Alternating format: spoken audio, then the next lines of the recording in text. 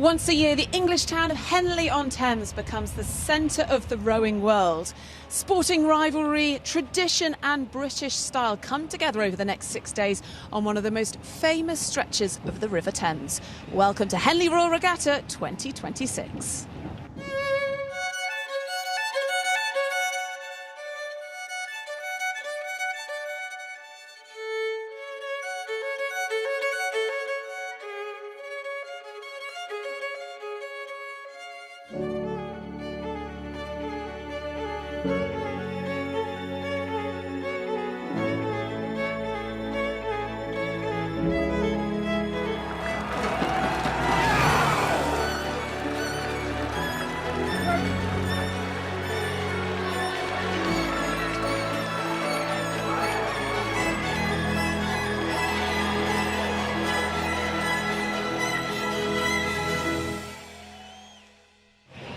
So we are set for the 187th edition of this prestigious event. No more training can be done.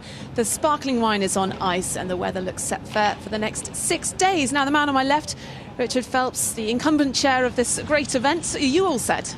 I am. Although actually, you know what? You're never really fully prepared because things always change.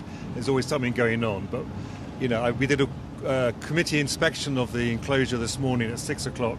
It's in prime condition, the course is in great condition, the wind has dropped, the rain has been and gone, it's not boiling hot. We are set for a fantastic 6 days. Yeah, it's fantastic conditions on the course, as you say, so you know, there's no wind, it's very calm out there. Right, what's new for 2026? Well, the big thing is the 3 new women's events, 3 new sculling events for students, club and intermediate level.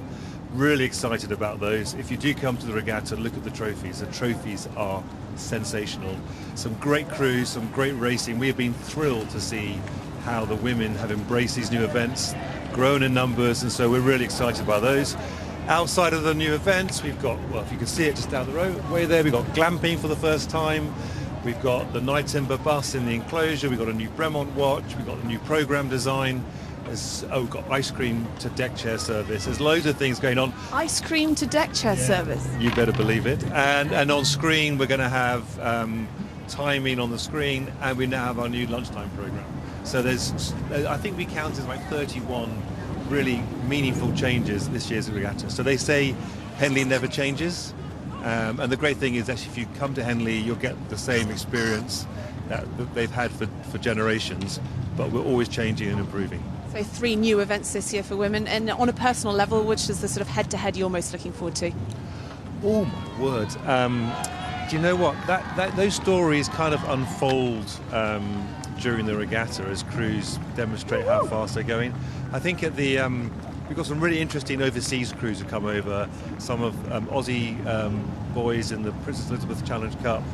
We've got some women in the Queen Victoria. So I think it's going to be to see how fast those overseas crews are from Australia, New Zealand, and of course a really big US contingent. So all the Ivy Leagues and other universities, and just seeing all those overseas students come into town and walk around Henley, and it's like a mini Olympic village. It's got a great vibe, a great buzz. This is Tuesday morning. Is almost no one's lost yet. No one's lost yet, no one is out consoling themselves, so it's very exciting. Brilliant. Plenty to look forward to. Now, though, if you're not familiar with the format of this week, here's a quick reminder. Since 1839, crews have gathered on the River Thames to race over Henley's famous course of 1 mile and 550 yards. The regatta runs over 6 days, with 30 trophies being contested through side-by-side knockout races, with only the winner progressing to the next round.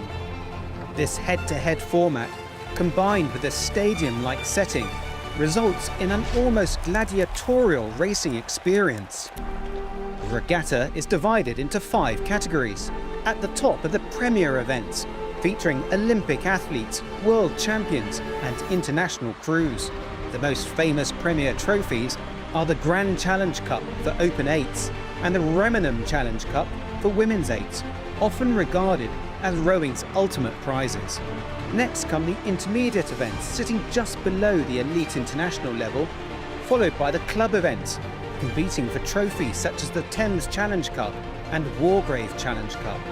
The student events showcase university rowing, featuring races such as the Temple Challenge Cup for Open 8s and the Island Challenge Cup for Women's 8s. The junior events feature the best under-19 school and club crews in the world.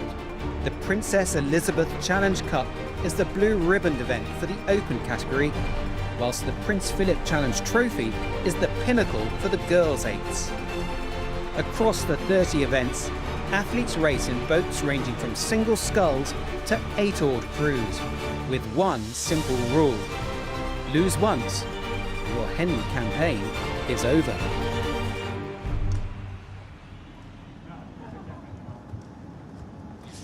So here's what's coming up today as the quest begins to claim some of rowing's most coveted trophies. Right, the club events today: the Thames Challenge Cup for the club men's 8s, the Wargrave for the club's women's 8s, and the Wyfold Challenge Cup for the club men's coxless 4s. The junior events kicking off today: the Princess Elizabeth Challenge Cup for the men's 8s, the Prince Philip Challenge Cup for the women's 8s, also starting the Fawley Challenge Cup for the junior men's quads, and the Diamond Jubilee Challenge Cup for the junior women's quads. So joining me now, Sarah Cook, CEO of Rowing Australia and dual Olympian. Sarah, there are a record number of overseas entries this year. What does Henley mean to the international rowing community and like yourself? It's such an iconic event, and it's so aspirational for so many athletes around the world. To get the chance to start at Henley, we knock out more crews in the qualifiers than we let into the main draw, which is just extraordinary. We've had a huge contingent from Australia and New Zealand and also the US, and we're really excited to see some of those boats start racing today. So come and name a few of the overseas crews we should be looking out for, particularly from Australia. Yes, look, I'm happy to be unashamedly biased for the Antipodeans, but we've got about 35 boats here, which I think is one of the biggest entries we've ever had from Australia and New Zealand outside of the national teams. It's great to see some of our big clubs: Melbourne University Boat Club, Mercantile, Sydney Rowing Club has had a real history of success here at the regatta, and even Sydney University Boat Club. So some of our biggest and strongest clubs in Australia are racing here, starting today and across the week. We saw a couple of their scalps taken on Friday, which was absolutely gutting. It's a long way to come to get knocked out, but that's how much it means to be able to have the chance to race on this iconic stretch. Okay, so junior and club events kicking off today. What is so special also about Henley is that you've got the juniors that take as much emphasis on the junior events as there is on the open and the top elite categories. That's right, especially with the junior quads and the junior 8s. It's almost like a school World Championship opportunity. There is no equivalent. Of course, we have Junior World Championships, but for school boats to be able to come and race with one another after they've had a fantastic season is really a once-in-a-lifetime opportunity, and something that many of our athletes carry with them forever. It was great when Australia won the inaugural Prince Philip. It was St Catherine's from Melbourne, so we've got a strong history of Aussie crews coming over and being successful, and really excited to see the juniors get underway today. Plenty to look forward to. Thank you very much, Sarah. So it is almost time then for the first race of the Regatta 2026. So let's hand over to our commentary team, Sarah Winkless, alongside Tim Della.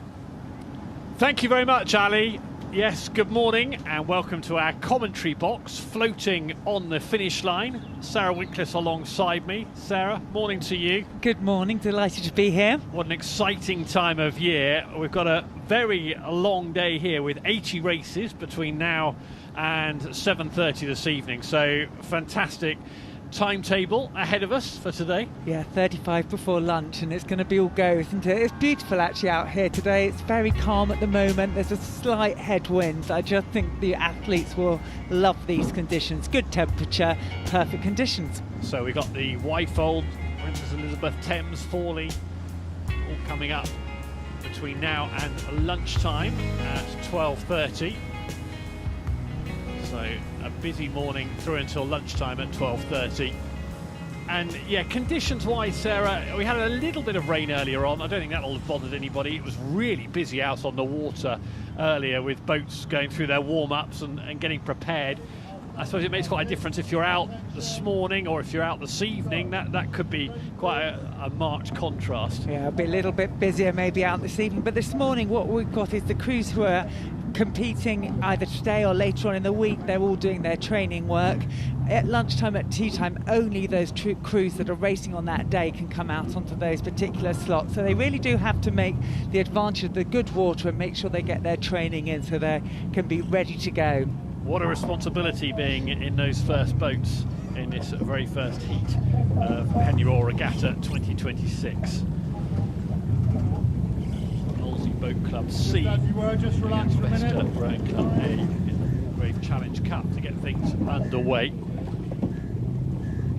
Berkshire Station at the top of your picture, that's the Molesey Boat Club C, and you've got Vesta nearest to the camera on the Buck Station, so that's the Molesey boat. Yeah, you can see there they're just making sure that they're aligned. The people in the start box there just making sure that the bow balls are aligned so they've got fair racing. And looking there, the Molesey Cox just had her hand up, so maybe there was just making sure that they were straight. But look again, I was talking about these conditions. It's perfectly calm out there for them right now. The athletes will be, these minutes will be counting down because you just want to get going. You don't want to get going. Every emotion is going through your head. And those Vesta girls, you can see the stroke girl there sitting at the front of the boat, just blowing out, getting the nerves out so you can concentrate on the job in hand. Yeah, they'll be counting down the months since last year, the weeks more recently, the days, and now we're into the seconds, aren't we, before Henley Royal Regatta gets underway. Action packed between now and Sunday. Attention! Nobody wants to be the first boat out. And they're off, and here we go with the Wargrave Challenge Cup, the Molesey Boat Club C, Vesta Rowing Club A, keeping an eye on Vesta Rowing Club on the Buck Station, seeing how they get past Temple Island. It's always such a perilous, tricky start to a race, isn't it? Even in relatively calm conditions, it's still a challenge.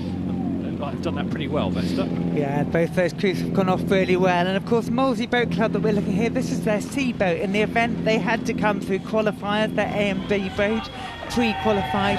Vesta also, that's their A boat from their club, but also had to come through qualifiers. So it's going to be a very good race, I think. Vesta, quarter of a length up already in the early stages. It's quiet down at Temple Island at the moment. There's already a big support crowd on the bank, on the Berkshire bank, down by Stewards and Regatta enclosure. I had a stroll down there a few minutes ago, and there are already hundreds of people here, even though it's so early in the day. It's brilliant to see that, isn't it? And looking there, it looks like Molesey there look just a little bit higher than Vesta. I think they feel like they've got to get into this race and stay with them. Vesta has slipped out a little bit in these early bits. You can see there just a slightly lower stroke rate, so their blades are going in, but that Molesey fast start is working. Yeah, Molesey have put on a spurt there, haven't they, and got at least back level with Vesta on the Buck Station to the right of your picture there, and in crimson and black. But this could be a great start to the regatta, couldn't it? It looks like it's already got the makings of a very tight contest. Yeah, and this Molesey boat's interesting because they were racing in fours in women's Henley a couple of weeks ago. One of them winning that event there, which was great to see for them. And then they got into this 8 in the last couple of weeks, literally, and to bring it together to come and contest this race. So they will be learning down the course and learning through this regatta. Vesta, they've been doing some more racing together, some really good results earlier on in the season. See the Vesta boat there in the cock seat, Claire Wright, Anastasia Greenway-Robbins in the stroke seat, setting the tempo. Looks very smooth. Yeah, it does. And looking at this back shot, you can see that Molesey's just about up now, having Vesta having gone off at the beginning. And Molesey, their blades are coming down to the water really nicely, which is meaning that they're losing nothing per stroke. It really is a very efficient stroke we're seeing across the whole of the Molesey programme, and it's translated into this C boat. This race is going to go all the way. Can you imagine? It's 9:30 on Tuesday morning. This is the first race of the day, and I shan't go too early to it, but it's great to see tight side-by-side racing. Yeah, well, the first half, approaching the halfway point of this first race, and it has been a very tight start. If anything, it was was Vesta who got out smartly. Molesey Boat Club stayed in contention. I think have now just taken a slender lead. That's right, and that higher stroke rate that we've seen from Molesey throughout, that seems to be working from Vesta. If you watch there, they're just keeping an eye on the booms there, Sarah. Just sorry to interrupt, but look how close they got to the boom. Molesey just for a moment there were flirting with danger.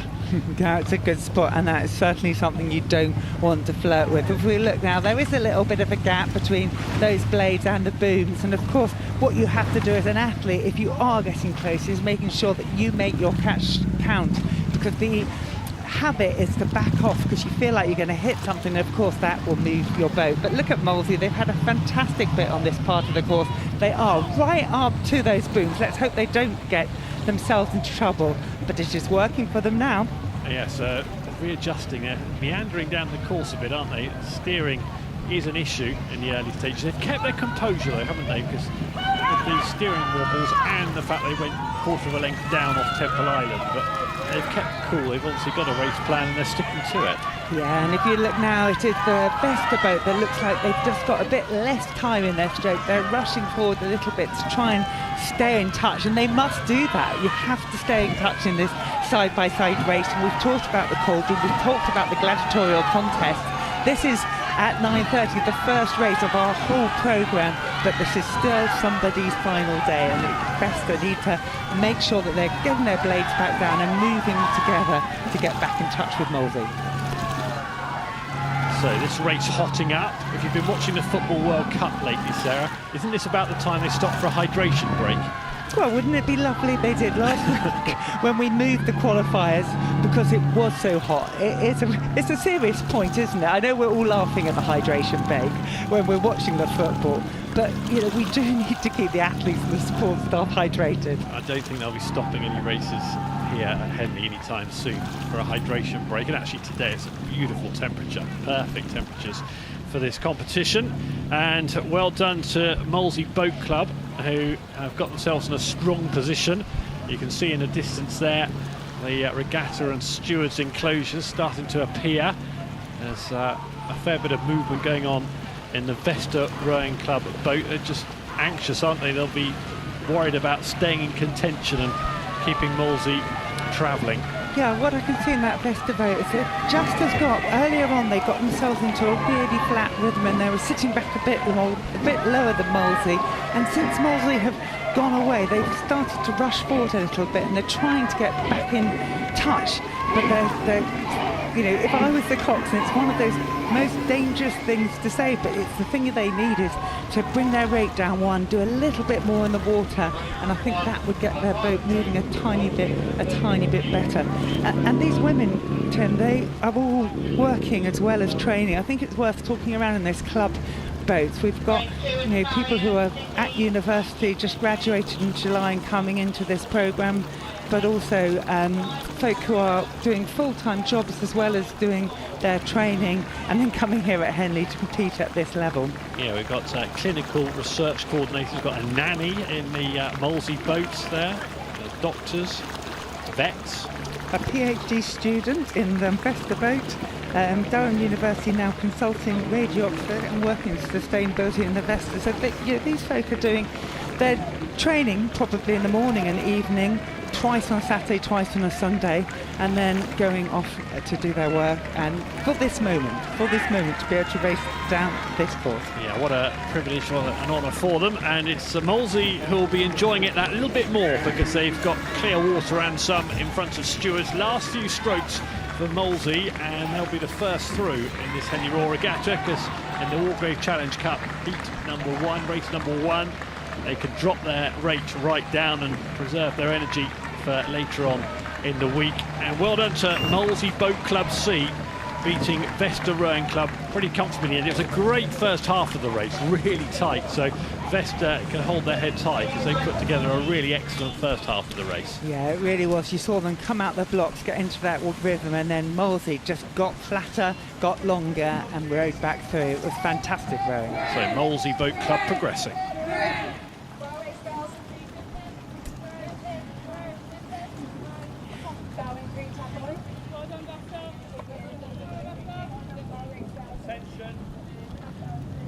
It's the Thames Challenge Cup, and we've got the Americans.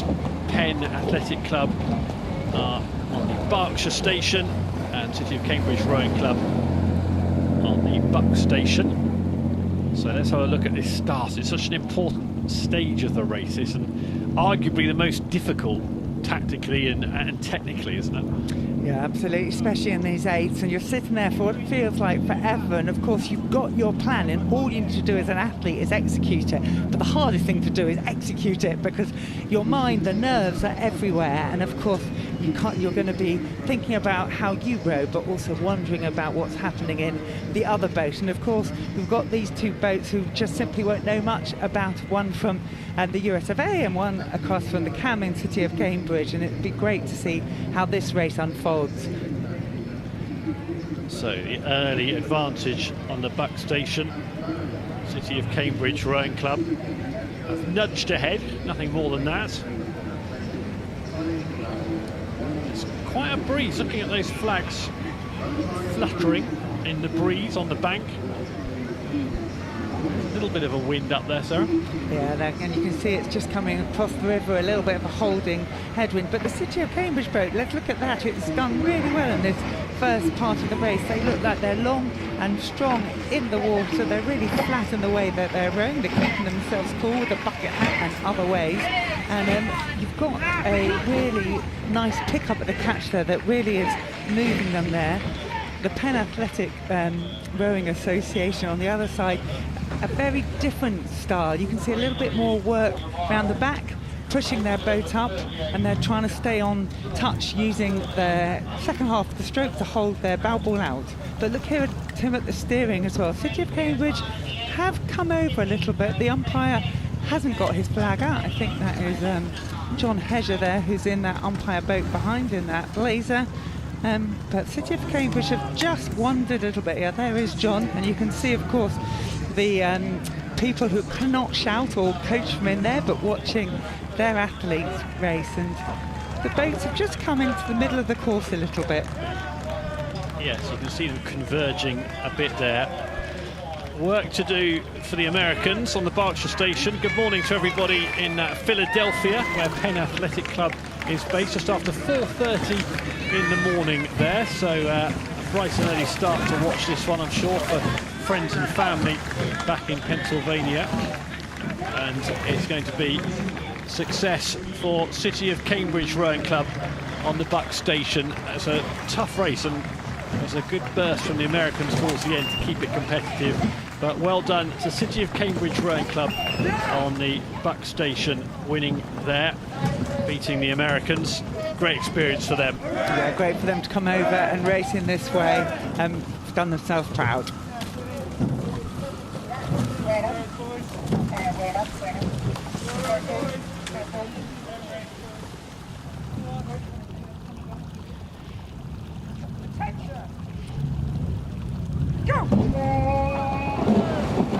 So the Thames Challenge Cup. This is race number 3. Kingston Rowing Club against Cork Boat Club in Ireland.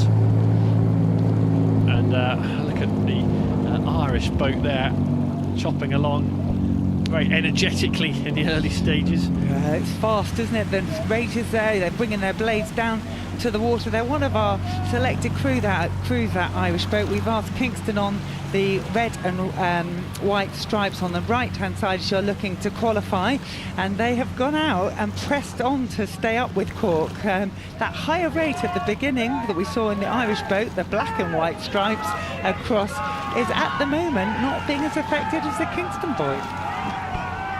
Yeah, again, another very even start.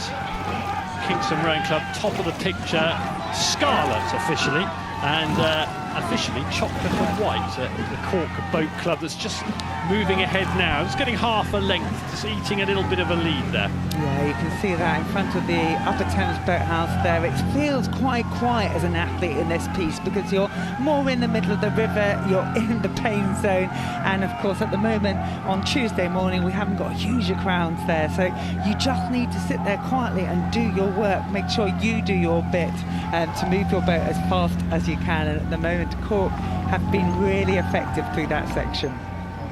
Yeah, quiet there now, perhaps, but come back on Friday, Saturday and Sunday and try and swing a cat on the bank there. You won't be able to. It'll be absolutely rammed. It's interesting looking at our progress boards, 3:14 to that point, and then the progress boards, they're pretty level there as we were down the course. But as we saw now, the Cork in the chocolate and white, as I'm now being corrected on, the colour, thank you. I don't think it's any different. Yes, black I went for, didn't I? But, you know, chocolatey black around there on that colour. You can see they've had a really effective bit as they come into the regatta enclosure, and you can start to see the crowds getting excited, supporting their men and to support them to come through this round. So we're watching Club 8, and you can see in the bow seat there Thomas Early. This is second Henley. He'll be happy enough, but knowing there's plenty of work to do here. This is anybody's race as they move in front of the enclosures and regatta and stewards. There you can see in the bow seat William Long, Kingston Rowing Club. Yeah, and Kingston have done a fantastic job on this race against this selected crew. I saw Andy Metcalf, their coach, earlier on where he was going in to get in the boat, and you know, he had kind of a buzz around him, and I'm imagining he knew his crew's going pretty well. They're right in there. Yes, they're, you know, half an length down, but they are in touch at this point in the race. Moving in front of stewards now, and not too far to go for Cork Boat Club of Ireland. A little glance over the shoulder from the cock, Sarah Lonigan. And she just checks that Kingston Rowing Club are where she wants them to be, and that is almost a length down as they cross the finish line in the Thames Challenge Cup. Yeah, 3/4 of a length victory for the Irish there, beating Kingston Rowing Club, but that was a really competitive race. Yeah, and it's cost the Kingston guys everything. They really pushed the Irish guys, know they've been in a competition through to the next round.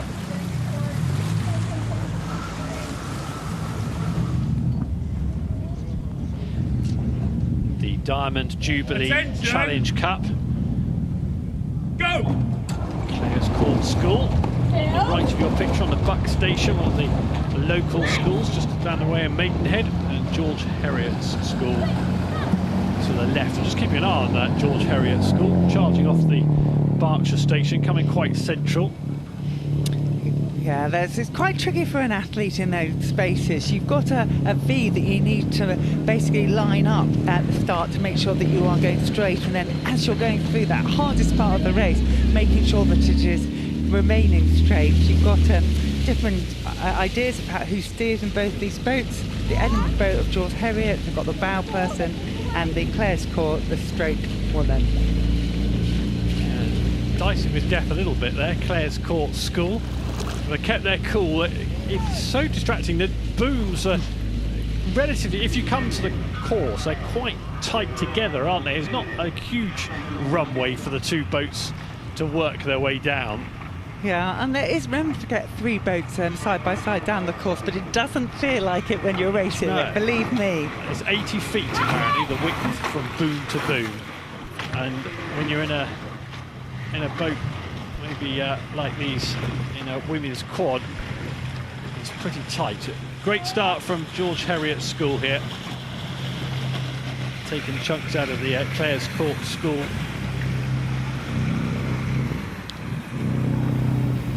It's great to see these women racing, isn't it?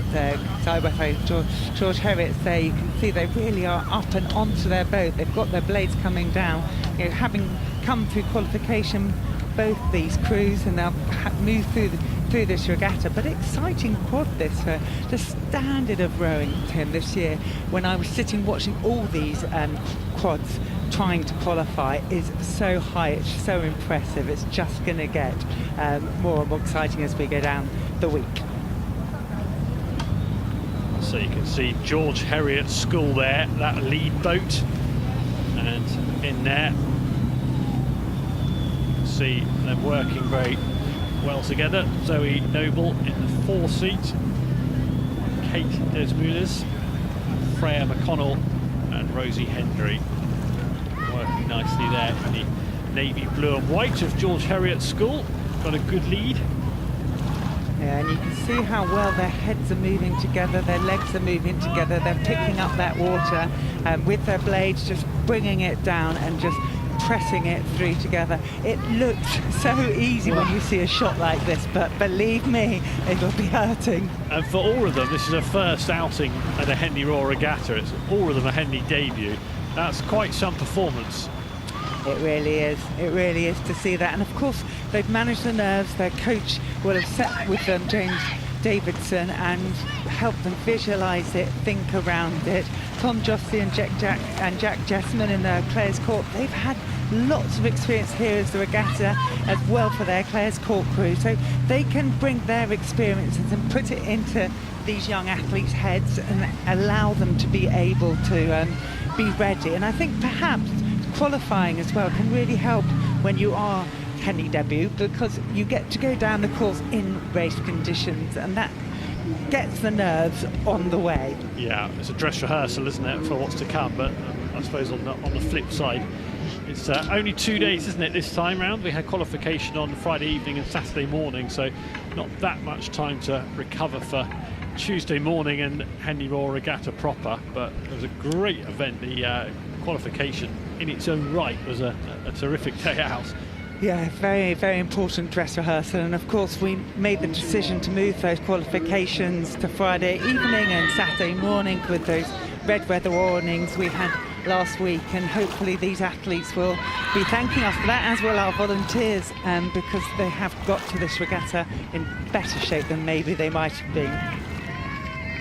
So there's the George Heriot School boat. This is the Diamond Jubilee Challenge Cup, race 4 on our programme. And they know they've got this race in the bag, providing nothing untoward happens in the crucial last few hundred metres. Yeah, they really are moving this boat nicely well together, and you can see how it's rolling back underneath their feet, so there's a look of time and length, and the boat is, as we say, doing the work. So obviously the athletes are doing the work when they put the blade in and push their legs, and then you have to allow the boat to do the work in between. And if you do that well, if you stay relaxed as this crew are doing, row flat and clean in that way, you get that energy back, and it feels fantastic as an athlete. And you can see there now, they're just picking up each blade with their hands, nice and gently, blades coming down to the water perfectly in sync, and it really is a clean and good performance. Yeah, it's all very efficient, and that's why they've got the lead that you can see there. Clares Court School have enjoyed plenty of success at this regatta in years gone by, but it looks like in the Diamond Jubilee Challenge Cup, not this time round for Clares Court School. A couple of 16-year-olds in both crews, they will come back as well again, I'm sure, whatever their results this week. So well done to Rosie Hendry. See there in the stroke seat, Freya McConnell, Kate Desmoulias and Zoe Noble. Success for George Heriot School. They'll be here for the later stages of the week, the Diamond Jubilee Challenge Cup, at the expense of Clares Court School, who will cross the line in the next few strokes. And there they are, racing all the way to the finish there. George Heriot waiting to cheer them over the finish line.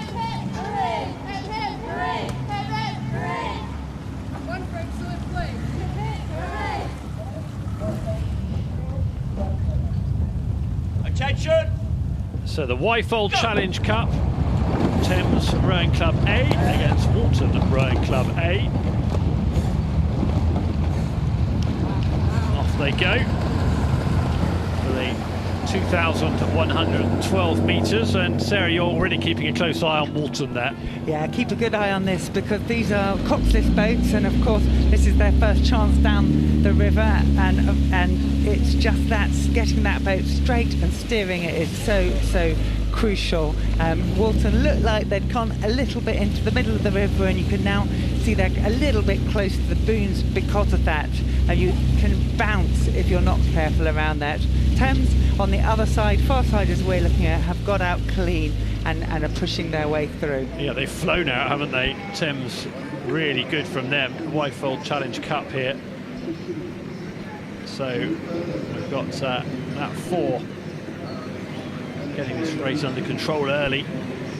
Yeah, it's interesting. Thames Rowing Club is such a strong rowing club at the moment. You can see how many events they are contesting here at the regatta, and this particular boat that we're looking at on the right hand side there is one of the selected crews, selected to keep them apart from other athletes or other crews, to make sure that our knockout draw does work. So Thames in the lead on the Wyfold, red, white and black.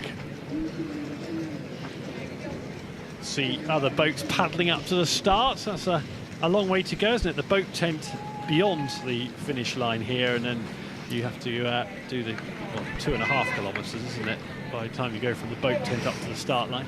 Yeah, and of course, and then you'll be doing all your warm-up parts, your 2 minutes, your sprints, making sure that you are ready. And you can see here, this Thames boat, they've done their work early on in the race, and at the moment, they're just what we call sitting on this Walton crew, who are still racing to the best of their ability. But you can see Thames on the right-hand side, a lot lower rate than the Walton crew, who's struggling and pressing to stay in touch. Well, if you're good enough, that's the way to do it, isn't it? Save some energy and really enjoy the second half of the race.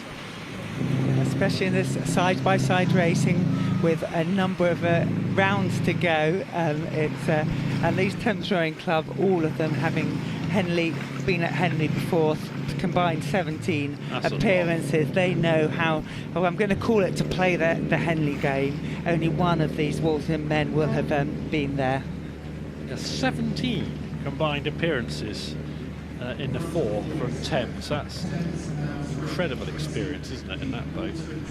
Yeah, it really is. And when I talk about how strong Thames is, you've got athletes who are training there, a large number of athletes, maybe 30, 40, I would suspect at least, who are competing here at this regatta, and that allows you to come back and back to try and get that little red box. And does it set the tone for the club? First boats from Thames out on the water, stamp some authority on the regatta early. Whether that's infectious around the rest of the crews, I don't know. Well, it helps, doesn't it? I think confidence breeds confidence, so it's really lovely to know when your training programme is working, and that you're able to come out and do a performance like that, get your start out, practice the bits you want to, and then be able to control the second half of the race, as we saw there. Well, the training definitely worked for Thames Rowing Club there in the Wyfold Challenge Cup, beating Walton Rowing Club comfortably.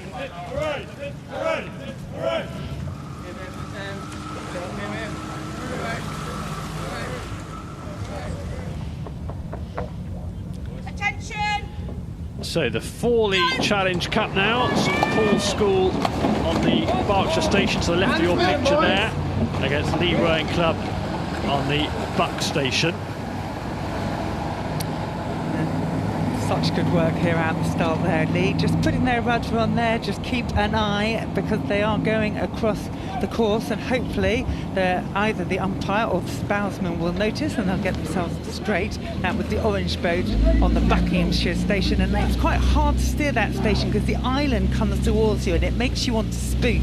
And as an athlete or a steers person, you need just to be looking at that V and keep your boat straight. Yeah, Lee definitely went charging out into the middle of the water, and then has had to correct itself a little bit, nudge back towards the boom, and a little bit further down the track. That's how they stand. Tight. This is going to be a good race with the St Paul's boat against Lee. St Paul's so strong in the 8. We'll be seeing them in that as well. Their Fawley boat in this quad. So another strong squad. We were talking about Thames Rowing Club and their strong squad. St Paul's school, they will have come up to the school with heroes who are racing and rowing phenomenal strokes and watching and great results and going on to represent the country. So they will have watched at these St Paul's guys, and they won't be scared of being down. They'll be used to being in competitive situations in their training squad day in, day out. Well, this is a very competitive situation, isn't it? The white and black of St Paul's School, top of your picture there. Not far off, well, maybe a half a length at most. Down on the Lea Rowing Club. They're leading in the orange. To the right of your picture now, just trying to stretch a little spurt from the Lea Rowing Club to try and shift on and make that lead a bit more emphatic. Yeah, you're spot on. They really have given themselves a push in there. Their rate has gone up slightly. Their blades have gone down to the water a bit more because they would have sensed St Paul's coming back onto them. And just watching again that orange boat on the right-hand side of our picture, that steering just a safe way away from the boom, but mustn't get attention of the umpire. The St Paul's boat, boat on our right-hand side, is very close to the boom, so not troubled by it. But yes, this course is so interesting because it's about being a whole athlete. You have to be able to get yourself safely to the start, make sure you're managing to control a busy river situation, and then manage the boat through the course as well. So a very good race here, the Fawley Challenge Cup, and look how tight it is. We're well into the race here, and it's anybody's. And Lea are going to have to go again here, aren't they? Because they haven't shaken off St Paul's. I mean, this is a fantastic race, and this is what we can see with St Paul's on their programme. There is such an efficient way of rowing that they can stay in touch, because every time you see the blades are coming down to the water, they're cool, they're calm, and they've got this rhythm. We talked earlier on about the boat doing some of the work, and I think St Paul's do that better than any other programme when I watch them. It doesn't mean they're going to win this race because it's side by side, but it keeps you a little bit fresher as an athlete. It means you have a little bit more to give potentially at this point in the race. So Lea Rowing Club in the orange to the left of your picture. They've just about had ascendancy, but it's only been marginal all the way down, and we'll get a better angle in a moment. But there you can see in the bow seat, let's say Watson. And he looks like, again, they've just nudged ahead, haven't they? It's been tight all the way down, but in the last few seconds, whilst we were watching in the bow seat there, Watson has a little glance to see what's going on. This is a fantastic race, Images all the way. They're both a little bit in the middle of the river, but I think they're going to be fine and safe, and I think Lea will hold on to it. But what a race for this point on a Tuesday. Yeah, very good race. It's going to be Lea Rowing Club who take it in the Fawley Challenge Cup, but less than a length between them and St Paul's School. And actually that was the biggest margin we had all the way down the course. For most of the race, that was really nip and tuck. Yeah, that was amazing, and great to see that Lea coming through, and of course we'll see St Paul's in the PE later in the regatta.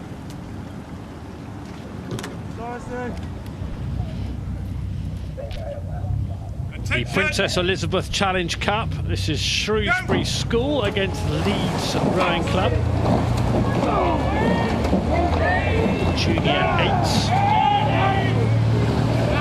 And where are Leeds Rowing Club off to here, Sarah?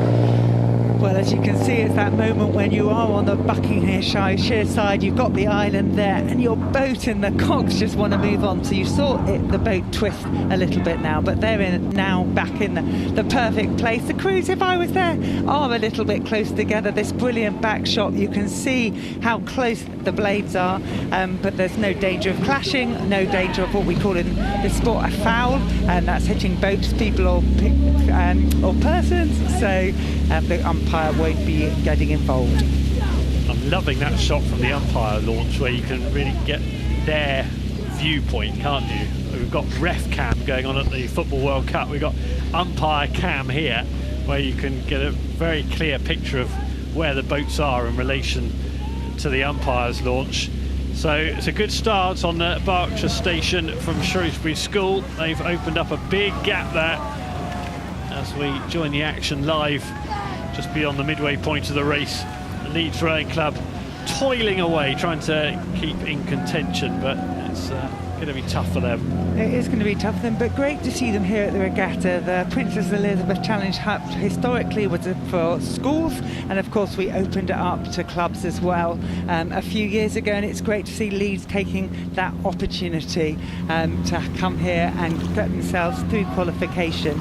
But of course they are up against the selected Shrewsbury School, so they have been favoured by those who are in the know and thinking that they will be going further in this regatta, and you can see there that they have a really good job there moving it on. If I was the Cocks, I might be thinking of going a little bit closer to the Berkshire side, which is where those booms are, but the umpire isn't rather worried about it at all at the moment. Candela Caruso is the Cocks in the Shrewsbury boat. You can see there in the stroke seat Maximiliano Parkhouse, who's on a Henley debut. He'll be happy to have the Leeds boat in his eye line.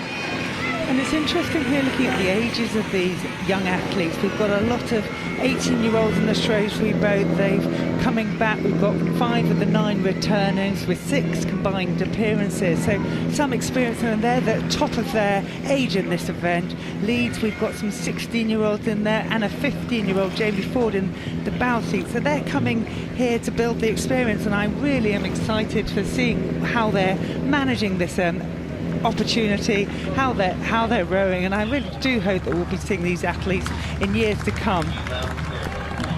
Yes, 2 boats here at contrasting stages of their Henley journeys. Leeds just starting out with a less experienced boat, but Shrewsbury have got a bit more experience about them, haven't they? And they're in the older side of this age group category, and it seems to put them in good stead, because they've just got a few more strokes now until they reach the finish line in this Princess Elizabeth Challenge Cup race on day 1 of Henley Royal Regatta, where it's got a little bit brighter in the last few minutes. We had a few spots of rain earlier on, but it's now the sun peeking out from behind the clouds, and Shrewsbury School winning that on by a few lengths of clear water on Leeds Rowing Club. So Shrewsbury will be here for the next round of the Princess Elizabeth Challenge Cup. Yeah, you can see that the Shrewsbury crew delighted to have done their work there. Leeds, they have absolutely given it everything. Congratulations, gentlemen.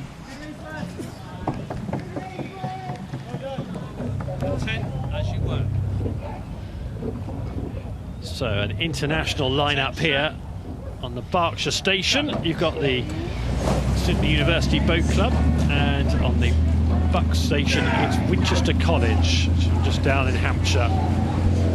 Winchester going to have a close look at their steering early here, Sarah, because they're veering out towards the middle of the water and towards that Sydney boat, and the umpire is intervening because those blades are getting perilously close, aren't they? Oh, they have, I think, even actually maybe done a clash there at that point. That was really, really tough for the Winchester athletes, but John Hedger managed that well. The umpire there in his yellow and black blazer, very recognisable, and the umpire with that white flag will have been very clearly asking Winchester to move, and the Cocks did a good job getting their crew back into the right place and space. Yeah, you may well have been right. There was a definite infringement now. I don't know if the blades connected between the 2 boats, but the saviour really was that Sydney got ahead. They got a little bit ahead, so there wasn't a dramatic clash. Yeah, it's interesting, and you know, this is the Princess Elizabeth Challenge Cup for schoolboys, and Sydney University Boat Club aren't allowed junior athletes, which I think is always worth saying at this point. They've come over here, and we again selected them as a crew to watch, and we knew they would be strong. But you're spot on, in that potential clash. Sydney were moving away. Winchester, their coxswain, responded in the right way, in the way that the umpire had asked for, and it looked like if there was a foul and the boats touching it was slight. So this is the Sydney boat, and hello and good afternoon, good evening to fans in Sydney, friends and family. I'm sure lots of them tuning in to cheer on the Australia boat. You can see Thomas Curran in the bow seat there, Luke Fleet, Lachlan Rogers, Ted Burnley, Maximus Garner, Edward West, Matthew Coleman And then in the stroke seat, you can see there Montague Cellarbank, James Stack the Cock. So great effort from them, getting all the way over from Sydney. What an experience. You have to remember they're 17 or 18 years old and they've travelled all around the world to the biggest, most prestigious regatta in the world. Yeah, and you can see James Stack the Cock there just looking over his shoulder to have a look at this Winchester College boat, making sure that he knows where they are. So you can see there in the stroke seat of the Winchester College boat, George Stevenson grimacing. Cox Lily Truett. She'll be able to see the Sydney boat. Somehow got to cajole her crew back into contention. We're running out of race here.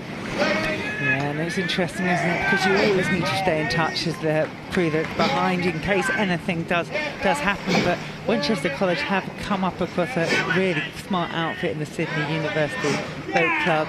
And again, Winchester College, some of them are been competing before at the regatta. Got 10 combined appearances, so they all know what this is about and will be looking to stay in touch. So Sydney University in front of the regatta and now Stewards enclosure. Just save their energy, reducing the rate. I think they will be pretty confident from this situation, Sarah, not far from home now. Yeah, and you can see there that they have dropped their rate, but they're still making sure that they're picking up that boat. The bow ball is coming out the water, and they're really coordinating their legs, back and arms to make sure that they're still putting the right patterns in, because with no disrespect to their opposition today, I'm sure they'll be starting to talk about the rounds coming down when it's going to get tougher and tougher. So the Australians will really be enjoying this. Nice run out for them through the first round without any dramas. A little bit of a wake-up call back at Temple Island when Winchester College came steaming down on them, but they've not been distracted in any way by that. Yeah, they kept themselves in their station, managed the risk and rode away. That was a very strong performance by these gentlemen. Nicely done. Sydney University Boat Club through in the Princess Elizabeth Challenge Cup. Well done to Winchester College, who overcame their early problems to put together a decent race, but couldn't keep pace with the Australians.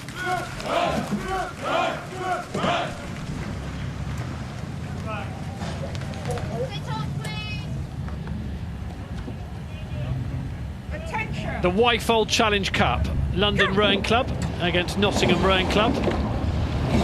Nottingham to the right of your picture, on the Buck Station. Coxless Falls, so this is one of the more difficult events when it comes to the steering. Yeah, London Rowing Club both selected, and the holders of this event, of course, if they won it last year, as this club did, you'll be seeing different athletes competing in it this year. But yes, a lot of experience in this London Rowing Club boat. All returners, 25 combined appearances, compared to Nottingham Rowing Club, who are on this side, out smartly on that start with just 2 returners, 2 with a Henley debut. Yeah, so relative novices against a boat with bags of experience. And it's the boat with the experience that's pulled ahead, London Rowing Club and the Wyfold, carving out a decent early lead. And you can see there from the umpire's launch, and London will be enjoying this, and from their Vesta having done their work early on. Nottingham still staying in the race there on the left-hand side, pressing on and making sure they can take any opportunity that comes to them later down in the course. This is the London boat that you can see in the Berkshire station, and the bow seat down there, Matt Reeder, George Christian in 2-seat, Mika Featon Higgins and Henry Galbraith in the stroke seat. And we've seen them compete strongly all year. The Metropolitan Regatta, the 6-lane racing, racing in the championship, fourth in that event, and having some strong results. So they really have prepared their season and made sure that this is the pinnacle of it here. So Nottingham Rowing Club, bit of beach sprint experience in that boat with Jerry Owen. Sarah? Oh, well, if you spoke to Richard Phelps, we were going to have beach sprints here on April Fool's Day, so perhaps Jerry Owens was thinking he could double up.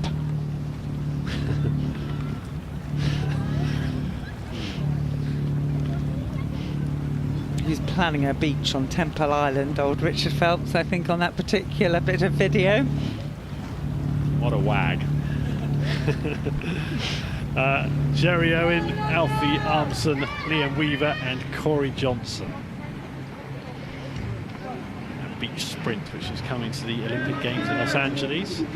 I went down to Bournemouth to watch the GB beach sprints a few weeks ago. That's a great sport. Maybe you were watching Jerry Owens around there at that time, I don't know. I'm sure he's been training in Seaport as well for this event.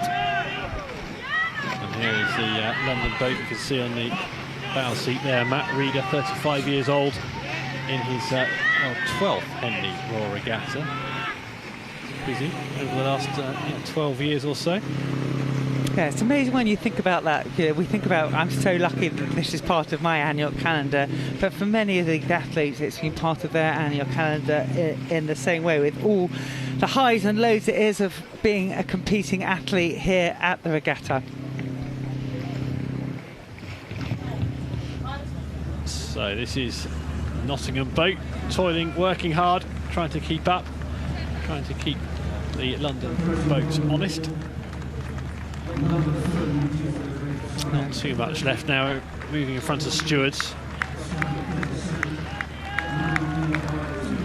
Good solid races, isn't it, from London? Good performance. It really is. They came out of the start nice and strong, got into a rhythm, and then they've been able to control the race and drop their rate, but keeping their work on together, practicing their stroke, and they look like they're rowing really nicely, really flat, really solid. Okay, it's easy to look nice and flat when you're in the lead, but they have got a lovely stroke there that they're working on together, and there's nice shape. So the Wyfold Challenge Cup, see on the Berkshire station there, London Rowing Club moves through, Nottingham Rowing Club exit. It's race 9 on the programme. Great to see London. We'll be watching them throughout the week there.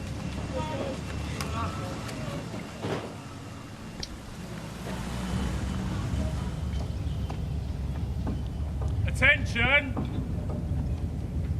This is the Fawley Challenge Cup, George Watson's College against Los Gatos Rowing Club of the USA. Sarah Winklis is dashing off, I suspect, for umpiring duties, yes. Replaced by Baroness Granger. Catherine Granger, good morning to you. Good morning, Tim. Lovely to be with you. Great to see you here. It's a good start to this Henley Royal Regatta. A little bit of a breeze, sun's shining brighter now. And here we are into the Fawley Challenge Cup, race 10 on the programme, and on the Berkshire station. In the boat you can see moving well there, George Watson's College. Has a little bit of a lead. How are conditions out there, Catherine? You've been out there for the last hour or so. Yeah, it's a beautiful day. It's the sun is out. We've had a spot of rain earlier, which has probably kept the temperatures very manageable. It's a really lovely temperature to be competing in. The conditions are mild headwind, but nothing too troubling for the crews. So, yeah, if I still had it in me, I'd be looking forward to coming down this course. I'm sure you have. I wouldn't doubt it for a moment. It's nice for the competitors, beautiful for spectators as well. So comfortable for watching. Had we been here this time last week, that would not have been the case. So, the American boat in the blue and white to the left of your picture, Los Gatos Rowing Club. Bit of work to be done here from over in Silicon Valley in California, Santa Cruz Mountains. It's a very early good morning to anybody from Las Gatos back home watching these pictures. This is a great race, Catherine. Look how tight this one is. It's always great. These overhead shots, especially for quad sculling, it just says so much about the crew and the rhythm and the timing and the coordination of those 4 athletes. And when you've got this, again, this 2-lane race, really intensive, every person in that boat will know exactly what the crew's doing next to them. Yeah, it's quite mesmerising to watch, isn't it? And it's executed this well, and this could be our tightest race yet. The indications are.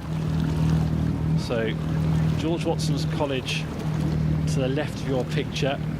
Haven't any of them appeared at Henley before. We've got one returnee from the Las Gatos boat.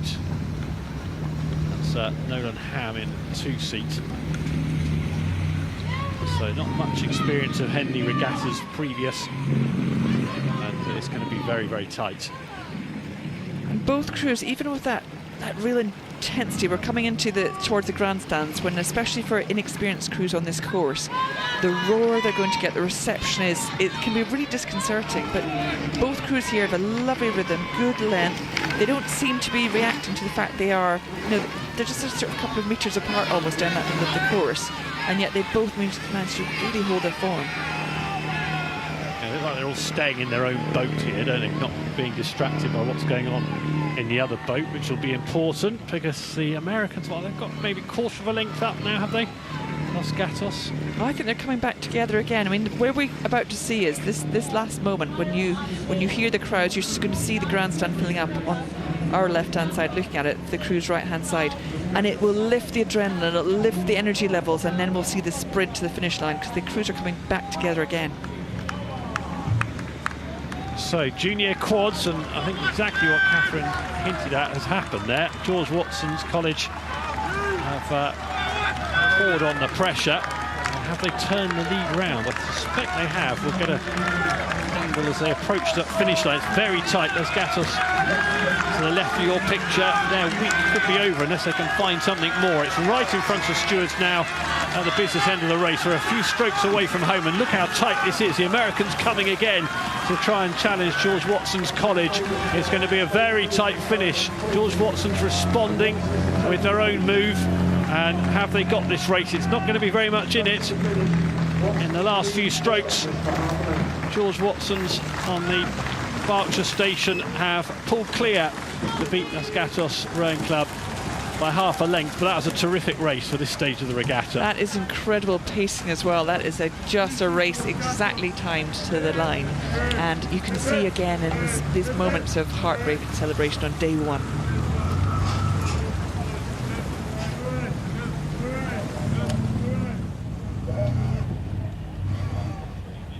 The Prince Philip Challenge Trophy, Putney High School, top of the picture there, against Racing USA. So more international against local.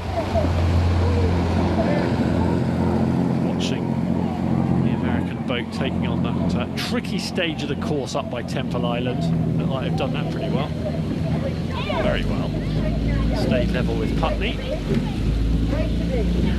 Coming seeing just the two women's eight, it's just thundering down that first part of the course again. It's a very enclosed part of the river, which means there is this electricity that flows from that start, and the weather's often a bit more sheltered, so crews will make the most of that, just seeing how fast they can get out. And as we know, it's such a psychological advantage to just get the bows ahead as you come out of the island.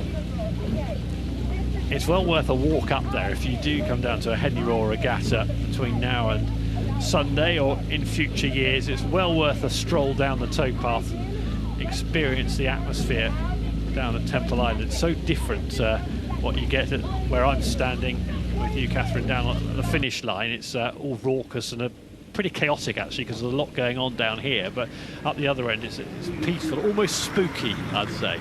I love it. There's a sort of purity to it. It just feels like it's, you know, this part of the regatta is lively, it's buzzing, it's action. The start areas, there's a simplicity to it. It's just these two crews and the handful of people who make it to the top in the early days of the regatta, and you really get to see rowing at its best. Yeah, that's definitely where the nerves are jangling, but now they're into the race, they'll all settle down. This is the Prince Philip Challenge Trophy. See Putney there in the purple, black and white, and now we're having a look at the American boat of white and red. I do love the name TBC Racing. Yeah, to be confirmed. It's a wonderful, wonderful. It obviously doesn't stand for that, but I like the fact that it could stand for that. This is Thompson Boat Centre coming down the course, and really quite early on in the course, already settling into that long, relaxed, punchy rhythm that's going to take them down this course. So, good solid performance. This is junior eights. It takes considerable maturity, doesn't it, to drop in on Henley for the first time and produce a performance like this, because it's unique conditions. They won't have experienced this sort of condition on or off the water for the regatta previously. And I'm hoping there's a sort of fearlessness of youth thing there, isn't maybe. it? You know, sometimes if you can understand the tradition, the prestige and the name of the regatta and the people who've gone before you, but you take it on, because why wouldn't you want to add your name to that list of success people in the past? I think we've still got that, Catherine. Maybe I'll leave that for others to comment too. Let's do that. But again, we're looking at some really conditions. There's a slight pop on the water, but it's not troubling these crews at all. It's just a little bit of blade work. You know, you look at this through a coach's eye and you just want to tighten up some of that blade work for the crews going through to the next round. Just that timing, that accuracy. If and when the conditions get rougher here, you want to make them as just precise as possible. So in the TBC Racing boat, you can see Sophia Harms there in the bow seat.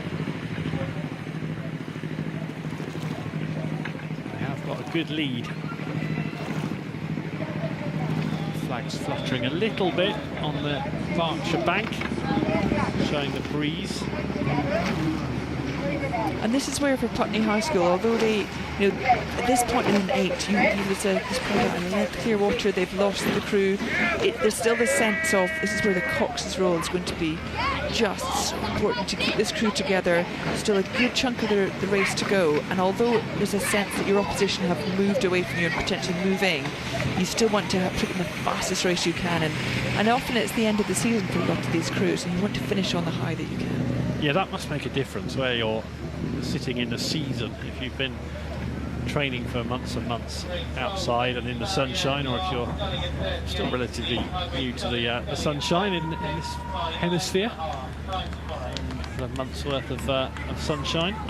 It's always a nice angle of the boat. It's just look from the bows up the crew. You can just see the angles of the bodies moving out. You can just see how flat the shell runs through the water as well. So you're trying to try and interrupt that flow as little as possible from a boat point of view. Crews will be getting tired. They're coming into this last section of the regatta now. Obviously, if you're in the TBC crew, you're going to be hopefully thinking about that finish line, relaxing into this final bit of the race. For Putney, there's still an element of you're going to, race it right to that final finish line, hold the technique together, and put in that performance for the crowds. So, final few strokes to be applied by TBC Racing of USA, and then they'll be through in the Prince Philip Challenge Trophy. They've done that very well. Putney High School, you can see there, trailing. Crowds building in the stewards' enclosure. So, over the finish line they go. TBC Racing through in the Prince Philip Challenge Trophy. Good race from there. Yes, congratulations to TBC. We'll see if they become to-be champions later in the week. Clever.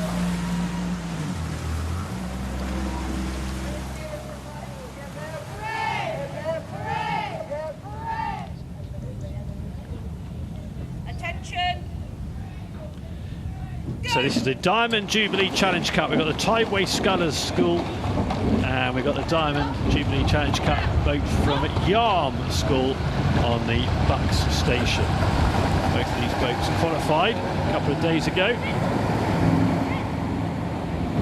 And off they go. Slightly sharper start from Yarm.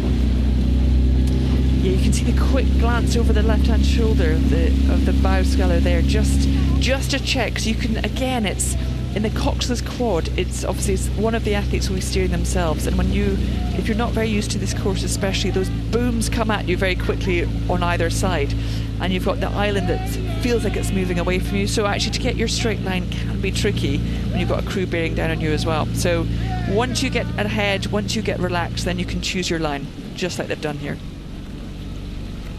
And making this look straightforward and easy, but if you go down onto the water, it's only 80 foot between one boom on one side and the other. It's actually quite a narrow runway you've got, isn't it? It is, and there's a like in every sport, isn't it? You've got to find an ability to, in the sort of heat of the battle moment that we talk about too much probably, but that the adrenaline, the nerves, the stress of that pressure that comes onto you, and finding a sense of calm. Especially in rowing, it's got to be a sense of rhythm. You've got to be able to move together. You've got to be able to communicate together, and find that calm and amongst that unbelievable passion that's coursing through you. It's just one of the great challenges we all face. The danger is, I suppose, turning up and doing something different, isn't it? So you practice, and then just because you're at Henley Royal Regatta, you think, I know, let's try this. I think, and this is the big thing for every coach. We've got Tom Kellett for Yarm School who'll be watching with interest from the side. And the key thing is, as a coach, when you can't obviously do anything right now once the crews take to the water, is making sure that they are looking as you'd hope them to look. They're in the rhythm that's familiar and predictable to you, and they're putting in the performance you hope from them. So as you can see there, we've got Tideway Scullers against Yarm School. This is in the Diamond Jubilee Challenge Cup. Lots of races on the way. Between now and 7:30 tonight we finish. We've got Rhona McCallum, who coaches the Tideway Scullers School, and she herself won British Rowing's Talent Coach of the Year in 2023. So brilliant to see her bringing crews along to Henley Regatta, and again, it's just a wonderful experience. Day one is hard. 50% of the crews will leave having lost and not progressing through, but actually every race here, because it's so difficult to even qualify now, even every race that happens here, every crew that goes out, takes the start line, has done an incredible job. So once we see Tideway Scullers passing through, coming into the enclosure section, they're still, you can see the timing is holding together. That technique is something that hopefully Ron will be very proud of. Yeah, so in the Tideway Scullers Bay, that's on the right of your picture, trailing at the moment in the Berkshire station, Larissa Heinlein, Gaia Fritz, Isabel Ogland and Isabella Tinsley. There they are. I want to try and keeping attention. You never know what will happen. At some point this week, a boat will have a catastrophe in front of the regatta or stewards. That guaranteed. In all the races we've got, something will go wrong for, and that's why you just got to hang on in there, isn't it, Catherine? It might be your race. We're not hoping for a catastrophe, No. We're not wishing for one, but you're right. I mean, everyone has stories of something dramatic happening. We're looking up from the bows of Yarm boat there. Now, they look like they are confident, comfortable, in control, holding the rhythm they need to take them through to the finish. However, you don't know how any one athlete in that boat could be feeling. People have, hit obstacles in the water. Things have gone wrong with the rhythm. Someone can catch a crab. So, if you're in the trailing boat, if you're in Tideway Scullers, you are going to put the most pressure you can on the crew ahead of you, because anything can happen at any point. And the more pressure you put on them, the more likely something is to happen, I suppose, as well. They'll get distracted and pressurised, but they haven't lost their nerve at all here. Yarm School, very fluent. Credit to Tideway Scullers. They've actually had a good fight to the end there, haven't they? Yeah, they've closed the gap as well. I know Yarm School is just bringing the rate down, but it's good that Tideway Scullers have kept on them the whole way down the course. Yeah, not much clear water in that victory. Well done to Yarm School through in the Diamond Jubilee Challenge Cup.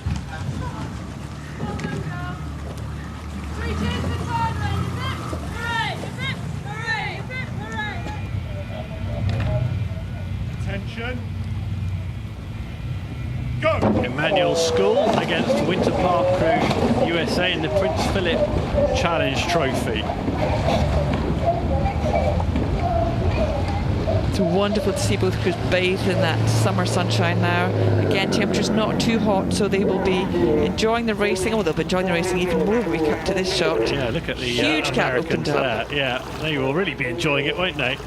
Storming ahead.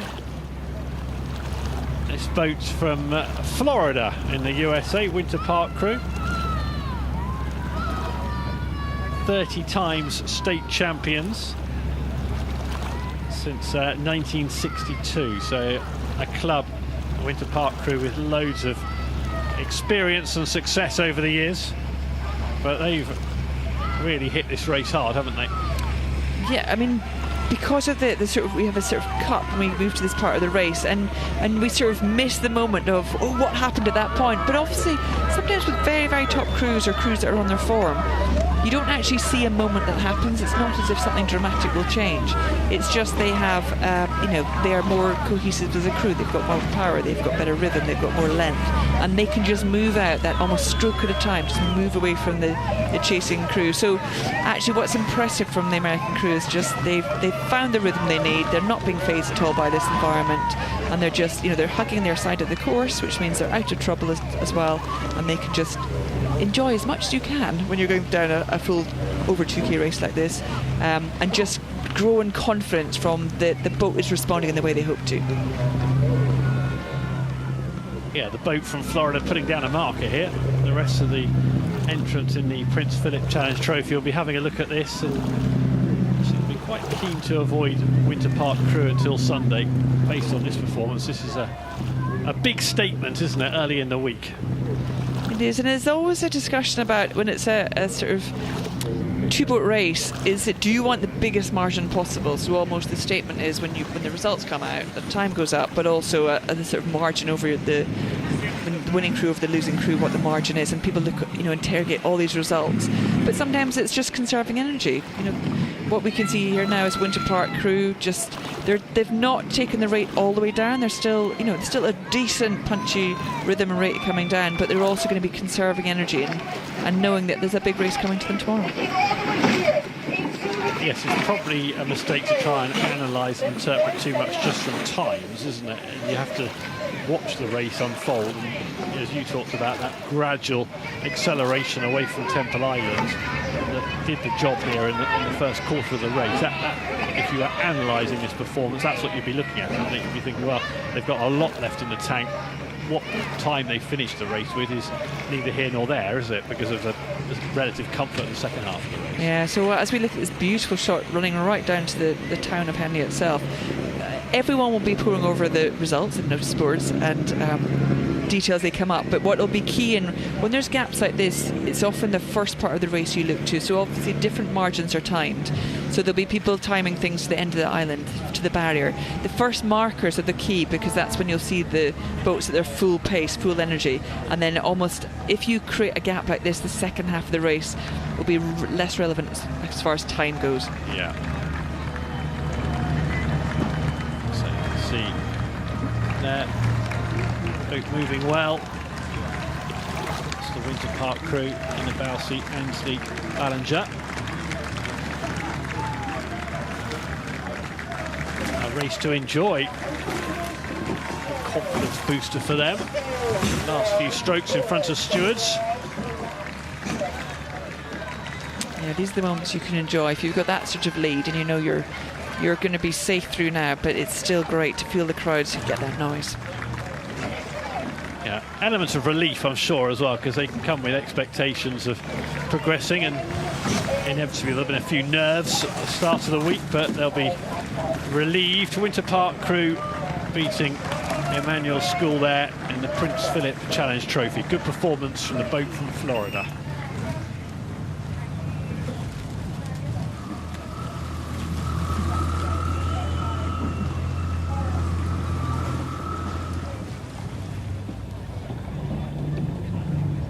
So, a local derby. We've got Sir William Borlase's Grammar School, based in Marlow, against Maidenhead Rowing Club in the Diamonds Jubilee Challenge Cup. Marlow against Maidenhead. Yeah, as you say, two very local crews. They'll know this course well, they'll know this regatta very well, and they'll, again, just love being at the start line, feeling the energy of what's about to come. Just looking on the buck station. Maidenhead trying to burn off Sir William Borlase, but they've got a lot of work to do before that happens. So junior quads. from this angle, it looks like Maidenhead is just nudging out. It's really hard to tell until you get a sort of, the different camera shots will give you different impressions of the race. It looks like Maidenhead are getting the best of this start area. Again, the quad, every angle you look at, it gives you a different idea of how this boat moves and how it works well. But this blade work we're watching is really impressive, and I think it's giving, it still looks like the crews are actually very close together. You can see the marker just behind us underneath the word barrier. Looks like the crews are level going past that point. So, nothing in it. So William Borlase against Maidenhead. In the early stages of the race here, the pictures you're watching at Temple Island. Now from this angle, it looks like William Borlase could have moved out on Maidenhead. So again, the discussion is, we didn't see a major rate change or sort of power work coming on. You just think they've got that pickup sweet. They've just managed to move out on their opposition. Yeah, nothing too dramatic. Smooth and efficient. And have moved a length clear. And now extending their lead. See there, they've got a comfortable lead from Berkshire Station. They have, and from these angles you can just see with William Borlase the angles are slightly better together than Maidenhead, and it will shift as you come down the course and different stresses and pressures come onto the crews. But what you're looking for in those 8 blades on each boat is just having the angles exactly replicated throughout the boat. Presumably the athletes know each other. The opposition boats have come up against each other, being so local, being a proper local derby. Some of them may have even rowed together before. Maidenhead and William Borlase, I'm sure they've crossed paths before. Many times, and they'll have, this is the end of the season for most of these crews, so they'll have had a full racing season, and obviously different boats swap around and change their athletes, retain it, but it usually means by the time athletes get to the start line here, they have an idea of their local opposition.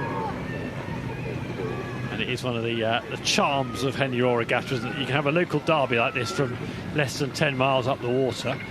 And we've just watched a boat from Florida, and we had a boat from Australia on the water a few minutes ago, so it's you never know what you're going to get.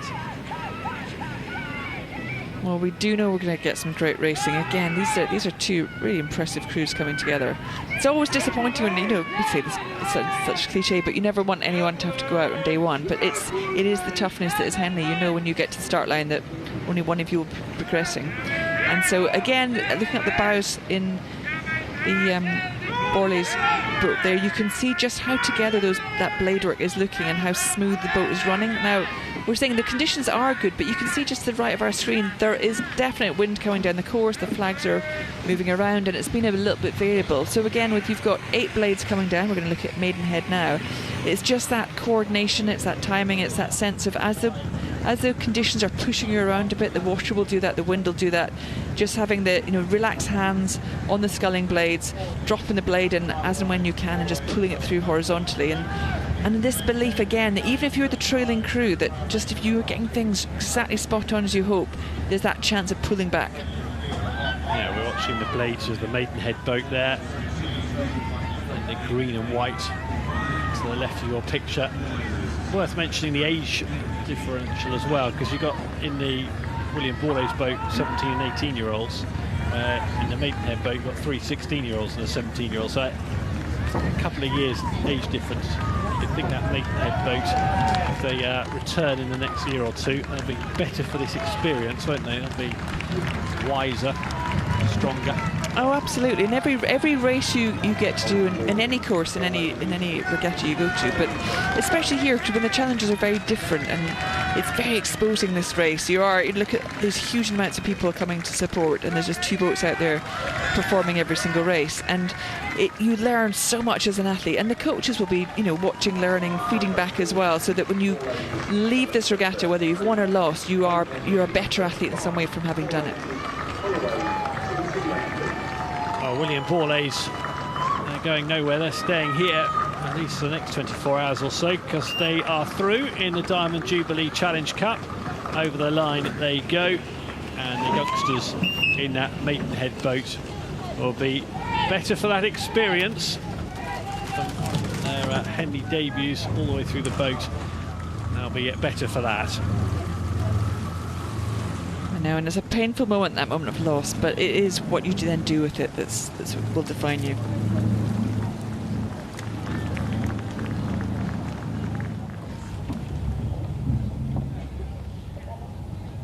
So the Prince Philip Challenge Trophy. St Paul's girls up against Bedford girls. St Paul's looks a lot sharper away off the pontoon there, Catherine. Yeah, you saw a slight almost pushback on the Bedford boat.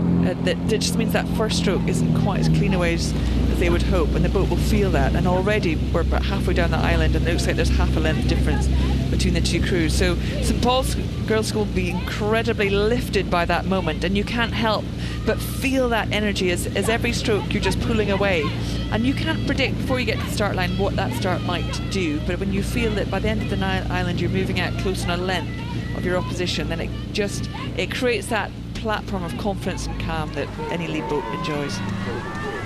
Yeah, the Bedford boat almost seemed to stall, didn't it, just in the first stroke. And St Paul's have got more momentum and energy into the boat quicker, and now they're well up in the ascendancy. Temple Island fading into the distance.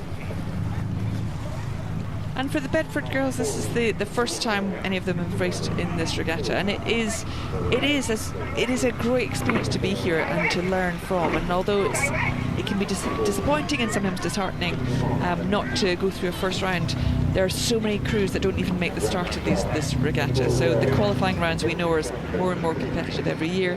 So for Bedford to be here in a start line, what they'll want is put down a really strong race. Yeah, the qualification this year, Friday evening and Saturday morning, huge events. Even to be a part of that would have been magical. Oh, it's incredible. I mean, we ended up having it over 2 days because of the heat wave that was happening around this area outside of London.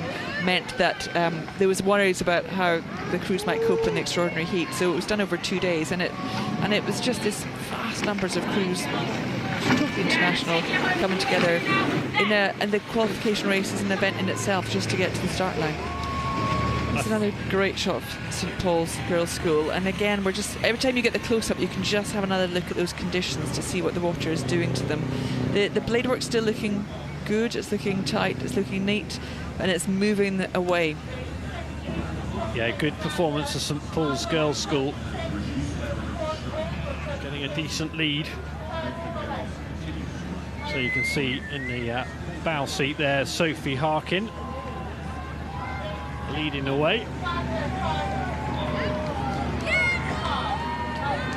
The regatta enclosure and on the Berkshire bank getting busier as the day progresses. We're into race 15 already.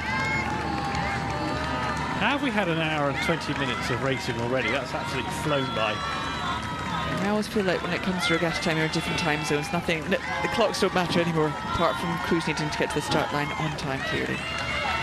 But this is it's great to see the cocks. You don't always get a great view of the cocks close up like that, and even you can read so much into sort of personality and style of control of that boat through how the cocks react. She's looking very calm, very in control, enjoying these crowds, just talking her crew through these last few strokes.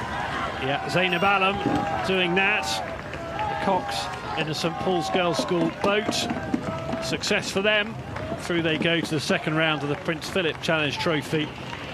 And coming over the finish line in the next few seconds, it's Bedford Girls' School on the Buck Station.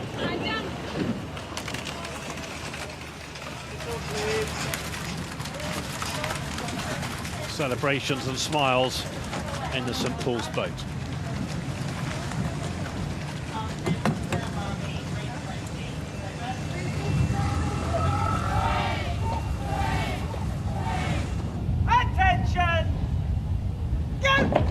So here we go in the Wyfold Challenge Cup, Marlow Rowing Club up against Cork Boat Club of Ireland. Who are you supporting here, Catherine? I am so neutral when I do commentary. You know that. I knew you'd say that.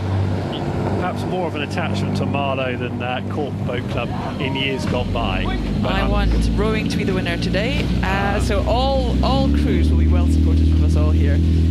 Fantastic to see again. I mean, I I just love this start position when crews are side by side in this stroke, and every stroke matters as you come out. Again, this sort of burst, every crew will know just to get out the island with that nudge ahead gives them so much confidence and so much feeling that this is working. The practice start we've been going over and over again is working. Very tactful and diplomatic Catherine Granger in the commentary box this morning. Not always. The Wyfold Challenge Cup, and on the Berkshire station it is Marlow who have forged ahead in the early stages. Just watching their line, they've got quite central in the water, and the umpire will just be keeping an eye on that. Yes, the rules are, I mean, a leading crew can move more to the centre, well, either crew could, but you can't impede the crew behind you. So what they'll be looking at is just making sure that when you watch Marlow's, the course of the boat and the puddles coming off the blades going into the water, that's not interrupting the Cork boat as they're coming in behind. Yes, I was just looking at the blades of the Cork boat to the right of your picture. They've gone quite close to the boom now. They've compensated, got out of the way of those puddles, and Marlow are back on their side of the water, and that's all good. The umpire will be relaxed at this stage, I'm sure.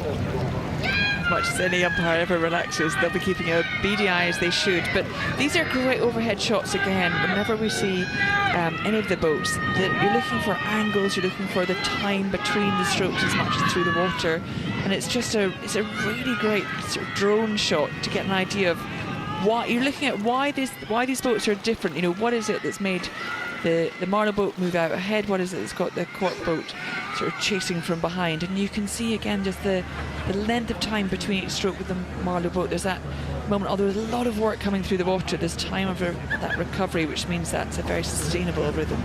Yeah, this is Coxless fours, and again Marlow straying out into central position, but they are significantly ahead of the Irish boat. So yeah, the umpire has intervened this time. There you see, as you said, Marlow has gone to the centre, but now you can see it is starting to impede the crew behind. Sarah Winkler's looking very stern as she keeps an eye on the crew, and the key thing for an umpire as well is you don't want to stop a race, you don't want to change a race, but you have to make it a fair race. So crews have to respond to the umpire, and if they don't respond, then you get the stern look. It's so difficult without a Cox as well, and you can see Ronan O'Groman, and then in the Marlow boat, Sam Clifford continually looking over his shoulder, trying to make there again in the bow seat in the Marlow boat, just having a look over the right shoulder, trying to make sure the steering is good. And the tricky thing as well is that so there's one person in the boat who will be steering through a foot, and the other athletes often you can get quite tense if you're aware the umpire's warning you the risk of the red flag coming out, and if the boat's not responding, everyone gets a bit tense. You want to keep your boat calm and cool coming through the finish line. Yes, if you're not a steerer, then you're a bit helpless, aren't you? But over the line they go nicely there. Well done to Marlow Rowing Club in the Wyfold Challenge Cup, beating Cork Boat Club of Ireland. Bit of excitement from the umpire for Sarah Winklis there, getting involved, but it's all fair, all good, and Marlow go through.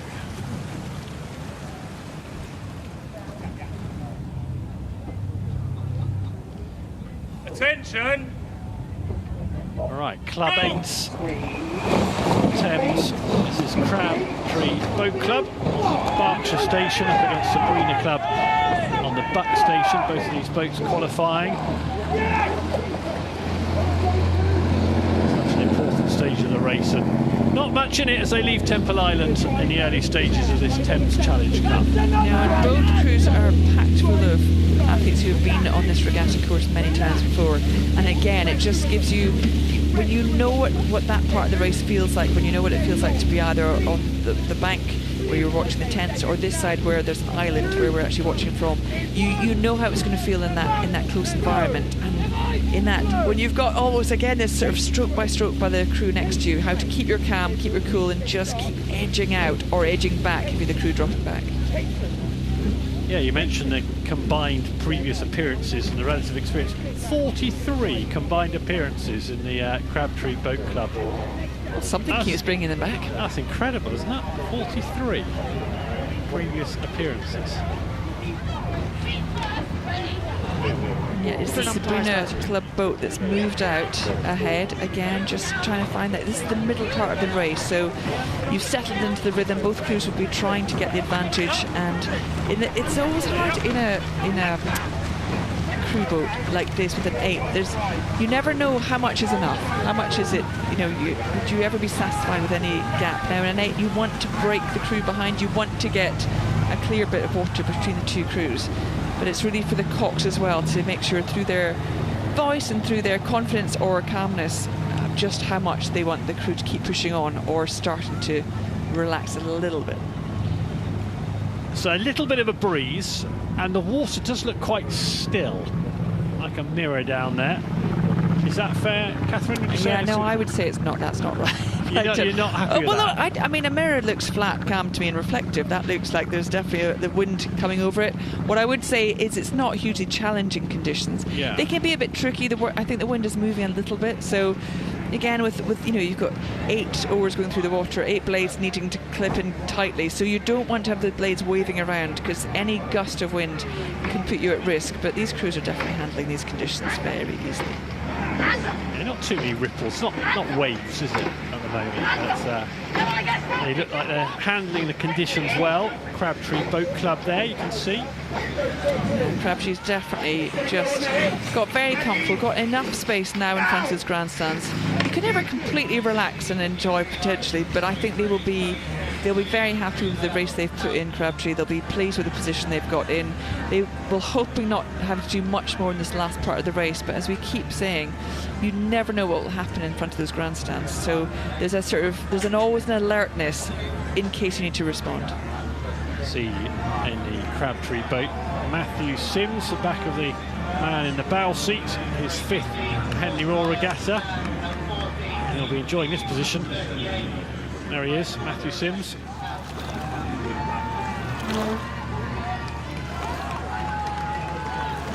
It's nice that shot again. You just look at the relaxed shoulders that you're not looking for. I mean, these athletes will be tired at this point in the race, but you don't want to see tension. You don't want to see the shoulders coming up around the ears. You want to see as much as you can that relaxed rhythm bring you home. Yeah, nicely done. Crabtree Boat Club in front of stewards. And providing nothing untoward happens in these last couple of strokes, they'll be through in the Thames Challenge Cup. Over the line they go. Very solid performance from them. Sabrina Club trail. And they exit the Thames Challenge Cup.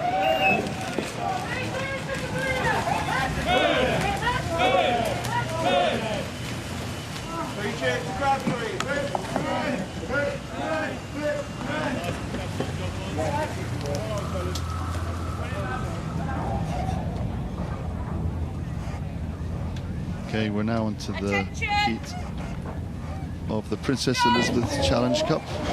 Kew House Sch on the Berkshire Station and KAND Rowing Club Australia on the Buck Station.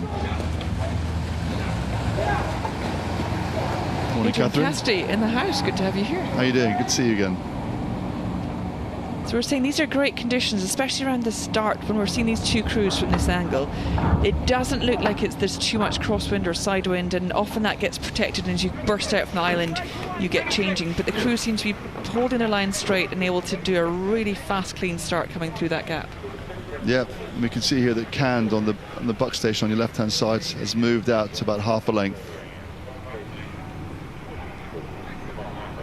So this KAND crew had to qualify, and they had an equipment failure and had to then race at the end of the morning session, and delayed the announcement of the results quite a bit. So it's quite stressful for those young guys. It's really stressful, and yet if and when you come through it successfully, there's an element of it kind of builds your confidence in a way that things can go wrong and you can still come through it. Because I think sometimes we all train hoping that it's going to be the perfect race or the perfect build up, warm up, everything, and often it isn't. But if it's not perfect and you can still perform, it's a really good thing to have in your armoury. I think that's right, and it's, especially if you come all the way from Australia, a young crew, it could be quite nerve-wracking. But they seem here very calm and collected, managed to get themselves a length lead after about 2 minutes, rowing very nicely, wouldn't you say, Catherine? Yeah, this will be a really lovely part from them. Again, it's maybe coming into the middle part of the race, so you're not going to be taking anything easy yet at all, but they've got this lovely relaxed rhythm. It's long, shoulders are down. They'll be feeling that they're just going to keep nudging out. If they won't probably looking to the right, but you can see the gap that's opened up under the 3/4 mile sign, and that shows that the crew's got clear water over the crew behind them. And you just saw the glance there from Kew House looking over their shoulder, and there's a sense of, in an 8 especially, if you can create that clear water between the two crews, especially even the bow seat of the 8 starts to feeling, there's almost a look round to see where have they gone, how far have they got away. Yeah, you kind of lose that connection, don't you, between the two things. You can see here, this is the premier event for it's the blue ribbon event, I'm afraid, for the junior 8s. We can see here that KAND School slipping away nicely here from Kew House School. And so what is the contrast then between the two bits of equipment they're rowing, Catherine? So the Kew House School here in a Philippi, and KAND School have rented an Empacher. Yeah, but there's still not a huge amount of numbers of boat builders globally, almost. I mean, there's more than there used to be in the old days, but there's still a sort of a limited number that you'll choose from, and often it's a preference. Boats feel quite different, and often it's, whether it's between the coaches and the athletes, but once you get used to a boat, whether it's an Empacher, Philippi, the variety out there, then it's often what you stay with, because you stay with what you know, and you begin to build trust in it. And when you have success like this, for KAND Rowing Club, when every round, every success you have in it, you build trust in each other as a team, but also you build trust in that equipment. Yep, and here we have, coming down towards the enclosures now, both crews. KAND School is got a comfortable lead, Kew House School, but Kew House School really haven't let go, have they? They got led early, but Kew House School have kept in the race. No, they have, and it's what you would hope and expect, to be honest, at this level. And for Kew House, if you are, the second boat in a 2-boat race, the risk is that this is your last race you'll have at this regatta, and so you want to put in the strongest, the fastest. You can still see the rate clipping along there nicely, and they're moving really well together. They haven't lost their form, even if they're chasing. You still feel they're coming together. They're not looking too stressed. Again, you can judge by that sort of shoulders how much stress and tension's coming through the crews, and they both look like they are still performing really well. Yeah, KAND haven't dropped the rate or anything like that. They really are still having to stay on the pressure to get this win, and Kew House School really not letting go, coming through for the round as hard as they can. And I feel these crowds now. It's lovely in this day. There'll just be a lovely ripple of applause as they come through. And here, as we approach the finish line of this race, we have KAND School, Australia, beat Kew House School in the Princess Elizabeth Challenge Cup.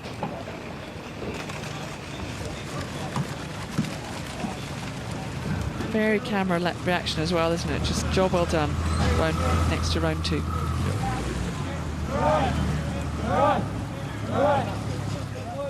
I see the camaraderie between the crews. And here we are at the start. Attention! Of the Wargrave Challenge Cup. Go! With London Rowing Club R.C. and Lea Rowing Club on the Berkshire station on your left-hand side of the screen. So a clean start there, Catherine? Yeah, it does look a clean start, and again, it's just a really good judge to see, rowing it's that you're going from absolutely stationary to maximum speed and capacity. When you've got 8 blades and both boats, flying through the water like that, you can just check in that moment of extreme pressure and energy, the precision, the timing, the synchronicity, and it's just these are great shots to be able to judge that. Yeah, and here, like you said, it's very quiet coming down the island, and they'll just focus on their routine, and they won't be racing each other. They'll just be going through their normal start process, settling into their rhythm now. And the Lea seem to have got a bit of a lead coming off the end of the island. Yeah, they have, and again, this is when I always would love to just hear what the coxers are saying, because there's this moment where the crews are still very close, and there's not a complete break from the two crews. You can see from the scores just come up under the barrier sign, there's still a tiny bit of overlap, and the coxes will be, one cox will be wanting to break that completely and move away, but the cox in the London boat will be just trying to hold on and then just try and claw back every stroke. You spoke earlier with the junior boys race about losing contact.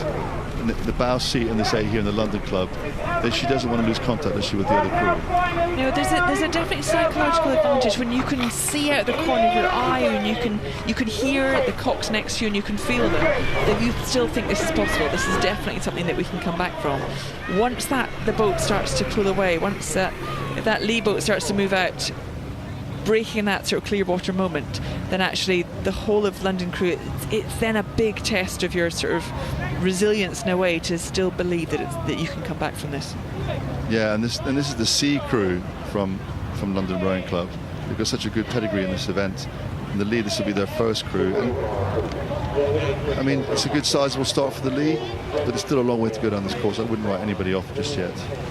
No, and we have seen many crews fall foul of that, is the sense of, because the other test is, and again, it's a well-trained crew will feel this instinctively, but it's how much you relax, maybe bring the rate down, bring a little bit of the pressure off, get a bit relaxed, and therefore sometimes you then get advantage, you get more distance, you get more speed for it, but sometimes it means if you have to suddenly react and the cox calls for a change in rate or a lift in speed, you're out of rhythm and it can throw you. So there's always an incredible fine judgment about at what point during this very long race you want to take your foot a little bit off the gas, or how much you want to just keep it flat to the floor. One of the things I always found is, particularly in these bigger boats, if you drop the rate too low, it just gets very, very heavy.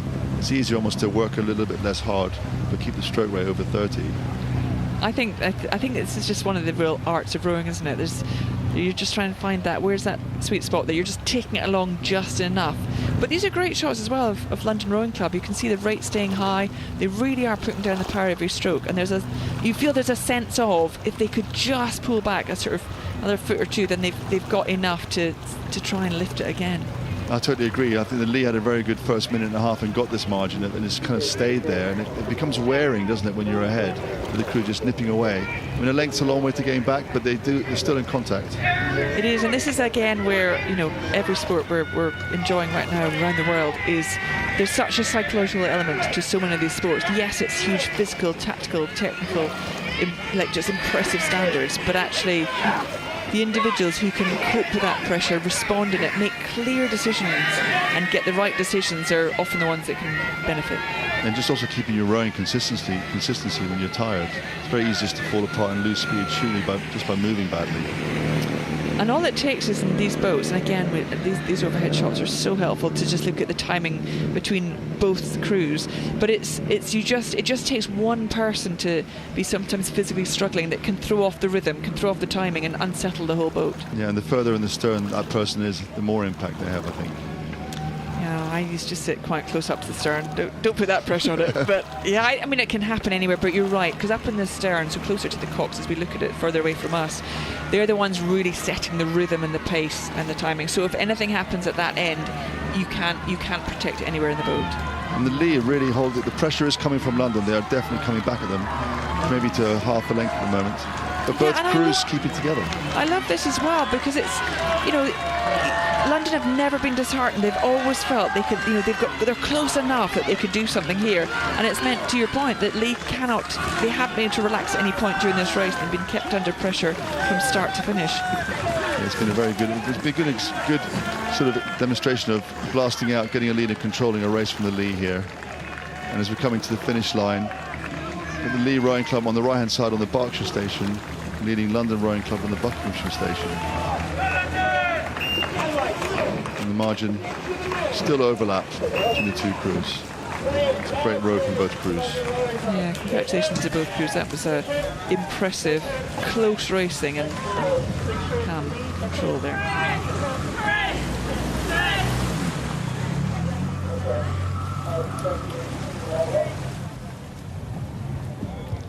Okay, we're now back at the start for the Fawley Challenge Cup. This is the junior boys race.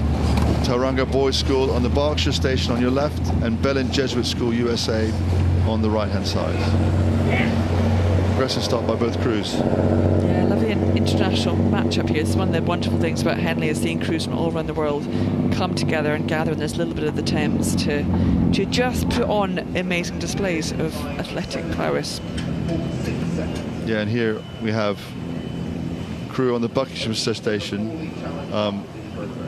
from Penn Jesuit School from Miami. It's got about a length so far on Tarananga Boys School. They're from the Bay of Plenty, so the home of the Hobbittons. Bay of Plenty for the Tarananga School.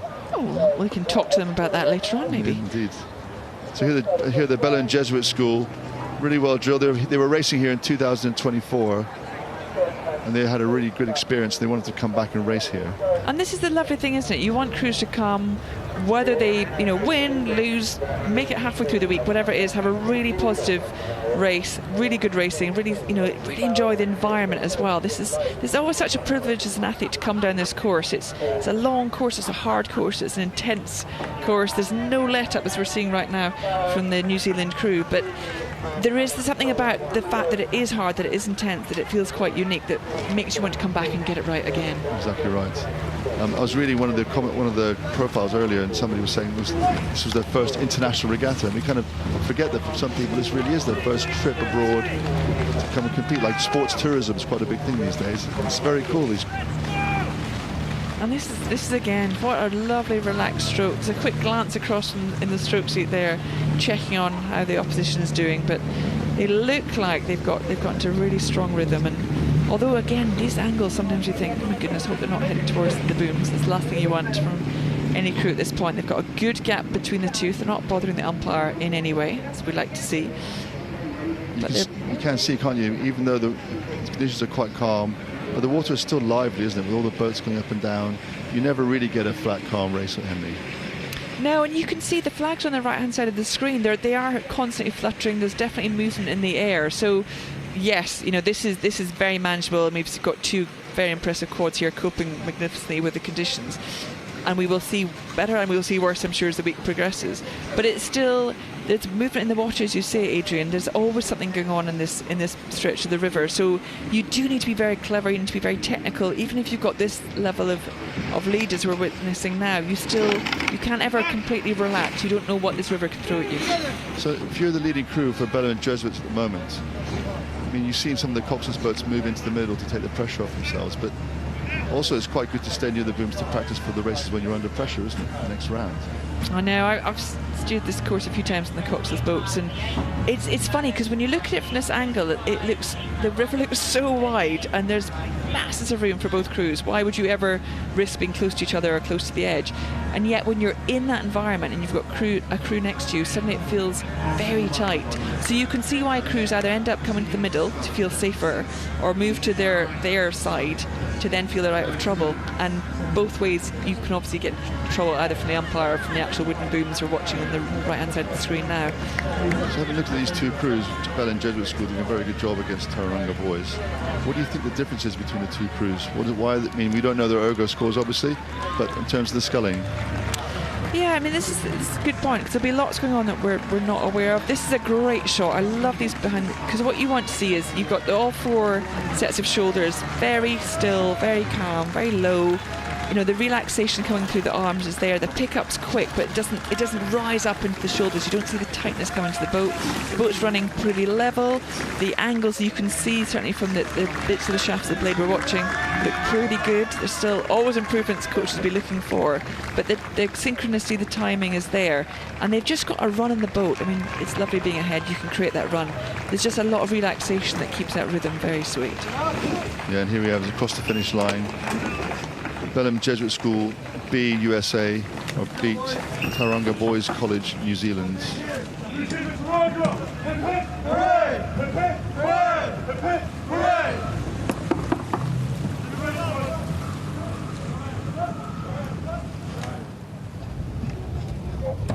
Attention! And now we're at the start again of the third race of the Wargrave Challenge Cup today, with Thames Rowing Club B on the Berkshire station and Tideway Scullers School A on the Buckinghamshire station. It's the battle of the tidal clubs. It's incredible. We can move from sort of fully global international races to crews that will be training and racing just a few miles away from each other on the same river. Yeah, they'll have crossed each other many times on a Saturday morning on the river. What we can see already from this is just what a good move Thames has done coming into this sort of first third of the race. Really, we didn't sort of see if there was any dramatic move. I doubt there was. They're just sort of got a higher level of precision and timing in that rhythm that just means they're just taking huge advantage over Tideway Scullers. Yeah, and you can see here, the machine of Thames Rowing Club is showing itself here. I mean, this crew, they came fourth at Marlow Met Regatta, the Championship Women's Eights, and they were third amongst the Thames crews, having come fourth at the regatta. I mean, absolutely phenomenal standard. It's lovely. That's again just that relaxed timing. It could almost be them out just for a training run right now. They're just looking very competent, very confident as well coming down this bit of the course. They've got a lovely margin, which means they won't be unaware of Tideway Scullers School right there, but they will be. There's enough of a margin that they can now just come into this really relaxed flow. They'll be trying to conserve energy where they can. They know they'll have a big race tomorrow if this goes to plan as it seems to be going. So they're still keeping a level up that if they needed to respond they could, but this right now will be feeling very comfortable for them. Yeah, they're looking very well within themselves here, and there's 25 combined appearances. Only one of the athletes in this crew has not been at Henley before. That's Tara Grimley-Moore. It's 5 appearances. The only debutante is April Draney in the 7th seat of the Thames crew. Everybody else has rowed here multiple times. And it's great because that experience does bring a lot. So here, they'll know the course well, they'll know the distances, they'll know that when they're about to come in front of the grandstands, how that's going to feel. And for any debutante within the boat, the others, help and support and talk them through this race so that sitting on the start line doesn't feel as intimidating as it might do if you've never been here before. And we still can't quite get away from the international flavour, although these are very British crews. The coaches, Anna DeLong at the Tideway Scullers one, she's a Kiwi. She's come over here to coach, and now she's been at Tideway Scullers for 2 years. Yeah, and again, this sort of view from behind for Tideway Scullers, there's a relaxation there, there's a bit of blade work coming apart a little bit, but they're coping again well with this constant movement on the water. There's this unpredictability we talk about on this river, and they're just they're keeping the rhythm they want. They'll be. Again, there's a sense of, a cox's role almost is to make sure you're not too despondent, because they won't be able to feel the Thames crew in front of them now, but they're still on this course. This is a brilliant course to be on. Many crews haven't made it even through qualification to get to the start line. So it's something Tideway Scullers should be very proud of, and they want to put in a good race here.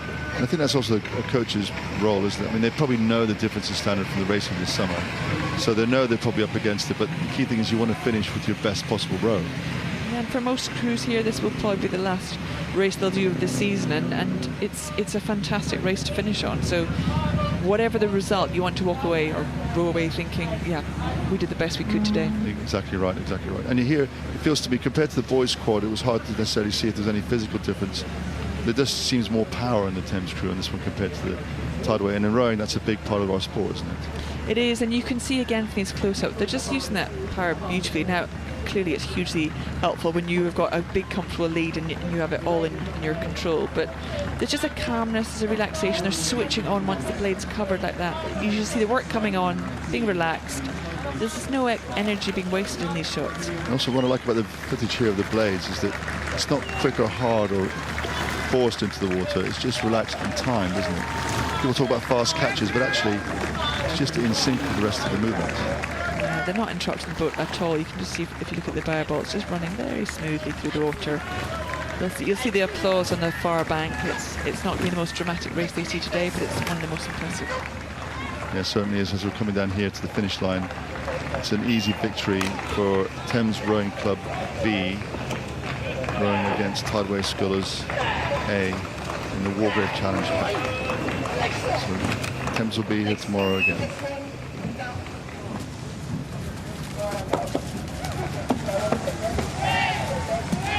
Always nice seeing the congratulations between the two crews as well. There's always mutual respect.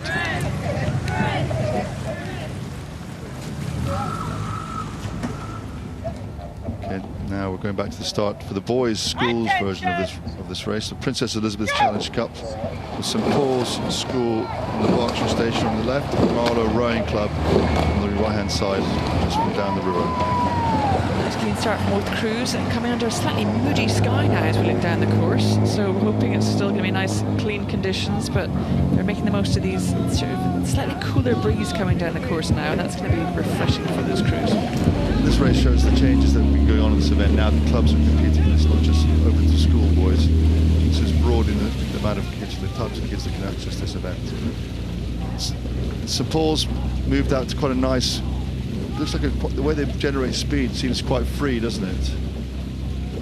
Yeah, it's an impressive start from St Paul's. They've sort of leapt out of the start, but again, not by anything overly dramatic or hard or harsh, just a sort of, it's a very relaxed, loose pickup, and as soon as it's connected, you can just see the leg acceleration driving that boat on, and it's put them in a very strong position at this part of the race. Yeah, for me, the contrast between the two crews is the Marlow crew, how quickly their handles come towards them at the catch, and the St Paul's crew, really, it's quite slow, change of direction. It's nice, actually. It's really lovely to watch, and again, these angles are really helpful. Just when you're analysing, you know, the always thing is not just how did the crews go fast and why they're winning or losing, and then almost how do you improve the next round, even if you're in this winning position right now. And there's that.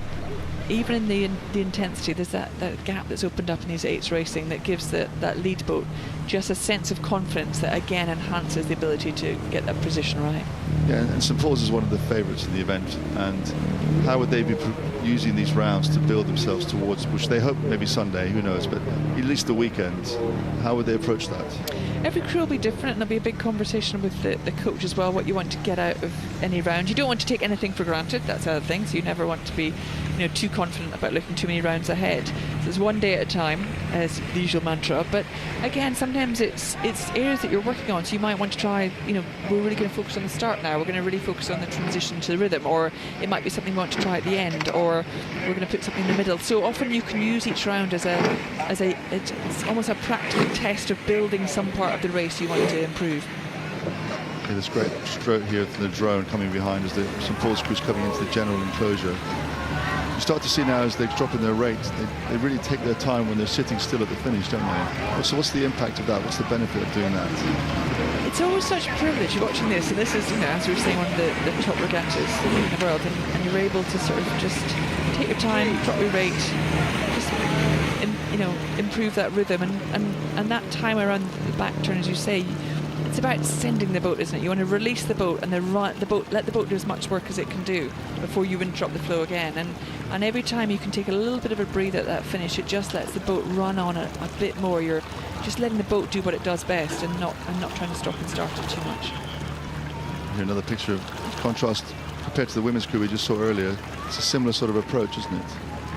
It is, and we don't, there's different styles of racing, and I wouldn't say it's sort of, as you were saying, it doesn't split between men and women necessarily. It's almost style of rowing within each crew. You play to their strengths. Sometimes it plays to coaches' strengths as well, the style they like to row.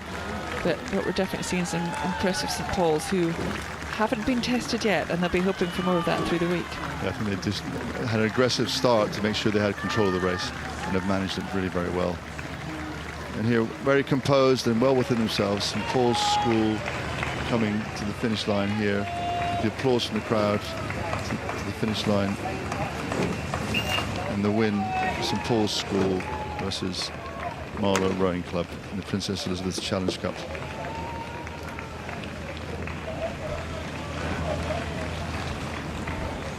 And here Marlow Rowing Club crossing the line.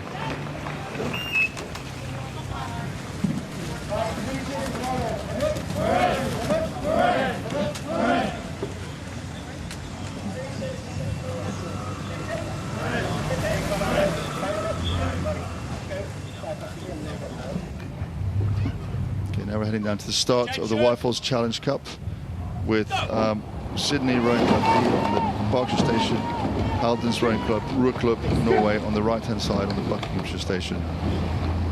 A good clean start, and welcome to the commentary, Zoe de Toledo. How are you doing? Good, thank you. Excited to be here. Converging crews, here we go. Blades look like they're going to be clashing soon. Sydney slightly up. Big steer there from the rowing club, from Hansen Rowing Club in Norway. Welcome to a very quick, exciting race. Straight in, and this is always what we see, isn't it? Oh no! They just hit the buoy, they moved away, and they snapped the oar. Oh. Yeah, if you can see there, the crew nearest to us, one of their oars is snapped completely in half when they hit the upright there, I think, as they came towards the booms. It's a real danger area. You can see it here. That's it. Hits the three-man. Yes. Yeah. Oh, that's horrendous, isn't it? I hope that hasn't hurt himself. That carbon fibre, when it splinters, can be quite sharp. Absolutely, yeah. I mean, they look okay, they're looking around, but that is obviously a race ender there. And I think because they were the ones who were sort of encroaching into and being warned into their opposition's water, I suspect they don't have a leg to stand on there. I think they responded and turned away from Sydney and overcompensated. You saw the barman put his hand up, but I agree. I'm not sure they have a leg to stand on. And I was just about to say, we've seen it time and time and again in the Wyfolds, how important steering is here on this course at Henley Royal, because it's really unforgiving. You know, you see that happen, that's it, that's game over, that's your regatta done. Exactly, and Sydney would have been so, like, under pressure because of the steering, and then suddenly this sort of release because the crew behind you, and you're kind of not sure it's really true, and now suddenly they've just got this row in. I mean, they'd love to win, wouldn't they? But actually, they would like to have had the test. Yeah, and I think it's vital, these early rounds, to give you the practice of steering down the booms, which they will have done, of course, but under pressure here it's completely different, isn't it? Yeah, here we go. The barman's blade just hits the upright. And even the stroke man there, he could have hurt his wrist quite badly when he catching the... Yeah, a really disappointing end for their racing there, but it does show the jeopardy here of having those wooden booms and a firm structure there that you can do some real damage. Sometimes you get away with it, don't you? You can get back out and carry on racing, but the oars snap now, it's over, and you can see the frustration and anger probably in the guys. Absolutely, and the adrenaline, you know, you've just started your race, that adrenaline's built up, and then suddenly it's got nowhere to go. No, exactly. It's a really difficult situation. And we don't know which the four guys here were steering the boat, but, you know, it's a crew thing. Mistakes happen. It might have been because of the steering. I mean, it's just, that's why the cauldron down there is so narrow and so enclosed. The pressure is huge down there. Absolutely, yeah. And spectators are really close to you on the bank. It's a difficult environment to be in, for sure. Yeah, so now they're going to paddle back in pairs. So here we go, Sydney Rowing Club B will get to race tomorrow. Yeah, they'll be racing against London Rowing Club, I think, tomorrow. So that should be a good tough race for them. Yeah, so they'll have the energy, won't they, because they won't have raced over the course. But I still think they'd like to have had a hard race, maybe at least half to three-quarters of the way down the course to bed themselves in. You're right, Adrian. I think that's one of the difficult things to decide on when you're a crew that's looking to go the whole way in the regatta, is how you're going to manage yourself over those few days. Do you practice going out hard to halfway, and then if you're up, you take a break? Do you push it a bit further? Do you practice your finish? You know, how do you use it? Because you can't just take these races for granted. That's exactly right. And here, and this Sydney crew, there's quite a few of them have come over. There are three-quarters of these guys are British gap year students, and they're going over to Sydney to row, and they've come here to row for Sydney Rowing Club. It's quite a cool thing, isn't it? Yeah, and they'll hopefully, you know, they've had experience here before. They've all raced here before, so that, you know, that experience that does show, doesn't it? This is devastating, isn't it, for this?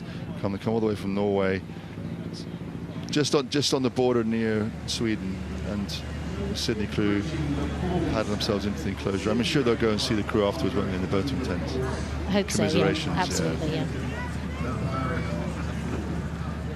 You can see here very calm, relaxed rhythm, haven't they? We've seen this recently with the Thames women's crew in the Wargrave, and also the St Paul's boys.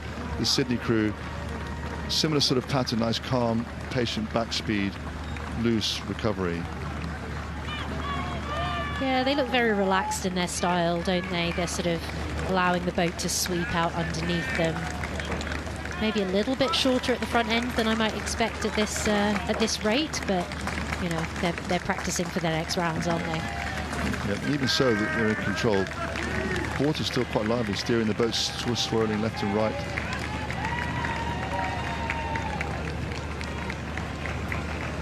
So, yeah, here as we're coming down to the finish line, the Sydney Rowing Club B, Australia, winning by comfortably because of the Norwegian crew hitting the booms near the start.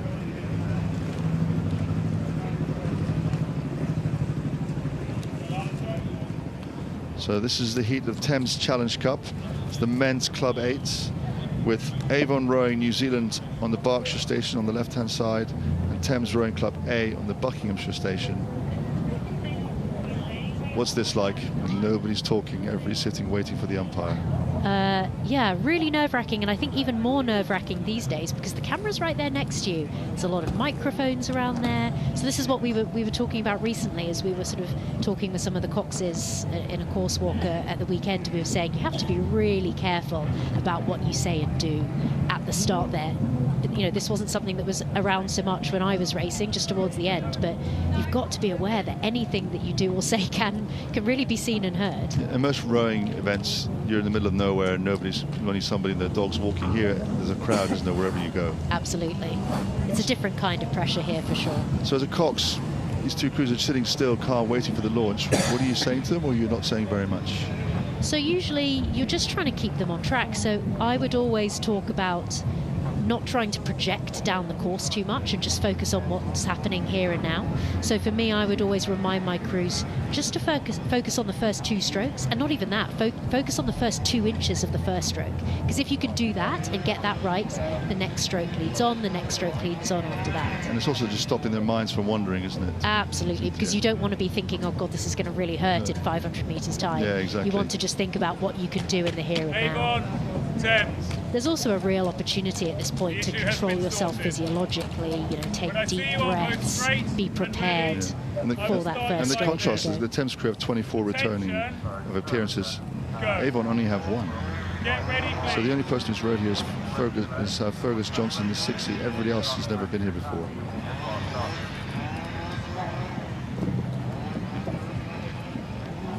So Avon Rowing Club, one of the oldest rowing clubs in New Zealand. The crews are forward now, hands are up, making sure they're straight, waiting for the umpire. The umpire will, okay, the hands are coming down. Go! Good start, both crews, right on the money. Really sharp from Thames, and straight off the bat you know why Thames are one of the ones to watch. I mean, let's not forget they've won 6 out of the last 10 Thames Cup trophies, and they have been in every single final of this event since 2016, and not forgetting one year when it was A versus B in the final. So there's no doubt that this crew is going to be going out there first day of the regatta to make their mark and make it clear that they're a crew to beat. You've got Josh Burke and James Beattie both with 7 appearances. And here, that experience is showing, isn't it? Both two very powerful crews. The Thames just starting to find the rhythm. You can see the stern of their boat, how easy that's running. And it's just starting to move away from Avon. Yeah, and this Avon crew you mentioned haven't been here many times, this particular crew, but Avon has rowed here before. I mean, they were quarter-finalists, I'm not sure if it was last year or the year before, and they pushed Leander in that race, so they've experienced coming over here. They know how to do well at this regatta, but I think coming up against the might of a crew like Thames is a tricky start to the regatta for anyone. Yeah, we've got some guys who have been to Junior World Championships rowing for New Zealand. And the Cox, Annabelle Wynne-Williams, she actually won the Premier Men's 8s in the New Zealand Championships. So she's been coxing fast crews. And I think knowing how to race 8s is vitally important in side-by-side racing.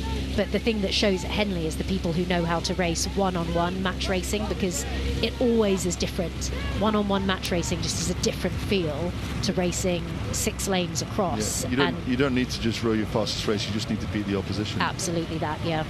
And I think that's what Thames have kind of set out to do here, really quite emphatically. The thing that strikes me from the two crews here is the Thames, the stillness of their bodies when they finish. And just even coming off the end of the island early in the race, and the race was still quite high, they were sitting very still and releasing the boat. Whereas it looks to me a little bit more like Avon. There's lots of movement. Yeah, I think for me it's looking at the upper bodies in both crews. So if you look at the sort of shoulders down to the waists in the Thames crew, they look pretty relaxed actually.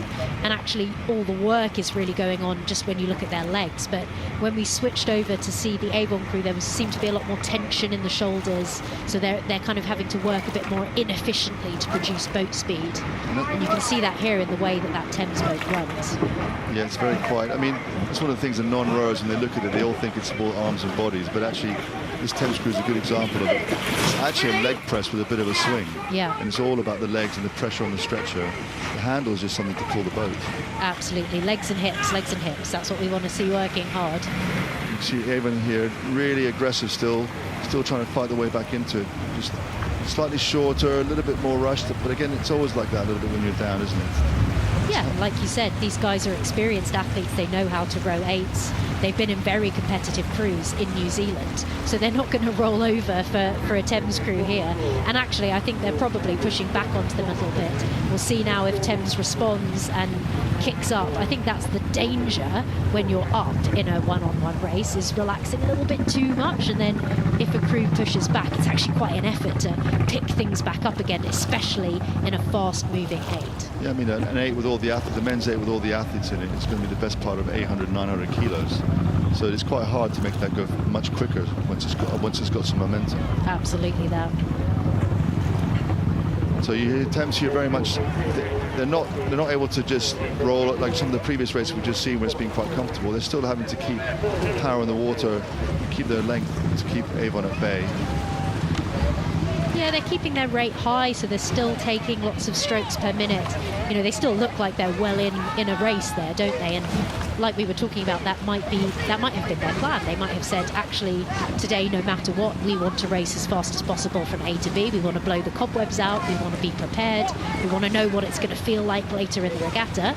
Or this might be, you know, how they choose to respond. They don't feel, even with that quite a big gap to the eye, they don't feel comfortable with that. They worry that there might be a surge back from Avon, and they just don't want to take that risk. Yeah, exactly. There's a really good view earlier from above. You can see, and we'll get this later on maybe, the cover between the puddles.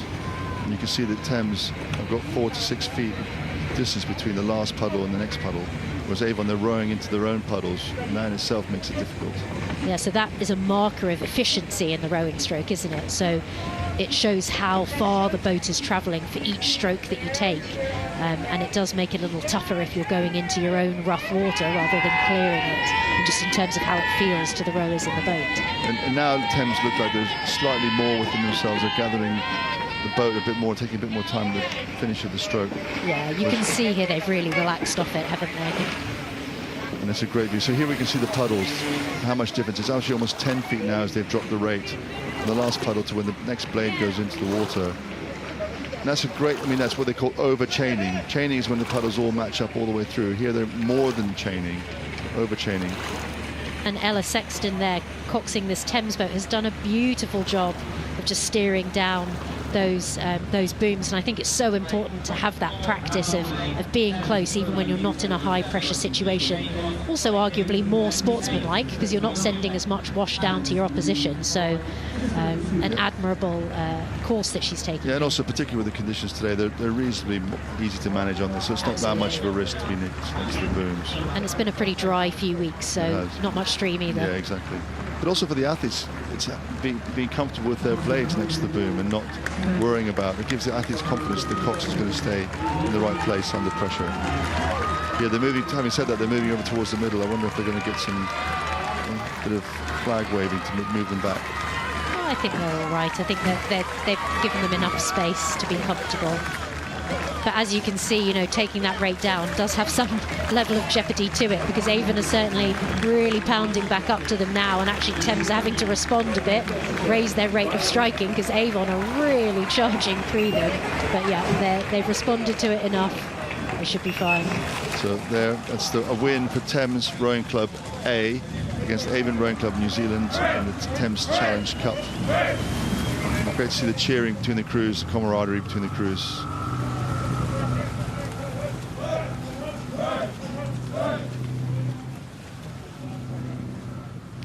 Now we head down to the start, up to the Prince Philip Challenge Trophy. This is the junior girls 8s with Surbiton High School on the left-hand side on the Berkshire Station and Kingston Grammar School on the right-hand side. And both crews really attacking out of the start here, Zoe. Yeah, and actually look like they've come quite close together. I don't know if that's both crews have come a bit into the middle or Surbiton have moved over, but they look like they have converged a little bit there, and actually much rougher looking at the start. It looked like there was quite a headwind. It can really channel down the island and actually create a bit of a sort of falsely strong conditions there. Yeah, and also these are young athletes who are mostly here for the first time, and they'll have built themselves up for this. And this is great. Look at how close this is. Bit of warning there. Umpire with a hand up, waving across to the left-hand side of the screen, asking Kingston to move, and Kingston have moved. So how does that happen? How does the cocks know that has to be done because they can't see the umpire? Yeah, so this is why communication in your crew is so important. You won't necessarily be able to even hear the umpire over the sound of your own voice when you're coxing, over the sound of the crowd. So actually, you need to make sure you've got good relationship with your stroke person, and they can give you a warning, whether that's just a little nod of the head or just a word, just to tell you to be aware. And also that Kingston were about to break clear, and with that steering, it completely changes the momentum of that, doesn't it? And just slows the boat down a bit. Yeah, I mean, that's how a rudder works. It works by acting as a brake, essentially. So any time you put it on, not only does it slow the boat down, but it also throws off the balance of the boat, which means that perhaps the rowers are going to struggle a little bit. So that's why, you know, we always say so important just to go as straight as possible, use that rudder as little as possible. But I do think that actually both coxes have handled that little move pretty well. Yeah, and I was wondering when Nadia Warren, who's coxing the Serpentine, when the Kingston crew was coxing, would you then call a push to try and respond to that because it's affecting the other boat, or is that too early in the race? Yeah, I mean, absolutely. If I was Natalia there, I would be doing just that. I'd be trying to capitalise on that opportunity, push back on. You know, it's the time. If they're having a little wobble, give them a little bit of a scare by jumping up. And that's the thing, like we always say at Henley Royal, you never know what happens. And if you can keep a really relentless pressure on another crew, they have to keep responding. That's when mistakes happen. So here's Kingston Grammar School. They've got a mixture of girls. Some of the girls in the crew here won the J16 Cox Fours at National Schools Regatta in the end of May, and a few of them were in the Championship Cox Four. They got a silver medal. And here, having come together now to race this regatta, they seem to be doing a good job using their experience of winning some medals. That gives them the confidence, and they're moving away from Surbiton. And these crews are going to be coming up against Lady Eleanor Hollis, LEH, next, who are a pretty favoured crew, have always been really good in the eights and are having a good year. So I think whichever crew wins this race today are going to have a tough show tomorrow. Yeah, I think that's right. Still, the girls of Surbiton still having a go. There's probably 1, 2, 3, 4. There's 5 of these girls from Surbiton most likely will be back next year. So this is a good experience for them. And here the KGS school, looks like they've all had the same memo to braid their hair. Apparently there's always somebody in the team that does the braiding. Very important. Here we go. There we go, perfect. And you can see the way the girls are really accelerating their bodies, aren't they, towards the finish of the stroke and really pulling the handle. Yeah, I think you can see that these young women are very powerful physical athletes. You know, they're really aggressive round the finish. They're really driving those legs down through together. It's a really sort of solid, aggressive style of rowing. And it's a contrasting style as well to the previous crews we just seen, which had much more slower hands, stiller bodies. Here there's much more big body swing and a quicker hands away. Just a different style of rowing, isn't it? Absolutely, and you know, there's more than one way to skin a cat, isn't there? And that's one of the nice things that you see at Henley Royal, especially with the crews from abroad, because they often have a different style, which sometimes you look at, you think, oh, how's that going to work? And you think, well, they're still going fast, so they're obviously doing something right. And I think, I don't know about you, but my mantra was always better to do something wrong but do it together than all be doing something different. 100% here. But Surbiton really have not let up. They seem to be coming back a little bit, maybe not quite overlap, but getting there. Kingston having to do everything they can just to stay ahead. It's definitely not been an easy race for this Kingston crew, despite that early lead. They've had to really stay switched on. They haven't had any let up at all, have they, from Surbiton? No, I think they were brave and decided to clear and get control of the race. They've had to fight. Maybe they paid the cost physically, but they've managed to get the win. Amazing performance, very brave and gutsy effort. And here as they come into the finish line, you see Kingston Grammar School win this heat of the Prince Philip Challenge Trophy against Surbiton High School. There you can see how pleased the 6-seater is there. They're both banging the boat, very happy to win, huh?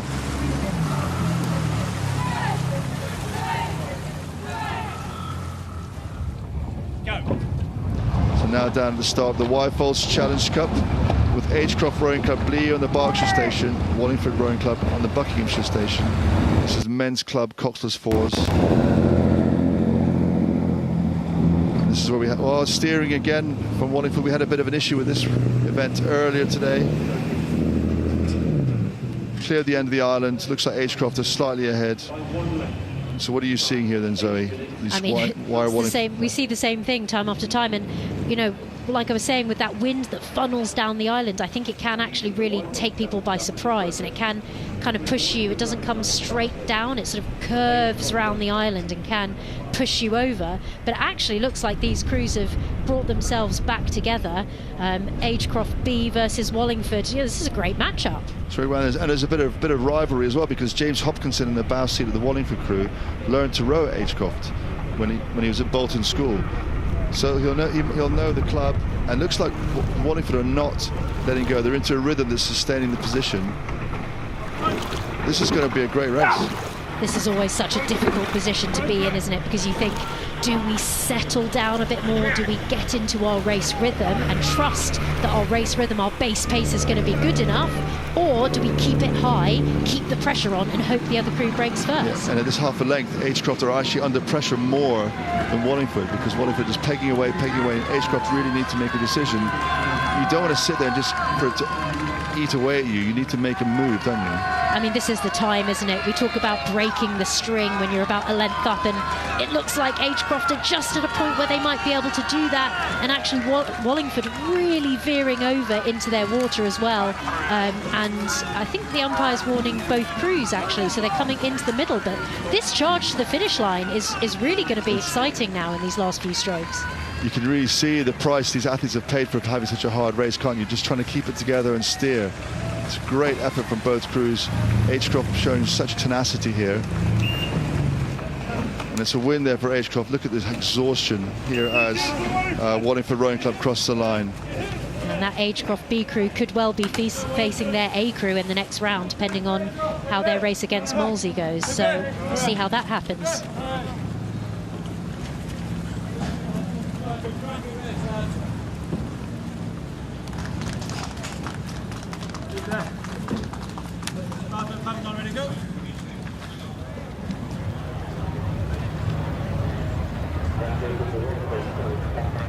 And here we are, the Fawley Challenge Cup Junior Boys Quadruple Sculls. And on the left-hand side, you've got Tiffin School. On the right-hand side, you've got Wallingford Rowing Club on the Berkshire Station. Tiffin has slipped out, but the sculling Wallingford, I think this might be interesting again. Yeah, I think these Wallingford guys, I think, if I'm correct, they actually raced in the 8 last year at the regatta. I'm not 100% sure on that, but you know, they have, a couple of them have experience racing here before, but racing in a quad, racing in an 8, quite a different proposition. And up against this Tiffin crew now, who look like they've really kept them under pressure, haven't they? Yeah, they have, and they're very well drilled, aren't they? I really like the way they're timing the front of the stroke. Really well drilled screw. And they just slipped out lengths quite quickly there, haven't they?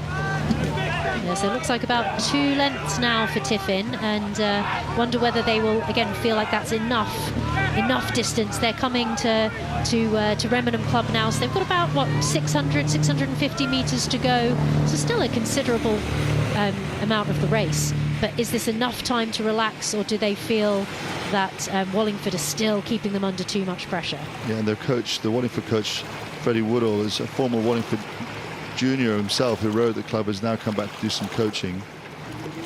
And Simon Lewis is coaching the Tiffin School. It's his first time being the lead coach. It's quite a big pressure, isn't it? You come here for your first time as lead coach and you get to win a race.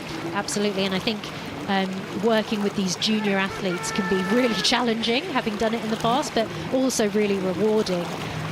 To have that opportunity to be leading a program for the first time is it's a big responsibility. And I find it interesting reading some of the bios of some of the coaches. A lot of them are talking about how important it is then to develop the athletes as people first, and the rowing is like a vehicle to do that. And obviously they want to win, but it's not all about the winning.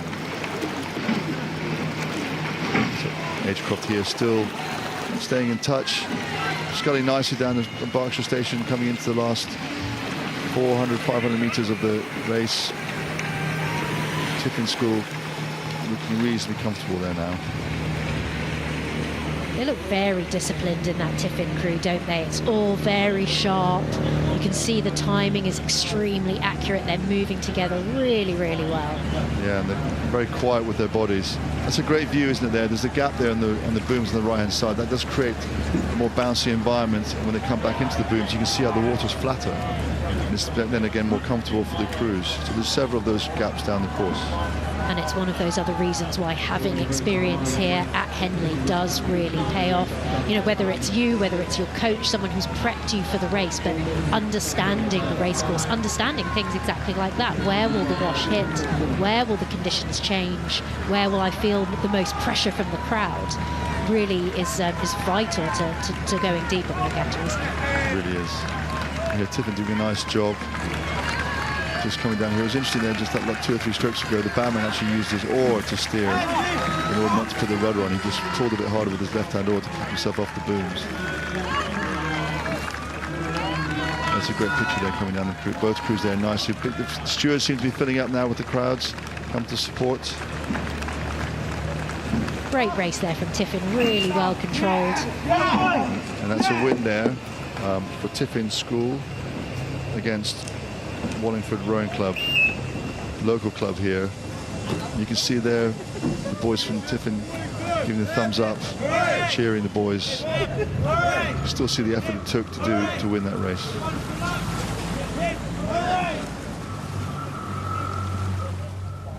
Attention! Okay, we're moving back down to the start now. This is the Thames Challenge Cup. It's Marlow Rowing Club B on the left-hand side on the Berkshire station, and Ruderverein Osnabrücker, Germany, on the Buckinghamshire station. Clean start by both crews.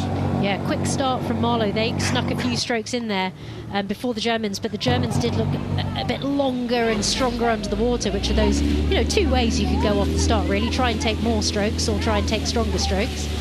But you've got to get, you know, 800, 900 kilos up to speed.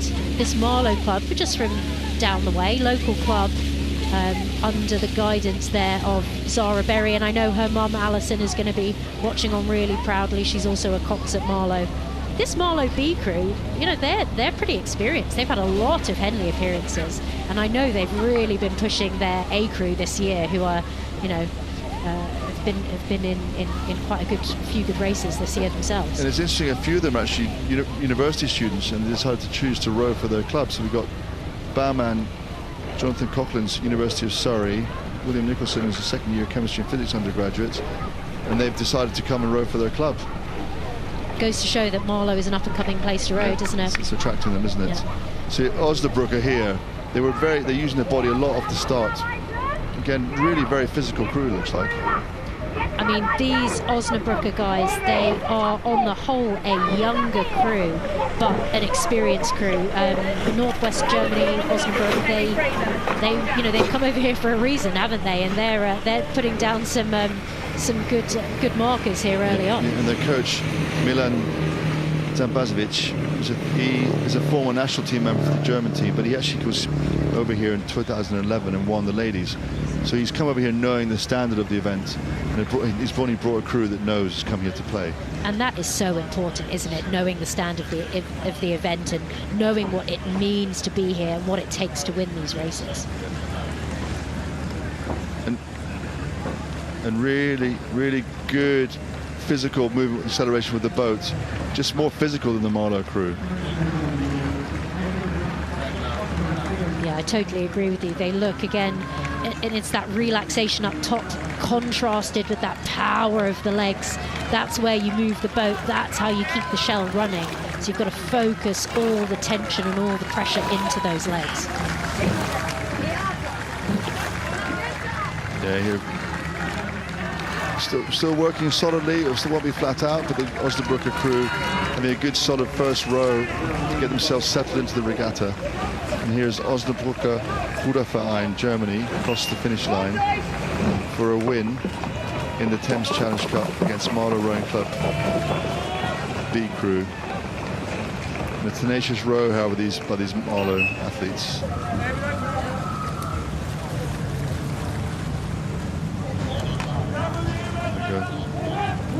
They look very happy with their result, the German crew.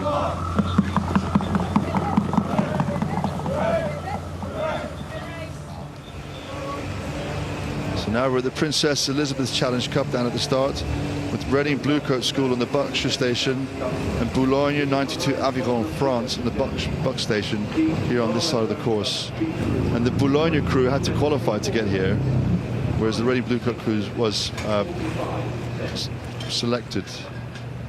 Bit more of a travel for Bologna as well, rather than the 7 or 8 miles. Yes, exactly.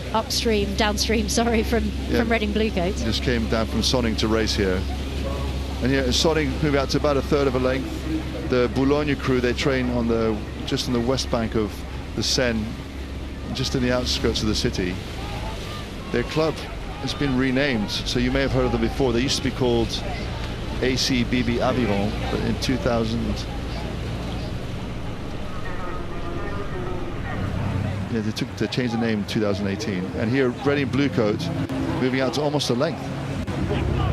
I must say I was surprised to see the Reading Bluecoat being a selected crew, but they're showing why here. They are, they're rowing neatly, they've got that power together, and they look like they've got good sort of presence of mind. They're staying quite relaxed under this pressure that the French crew are throwing at them. And they're keeping control of this race at the moment, aren't they? Yeah, I think Bethan Thomas is only just her first year at Reading Bluecoat and seems to have had an impact already. We haven't had a Reading Bluecoat crew lead a race, I don't think, like this for a long time. And this goes back to understanding what it means to race. And actually, you can see Bologna there really struggling with the steering. They got very close, and I wonder if actually their 7-seat just tapped the booms there a little bit. They've veered right off into the middle of the river now. And it's so costly. It wasn't catastrophic like it was with the Danish crew, with the Norwegian crew, but it did affect the race. I mean, at the very least, it's going to really unsettle the athletes, really unsettle the rhythm in the boat, and put the brake on as you use the rudder. And it is impressive, though, that they've got back onto the rowing pretty well. For a young crew, that's very impressive. Hopefully we can see that again now and see how close they got. Here we go. So they come in, and then I think they just go over the top of it, don't they? And isn't that one of the things that people don't necessarily think about in rowing, is that when you steer the crew, you actually turn the stern in as opposed to the bow steering out. They're still weaving around a little bit here. I don't know if they're struggling with the rudder. I don't know if they're struggling with maybe athletes getting tired and affecting the way the boat's running, but they do look like they're not really able to keep the boat running straight here, do they? No, they're really struggling. The Cocks have to do a lot of work to keep this boat on their station. And again, you see they're twisting of the boat. Now it's going to steer the other way again. And you can see the stern now swings out when it puts the rudder on. Really difficult position to be in, and let's not forget these are young athletes. These guys are 16, 17, 18. This is huge pressure to be in, and having to respond to that is really tricky. So does the rudder affect the boat instantly when you put it on? Absolutely, yeah. So here, Reading Bluecoat making good work of this, trying to look quite comfortable coming down the enclosures. They'll be enjoying this. You could see their coxswain Thilak Patel just glancing over his shoulder before he called his crew down. He's giving them a bit of a chance to relax and enjoy this move down the steward's enclosure towards the finish line. You see him there just chatting to the stroke man. Yeah, and a great result there for Reading Bluecoat School. Managed to get a composed finish to the line, and followed by Boulogne 92 Aviron, who unfortunately seem to have had some issues with their steering. And that's a very shame. The crews, very disappointing for the Boulogne crew. But well done, Reading Bluecoat. You managed to make that look easy.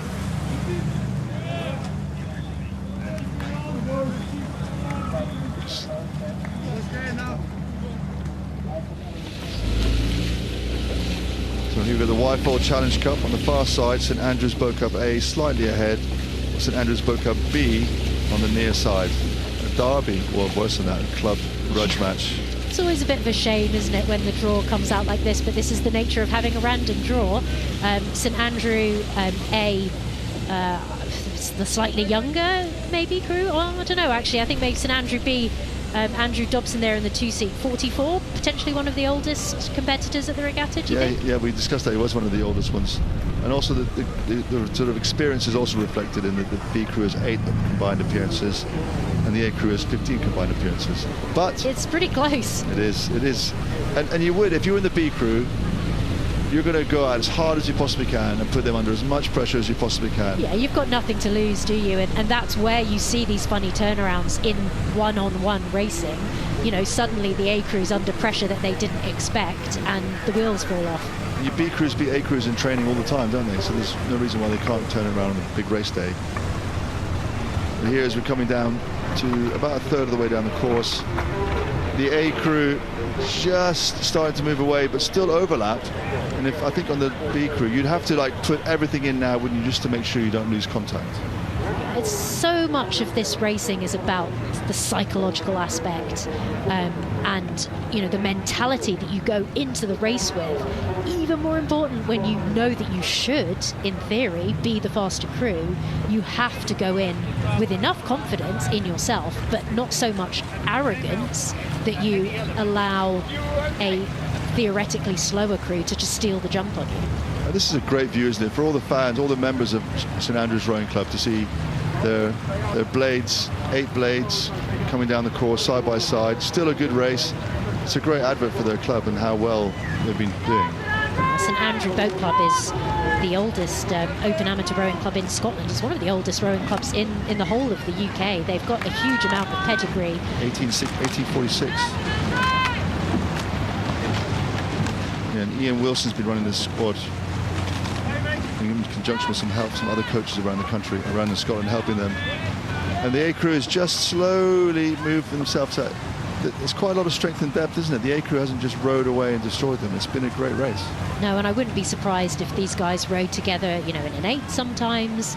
They've probably been mixing these boats back and forth.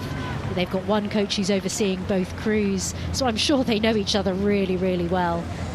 Yeah, and that's tricky, isn't it, for the coach when he's preparing both crews. He's giving the crew briefing, telling one crew to do one thing, and he knows what he's telling the other crew. I'm sure he'll represent the club more than just the A or the B crew. Still some good rowing for both clubs here. You can see that they're trying to row the same style, can't you, across both crews. And that's a real sort of compliment to the coaching. Yeah, it's an indication of how cohesive a club is, isn't it? To make sure that there is a style of rowing that is consistent across the club. And what that means is, you know, not only can you jump into boats together, but it means if you have an illness or an injury, it's easy to bring someone up into the crew and for it to still flow, feel like the rowing is working well together. Yeah, and when you have new people coming to the club, they can find there's something very obvious to drop into and people become the pattern of the club. Still, you can see this crew here, the A crew, Neil Paul, Jan Swedlow, Nathan Field, and Jack Lane, still having to work at the steering here. I mean, they look much closer together than they are, and the umpire's not flinching at all because the gap is big enough and it's not affecting the crews. And you can see the B crew now, they've really put everything into the first 1,000 meters on you. And now they're starting to struggle a little bit more. It was the A crew, the fluidity's still there. And that might be a bit of a fitness aspect. It might be just that the B crew, like you said, had really piled it all in the early part of the race to try and put some pressure on the A crew, see if they could turn over this result. But like you say, it is starting to show a little bit more for the B crew. The style is still broadly there, but just getting a little bit untidy around the edges in comparison to the A crew, isn't it? Yeah, and the A crew getting a bit closer to the booze, coping with it very well. Actually, I think the steersman of this A crew has actually steered a very good line down the course, stayed a comfortable distance from the booms. And here, that's a great advert, isn't it, for St Andrew Boat Club, both crews coming down the course here. And close. And what is this, 2 lengths now, yeah. Max? They haven't rolled over, haven't they? Still there, keeping pressure on the A crew. I think that B crew there has rowed with enormous belief, haven't they? Just keeping themselves in contention, not allowing their A crew a chance to rest, not giving them an easy row through to tomorrow for sure. That selection wasn't easy between these two crews. So it's a win there for St Andrews Boat Club A against St Andrews Boat Club B. And that's a tough thing when you're up against your friends racing each other. It's good to see still the camaraderie and stuff between the guys. And there'll be a contrasting week ahead for the two crews now. You can see what it's taken out of them there. The physical pressure of this is immense. Yeah.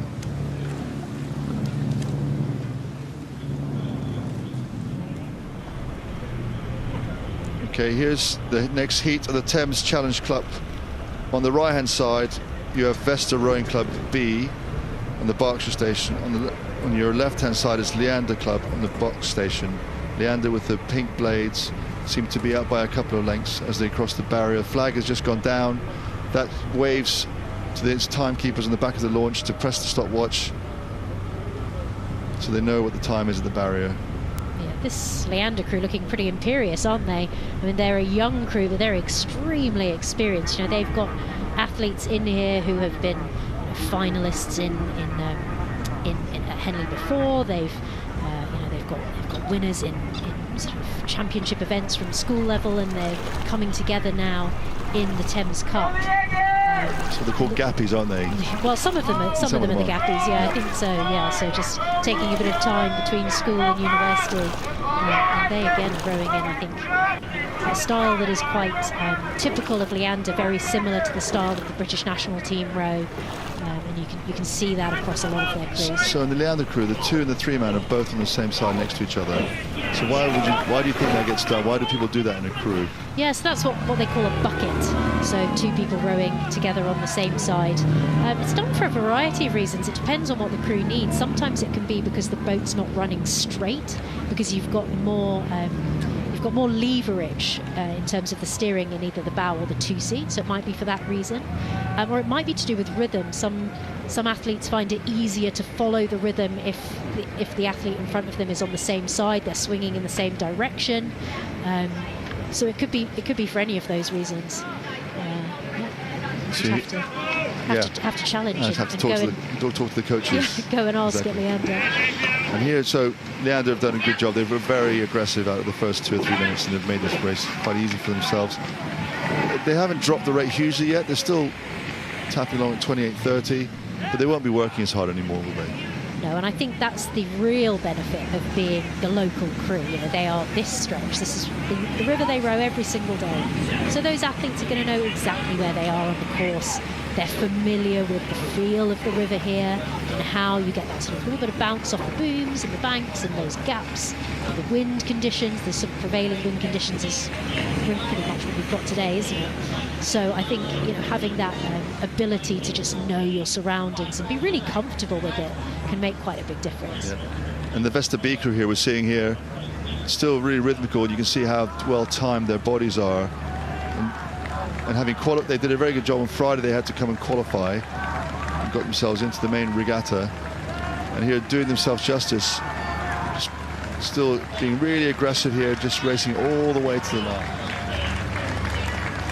Again, I think Charlotte Hodgkinson here in the Leander crew has done a beautiful job of steering them straight up that far booms. And actually, I would say the same for Charlotte Boothby of the Vesta crew. Both coxes have been doing a good job here, keeping their crews nicely tucked in. Although it is Leander who have really held all the cards here.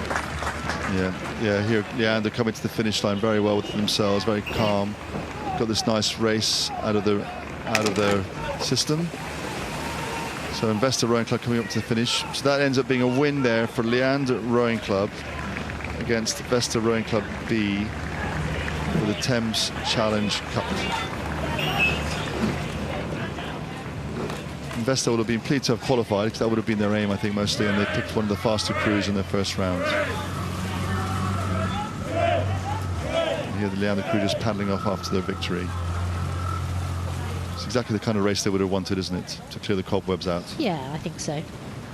Good first day race. Go. So a nice handshake. So here we are back at the start of the Wargrave Challenge Cup for women's 8s between City of Cambridge Rowing Club on the Berkshire station and Thames Rowing Club D on the Buckinghamshire station. So from eights to club women's eights here, and this Thames crew, one of their 4 crews have qualified into the Wargrave, which is in itself a massive achievement. And actually 3 of their crews last year made it to the Friday, which is insane if you think about it, really. And it's great. Look at this Cambridge crew really taking it to them, aren't they? No respect at all. Well, I don't know. I think City of Cambridge were knocked out by Thames C last year, so I imagine they've got a bit of a grudge against Thames, and they're going out there to prove it. And actually, City of Cambridge have had a good day because their men won their first round in the equivalent event in the Thames Cup this morning too. So the women are going to want to be showing that they can do the same. And it's good to see these provincial crews coming here, not just always London crews winning races. And there's been a lot of organisation going on at the City of Cambridge Club to try and structure this over the years. It's taken years to get them built up to have this sort of pipeline of athletes coming through. And what a great start to them. The wind has really picked up though, hasn't it, Zoe? It certainly has. We can see it now down towards the finish, but you could certainly see it in the early parts of the race, sweeping down past the island. But actually, I would say if you look at this City of Cambridge crew, they've caught a few blades on the water, but it doesn't look like it's really bothering them in the bit that matters, which is when those blades are under the water. They're getting a really good grip, and they are really driving those legs down together, which is what you need in these kind of headwind conditions that can slow you down and make the boat feel heavier. Yeah, and I know part of what's going on at Cambridge City of Cambridge Rowing Club is they go into all the schools in the region, and they bring rowing into the PE lessons and try and get the kids to come from the PE lessons and come and join the rowing club and be part of the club. But here, the City of Cambridge crew here rowing really very nicely, very cohesive. I know there's a bit of a headwind, but they really are spending time in the water, generating some handle speed, and it's paying off for them. City of Cambridge starting to relax a little bit more now, aren't they? They think they've got the measure of this Thames crew, and they're just starting to relax a little bit, take the rate down, give themselves a little bit of a breather, getting ready for their race tomorrow in their heads already, probably, which will be against Tyne, which can be a bit of a dangerous game, as we discussed earlier. As you know, you don't want to let your eye off the ball and start projecting down the course through to the next few days, but often hard to do it when you can sit up and you can see the crew behind you, and you feel like you've got good control over the race. Yeah, and also, obviously it's nerve-wracking, isn't it? Your first race today, you've been waiting all morning to get on the water, get going. They've executed the start the coach required. They got the water, now they're ahead. Although you still have to concentrate, you'd like to think you can enjoy this a little bit at least. Enjoy the way you're rowing as opposed to enjoying just winning. And like you say, it's important. It's not just about winning the race, it's important how you prepare yourself for the rest of the regatta. You've got to use every single stroke, every single opportunity that you have, and that's what you see the best crews doing. They really put themselves out there, and even if you're not rowing your hardest strokes at a full race pace, you find other ways to use it. So you might have your coxswain visualising the race. So you might be taking the rate down, you might be a bit more relaxed, but you might have them saying, okay guys, you know, this is where we're going to start our big push to the finish line. This is how we want to be rowing in this part of the race when we're full out. A bit of umpire's warning here. Although they're ahead, they're not being allowed to stay in the middle of the course. And there was something that happened early in the race when Cambridge was just starting getting ahead. They also came over towards the middle and were being warned. Yeah, and you never know if that's a bit of gamesmanship. Is that something they're planning on doing, or if they just, when you lose the crew alongside you, it's harder to stay over on your side because you've lost your marker, so it's easier to just drift into the middle. It looks like they've not really responded to that warning yet, and you can see actually the umpire there is talking to their coach and sort of and having a little bit of a word with them. You've got to be really careful here, because even if you're winning, you've got to remember that these umpires talk to each other. This might be your umpire tomorrow. You need to make sure you're keeping them on side and behaving well. And here we are, Thames Rowing Club D crew still racing to the end, but City of Cambridge making good work of this, showing some real class in the way they're rowing. Enjoy the applause. They certainly don't look like they let that bit of warning bother them, do they? The athletes look like they've got confidence in their cocks, and they're trusting them to do what they need to do and get them across the line safely. So City of Cambridge Rowing Club will be back tomorrow after their win in the Wargrave Challenge Cup against Thames Rowing Club D crew coming across the line. And you can see just the exhaustion is when you cross the line and you've been beaten. It just hurts so much more. That might be one of the strongest City of Cambridge crews I've ever seen, actually. So it'll be interesting to see how they get on in the next round against time. Yeah, very composed, perfect way to start the regatta. Now I've been looking forward to this next race. So this is the Princess Elizabeth Challenge Cup for boys at 8. Near us is the Eton College Boat Club, and on the far side is Bedford School. And Bedford out to a length really quite quickly. I'm surprised by that, I must say.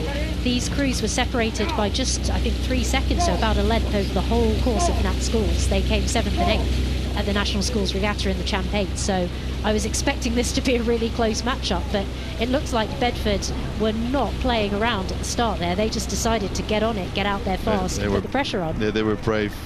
I mean, Eton didn't make the final National Schools. Bedford did, Bedford here, coached by Pete Mulkerrins and Tobias Rudkin, have just been brave, haven't they? Gone out very hard and just trying to put themselves in control of this race and really moving well. And this is where we come back to the mentality. You see yourself up against Eton. They won in 2021, 2019, 2016, 2014, finalists in 2018. Huge pedigree in this event, and okay, maybe not their best year, but once you learn how to win here, once you learn how to play the game, once you learn how to game this regatta, that is, you know, there's institutional knowledge there. So no matter what, coming up against a crew like this, you know, very impressive here, I think, from this Bedford school, just to say, nope, I don't care about any of that. I'm getting right out there and I'm going to show them what we can do. Exactly right. And they're just using their long, powerful rowing in a very relaxed rhythm just to generate some very natural speed. And they're just actually comfortably moving out to 1 3/4 lengths or so. And you can see they're just starting to move across the middle of the course a little bit. We'll see whether the cocks are steady. You see the cocks straightening up the boat, putting it back towards their station. It's whether he deliberately moved across or whether just the wind or whatever just caught the bows, steering back towards the station. It's a great view from up here. You can really see, can't you? It just looks more lively in the Bedford crew, doesn't it? They're picking the boat up really well.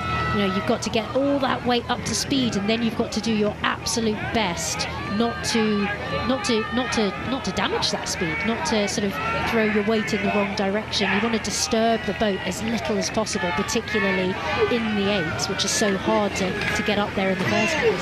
One of the things that people, you know, obviously you accelerate the boat when you pull, but actually when you're rowing at this pace, the boat carries on accelerating almost to a 3/4 slide of the recovery. So knowing that the boat's actually gaining speed as you slide forward changes your approach, the way you approach the catch. Absolutely, your body weight is going in the opposite direction to the boat, so being careful with that, being careful with the shell, taking care of all that effort that you've put in is vital to keeping that efficiency, which you can really see here. Even in that slightly wobbly stroke there in the Bedford crew, you can see the way their bow is running, the little ball on the end, the bow ball on the end is running smoothly. They're keeping a nice track on it, they're keeping it going really well. No, it's really good. And I mean, one of the things about when you're coming forward, you probably can't see, but the feet are actually strapped into the boat. They've got shoes inside the boat and they're fixed to the boat. And when you're coming forward on the recovery, if you can have no pressure on your feet, then you've got more chance of the boat going quickly. This is a great row from Bedford. I think they're going to be absolutely delighted with this. Eton are actually, I think, rowing better now than they were at the start. They're putting the pressure on. They look like they've found their rhythm a bit, but it's too late to get back on terms with this Bedford school crew. Yeah, well, their bravery and courage, Bedford, paid off, didn't it? They really got themselves in control of the race and it didn't really matter after that point. And a great result there for Bedford School in the Princess Elizabeth Challenge Cup, beating Eton College by Clearwater.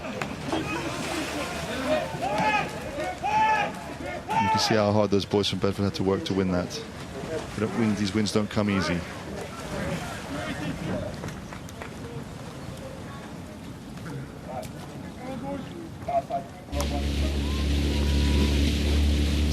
And here we are in the heat of the Wyfold Challenge Cup with Star Club on the far side on the Berkshire station and Königse Ruderverein Club Ghent from Belgium on the near side. As we cross the barrier, we're level. these Wyfold races make me anxious now. I just, every time one starts, I feel my cortisol going up and my heart rate rising. You just want them to have a clean run, don't you? And it's such a sort of a difficult part of this. I mean, I'm a coxswain. I just sit there and steer. I can't imagine the pressure that you're under to row your hardest and keep your head to steer the boat at the same time. And I think particularly when you go off the blocks, because it's so frantic, you're rating 48 strokes a minute, the boat's twitching a bit, people are catching oars a bit. And it's when you get past the island and you start to get into your rhythm, then the steering is a bit easier because it's all part of what you're doing. I think that Ghent crew are starting to make quite a decisive move now here, aren't they? They look like they're on the defence a bit when they're alongside each other, but they're turning that into attack now, and I think they're starting to just keep a sort of smooth rhythm, whereas I would say Star look like they're keeping their rate quite high, they're taking quite a lot of strokes. Ghent look like they're relaxing a bit more into their race. Yeah, and I think that the Star Club crew just had good aggression and sort of power through the middle of the stroke and got very good boat speed. But the Ghent crew here just slightly longer and spending a bit more time in the water. I mean, there's still not clear water away, so this is going to be important the next minute or so for Ghent if they want to row away and win this. But Star need to make sure they just get back on terms and don't keep Ghent under pressure. This is they're breaking the elastic band, aren't they now? Star crew much more experienced here at Henley Royal Regatta, although the Ghent crew really not to be sniffed at, full of Belgian champs, experienced guys have raced for their clubs, for their country. But Star, actually, shouldn't have said it earlier, should I? They're really holding the pressure on. It's just a length, I would say, to Ghent. Yeah, the Ghent have got maybe just clear, but not enough to really make a difference. Star very close to those booms, doing a great job at the moment of keeping their boat there, but making me nervous. Indeed, and Ghent were moving towards the middle of the course a little bit. And just about now getting maybe a quarter of a length to half a length clear water. This might be the decisive move that was required from Ghent. And they seem to maybe, now they're going out quite quickly there, like 10-15 strokes, they moved another length, haven't they? Star taking a lot more strokes a minute, aren't they? They are not willing to let Ghent row away, but Ghent just having the confidence there, I think, in their own boat speed. And you have to do that, really, don't you? You have to know when what you're doing is enough. You look at the crew behind you and you think, oh, I think they're doing more than us, they're working harder. If we can relax, if we can trust our rhythm, believe in what we know we can do, actually we can still move away here. And I think that's what it was when they were sitting about a length up. They were well within themselves, and they were still going very, very hard, but they could feel the Star Club crew was doing everything they could just to stay on terms. And it was just a matter of, you don't need to push to break away, you just have to wait until they run out a little bit of power and you just sustain your rhythm. So it looks like they rode away and got faster, but actually they probably just kept their speed. So great picture here of Star Club driving this on, really aggressive. They've trained all winter for this. There's no way they're going to let this go. And now you say with the steering, who knows?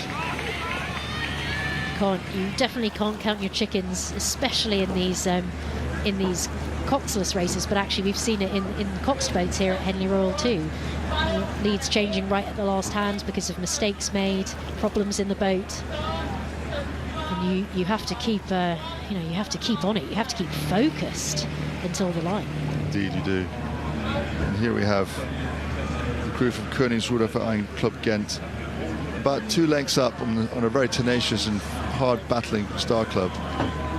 And Ghent here, they're smoother and longer in the water, and the boat moves very freely, doesn't it? You can just see here there's a little bit of a pinch around to the bowman pulls it a little bit at the catch, but actually the boat runs really smoothly. I think we've seen that from Star in previous events as well. You know, they might not necessarily be the strongest athletes, but they're really, really gritty. They're a determined club. We've seen their crews row like that before. They're absolutely unwilling to give an inch or give a stroke. They've kept the pressure on here right to the finish, but this Ghent crew, just that relaxation and that smoothness in their rowing has kept them apart. Yeah, and they've just been kept honest for the whole race. We come down right to the last part, Star Club sprinting for the line, trying to get back on terms. And here, as we're coming across the finish line in this heat of the Wyfold Challenge Cup, it's a win for Koningsruderverein Club Ghent, Belgium, against Star Club.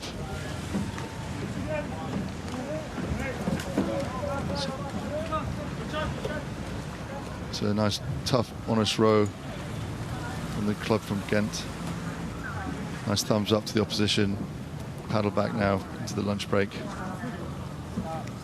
We've got the last race now for the lunch break coming up.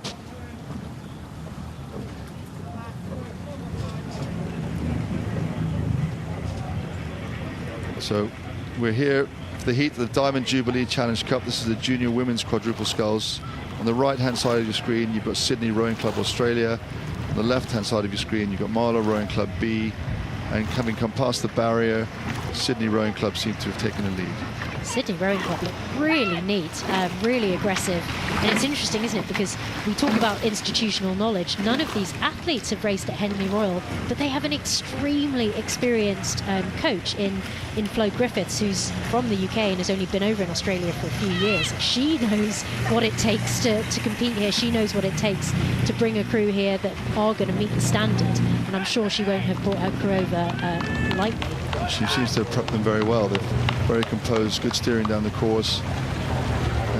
And the rhythm, the accuracy of their blade work, they're so direct to the front of the boat, and the quad particularly, is so rewarding for the boat. It goes quickly for that. We'll see now, I guess, how the local knowledge will help that crew from Marlow. You know, they only have a couple miles to row up here to get to Henley, and these athletes, despite being the B crew, Marlow junior women's sculling in particular has been extremely successful. Let's not forget their A crew were finalists last year. So this is a club that knows how to compete at the regatta. They know how to train for the regatta, but they are struggling here with the steering, aren't they? Yeah, they very suddenly put their rudder off to stay out of the middle of the course, and now they're going to have to steer around to straighten. And that gives Sydney an advantage, doesn't it? They can just stay on their line and just maybe try and sneak out another half a length whilst they're steering. I'm surprised that Sydney are keeping their rate up so high. They're taking a lot of strokes per minute there, aren't they? They are, and the progress board is saying probably 2 and a bit lengths maybe. So it'll be interesting to see how Sydney transition now. You said they've been working very hard up to this point. And maybe they've been given the plan to try and race 3/4 of the course, so they actually understand how it's going to feel, how it's going to sting when it comes to a tough race. Yeah, and it's that challenge of knowing when you can relax a bit more, when you can allow your opposition to row back to you. But it takes a real maturity to judge that correctly, doesn't it? It does. And these athletes, they've trained hard all winter, so they've got the fitness to race every day if they need to. But if they can now have the confidence just to stretch out, sit still a bit longer, let the boat do a bit more of the work. But Marlow, they're just not letting anything go. You can see when they push how the boat comes out of the water. It's really still fighting hard, keeping their blade work together.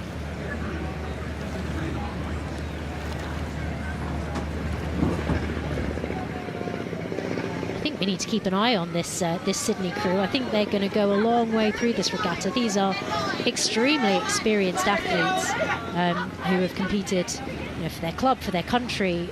They're gonna be one to watch. Yeah, and it's also interesting how these girls, because the Sydney National Championships is in March, and the schools generally don't do any rowing after that point. The athletes tend to go to those clubs in the city so they can carry on rowing and come to an event like this. So the clubs offer the schools from different schools to come together.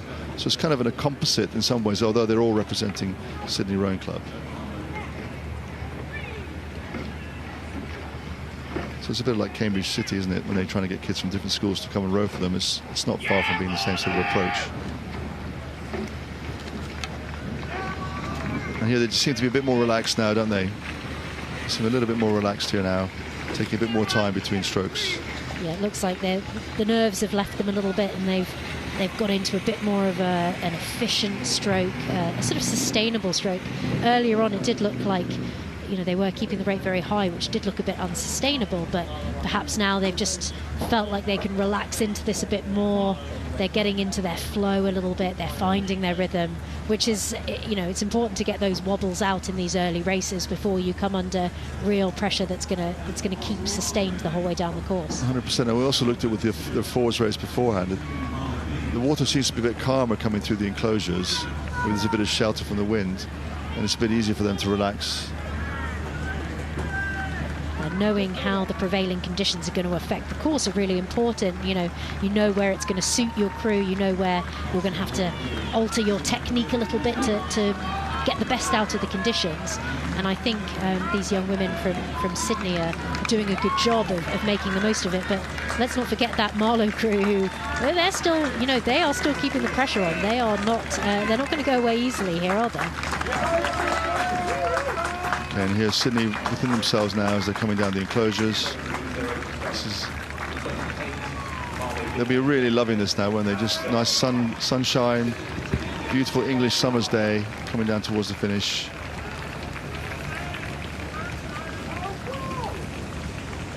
And here, as we come to the finish line, this is a win for Sydney Rowing Club Australia against Marlow Rowing Club B.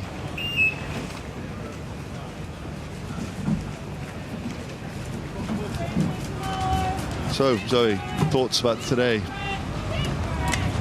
Yeah, I mean, Tuesday morning's always a really interesting one, isn't it? Because you get a few surprises. Okay, thank you very much, Zoe. We've had a great bit of racing. We're coming up to the lunch break. We'd like to pass over you to Ali Vance down on the towpath. Okay, Ali, we're going to pass off to Ali Vance down on the towpath. She's got an interview with the crew, just raced this morning. Well, a fantastic morning of racing. On day one, we have the brand new lunchtime show coming up, the Progress Board. Really looking forward to that. But one of the performances of the morning came in the Fawley Challenge Cup with Bellawin Jesuit Prep School B beating Tauranga Boys College from New Zealand. I'm going to start with you, Ben. You've been to Henley a few years. How did you rate your performances this morning? I think it was pretty good. The conditions were definitely rough to race in this morning. Pretty strong headwind and a lot of wake throughout the race. But I couldn't be grateful enough for the guys staying behind next to me, and we definitely came through those hiccups throughout the race, stayed strong, stayed consistent, and we were able to make it on top. Because Aidan, you've rode once at Henley before. What are the nerves like here on day one? It really is a big crowd. It's nothing like in America, so it's a completely new type of art even, and that's something special about Henley. Yeah, because it's obviously head-to-head, one-to-one racing, which is unique around the world. Do you enjoy that? Yeah, I really enjoy it. Our coach really teaches a mentality, and this is the best place to put that to use. So we've just been working on getting that mentality to just beat the boat next to you, get them down and get you up, and this is the perfect place to use it, and it's working out right now. And I have to say, Marco, because you guys are the B team from your school, and you're facing in the next round? Against the A boat. It's fun. How do you feel about that? It's exciting. We've been thinking that we could put a fight up against them the entire time. They've had some injury and some sickness in nationals, and we were 3 seconds from them. But we've been getting speedier here and faster, and they've been having a couple problems, so it's going to be a fun race. Like this, inter-school rivalry. And Ben, I just have to ask you, because this is your first Henley, how much are you enjoying the whole experience? I'm having a great time. It's so cool to see all the elite level rowers, especially. I can see everyone from England, from around the world competing at such a high level, and I'm just, able to learn so much from everyone here. The environment, the people here are great. The atmosphere is great, and I mean, it's the best regatta I've ever been to in my life. I'm having a great time. Well, look, enjoy the rest of the week, and good luck against the A team, guys. Thank you so much. Thank you very much, Ali, for that interview. We've come to the end of the morning session of racing. It's the lunch break, and we've got a new offering for you in the lunch break now. We're going to pass you over to our lunchtime show, the Progress Board. Over to you guys. Was that like a...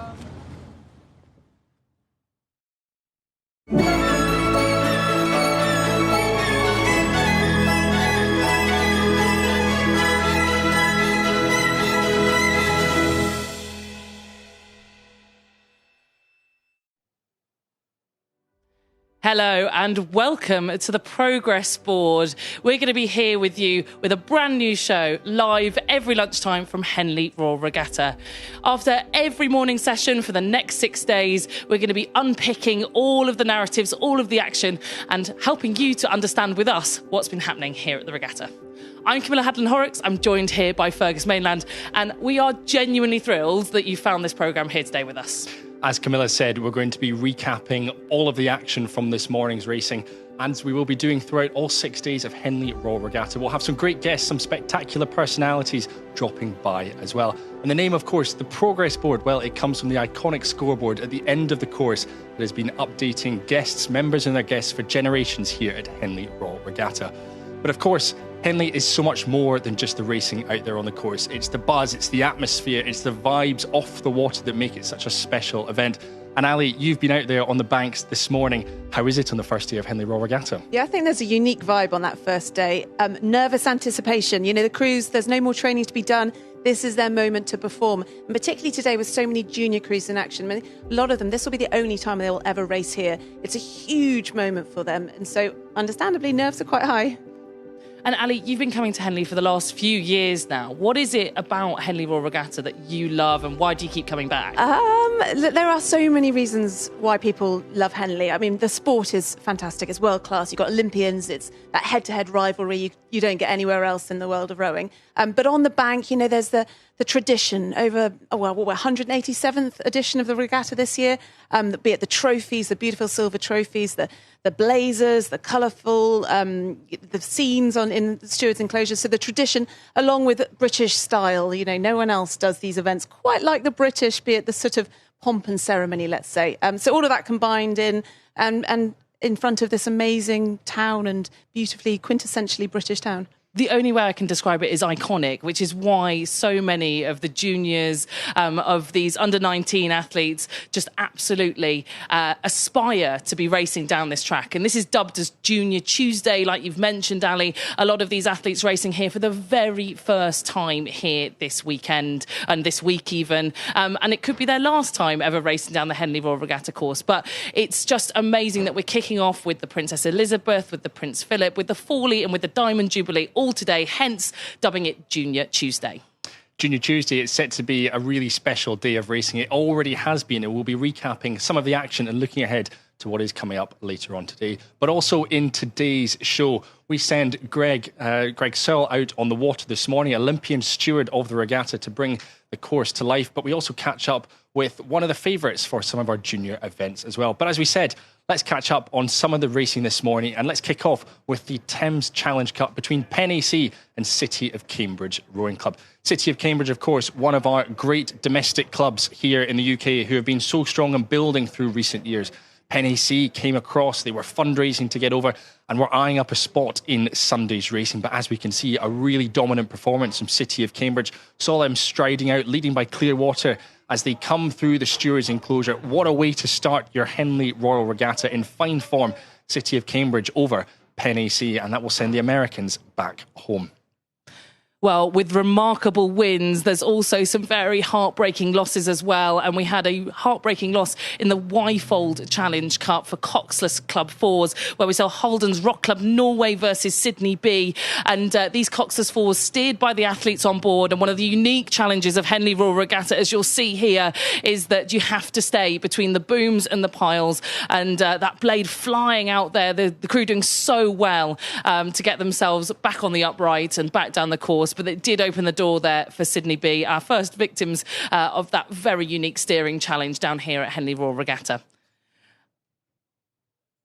Yes, it can be brutal, absolutely brutal, some of the racing here. But let's look back on one other from this morning. I'm very happy to say that in this encounter between George Watson's College and Los Gatos, it was an absolute thriller in the Fawley Challenge Cup. George Watson's College coming in as the Scottish champions all the way from Edinburgh. Los Gatos all the way from the west coast of America. They had been undefeated in the racing season all the way to the US Youth Nationals, where they ended up racing in the B final. But here it was an incredibly tight tussle between the Scots and the Americans. Los Gatos leading out in the opening stages, still holding well in the middle of the race.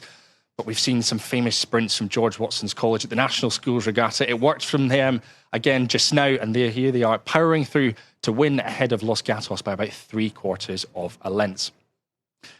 And off the back of that sensational win for George Watson's College, our reporter Ali Vance was out and about and was able to catch up with them just after their performance. Well, congratulations, guys. You're definitely the underdogs coming in up against Los Gatos from California. James, you must be delighted. Well, yeah, I think it was a very good race from us, behind most of the time, but we got in front at the end, so that's good. What made the difference? I'll ask you, Andrew, what was different today coming through so strongly behind? Pushed very hard towards the end and gave it all.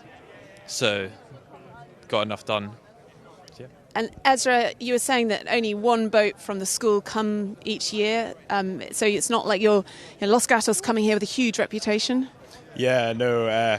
If we have a good enough quad during the year, we try come down. And I think this is might be the first year that we've pre-qualified a quad, so we're really happy with that. And it gave us some extra time to prepare on the water. I think that definitely helped coming up to today's race. What was your thoughts when you knew you'd drawn Los Gatos coming in? I think we knew it was going to be a tough race, and we knew they were going to be fast, but I don't think we doubted ourselves, and we executed the race plan, did what we prepared to do, and it worked out for us, so it was all good. So Harris, from now, who have you got next, and what's the sort of recovery plan for you guys? We got William Borlase is next, so we're gonna go back to where we're staying, eat some food, relax. Yeah. Well, good luck, guys. A brilliant start. So rest up, recover, do what you need to do, and good luck for the rest of the week. Thank you very much. Thank you very much. Thank you. One of my favourite things is watching a crew sprint through into the stewards' enclosure, and Watsons did just that against Los Gatos. Great to hear from them. They've got Sir William Borlase in the next round of competition, so that will be one to watch, I'm sure. But we've had, Ali out there on the banks. We've certainly been enjoying it here this morning, Fergus. The blazers, the sort of pomp and circumstance. It is just like no other event in the world, and the course is just iconic, isn't it? Oh, it so is, and there's so much that you can miss as well. The racing will come past in a blink of an eye, and you're focusing on the two boats and the umpire's launch. But I think it's worth remembering there are some historic landmarks out there, key bits in the racing, as I said, that you might miss. So as a result of that, we sent Greg Searle out, steward, Olympic champion, to send him out in a single scull to see what he can pick up and bring to life on this famous Henley course. So as you're sitting on the start, the nerves are really going. There's this kind of silence before the start. Everyone sits there and you have to wait for 2 minutes while you're attached, and you wait for the umpire to come in, and you're all looking at each other, and they say, attention, go. As you push away from that first stroke, particularly on that buck station, you need to stay tight to the left-hand side. You start taking the first few strokes, and the coxswain's boat, you look up, and you can see that orange V and the orange post, and you use them to steer. And you have to be really brave and stay tight to the island. As you stay tight to the island, it gets dark. There's a darkness because of the overhanging trees. You can't afford to come out into the middle. Then as you come towards the top of the island, you get to the buoys, and you notice those red buoys on your left. The red buoys are there, and they're a warning that you're coming towards the booms. At the top of the island, suddenly everything happens. It opens up. You might have a crosswind coming from the side. You might have the stream, which might push you towards your opposition if you're on that buck station. So you've got to be really focused right now. Temple Island there, and how close I am to the booms. The booms, these big wooden logs. It's different to any other rowing course in the world because you've got wooden beams or booms. If you hit them, it's virtually race over. And you're now coming out towards a minute. As you come towards a minute, you get to the first signal. The signal you get to is the quarter mile. These signals are set up so that there's boards that get pulled up by the signaller and show which crew is in front. As a rower, I could always look and out of the corner of my eye glance to the left and see, do they put up number 1, which is the crew on the Berkshire station, or number 2, which is the crew on the Buck station. And then you get to the mark, which we call the barrier. The barrier is really just a fence on the right-hand bank, on the Berkshire bank. You pass it, and you pass the next signal. The signallers will pull up the numbers to show who's in front. Is it number 1 or is it number 2? As you row away from the barrier, you come into this quieter section of the course. There's no crowds either side. You tend to really just have to focus in on what you're doing within your boat. You try and scull long, you try and row long, take an extra turn of the wheels, be efficient. As you come to the Fawley marker, you get a big emotional lift because you know you're going through halfway. The Fawley marker is the biggest of the signals. It's on the Berkshire side, it's on the right. And as you come past it, they'll drop a flag and the stewards in the boat behind will take a time. As you're coming through that third quarter, you come towards Upper Thames and you come towards Remenham Club. We get this thing called the Remenham Roar. If it's one of the clubs which is part of Remenham, they get a particularly good cheer, a particularly good bit of support, and it really starts to lift you up. And you actually feel a bit taller, you sit a bit taller in your seat, you try and pull a bit harder. People will often do a push as they come past Remenham. And again, try to start to make a move. You know you're getting into the third quarter, you're getting towards the fourth quarter. Now is a time when you know both crews are really hurting. Now is a time when a move can really make a difference. And then you get to the enclosures. Often crews will push, they'll look to lift the rate, they'll look to dig deeper. If the crews are side by side, people will be coming off their seats, people will be shouting, people will be trying to get you to push a little bit harder. And you dig deep, the hairs on the back of your neck go up. You know that this is it, this is what you've prepared for all year, this is your Henley race, this could be your Henley final. You're racing for one of those red boxes, the red box that has the Henley medal in it. It's your final chance to get that little move to get you ahead. If you're still side by side, this is absolutely what it's all about. You're trying to give it everything you can. You're trying to completely empty the tank, and you're coming down. 10 more strokes, staying long, holding your blades in, pushing it out and coming towards the finish line, desperately trying to get that bow in front. And then you get there. You know it's time to stop rowing. You desperately hope the beep is for you, that your bow has been in front. You have got your boat over the finish line, and you've progressed to the next round, or maybe you've won that red box and you're going to walk away with a Henley medal.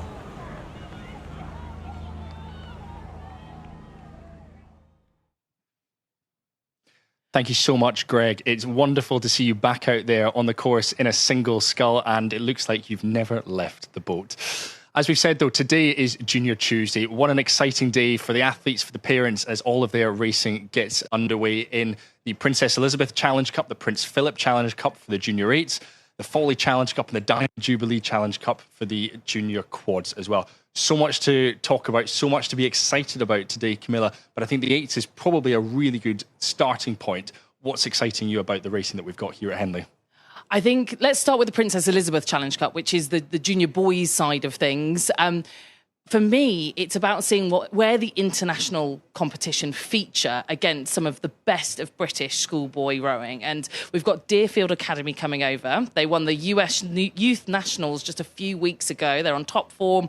I know they've had a couple of changes in the boat. I think a couple of people not able to make it over here to Henley Royal Regatta, but they're still the best of the best in the USA. And so where are they going to feature against the Radleys, the St Pauls, the Hamptons, all of those finalists, those medalists from the National Schools Regatta?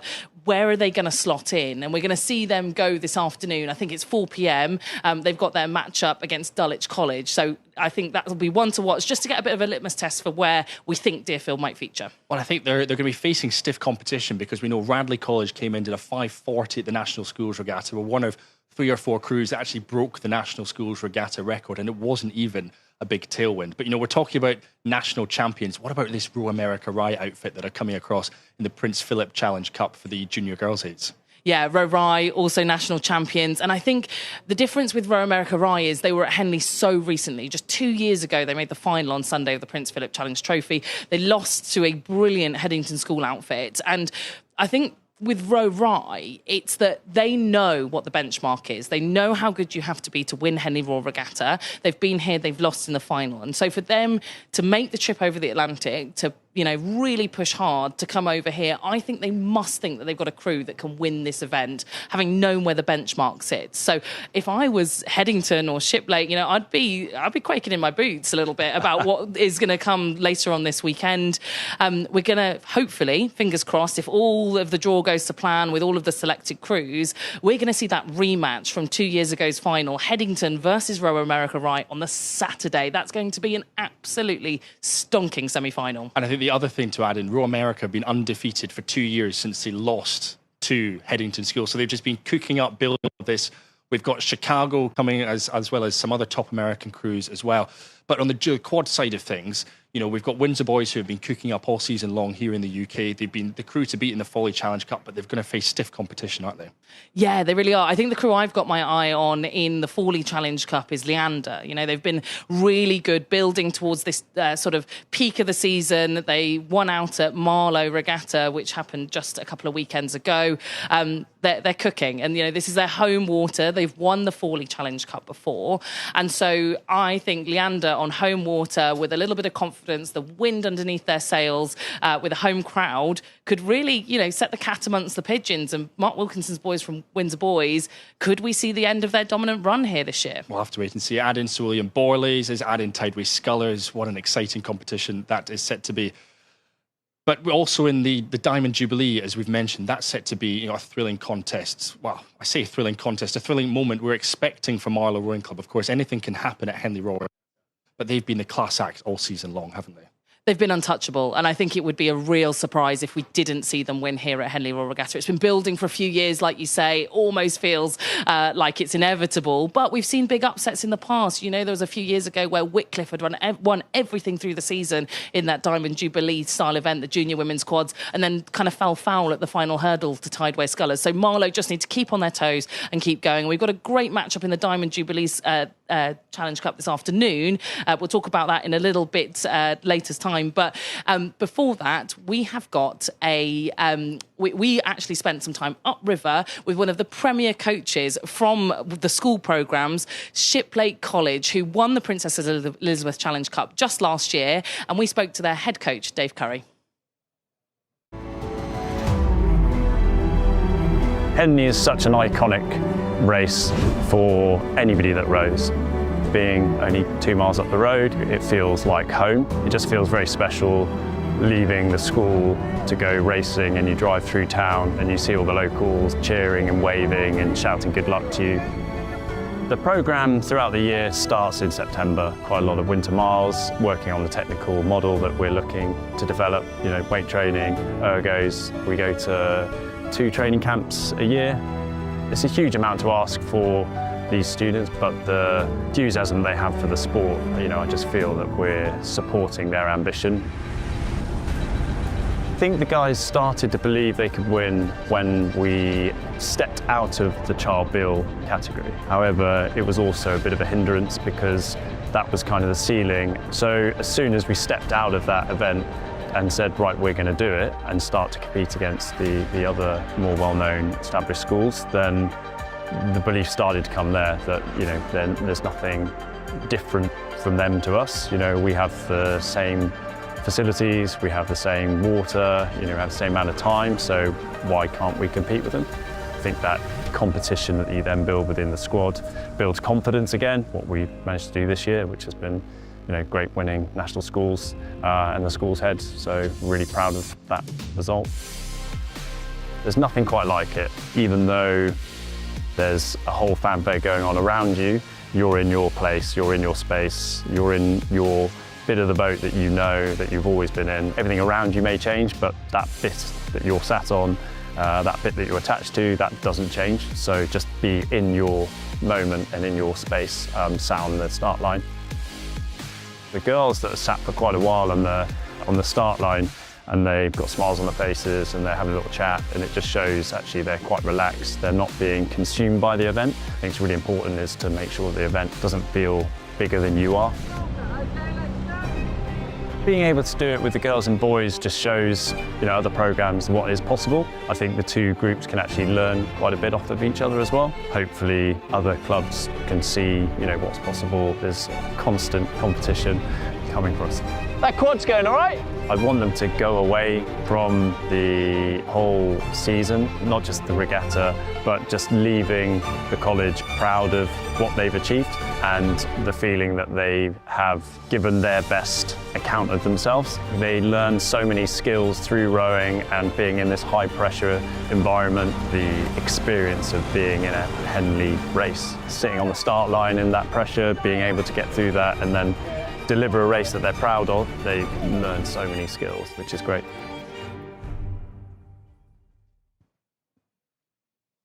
A huge thank you to Dave Curry, their head of Shiplake College Rowing. They're based just up the river, like I say, and I'm really excited to see how their programme will fare here this week and whether they can defend that Princess Elizabeth Challenge Cup and also go one better and try and pick up the Prince Philip Challenge Trophy as well. So we've still got lots of live racing to go from 2 o'clock this afternoon, Fergus, all the way through to the end of the day. So let's talk a little bit about some of those matchups that we've got to look forward to. For me, very timely that we've just heard from Shiplake, because we've got a good matchup in the Diamond Jubilee Challenge Cup that features them, right? We do. It's almost as if this is all pre-planned. But I think this is going to be fascinating because we know that Shiplake and Headington will be prioritising the 8s, racing for the Prince Philip Challenge Cup. But I think this race is all about the depth of their squad. There are 2 outstanding programmes through the J18s, the 16s, the 15s, etc. So this is I think it's a real statement for both of them. And I think to start their campaigns with a win in their second boats, I think will be a phenomenal way to get things underway. So from the Diamond Jubilee, which is girls' quads, let's pivot to the boys' quads in the Fawley. We mentioned it a little bit before we heard from Dave Curry there. There's one race on the roster that I think we're both looking forward to seeing how the international competition fares against domestic talent here in the UK. We mentioned it already with, Los Gatos against George Watson's College this morning, but I think Ridley College from Canada, they're coming across as the secondary school champions. I love it when we get the national champions coming and racing the best of British. They're going up against Norwich School, who are racing in the A final at National Schools Regatta. So they didn't get silverware, but as we mentioned, that A final was just lightning quick. So it'll be a real litmus test, I think, for the Canadians to give them a sense of how they're going to fare at this regatta coming up. Yeah, and then let's talk about the bigger boats. So the Prince Philip, we've got a few rounds of that going this afternoon. And I think for me, the one matchup I've got my eye on is Enniskillen versus Wallingford. And I think there's good reason for that. Again, Enniskillen, Irish champions coming across. It's a much shorter journey for them to make than for the Canadians. But they're going up against Wallingford Rowing Club, who at National Schools Regatta were outstanding. It was medals across the board. Katie Greaves has done a sensational job building that programme up. They've won the Victor Ladorum at the British Rowing Club Championships for the past 2 years on the bounds as well. So the momentum at Wallingford is phenomenal. It's a really exciting place to row. And yes, they've got boats all over the place, but I'm excited to see how this 8 goes. And finally, we'll move away from the junior stuff. I know this is Junior Tuesday, but let's talk a little bit about the club events. The Wyfold, we saw that huge boom clash earlier in that said event. The Coxless fours, so difficult to steer those fours dead straight down in alignment between the booms. But we've got an all-Australian matchup here, a historic event. It's been some time since we've seen that, right? No, you come all the way from Australia, thousands of miles, and you get to face your countrymen here in day one at Henley. But I appreciate they're in 2 very different parts of the country. Swan River coming from Perth are going up against Mercantile. And yes, as you said, it's not something they would have liked. It's been 15 years since we had 2 Australian crews facing up against each other on day one. But, you've got to beat someone eventually. So why not do it on day one? Exactly. Well, those are to look forward to this afternoon. So let's actually take a look at where they feature as part of our afternoon programme. So like I say, we kick off at 2 p.m. With the Wyfold Challenge Cup, City of Bristol versus Sydney Rowing Club. We've then got that Diamond Jubilee matchup at 2:10 there. You can see Shiplake versus Headington. Fergus mentioned what a great matchup that will be between the B crews from both of those programmes. The Fawley matchup we mentioned, that's at 3:10. And then moving all the way through to this evening's programme, the Prince Philip, that matchup between Enniskillen and Wallingford, that's at 5:45 this evening. And we roll all the way through to the last race of the day here at Henley Royal Regatta. The first day, the Tuesday, it will be 7:20 in the Wyfold Challenge Cup between Vesta and 1877 Club. Well, we said it's not all about the racing here at Henley. There's also loads going on at the bank. And Fergus, you and I have really enjoyed, day one of the regatta. We like getting here early and soaking up the atmosphere, don't we? We do. I like to get myself up into the floating grandstand, just watch the first couple of races come down because it's special. It feels like you're really kicking off summer. And as we've mentioned, Henley is so much more than just the racing on the bank. It's the vibes, it's the atmosphere, it's everything else that comes with it. So we sent our reporter Ali Vance out to pick up the Daily Buzz.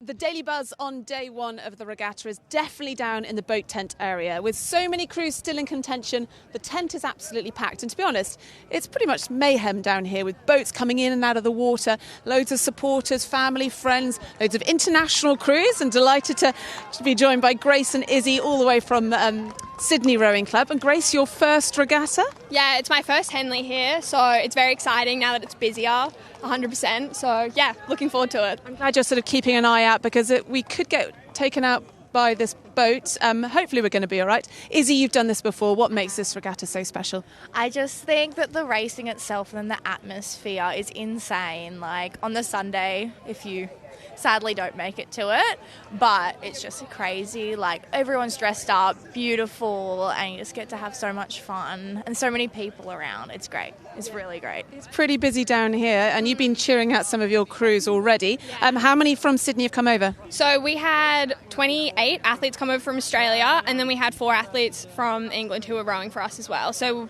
today we have 2 4s, a quad, and an 8 racing for us. And when are you guys rowing? We're racing tomorrow, hopefully in the morning, so we'll see how that goes for the Wargrave 8. Okay, and how are you feeling? How has the boat gone so far? Like, it's going really well. Like, we've had a really big shift since we've got here, especially. We're racing tomorrow morning. It's very exciting. Yeah, nervous, but exciting. I'll tell you what, I'm nervous about a boat taking us out. So every so often we have to all duck with the boats coming, swinging across. But this is definitely where the atmosphere and the buzz is on day one. Thank you so much, Ali. It's wonderful to get the daily buzz from the boat tents, and it certainly looks like it's a lively place, an exciting place to be on day one of Henley Royal Regatta. Well, now we said we were going to speak to some exciting people, and one of the features that we're going to be doing every day here at the regatta is the big call. We're going to be bringing on one of the stewards of the regatta. That's the group of people that run this regatta, that make it happen, and we're going to be asking them for their big prediction for the rest of racing today, and we're going to see what happens for the rest of the afternoon and hold them accountable for their prediction tomorrow. And I'm delighted to be joined by Sarah Cook here with us in the studio today. Sarah, day one of racing, what have you enjoyed so far? Well, being the CEO of Rowing Australia, as well as a steward of this regatta, I get to be unashamedly biased. So I'm loving the big international contingent. And we've got a record number of Australia and New Zealand crews from clubs and schools, so outside of our national team crews, which is just wonderful to see. Yeah, and Fergus and I were talking earlier about we've got one really big Aussie matchup this afternoon, right? I suspect we'll see you along the banks for. Yes, that's in the Wyfold. We've got Swan River Rowing Club up against Mercantile Rowing Club from Victoria. So that should be a good showdown. I'm not going to go out on a limb and pick a winner there, because how do you pick between your children? But it will be a great race, I'm sure. Well, it's guaranteed interest still for Australia in the next round of racing, right? So whoever wins, you're still going to be able to support the Aussies all the way through in the Wyfold. So now, kind of coming on to what you're looking forward to in the programme this afternoon, and we'll round this off with what your big call is. But what's catching your eye in this afternoon's programme? Look, there's some great international racing, as we've said, a record contingent not just from Australia and New Zealand, but from the US as well. So loving seeing all of these junior crews in action, as we say, Junior Tuesday. So some really standout club and junior crews. We've seen 2 Aussie crews go through in the PE earlier this morning with KAND and Sydney Uni Boat Club, which was very exciting, Sydney Uni Boat Club being my club. But this afternoon, I do have to back our arch rivals, which is Sydney Rowing Club, up against Thames C in the Thames. So that is your big call. Do you want to make a margin prediction on that one? Oh, look, I'm probably going out on a limb on that one. But I reckon I'll give them a clear water lead. So Sarah Cook's big prediction for day one of racing, the steward's big call, is going to be Sydney Rowing Club ahead of Thames by clear water in the Thames this afternoon. So that's one to watch. And we'll wait to see if that one comes true. Sydney Rowing Club in the big call. Well, that's it for our first edition of the Progress Board Racing. We'll be back, though, in about an hour's time at 2 o'clock as everything gets underway. As we said, today has been Junior Tuesday, and from everything that we've seen so far today and what we're going to see this afternoon, I think it's fair to say the sport is in very good hands. You can go back and you can watch all of the racing from this morning's session on Henley Royal Regatta's YouTube channel. You can also tune in live, like Fergus says, from 2 p.m. this afternoon for all of the rest of today's racing. And we'll be back here again tomorrow, live with you at 12:30, and for the rest of the regatta every single day. And until then, enjoy every stroke.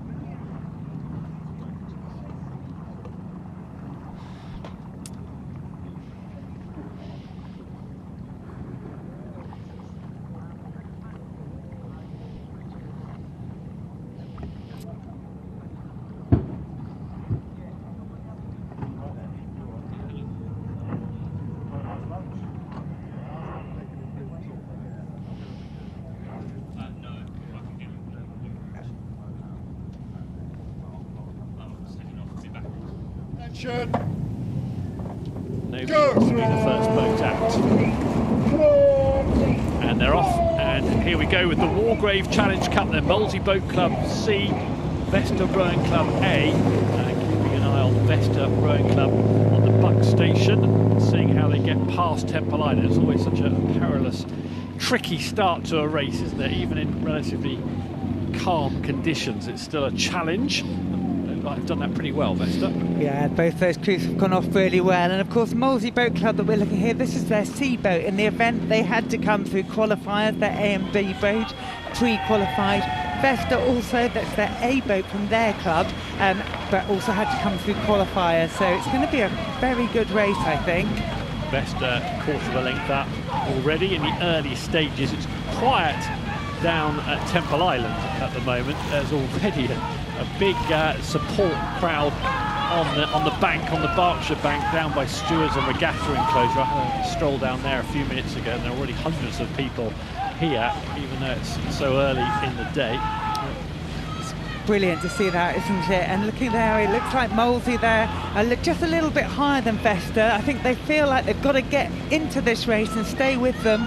Vesta has slipped out a little bit in these early bits.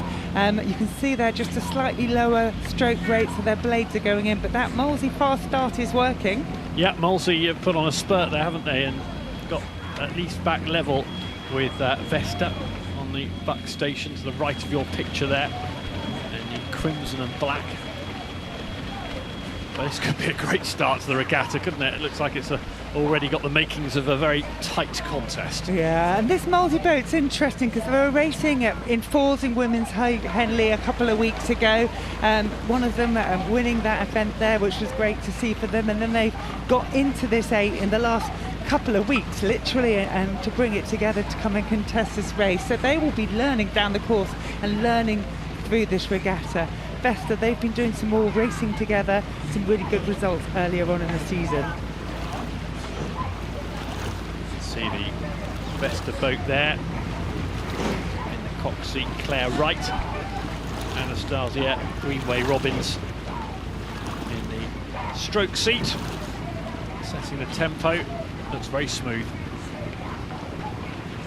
Yeah, it does. And looking at this back shot, you can see that Molesey's just about up now, having Vesta having gone off at the beginning. And Molesey, their blades are coming down to the water really nicely, which is meaning that they're losing nothing per stroke. It really is a very efficient stroke we're seeing across the whole of the Molesey programme, and it's translated into this sea boat. This race is going to go all the way. Can you imagine? It's 9:30 on Tuesday morning. This is the first race of the day, and I shan't go too early to it, but it's great to see tight side-by-side racing. Yeah, well, the first half, approaching the halfway point of this first race, and it has been a very tight start. If anything, it was Vesta who got out smartly. Molesey Boat Club stayed in contention. I think have now just taken a slender lead. That's right, and that higher stroke rate that we've seen from Molesey throughout, that seems to be working from Vesta. If you watch there... Well, just keeping an eye on the boom there, Sarah, just sorry to interrupt, but look how close they got to the boom. Molesey, just for a moment there, were flirting with danger. That's a good spot, and that is certainly something you don't want to flirt with. If we look now, there is a little bit of a gap between those blades and the booms, and of course what you have to do as an athlete, if you are getting close, is making sure that you make your catch count, because the habit is to back off because you feel like you're going to hit something, and of course that will move your boat. But look at Molesey, they've had a fantastic bit on this part of the course. They are right up to those booms. Let's hope they don't get themselves into trouble, but it is working for them now. Yes, readjusting there, meandering down the course a bit, aren't they? Steering is an issue in the early stages. They've kept their composure though, haven't they? Because of the steering wobbles and the fact they went quarter of a length down off Temple Island, but they've kept cool. They've obviously got a race plan and they're sticking to it. Yeah, and if you look now, it is the Vesta boat that looks like they've just got a bit less time in their stroke. They're rushing forward a little bit to try and stay in touch, and they must do that. You have to stay in touch in this side-by-side race. And we've talked about the cauldron, we've talked about the gladiatorial contest. This is at 9:30, the first race of our whole programme, but this is still somebody's final day, and Vesta need to make sure that they're getting their blades back down and moving together to get back in touch with Molesey. So So this race hotting up. If you've been watching the Football World Cup lately, Sarah, isn't this about the time they stop for a hydration break? Well, wouldn't it be lovely if they did last week when we moved the qualifiers because it was so hot? It's a serious point, isn't it? I know we're all laughing at the hydration break when we're watching the football, but you know, we do need to keep the athletes and the support staff hydrated. I don't think they'll be stopping any races here at Henley anytime soon for a hydration break. And actually today it's a beautiful temperature, perfect temperatures for this competition. And well done to Molesey Boat Club, who have got themselves in a strong position. You can see in the distance there the regatta and stewards enclosures starting to appear. There's a fair bit of movement going on in the Vesta Rowing Club boat. They're just anxious, aren't they? They'll be worried about staying in contention and keeping Molesey travelling. Yeah, what I can see in that Vesta boat is it just has got, earlier on they got themselves into a really flat rhythm and they were sitting back a bit lower than Molesey, and since Molesey have gone away they've started to rush forward a little bit and they're trying to get back in touch, but they're you know, if I was the coxswain, it's one of those most dangerous things to say, but it's the thing they need is to bring their rate down one, do a little bit more in the water, and I think that would get their boat moving a tiny bit better. And these women, Tim, they are all working as well as training. I think it's worth talking around in this club boats. We've got, you know, people who are at university, just graduated in July and coming into this programme, but also folk who are doing full-time jobs as well as doing their training and then coming here at Henley to compete at this level. Yeah, we've got clinical research coordinators, we've got a nanny in the Molesey boats there, doctors, vets. A PhD student in the Vesta boat, Durham University now consulting Radio Oxford and working in sustainability in the Vesta. So you know, these folk are doing their training probably in the morning and evening, twice on Saturday, twice on a Sunday, and then going off to do their work, and for this moment to be able to race down this course. Yeah, what a privilege, what an honour for them, and it's Molesey who will be enjoying it that little bit more because they've got clear water and some in front of stewards. Last few strokes for Molesey, and they'll be the first through in this Henley Royal Regatta, because in the Wargrave Challenge Cup, heat number one, race number one, they can drop their rate right down and preserve their energy for later on in the week. And well done to Molesey Boat Club C, beating Vesta Rowing Club pretty comfortably. And it was a great first half of the race, really tight. So Vesta can hold their heads high because they put together a really excellent first half of the race. Yeah, it really was. You saw them come out the blocks, get into that rhythm, and then Molesey just got flatter, got longer, and rode back through. It was fantastic rowing. So Molesey Boat Club progressing. It's the Thames Challenge Cup, and we've got the Americans.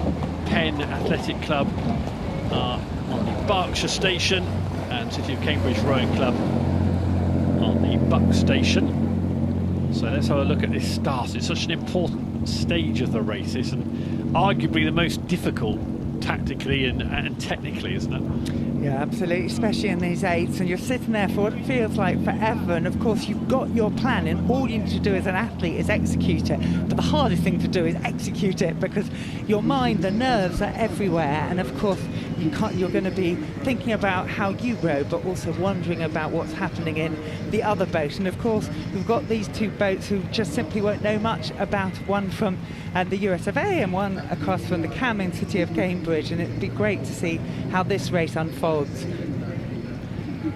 So the early advantage on the Buck station. City of Cambridge Rowing Club have nudged ahead, nothing more than that. It's quite a breeze, looking at those flags fluttering in the breeze on the bank. A little bit of a wind up there, Sarah.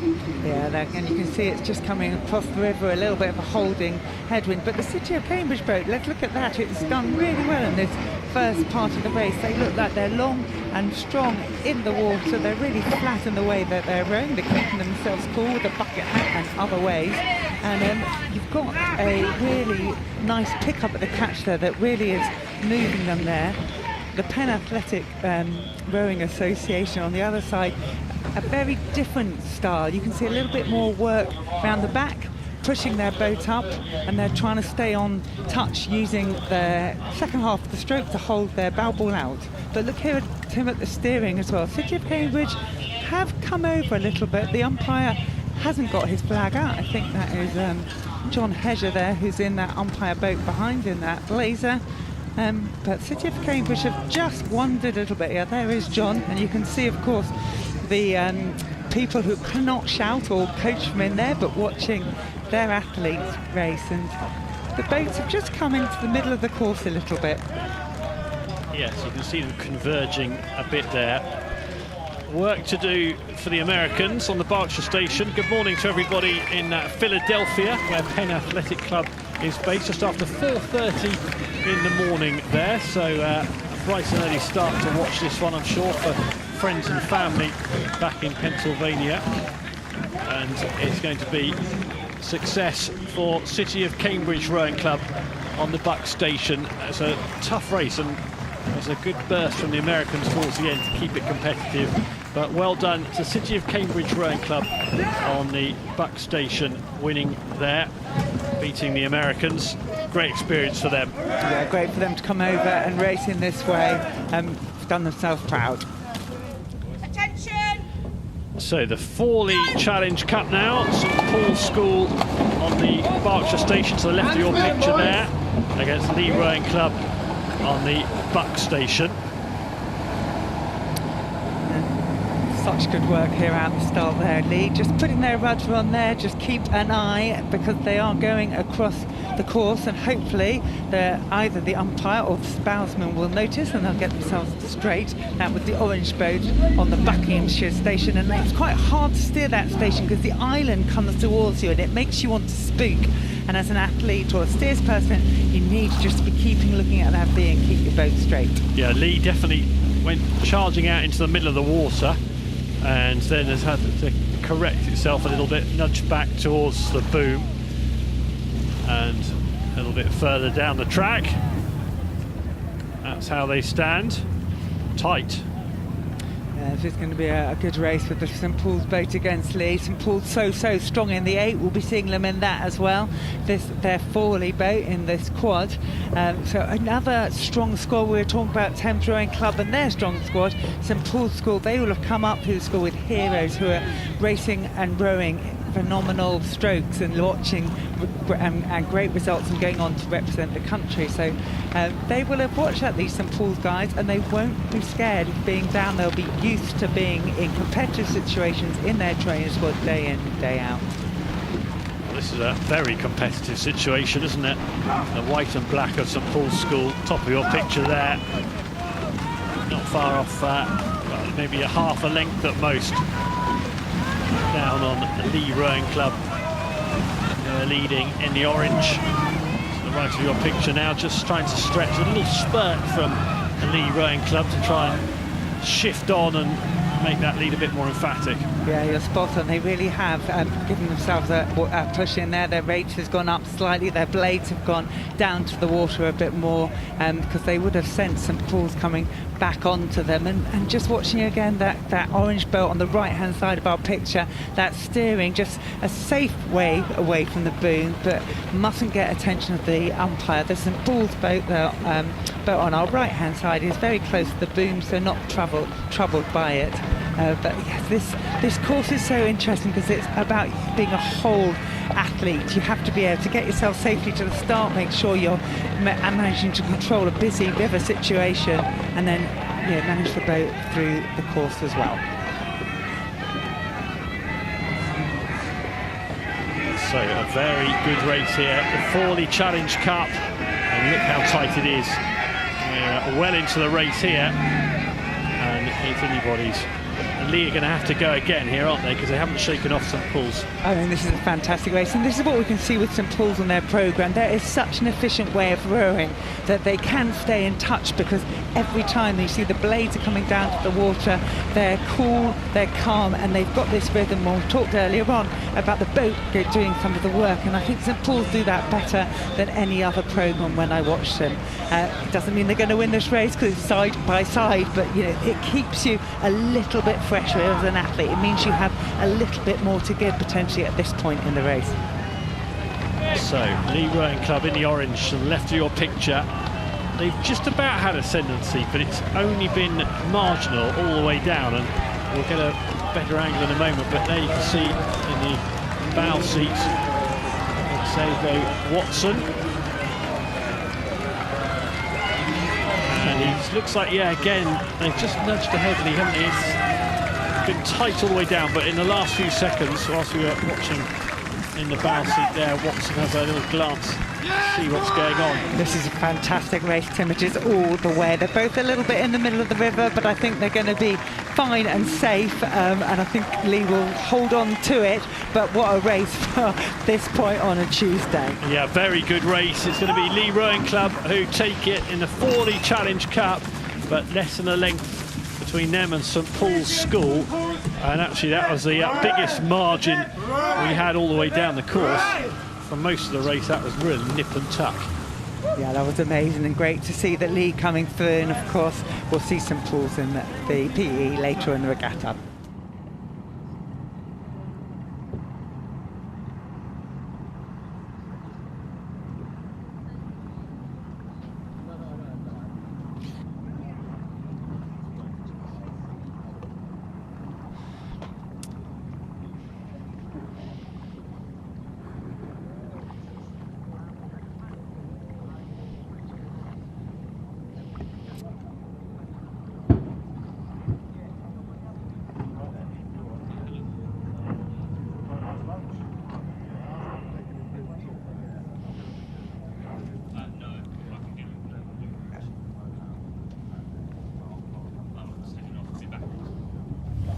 The Princess Elizabeth Challenge Cup. This is Shrewsbury School against Leeds Rowing Club.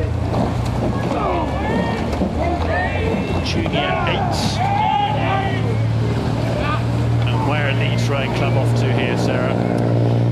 Well, as you can see, it's that moment when you are on the Buckinghamshire side, you've got the island there, and your boat and the cogs just want to move on. So you saw the boat twist a little bit now, but they're now back in the perfect place. The crews, if I was there, are a little bit close together. This brilliant back shot, you can see how close the blades are, but there's no danger of clashing, no danger of what we call in this sport a foul, and that's hitting boats, people, or persons. So the umpire won't be getting involved.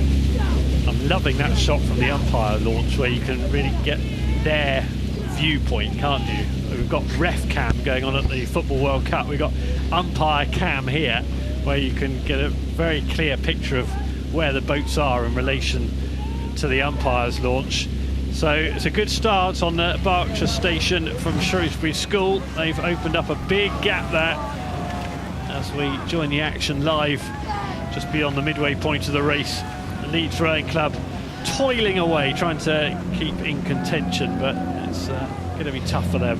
It is going to be tough for them, but great to see them here at the regatta. The Princess Elizabeth Challenge Cup historically was for schools, and of course we opened it up to clubs as well a few years ago, and it's great to see Leeds taking that opportunity to come here and get themselves through qualification.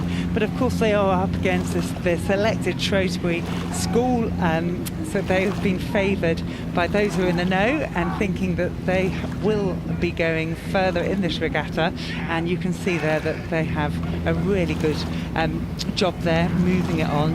If I was the Cox, I might be thinking of going a little bit closer to the Berkshire side, which is where those booms are, but the umpire isn't worried about it at all at the moment.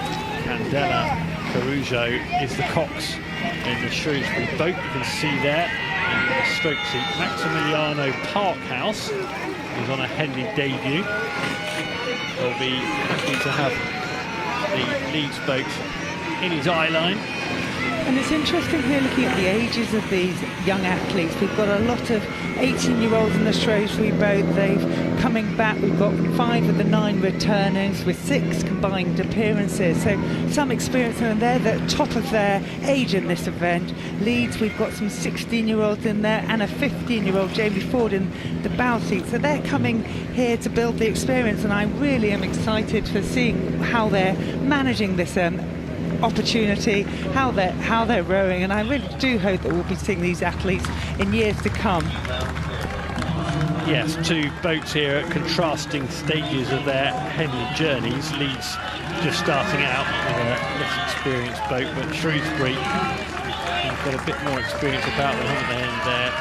And they're on the older side of this age group category, and it seems to put them in good stead, because they've just got a few more strokes now until they reach the finish line in this Princess Elizabeth Challenge Cup race on day one of Henley Royal Regatta, where it's got a little bit brighter in the last few minutes. We had a few spots of rain earlier on, but it's now the sun peeking out from behind the clouds, and Shrewsbury School winning that on by a few lengths of clear water on Leeds Rowing Club. So Shrewsbury will be here for the next round at the Princess Elizabeth Challenge Cup. Yeah, you can see that the Shrewsbury crew delighted to have done their work there. Leeds, they have absolutely given it everything. Congratulations, gentlemen. The Wyfold Challenge Cup, London Rowing Club against Nottingham Rowing Club. Nottingham to the right of your picture, the Buck Station.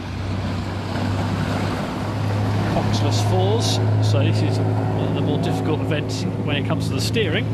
Yeah, London Rowing Club both selected, and the holders of this event, of course, if they won it last year, as this club did, you'll be seeing different athletes competing in it this year. But yes, a lot of experience in this London Rowing Club boat. All returners, 25 combined appearances, compared to Nottingham Rowing Club, who are on this side, out smartly on that start with just 2 returners, 2 with a Henley debut. Yeah, so relative novices against a boat with bags of experience.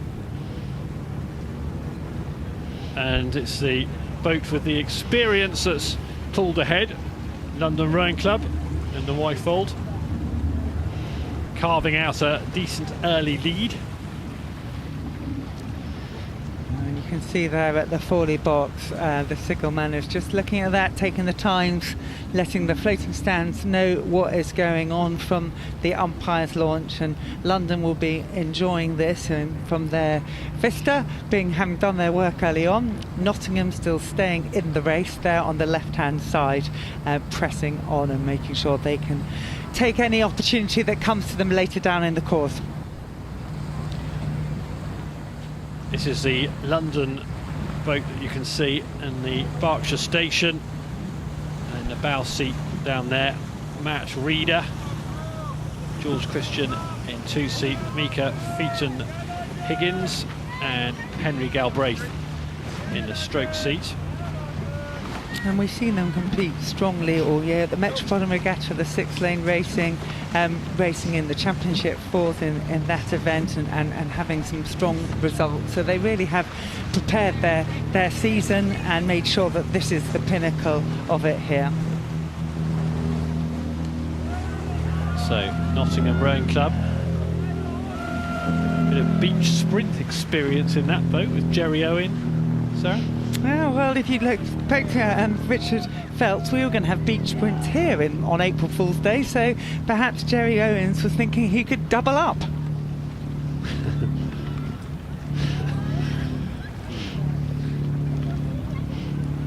He's planning a beach on Temple Island, old Richard Phelps, I think, on that particular bit of video. What a wag.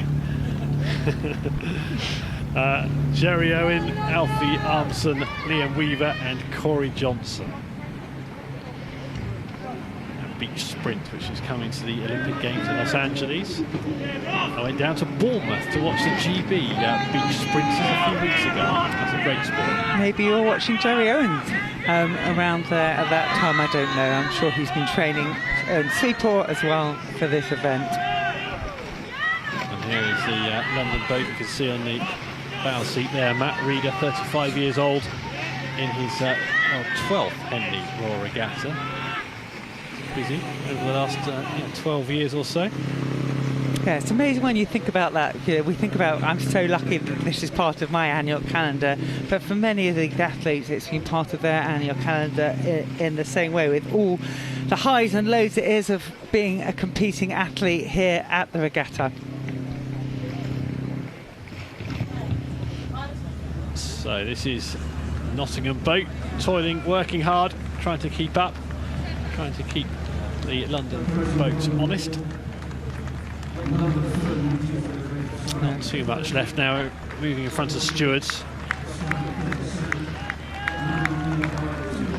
Good solid races, isn't it, from London? Good performance. It really is. They came out of the start nice and strong, got into a rhythm, and then they've been able to control the race and drop their rate, but keeping their work on together, practicing their stroke. And they look like they're rowing really nicely, really flat, really solid. Okay, it's easy to look nice and flat when you're in the lead, but they have got a lovely stroke there that they're working on together, and there's nice shape. So the Wyfold Challenge Cup, you can see on the Berkshire station there. London Rowing Club moves through. Nottingham Rowing Club exit. It's race 9 on the programme. Great to see London. We'll be watching them throughout the week there.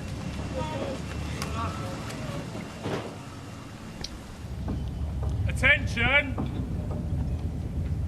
This is the Fawley Challenge Cup, George Watson's College against Los Gatos Rowing Club of the USA. Sarah Winklis is dashing off, I suspect, for umpiring duties, yes. Replaced by Baroness Granger. Catherine Granger, good morning to you. Good morning, Tim. Lovely to be with you. Great to see you here. It's a good start to this Henley Royal Regatta. A little bit of a breeze, sun's shining brighter now. And here we are into the Fawley Challenge Cup, race 10 on the programme, and on the Berkshire station.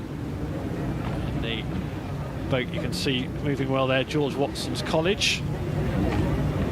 Has a little bit of a lead. How are conditions out there, Catherine? You've been out there for the last hour or so. Yeah, it's a beautiful day. It's the sun is out. We've had a spot of rain earlier, which has probably kept the temperatures very manageable. It's a really lovely temperature to be competing in.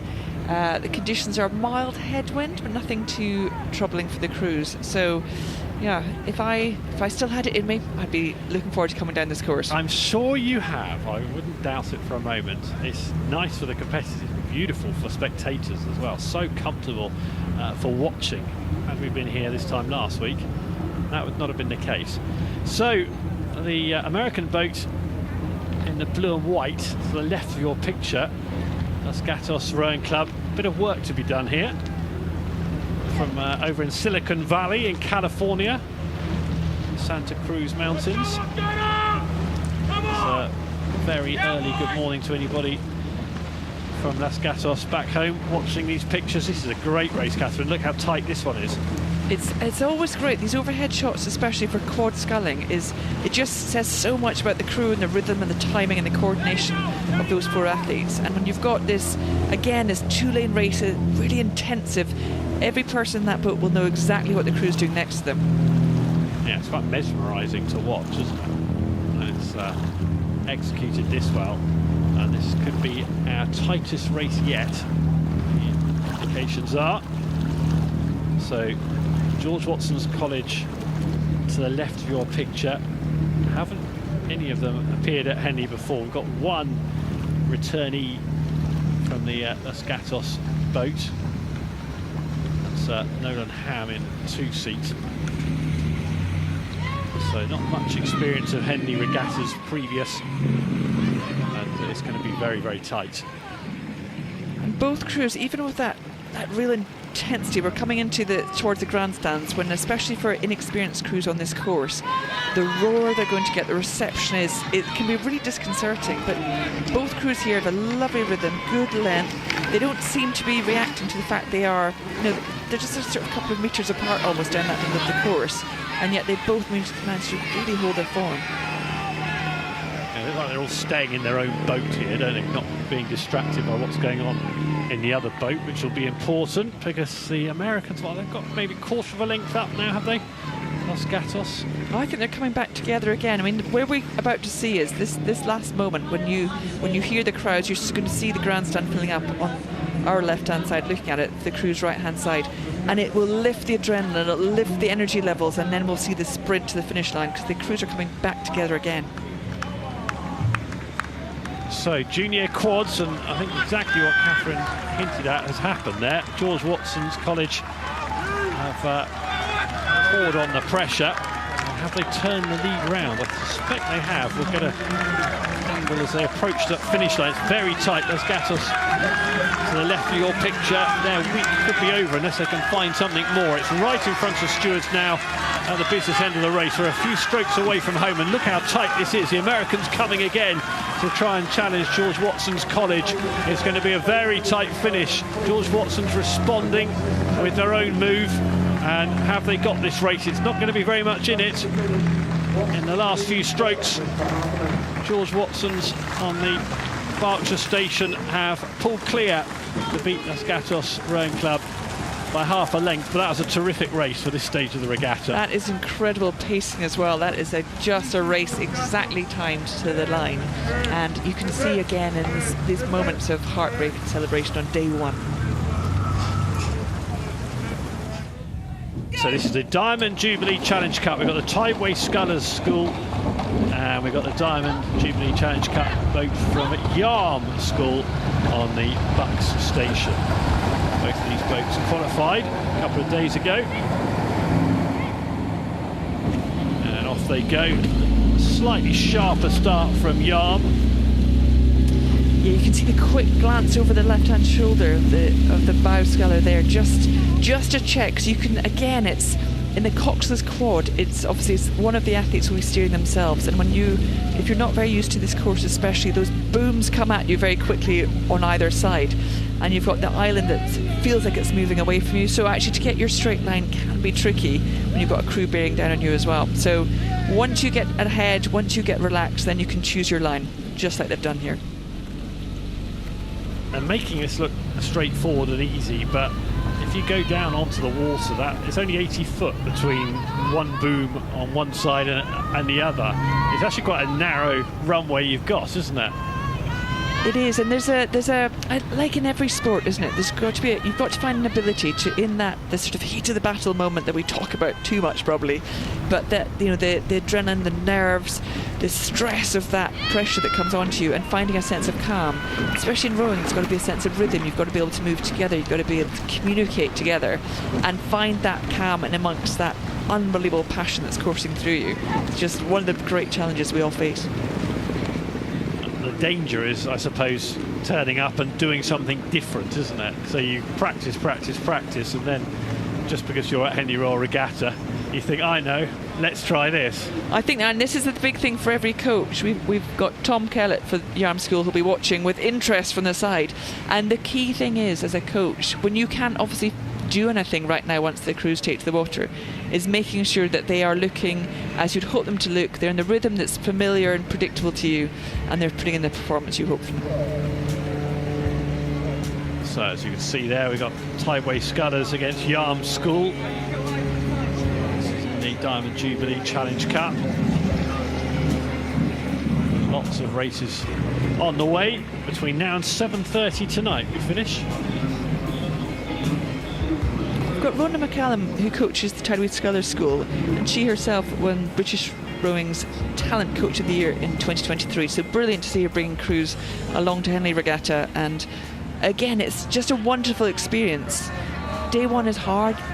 50% of the crews will leave having lost and not progressing through, but actually every race here, because it's so difficult to even qualify now, even every race that happens here, every crew that goes out and takes the start line has done an incredible job. So once we see Tideway Scullers passing through, coming into the enclosure section, they're still, you can see the timing is holding together. That technique is something that hopefully Ron will be very proud of. Yeah, so in the Tideway Scullers boat, that's on the right of your picture, trailing at the moment in the Berkshire station, Larissa Heinlein, Gaia Fritz, Isabel Ogland and Isabella Tinsley.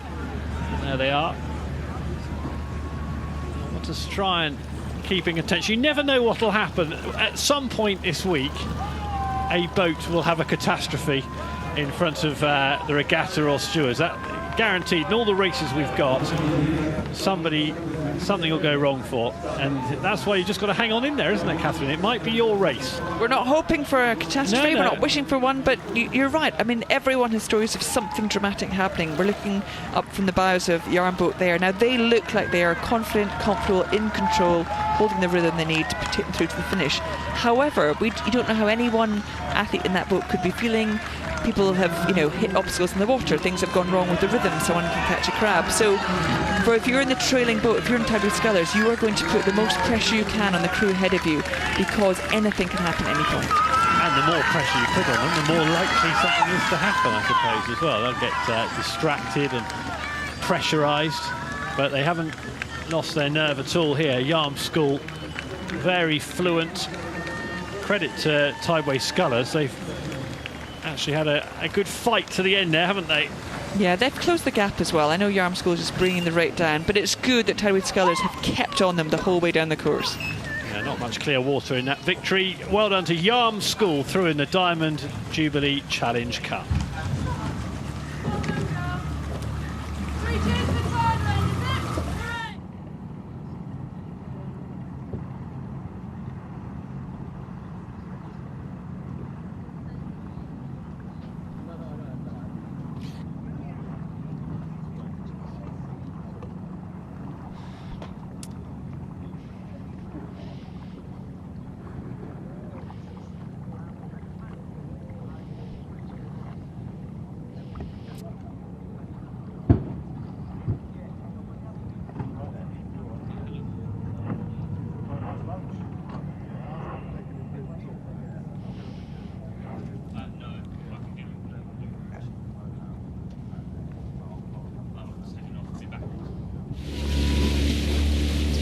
And here we are in the heat of the Wyfold Challenge Cup with Star Club on the far side on the Berkshire station and Königse Roeleverein Club Ghent from Belgium on the near side. And it's because the barrier, we're level. These Wyfold races make me anxious now. Every time one starts, I feel my cortisol going up and my heart rate rising. You just want them to have a clean run, don't you? And it's such a sort of a difficult part of this. I mean, I'm a coxswain. I just sit there and steer. I can't imagine the pressure that you're under to row your hardest and keep your head to steer the boat at the same time. And I think particularly when you go off the blocks, because it's so frantic, you're rating 48 strokes a minute, the boat's twitching a bit, people are catching oars a bit. And it's when you get past the island and you start to get into your rhythm, then the steering is a bit easier because it's all part of what you're doing. I think that Ghent crew are starting to make quite a decisive move now here, aren't they? They look like they were on the defence a bit when they were alongside each other, but they're turning that into attack now, and I think they're starting to just keep a sort of smooth rhythm, whereas I would say Star look like they're keeping their rate quite high, they're taking quite a lot of strokes. Ghent look like they're relaxing a bit more into their race. Yeah, and I think that the Star Club crew just had good aggression and sort of power through the middle of the stroke and got very good boat speed. But the Ghent crew here just slightly longer and spending a bit more time in the water. And there's still not clear water away, so this is going to be important the next minute or so for Ghent if they want to row away and win this. But Star need to make sure they just get back on terms and don't keep Ghent under pressure. This is they're breaking the elastic band, aren't they now? Star crew much more experienced here at Henley Royal Regatta, although the Ghent crew really not to be sniffed at, full of Belgian champs, experienced guys have raced for their clubs, for their country. But Star, actually, shouldn't have said it earlier, should I? They're really holding the pressure on. It's just a length, I would say, to Ghent. Yeah, the Ghent have got maybe just clear, but not enough to really make a difference. Star very close to those booms, doing a great job at the moment of keeping their boat there, but making me nervous. Indeed, and Ghent were moving towards the middle of the course a little bit. And just about now getting maybe a quarter of a length to half a length clear water. This might be the decisive move that was required from Ghent. And they seem to now they're going out quite quickly there, like 10, 15 strokes, they moved another length, haven't they? Star taking a lot more strokes a minute, aren't they? They are not willing to let Ghent row away, but Ghent just having the confidence there, I think, in their own boat speed. And you have to do that, really, don't you? You have to know when what you're doing is enough. you look at the crew behind you and you think, oh, I think they're doing more than us. They're working harder. If we can relax, if we can trust our rhythm, believe in what we know we can do, actually we can still move away here. And I think that's what it was when they were sitting about a length up. They were well within themselves. And they were still going very, very hard, but they could feel the Star Club crew was doing everything they could just to stay on terms. And it was just a matter of, you don't need to push to break away, you just have to wait until they run out a little bit of power and you just sustain your rhythm. So it looks like they rode away and got faster, but actually they probably just kept their speed. So great picture here of Star Club driving this on, really aggressive. They've trained all winter for this. There's no way they're going to let this go. And like you say, with the steering, who knows? You definitely can't count your chickens, especially in these coxless races, but actually we've seen it in coxed boats here at Henley Royal too. Leads changing right at the last hand because of mistakes made, problems in the boat, and you have to keep you have to keep on it. You have to keep focused until the line.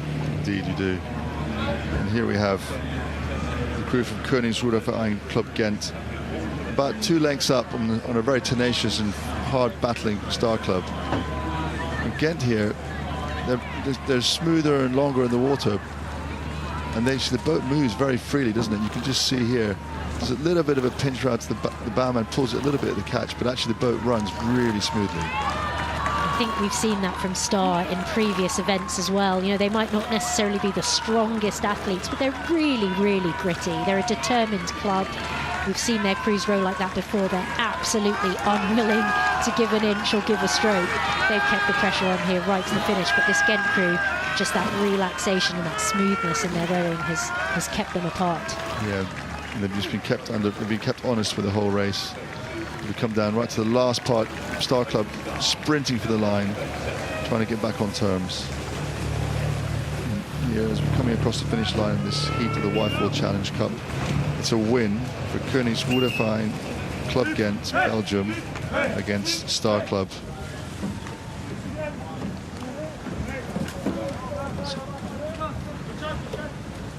It's a nice, tough, honest row from the club from Ghent. Nice thumbs up to the opposition. Paddle back now into the lunch break. So we're here for the heat of the Diamond Jubilee Challenge Cup. This is the Junior Women's Quadruple Sculls. On the right-hand side of your screen, you've got Sydney Rowing Club Australia. On the left-hand side of your screen, you've got Marlow Rowing Club B. And having come past the barrier, Sydney Rowing Club seem to have taken the lead. Sydney Rowing Club look really neat, really aggressive. And it's interesting, isn't it? Because we talk about institutional knowledge. None of these athletes have raced at Henley Royal, but they have an extremely experienced coach in Flo Griffiths, who's from the UK and has only been over in Australia for a few years. She knows what it takes to compete here. She knows what it takes to bring a crew here that are going to meet the standard. And I'm sure she won't have brought her crew over lightly. She seems to have prepped them very well. They're very composed, good steering down the course. And the rhythm, the accuracy of their blade work, they're so direct to the front of the boat, and the quad particularly, is so rewarding for the boat. It goes quickly for that. We'll see now, I guess, how the local knowledge will help that crew from Marlow. You know, they only have a couple miles to row up here to get to Henley, and these athletes, despite being the B crew, Marlow junior women's sculling in particular has been extremely successful. Let's not forget their A crew were finalists last year. So this is a club that knows how to compete at the regatta. They know how to train for the regatta, but they are struggling here with the steering, aren't they? Yeah, they very suddenly put their roller off to stay out of the middle of the course, and now they're going to have to steer around to straighten. And that gives Sydney an advantage, doesn't it? They can just stay on their line and just maybe try and sneak out another half a length whilst they're steering. I'm surprised that Sydney are keeping their rate up so high. They're taking a lot of strokes per minute there, aren't they? They are, and the progress board is saying probably 2.5 bit lengths maybe. So it'll be interesting to see how Sydney transition now. You said they've been working very hard up to this point. And maybe they've been given the plan to try and race 3/4 of the course, so they actually understand how it's going to feel, how it's going to sting when it comes to a tough race. Yeah, and it's that challenge of knowing when you can relax a bit more, when you can allow your opposition to row back to you. But it takes a real maturity to judge that correctly, doesn't it? It does. And these athletes, they've trained hard all winter, so they've got the fitness to race every day if they need to. But if they can now have the confidence just to stretch out, sit still a bit longer, let the boat do a bit more of the work. But Marlow, they're just not letting anything go. You can see when they push how the boat comes out of the water. It's really still fighting hard, keeping their blade work together.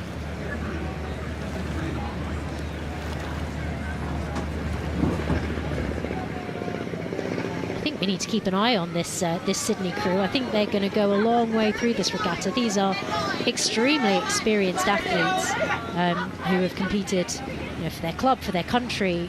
They're gonna be one to watch. Yeah, and it's also interesting how these girls, because the Sydney National Championships is in March, and the schools generally don't do any rowing after that point. The athletes tend to go to those clubs in the city so they can carry on rowing and come to an event like this. So the clubs offer the schools from different schools to come together. So it's kind of a composite in some ways, although they're all representing Sydney Rowing Club. So it's a bit like Cambridge City, isn't it, when they're trying to get kids from different schools to come and row for them. It's not far from being the same sort of approach. And here they just seem to be a bit more relaxed now, don't they? They seem a little bit more relaxed here now, taking a bit more time between strokes.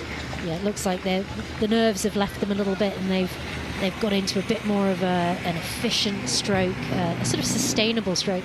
Earlier on, it did look like, they were keeping the rate very high, which did look a bit unsustainable, but perhaps now they've just felt like they can relax into this a bit more. They're getting into their flow a little bit. They're finding their rhythm, which is, it's important to get those wobbles out in these early races before you come under real pressure that's gonna keep sustained the whole way down the course. 100%. And we also looked at with the forwards race beforehand. The water seems to be a bit calmer coming through the enclosures. There's a bit of shelter from the wind, and it's a bit easier for them to relax. Knowing how the prevailing conditions are going to affect the course are really important. You know where it's going to suit your crew. You know where you're going to have to alter your technique a little bit to get the best out of the conditions. And I think these young women from Sydney are doing a good job of making the most of it. But let's not forget that Marlow crew, who they're still, they are still keeping the pressure on. They are not. They're not going to go away easily here, are they? And here's Sydney within themselves now as they're coming down the enclosures. They'll be really loving this now, when they just nice sunshine, beautiful English summer's day coming down towards the finish.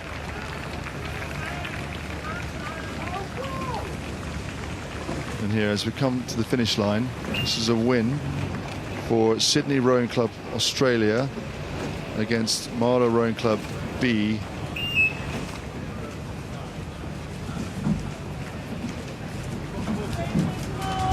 So, Zoe, thoughts about today? Yeah, I mean, Tuesday morning's always a really interesting one, isn't it? Because you get a few surprises. Okay, thank you very much, Zoe. We've had a great bit of racing. We're coming up to the lunch break. We'll have to pass over you to Ali Vance down on the towpath.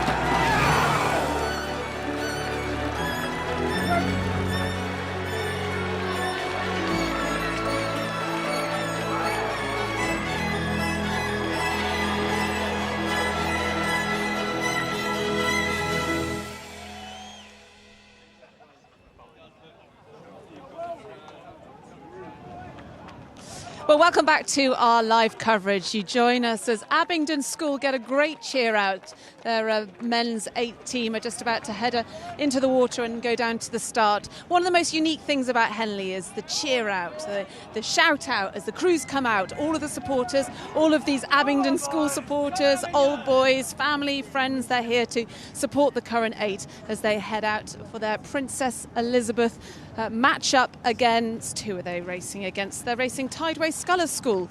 There is a unique atmosphere here, and this may well be Tideway Scullers School. I know someone who's going to tell me, Sophie Hosking. Is this Tideway Scullers? It is Tideway going out for their race up against Abingdon. Yeah, this afternoon.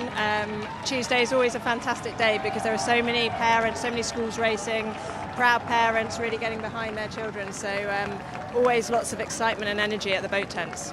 You've won an Olympic gold 2012. How does the atmosphere here compare to London?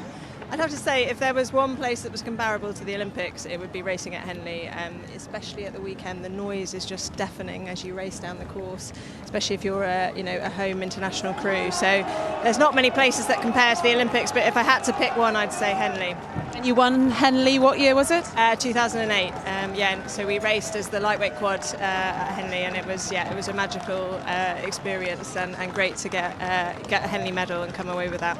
Quite unique as well, being a lightweight and beating the heavyweights. Yeah, it was tough, and we didn't have favourable conditions that year.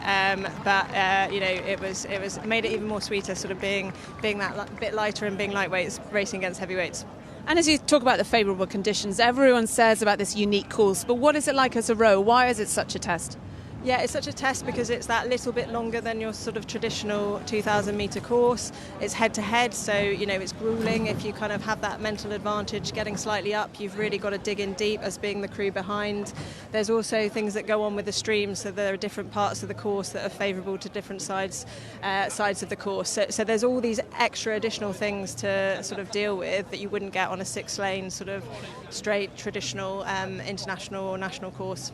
And the fact that it is head-to-head and the loser goes home, how do you approach that mentally? Yeah, I think you have to take each day as it comes. You really have to just focus on the crew that you've got ahead. I think that ultimately the best policy I always found was to really kind of get out well, get out strongly, and kind of have that upper hand and be able to see the crew behind. But that isn't always the case, and we see crews come from behind and sort of have faster finishes. So that's what makes it so much more exciting as a spectator as well. It certainly does. Right, we've had plenty of action this morning. We've had close finishes. We've had big margin winners. We've even had a crew going into the booms.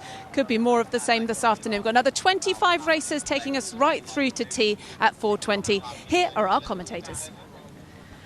Well, thank you so much. Welcome to the day one Tuesday afternoon. Thanks so much, Ali. Me and myself, Jess, Eddie and Piotr are going to take you through that, starting with the Wyfold at the top of the list there. Taking you through some huge races today. The Wargrave, the Diamond Jubilee, the Thames, PE, a day of club and junior racing. Excited to see how the afternoon is going to go. The water's looking pretty good right now, Piotr. It is. We've had a really lovely breeze this morning. Saw a lot of course records last year. I wonder if we're going to see a repeat of that. Yeah, a little slight headwind this morning, so I reckon not super speedy today, but through the week we might be picking up. I will start you like this. Attention. Quicksil lining up a heat of the Wyfold Challenge Cup, the club men's 4s there, sitting ready to go.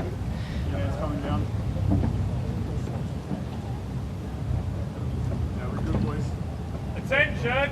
Gonna have City of Bristol at the top of your screen, City Rink Club on the bottom of your screen there. That light blue, and off they go. Really aggressive start from City of Bristol. I guess they're really gearing up for it. They know Sydney on paper is technically a stronger crew. Obviously, their best result is reaching the semi-final at Britannia Challenge Cup in 2009, so they've maybe really got something to prove here, Bristol. Yeah, I saw that, Piotr. They went off like a ferret out of a drain pipe there. Look at them go.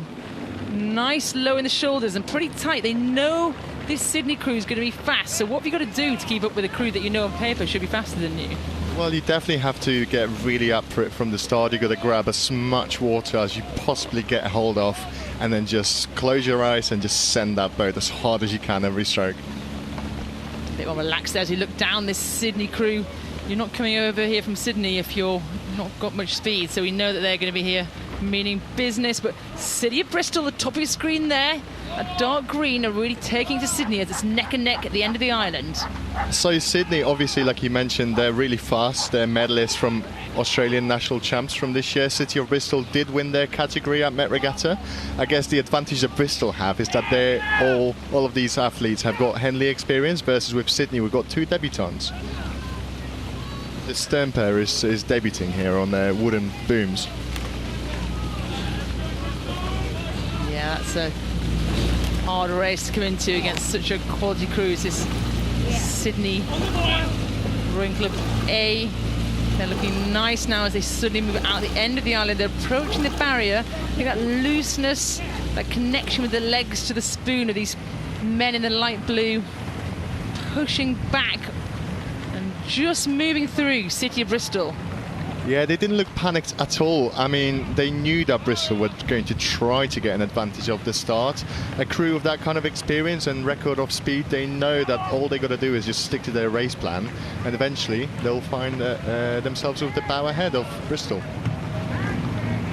So what have they done here, Piotr, that's made them move away? Because you can see it was really tight in those opening stages, and now we're coming through that first 500-600 metres, and Sydney have eked away. So obviously there's a risk as you come off the island. You can't see the booms on the left-hand side until sort of about 200 meters. Then they come in. So as a steers person, this is a non-coxed event. So one of these athletes will be responsible for steering. So I guess they're just making sure that nothing is going to go wrong. Exactly. You've got to have the confidence as well. If you know you come into this race as one of the faster crews, and you know the crew next to you is going to go as hard as they can, you've still got to go and deliver. You've got to still hold your heads, and City of Bristol really took it out to them there. They're quite tidy, that City of Bristol crew there on the left of your screen. They're not doing anything wrong, but at the moment they're just slightly outclassed by Sydney. They do look really tidy, but you can see here from this shot the grimacing on the faces. I believe they're going to definitely be feeling some of that lactate in their legs after that fantastic start, like you said, the ferret out of a drain pipe.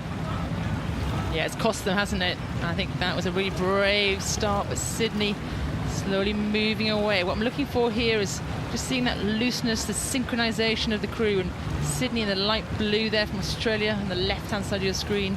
That yellow boat just makes it look easy. Rowing's a very hard, aggressive, powerful sport. The more you can withdraw and keep the smaller movements small, loose and relaxed, the easier it's going to be.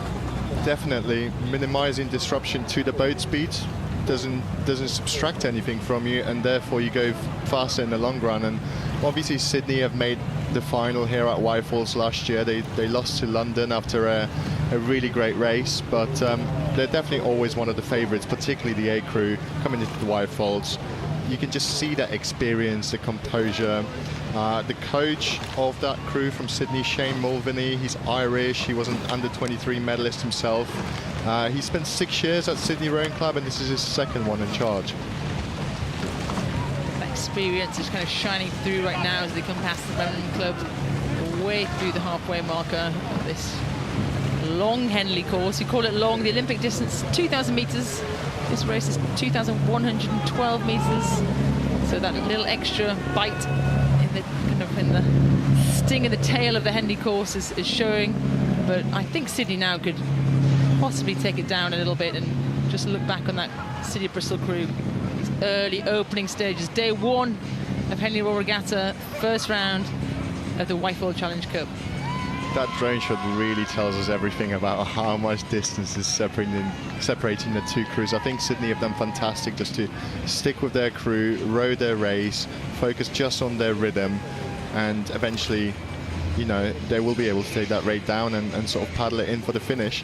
You said it's a long course. Extra 112 meters can cause some disruption. We've got new distances introduced at Henley this year. Bow ball, 1 foot, and yeah. We're bringing those tiny distances to you, but at the moment we're going to have to use them because there's quite a few lengths. So what we mean by a length is we use the distance of one boat length is exactly a length. So we kind of replicate that backwards to calculate how many lengths there are. But great shot from above there from the drone. Look at that Sydney crew making light work of this in the first day.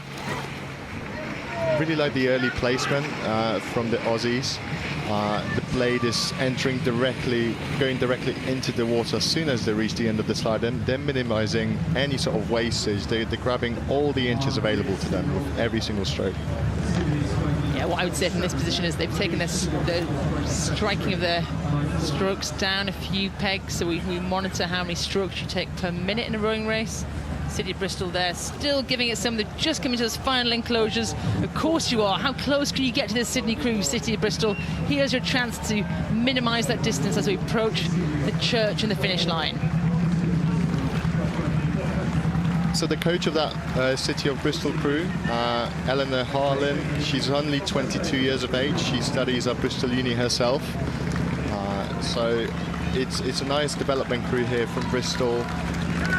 The stroke of that crew is an accountant, Bath graduate, they won club champs. There's a lot of experience. The 3-seed ran a 1:23 marathon not too long ago, half marathon. I'm about to say, wowzers, get him on the Team GB, but that's a really good effort from City of Bristol, who've come to the qualifiers to race here on day one of Henley Royal Regatta. We're approaching the finish line. City of Bristol, a little look around there by World Club and the stroke seat. That Sydney crew, where's that finish line? Stop there on the line, and it is a win for Sydney Rowing Club Australia. First round of the Wyfold Challenge Cup over City of Bristol Rowing Club.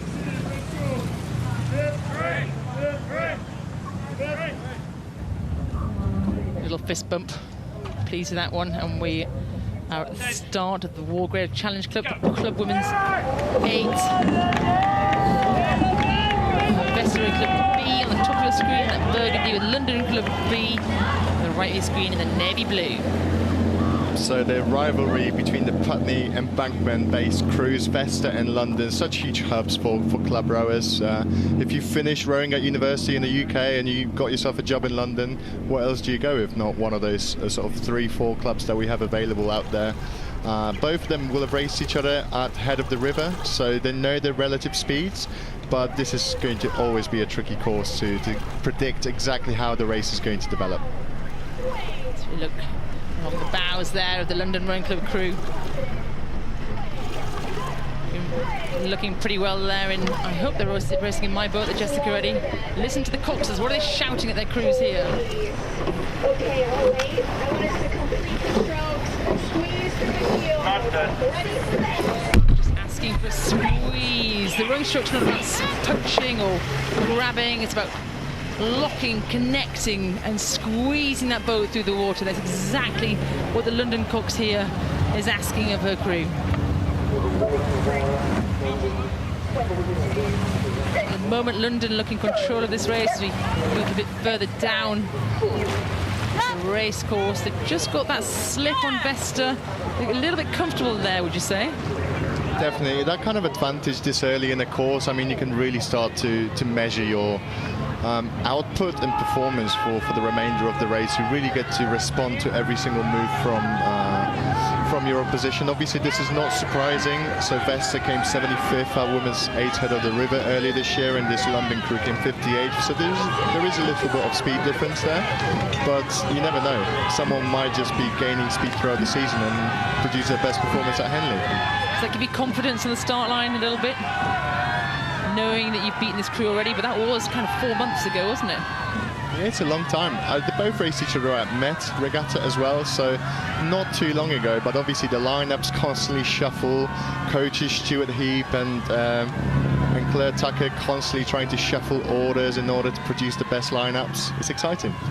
Both crews coming past Remnant Club here. Both clubs are members of the Remnant Club, so they get a Remnant roar as they come past here. I think those Vesta members are probably saying London are right there, Vesta. Their cox is telling you, keep going, keep that foot on the gas, because this is not impossible. But London cox is probably saying, we've got this, you're up, clear water.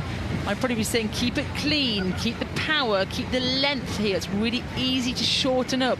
You start maybe possibly thinking about the next races here, Piotr? Well, it's still very long way to go. It's over 700 meters at this point, obviously going past the Humpback Bridge here, which is sort of the last quarter of a 2,000 meter course. It's too early to start thinking about what's next. We've seen so many close finishes, and I know these athletes definitely have enough maturity and experience to know not to write off anything from their opponents before they cross that finish line. Might seem easy for us in our commentary box, but right now, if you're out there on the Thames in the heat of the action, you're probably thinking one stroke at a time, squeeze away from Vesta London, lean back, long strokes. Looking really calm, cool and collected there, this London crew right now. And these girls from London, the women, they're so strong. A lot of them, they've rode for Cambridge lightweights in a number of past seasons. The stroke recently completed an Ironman, so they certainly know how to work hard. And obviously they tell us that working and rowing is really challenging, but the atmosphere at London Rowing Club really makes it worthwhile for them. Yeah, I go to that London gym now and again and see those scores on the board. And there was a time when I was thinking I could compete with some of these rowers and their ergos still, but that time has long gone. So I see how powerful this crew is. I feel the depth of London Rowing Club. This is their B crew against Vesta B, and right now they're coming into the closing stages of day one of the Wargrave Challenge Cup. This is for Club Women's Aids. They just look so well put together, almost rowing like a metronome, stroke after stroke, all those blades in perfect sync. Fantastic to see, splendid. The sun shines down on these opening races of Tuesday afternoon. It's London Rowing Club are dominating this race, the first races of the Tuesday in the Wargrave Challenge Cup, and they're going to take the win over Vesta. Local rivals in Putney. Strong start by both crews, but a win for London on the Tuesday. Didn't hurt them too much. A few out of breath rowers there, but happy smiles as London know they're going to move on to the next stages. They give 3 cheers to their fellow Putneyites.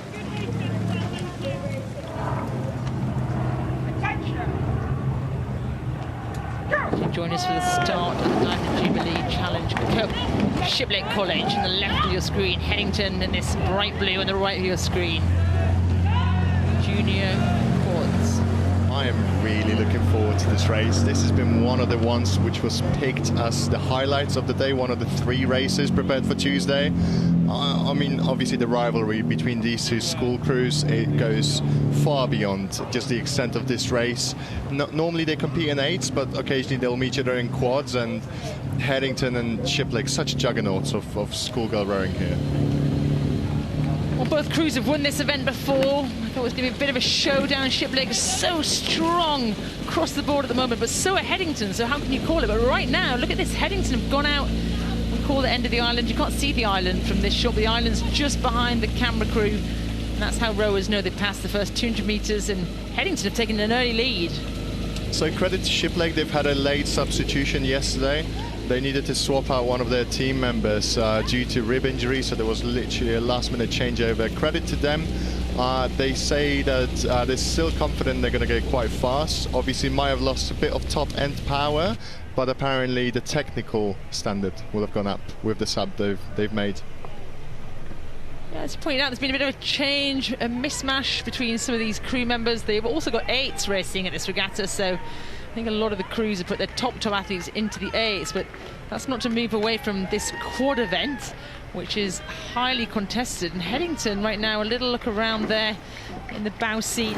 Lauren Pollard just having a look at where they're at. Are we at Fawley yet? And that's probably, he uses markers to give the next calls. And yep, you're right, Lauren, you're at Fawley, give your next call. So that shot we just saw of Headington passing just on your picture, you can really see exactly why they moved away from Shiplake so quickly. They're so well put together. You can't really fault anything they're doing technically. That early placement, early square, and really lovely press with the legs and then the hips. Even from the bow here, you could almost, if you were perfectly standing directly behind them, you could think that's a single sculler. Synchronization. So in a rowing boat, that boat underneath you, you don't want it to know you've got 8 oars pressing on it. It should feel like 1 oar. So why do we keep banging on about synchronization? Well, it's exactly that. You're trying to send the boat in one direction whilst you're traveling another direction. You've got to make sure you really time that perfectly with your crew. Shiplake, a little bit of power there. Squeeze behind Ella Butler in the bow seat, 17 from Shiplake. She's just checking where they are. Are we past the bridge yet? How do we keep the foot on the gas there? Looks powerful, the Shiplake crew, but they've let Headington get too much too early on. Definitely, and like we mentioned, credit to them. This is their first race in this exact crew order. They're certainly not giving up at this stage. The aggression is there, the power, the intent. I think those girls are really up for it, potentially just slightly outclassed by Headington.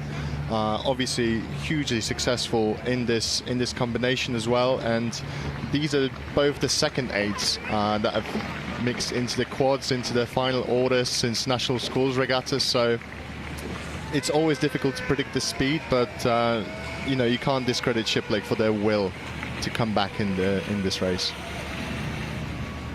Nice shot there, Headington, that synchronization we were talking about. They're barely moving that boat. I should point out, this race takes part on a living, breathing river. We're not on some nice flat lake somewhere in the middle of nowhere. This is the River Thames.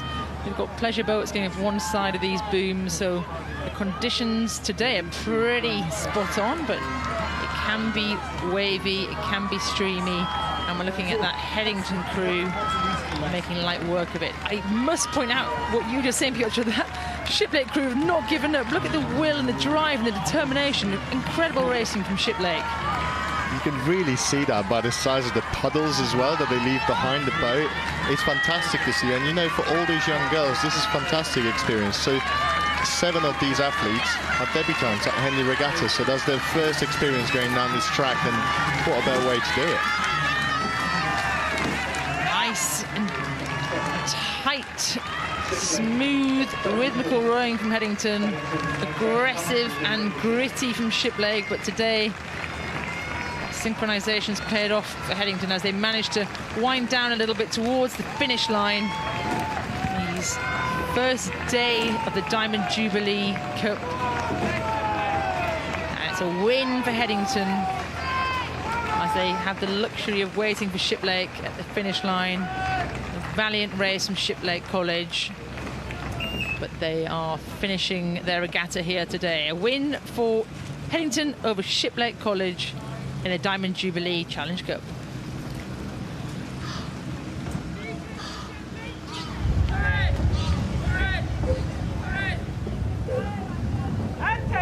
This is a round of the Thames Challenge Cup 8s. Tomac Boat Club USA on the left of your screen, London Rowing Club D on the right of your screen. So if you're watching us from Washington DC, it is 9 a.m. Where you're currently watching, so good morning to you. This is going to be a fascinating lineup. Obviously the red and white blades are belonging to the crew over from Washington. Closest to us on the screen is London Rowing Club D crew. London have qualified 96 athletes for Henley Royal this year. Crazy depth at London. There was a time a few years ago where we barely had any crews. I'm a London member myself, so to see this depth, to have these crews qualified and racing is pretty impressive. But Potomac, look at that. A dark horse have come out and taken on one of the mighty strengths of UK rowing, and they are moving away. They're clear water up on this London crew. And Potomac have got a seeker and weapon, so I was just catching up with Stuart Heap, the head coach of London, as they were boating for this race. He mentioned that one of the guys in the Potomac crew, Omar, he taught how to row when he was a kid at American school in London, and he is also a London Rowing Club member, so he knows all of those boys that he's racing against, but now for America. It's a pretty good story. Well, he's using Stu's technique and all his pointers to move away from his own crew, and they've got a handy lead there as we cut down to further down the course, approaching the regatta enclosure here. Potomac, Washington, moving away from London D, sending those puddles to those spots where the oars have come out the water. We call them puddles. You can take a look at them. You don't want them to be too fluffy, too washy, but big puddles to send a little bit of weight. Can you feel that when you're behind, Piotr? Definitely. So the boat will wobble a little bit. It's important to make sure you steer as clear of the boat ahead of you as possible so you can have the cleanest possible run. But it's just one part of the rowing strategy that you take in side-by-side racing. You come to expect it here on this living, breathing river, Potomac. As we look down towards Henley Church, they can start thinking through the enclosures about their next race. Just at the moment, it doesn't look like London are going to make up this clear water advantage this USA crew have got. So this USA crew is hugely stacked. Their coach, Richard Rumpf, he's been coming over to Henley for 20 years. His crew ethos is that culture breeds speed, and I guess they're doing that really well. Potomac is the oldest club in Washington, D.C. area, and Thames Challenge Cup as an event existed since 1868. Potomac as a club existed since 1869, so quite close in age there. A range of experience there. Absolutely lovely four-seat there in Potomac. Philip Hoyle, over 30 years of rowing experience. Actually, we've been racing since the late 90s. Look at him here at the highest end of club rowing at Henley. And credit to the London crew as well. Obviously, all these athletes are professionals. They have full-time jobs. That London crew is comprised of lawyers, bankers, consultants, analysts. Hugely important jobs. As London crossed the finish line, that's a win for Potomac. Washington, USA, in the Thames Challenge Cup over London Rowing Club D.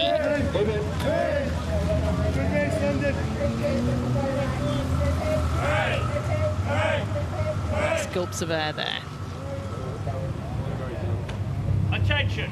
This is a round of the Princess Elizabeth Challenge Cup Junior Men's 8. Bradley College on the top of your screen. Bellin Jesuit Prepping School of USA on the right of your screen. So Radley really is the talk of the regatta in the Princess Elizabeth Challenge Cup. They've had a hugely successful first year with their new coach Patrick Duggan. As of last year, they made the final at Henley Regatta. They came second on that schools then. This year, they're looking to step it up. They've won National Schools Regatta. They've been gaining speed. I caught up with their coach, with the director of rowing, Sam Townsend, not too long ago to talk about the culture that breeds those kind of results at Radley. And it's just fantastic what they're doing to develop these young athletes into fully mature adults and how they really set them up for life as well. So we all got fingers crossed for Patrick Duggan and his crew here. We wish them a fantastic week. Yeah, so a little jump for joy there from Piotr as we lined up this race. Bradley, standout crew this season, National Schools winners. A programme that is doing really well, but yes, Piotr pointed out, change at the top of their coaching, and it is paying off for them now. You never know when you turn up and you're racing against an international crew. Bellin Jesuit Prep School USA, strong crew. It's a bit nervy for Radley to sit on the start line against them today. Well, definitely.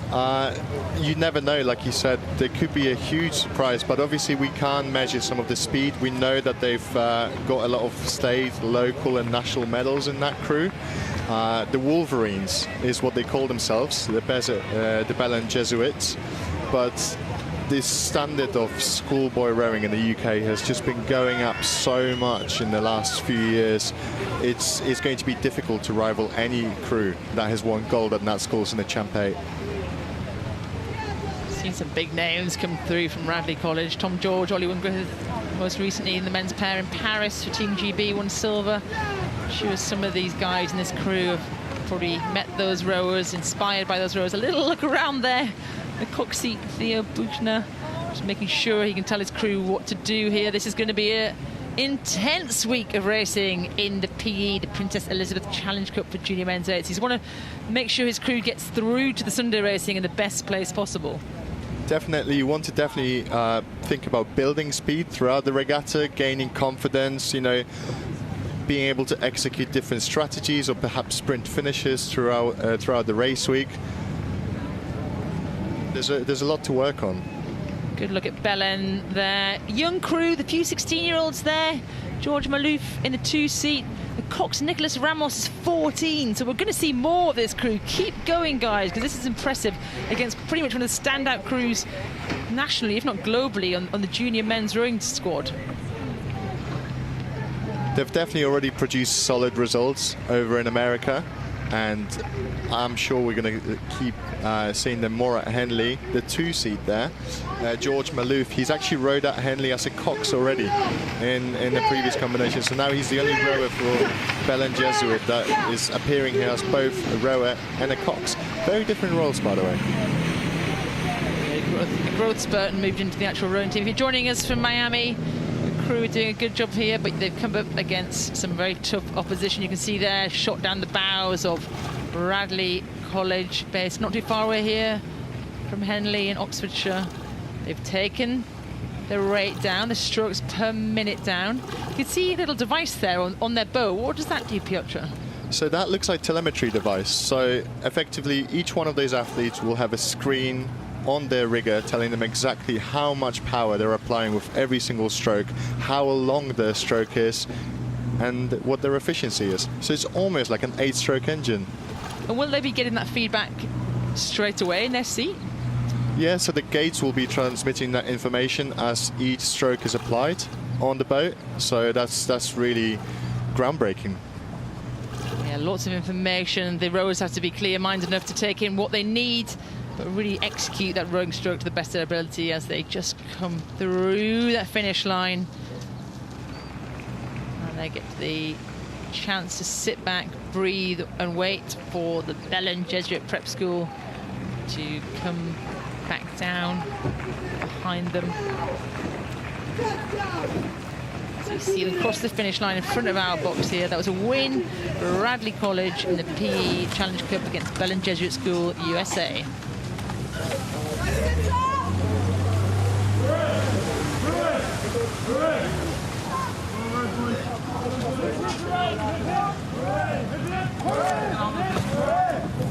Great cheers there. Mutual respect. It's lovely to see. Well, things are picking up today. The crowds are starting to fill the banks, which is the first day of Henley Royal Regatta. Day 1 of 6 days. Oh, some lovely orange trousers there. Some brilliant outfits already. People are filling up those seats. Become some of the hot seats of the house, don't they? That's the magic of Henley. You get to see so many different shades of colours that you probably didn't even think existed. The lollipop seats are getting filled up. That's almost prime position there. You're about 100 metres from the finish line. You're loving those yellow ones there. Some great trousers. If you have any good trousers on. That is a very brave choice. You don't want to spill anything down them on day 1, do you? Definitely not. I'm being careful with my... Piotr, you got any colourful trousers for us? You're Polish, you got any red ones? I haven't got red ones. I've got pink ones from Leander, so I'm keeping those fresh for the weekend. Definitely want to avoid any spills. Okay. I'll see you on the weekend with your pink trousers then. Some lovely outfits we're seeing already on day 1. Keep it up. Well done, crowd. Keeping the standard of Henley Royal Regatta high. They're looking great on the banks there. Oh, look at those ties as well. Lovely outfits there. I think they're going to be... Is that an American team? They look too well dressed to be British.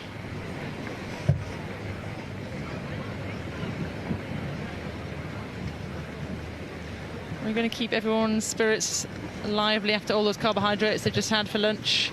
Well, we've got some good races coming up. Again, we're on the first day of Henley Royal Regatta, so we're going to see a lot of club and junior races as we bring you back to the racing. We're going to be at the start for a Thames Challenge Cup, the Club Open 8s. When I see that you are both straight and ready, I should start you like this. Attention, go. So that V there is certainly not for Virginia University, is it, Piotr? What's the V for at the start? it is to help the crews make sure that they're lined up exactly off the start. It's the straightmost line that you can take. The riverbank is not straight here, so it's useful for anyone that's not a coxswain to line up. As we take the first strokes of the Thames Challenge Cup Dart Totnes Amateur Rowing Club versus Mercantile Rowing Australia. So on the left-hand side, we've got a mix of university athletes, ex-university athletes, and obviously professionals now having full-time jobs. Versus on the right, we've got a young crew from Australia, coached by the Australian national men's head coach who just came back from Lucerne. I was just catching up with them in the boat bay before this race. A lot of Australian national hopefuls. I think the oldest guy in the crew is only 23 years of age. And they're taking the slip here. They're at the end of the island, first couple hundred metres down. Mercantile, now red shorts, white top, Melbourne, Australia. Moved out to just about clear water. You can see a gap between the stern, which is the back of the yellow boat, and the bow, which is the front of the white boat.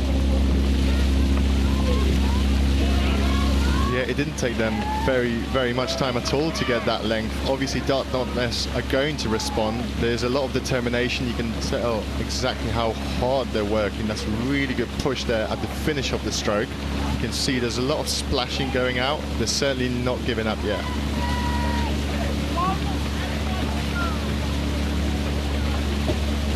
Well, to be here, they went through qualifying regatta to be racing in this race today. Dart Totnes from Devon, and the southwest of England. But I'll tell you a crew that's come even further. It's this crew from Melbourne, Mercantile, as they approach the barrier, already pushing away from this crew from Devon. So this is a really fast Australian crew. I've been told that their erg average is around 6 minutes time, but they've actually produced a 5:46 over 2,000 meters. So for Thames Cup, that is incredible. They'll definitely be one of the hot contenders, certainly for the weekend. Yeah, ouch, a 5:46. So for anyone that doesn't know about that, get on the rowing machine, your local gym, your club, set over 2 kilometres and see how fast you go. 5:46 would be up there in men's Olympic medalist standards. 6 minutes is kind of where we put our very top junior under 23 teams. So this is a powerful crew we're looking at. Mercantile tearing down this course here at Henley. It's about a 1:26, 1:27 split, if you're familiar with your rowing numbers. I could do that in about a minute. So these guys are really giving it some here. And the aim of the game at Henley is a one-on-one race. You want to get ahead. You want to put that power in at the start, get ahead, and really put the doubt in the minds of your competitors, your rivals next to you. You want them to not even allow them a glimmer of hope. And right now, Mercantile are certainly doing that. It's definitely an interesting, unique experience having a crew just only one crew side by side with you in racing. Typically on a Olympic rowing leg, you have 6 other crews with you. So it's important, that mental aspect that you're talking about, Jess. If you can nail that and you can really get away and sort of break that visibility barrier as well, where the other crew can't physically see you from their boat, then it's pretty much a sign that a race is good and gone. Totnes now rowing through the middle of this course. It's a bit quiet here. The course actually moves, well, the riverbank moves away from the river. The course actually, the river and the river course. So the river moves back towards the bank and you're moving further towards the middle of the river. And it was a bit quieter here. You've got to really have grit and determination to stay with that crew in front of you. But Mercantile, great shot there from overhead. So they come powering down. So 8 of those athletes are newcomers into Henley Royal Regatta. So it's great to see another set of athletes get their first experience racing here. And the bowper of this, currently on your picture, are cousins. Oh, it's a family affair. Sam Chin and Harry Pollock. If you're watching from Australia, I think it's the middle of the night right now, or approaching that. So thanks for joining us. Crew from Mercantile, right in the middle of the city of Melbourne, doing you proud. 11:30 at night. Certainly a lot of Mercantile supporters are going to have a good night's sleep after watching this race. Dart Totnes there as we look down. The stroke man really giving it some beans there. Alexander Bartle, 21, medical student at Plymouth University. He's probably got a lot on his plate doing that, but incredible to be here racing at the highest level of club rowing. You can also see in that Dart Totnes crew, they're rowing in a 3-stay rigger boat. It's a 2003 Felipe, as they've told us in our commentary information. Last year, it was their first ever time that they qualified. Half of those crew have returned for this year, and they were looking to build on that. But obviously, they came up against one of the favourites in round one. So Dart Totnes went through the qualifiers. Mercantile were already a seeded crew. Someone get them a new boat. 2003.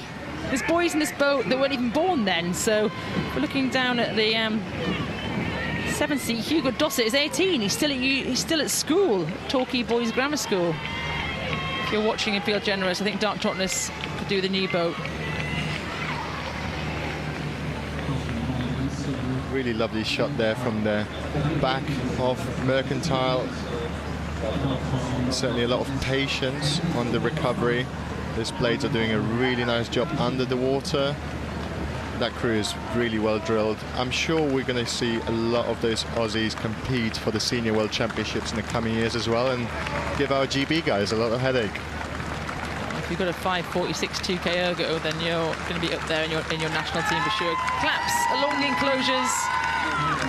I think Banker really appreciating what they're witnessing here. Mercantile again have managed to take how many strokes they take per minute down.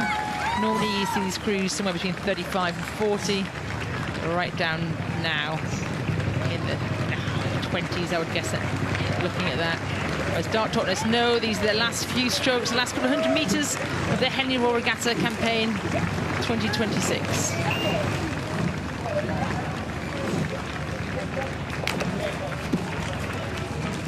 Nice poise, nice balance. Well done to Mercantile of Australia.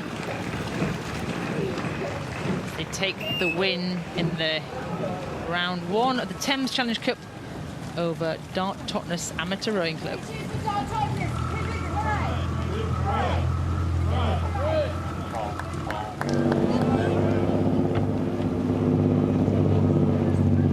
And he joined us at the start of the first round of the Princess Elizabeth Challenge Cup. Abingdon School of Oxfordshire in the white and pink there, in the top of your screen, versus Tideway Scullers School. They're going to be in the white and yellow and red, and slowly coming to shot there. Really aggressive, punchy start from Abingdon School. They're certainly leaving nothing to chance. Want to just springboard themselves into this race, make sure that they close off the gap between themselves and Tideway Scullers as soon as possible. The question is, will the red and yellows be able to come back from this? The wind's picked up a little bit there. I can see there's a slight bobble on the water. And it's looking like Abingdon have moved out here as we approach. We've gone through the barrier and they've just moved out to some clear water. Yeah, really lovely rowing from the Oxfordshire crew. They're coached by Phil Gray, who's coached crews at under-23s FISU. He was a world-class start coach, graduated Brooks and Bath University, and he's been at Abingdon since 2023, so he's really installed a lot of good potential in his crew and in his schoolboys. You might see a lot of crews, they're having kind of what we call the same formation, so the same formation of rowers on one side of the boat to the other. Generally, we sit in the stroke seat there, reaching out to the right-hand side of the boat. That's called stroke side if you're here in the UK, North America, call that port. And on the other side, if you're moving and reaching to the left, it's called bow side. Starboard if you're in North America. And generally this is the standard you'd see. You'd see it from stroke side stroke, as it says. The person in the penultimate seat from the back, the last person in the seat is the cox, and the penultimate seat is the stroke seat. We normally see them on stroke side, but you can do pretty much any combination you like, can't you, of where people sit. in an ideal world, your boat will be balanced exactly 50-50 between the athletes rowing on bow side and stroke side. Sometimes that's not the case, or certain athletes work better together in a combination. So you could also do some shuffling, move a couple of blades on one side closest to each other, and that's then called a bucket rig. But in these two boats, kind of standard rig is Abingdon, bright pink and white. Shot now, moving in his quiet zone, approaching the enclosures. Currently a comfortable lead over Tideway Scullers School. They look really strong, don't they, Jess? They came 9th at National Schools Regatta. Tideway Scullers, they came 11th at Met Regatta in a junior 18s category. So they should technically quite evenly match in terms of speed, but obviously Abingdon will have been building up to this regatta. They know that there is no other win like you know, producing a really good performance at Henley Regatta, which is the culmination of the season for these young athletes. Obviously some of them will go on to trial for the under-19 team and potentially their coupe team, racing for juniors in the summer, but Henley is the big event. If you are joining us from your computer screen at work, welcome. If you're joining us from anywhere around the world, also welcome. A few races coming up. You've joined us in the Princess Elizabeth Challenge Cup right now. We have the Wyfold coming up, the Prince Philip Challenge following that a few minutes later, the Fawley and a Wargrave. So stay with us as you come down the enclosures. Tideway Scullers School of Chiswick in London. They're famed for being the club right on the finish line of the boat race, but right now they're struggling to get back on terms with a strong Abingdon crew. Just really see how well put together that crew is. They're rowing so nicely in unison. You can now see them going through the recovery in the drive phase repeatedly. Those blades are just sinking, legs are moving in sync, bodies together. It's just a pleasure to watch. Yeah, a little bit of wind, a little bit of wash. You can see moving the boats around a little bit, but Abingdon have done the business early on and they've closed the door on Tideway Scullers School. That is a first round of the Princess Elizabeth Challenge Cup. It's a win for Abingdon School over Tideway Scullers School.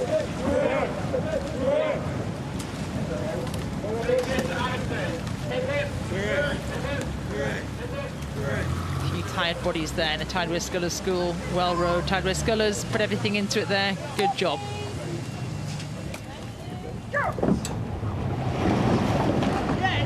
It's the start of a Wyfold Challenge Cup Molesey Boat Club in that black and white on the left of your screen. Agecroft Rowing Club A in the red and the blue on the right of your screen.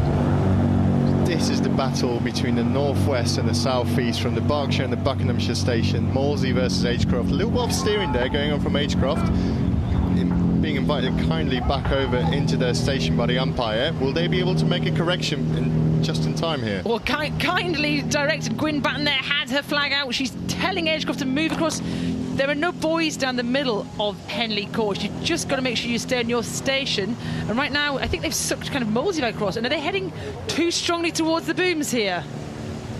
Could we see another recovery here from the little bit over-aggressive steering in the first half? Having steered this course myself, I can tell you it's not as easy as it seems. The wash from the boats around you, the wind, and also the inability to see the booms in the first 200 meters. Now Molesey are being warned back over. So these boats here, they do not have a coxswain. There's no person steering it. The person steering it is one of the members of the crew. They'll have a little rudder wire attached to their foot, which they can swivel around, which is attached to a rudder underneath the bottom of the boat. So it's very technical to steer whilst they're going flat out one of the biggest races of their lives. So Agecroft hampered by steering a little bit there. They didn't hit the booms. They managed to steer themselves, but it's given Molesey a bit of breathing space. Definitely, Molesey are completely on the mission to definitely challenge for the Wyfold this year. Obviously London were the holders of the trophy in 2025, but Molesey would certainly like to change that for this year's racing. Their stroke man, Luka Halojan Bailey, he competed for Slovenia at the under-23 Euros, made the A final, and he learned to row at Monaco. It's a lovely factoid for you there. The trophy was first presented in 1847. It's named after his home, the Wyfold Court. Don't know, I'm sure there's going to be one named after me on the Lower Richmond Road at Putney, but I can offer that up to my fellow stewards if they want to take that one up.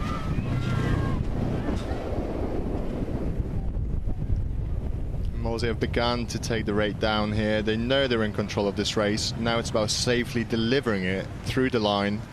As the conditions are starting to pick up, like we mentioned, a little bit more breeze, a little bit more wash. You can see the boats jumping from place to place. Those athletes obviously will have to combat that whilst making sure that they don't miss any single stroke along the way. Agecroft, based upon the docks in Salford in Manchester, against Molesey, who are alongside Hampton Court Palace up on the Thames at the west of London. They've now managed to take their rating down, control this race. And this is what you want in the early rounds. If you want to get through to the finals at the weekend, you want to conserve that energy. But you never know, do you? You start on that start line kind of having some sort of clue about how fast the crews were 2 months ago, but it's hard to know now. Well, certainly everyone's going to have a strong first 500 as possible, and then after that you have to measure your output. If you're comfortably ahead, you can start to manage and plan for that, but if the other crew's half a length up on you, you've got some work to do. I wonder if for Agecroft that start and those manoeuvring with the steering, if that didn't just take too much gas out of them in that first half of the race. Certainly brings the cortisol levels up. You're a little bit stressed if you're not steering. In a rowing boat, you can't really talk to each other. So the person steering's probably up at the front of the boat, at the bow of the two seats. You can't really talk to each other. You have to use your intuition. You have to stick to your race plan. One person could tell you what to do, but that pressure comes when you're nearing the booms, these white posts you see, and wooden pillars in between. And that's where the nerves start to come if you get a bit close to them, because we've seen some disasters in the past. But looking at those black oars of Molesey, making it look very simple now. Let's just enjoy this really nice shot close up of Molesey rowing. You can also see them have telemetry in the boat, so all of those athletes will be able to measure their exact power output, rate, all the different statistics that you can focus your eyes on whilst trying to stay in touch with your crewmates. Yes, they're getting lots of information, these rowers, lots of data points to look at and translate, but ultimately, are you winning the race or not? And Molesey have put in a good shift there. Nice balance at the finish line. Molesey Boat Club of South East London have taken the win in the opening day. The Wyfold over Agecroft Rowing Club.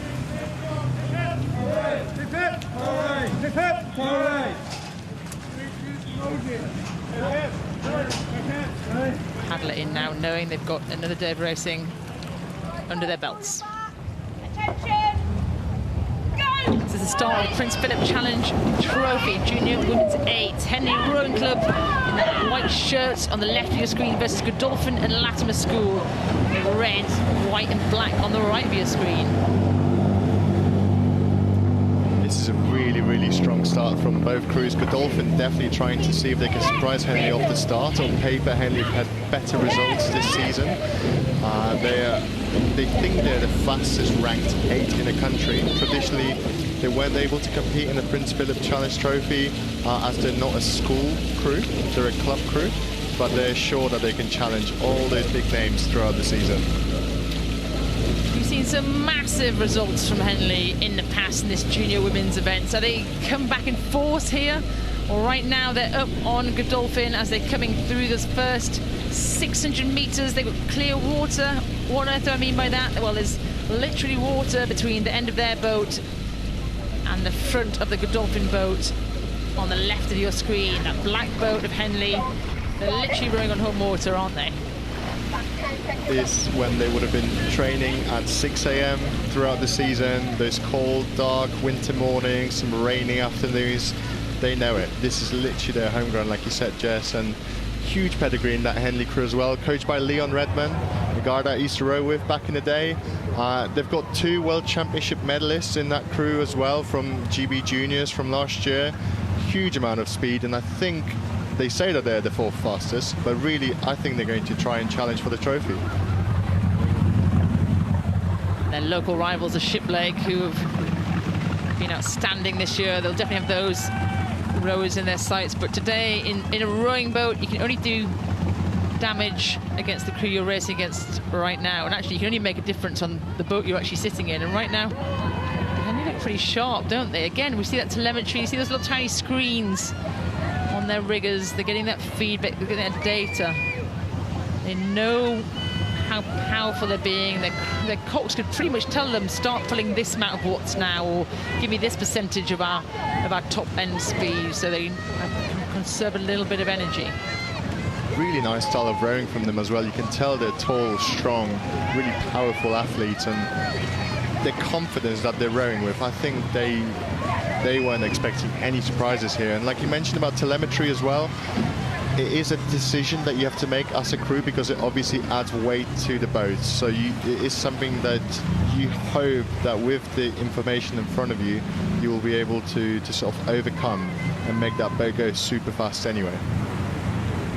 I'd be telling my coach to get that telemetry out, get those biometric, get it out of there. I don't want to carry any extra weight down this course, but maybe in the early stages, they want that feedback. They want to see how they've raced. They want to see what length. Rowing's all about how long you can row. You're pushing your boat past the lever. It's a leverage sport, so you want to keep the length. You want to be strong and powerful and row long strokes, and maybe that's why they're using that early on in the regatta.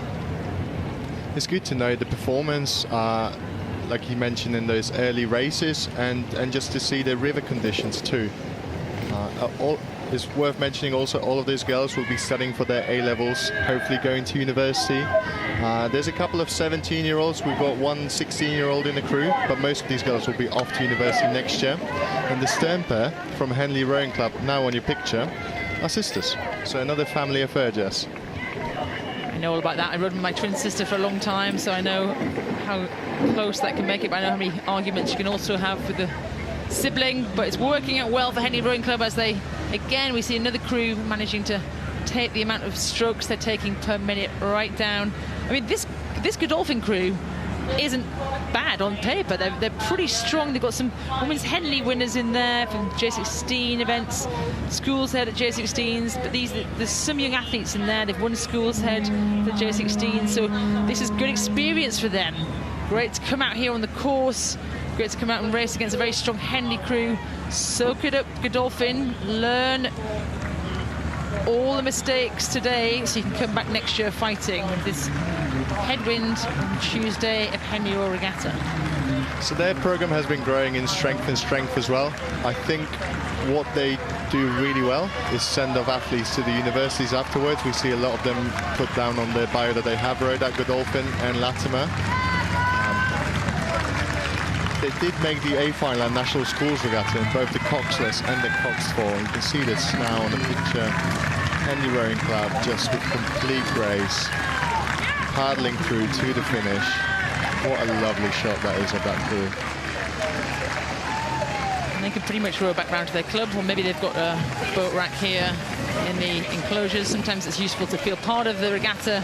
Their club is literally hundreds of meters around the corner, but I think they might enjoy the chance to be in the vibe, in the feeling of Henley as they cross the finish line. Strong start to Henley Royal Regatta.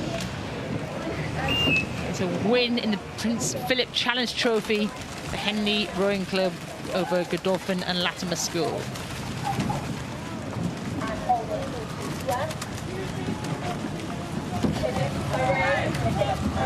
Great cheer from Henley as they consolidate.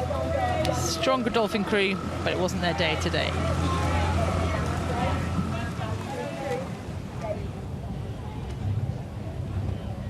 Attention!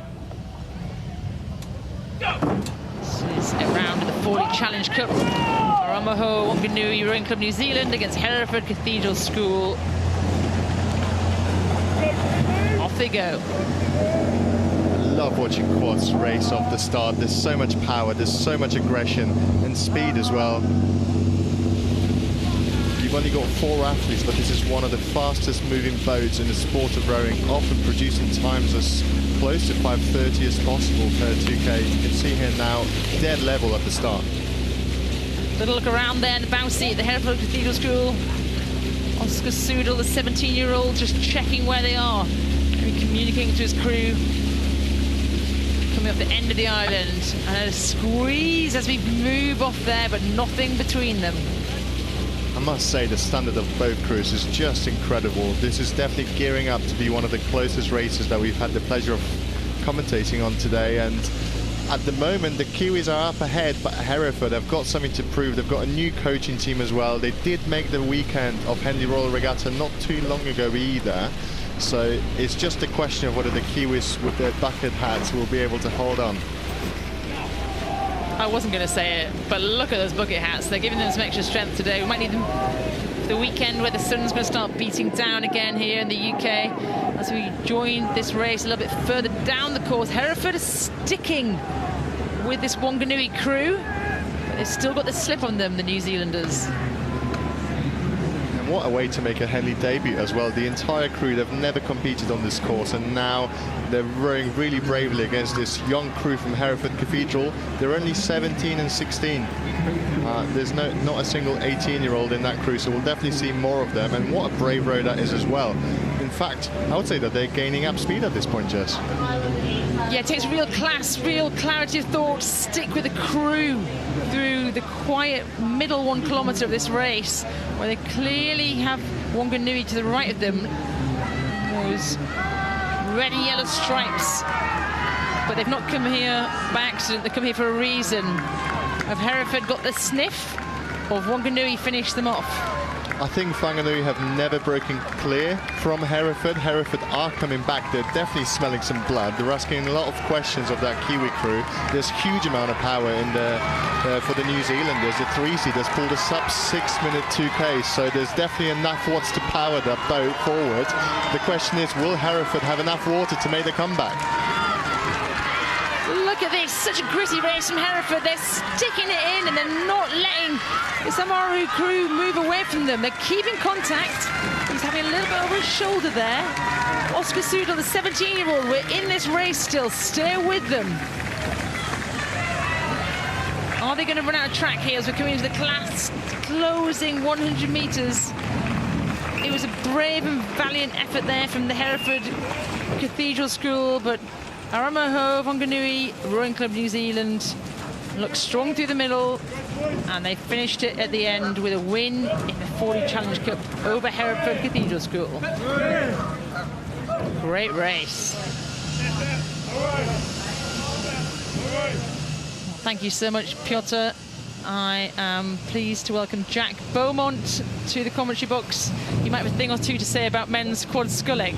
Hi Jess, and hi everyone. That was a fantastic race. Like, you know, when you're behind like that, it's really difficult. You get the wash from the crew ahead of you, and it's so hard, especially on your oars in your right hand side, to kind of, you know, keep it clean, not catch any waves, and also stay motivated. But I think, you know, I think if they could have maybe got that overlap, they might have had the sort of motivation to get them. And the quads, there's so much happening. You've got an oar in each hand. It's a punchy, it's a quick, it's a fast boat. What are the real skills of a quad boat rowing to make you really stay in that race? I think the important thing, and look, rowing, when you watch it, you think it's a very top-heavy arm sport. And I think rowing in a quad, done quite a lot of it, it's all about what happens below your belly buttons. The arms are just kind of there. Great. What a show we had there for these crowds on the banks, gathering maybe some keen rowing aficionados there, analysing that race, looking great in their Henley finest. Get your stripy socks on, get your hats on. Well done, crowd. You're keeping the standards high. I have to say, I work in an office in Henley, and quite a few of us were quite excited to get out of the office. And look, we've got a Wimbledon fan here as well. We need to get him a Henley Royal Regatta hat on, not a Wimbledon hat, but he got the wrong train here today. Wimbledon's happening just to the east of us in West London. Get that man a hat. As we go back to the racing, joining us for the Tuesday afternoon, day one of Henley Royal Regatta. This day is all about clubs and juniors, so if you are a fan of those events, look no further.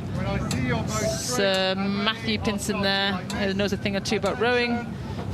4-time Olympic gold medalist, is just explaining to the crews how he's going to communicate to them during the race, telling them to come to front stops and get ready as we join the start of a Wargrave Challenge Cup Club Women's 8s. Molesey in the black and white, top of your screen, versus Royal Chester, the left of you, the right of your screen, sorry, in that yellow boat.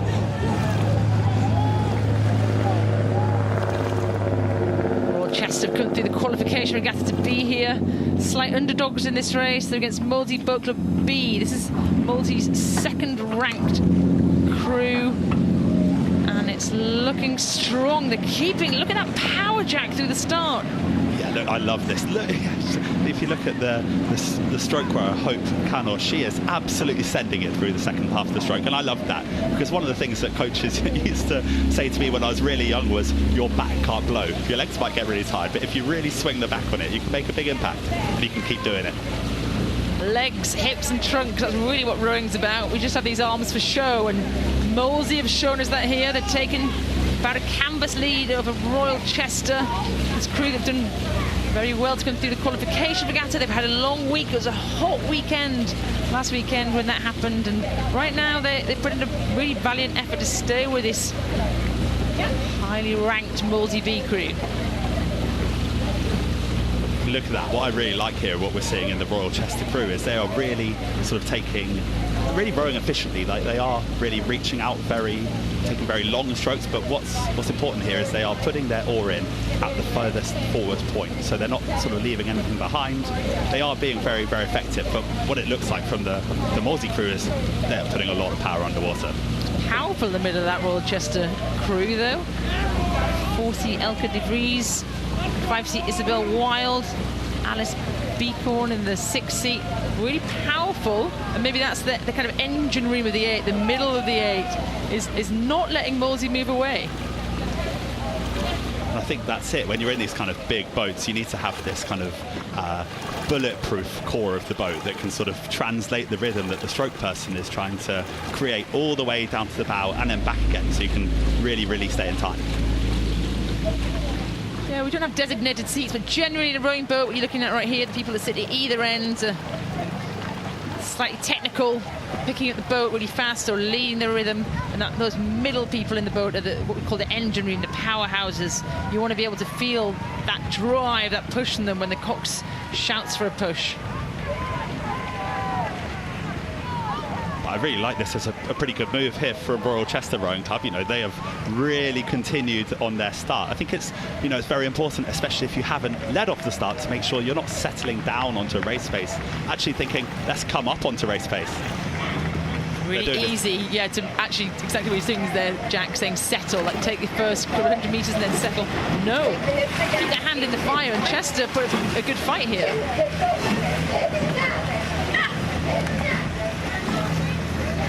That's not comfortable for Molesey, is it, Jack? It's not comfortable at all, and it never feels like you're as far ahead as you are as well. The Molesey team here will be feeling flustered, and they'll be thinking, well, look, come on, girls, let's put in a little bit more work. Let's get a bit of open water between us and Royal Chester. But Royal Chester will be thinking the opposite. Let's hang on and see if we can gain back a few inches, and if we gain them back, we'll get that momentum. Yeah, they certainly have done. Molesey are certainly not taking their foot off their gas today. Keeping that rate up.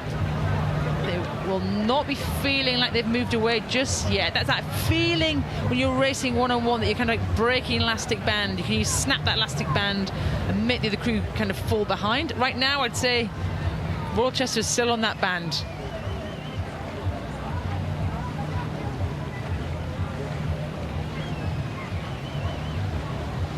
Joining us from Chester, welcome, in the northwest of England. Molesey a little bit closer to home, just in West London, based here. They've got a very big programme, the home of some Olympic legends, the Stirl brothers, Martin Cross, Mosa Behe.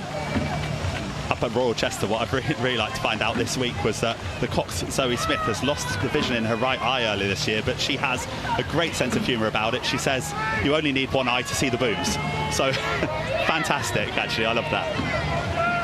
Hopefully she's on the right side of the booms, but both crews here seeing a really good course, clean race. And Royal Chester stayed in contact. It's just a length as we come past Remenham, Upper Thames Club there, and Remenham Club through the middle of the course here. The wind slightly picking up into a headwind. It's blowing against them, Jack. And this will be feeling tough, you know, in this kind of wind, when there is a wind blowing against you. When you're on the recovery, so the part between strokes, and you're preparing to put your oars in the water, the wind wants to pick them up, but what you really want is to be getting your oars straight back down, and this is challenging now. Rowing's about efficiency, about energy, about keeping the energy, and you want to put all your power, all your watts on the end of that oar, that little spoon, the bit of the oar that's painted. You want to press against that. So if you're wasting energy by wafting it up around the air, if you're wasting energy by moving your shoulders around, moving a leg around, inefficient. You want all your energy to go into that boat, onto that spoon. Yeah, and it looks like just in this last sort of 30 seconds or so, Molesey have done something special. It doesn't look like they've raised their sort of cadence. They're not taking more strokes per minute, but it looks like some sort of watts have been added. If there could have been any more, then they already were putting down to add a little bit of an extra lead there. So in a rowing boat, two things can happen. You can speed up, or you can slow down. And maybe Molesey have just kept their boat speed a little bit higher. Have Chester slowed down a little bit. This wind dug into them a little bit, as we see this Molesey boat keeping consistent, keeping their stroke rate, and it will give the illusion of almost moving away, but those two things could have happened. Look at that shot, Jack. Great overhead. We see both boats giving it great guns as we come towards the enclosure. The last few hundred metres here towards the finish line. Oh, these are fantastic shots. I think these are the sort of things which is why we see so many international crews wanting to come to Henley Regatta, right? And not just international crews, people from up and down the country, everyone wants to be here. That's why we had a record entry, because they look at this and think, well, I want a bit of that. If you're keen to get involved, please go and find one of your local rowing clubs. Molesey is a club in southwest London, Royal Chester up the northwest of England. We have rowing clubs pretty much wherever you can find a piece of water, there will be a rowing club. And these crews here are doing their clubs proud. Molesey, the M on their back. They've actually got M's on their arms as well. They're really invested in this club from southwest London, making it happen today in this first round. Little look behind there, the cooks, Sophie Rohrbeck, just telling a crew, yeah, I can see Chester coming. They're pressing towards the finish line, but we've got this, Molesey. Heads up, breathe up. Molesey Boat Club across that finish line, one length slightly ahead. Molesey take the win. Molesey B Boat Club over Royal Chester Rowing Club in the Wargrave Challenge Cup.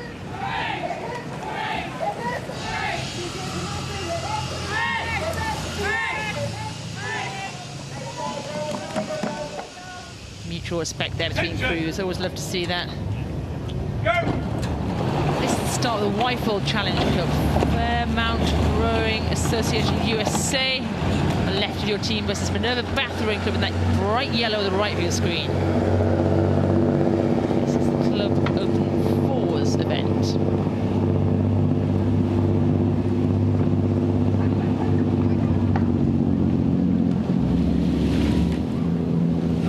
Looks like a fantastic start, and you know what, I love the colour of this Minerva Bath kit. I feel like even on a little bit of a grey afternoon in Henley, I could do with a pair of sunglasses looking at these. Yeah, bright yellow. Good job they're not in a bright yellow M-Packer, as we certainly can see them coming. Bottom of your screen there, this white boat, but just a slight lead in the first few hundred metres there from this Fairmount Crew USA.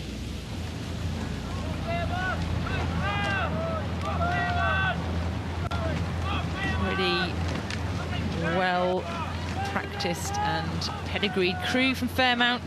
Some rowers in there that wouldn't like to say have been around the block, but Joe Dalber in the 2 seats race at the 2006 World Rowing Championships, the lightweight men's 8. I raced there some years ago, and I'm prefer standing on the bank right now to sitting in a rowing boat. But Minerva had a bit of a dig there, but they've been, their steering's gone slightly off. They're heading towards the booms. A correction needed.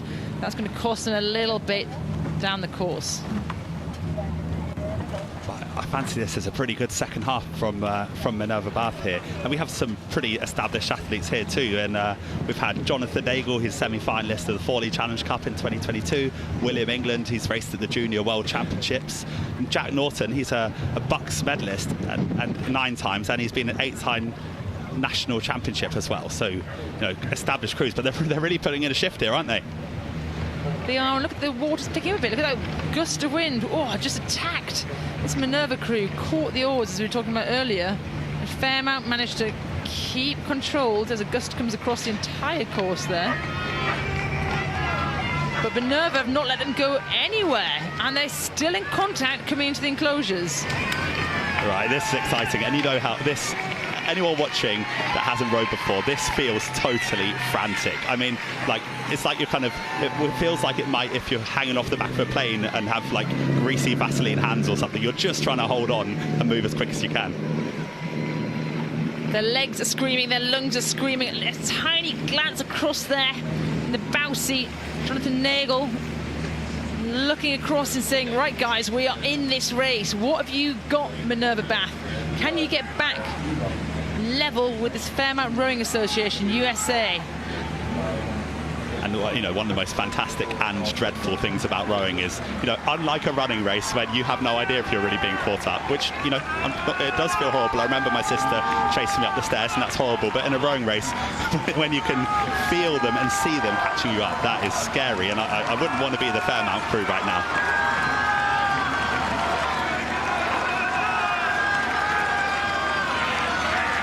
As you're coming down these final stages, Fairmount have been leading the entire time. What have Minerva got? Have they got any more beans in their back pocket? This is so tight as they're heading towards the floating grandstand. A little look across again from the bowman from Minerva. Okay, this is going to be a tough one for the Finnish judges. I am not calling this. I think Fairmount. Oh, I'm not even going to say it, Jack. That was a photo finish. We're going to have to wait to see if Fairmount have done it or not, as they head towards us, almost clashing into our commentary box.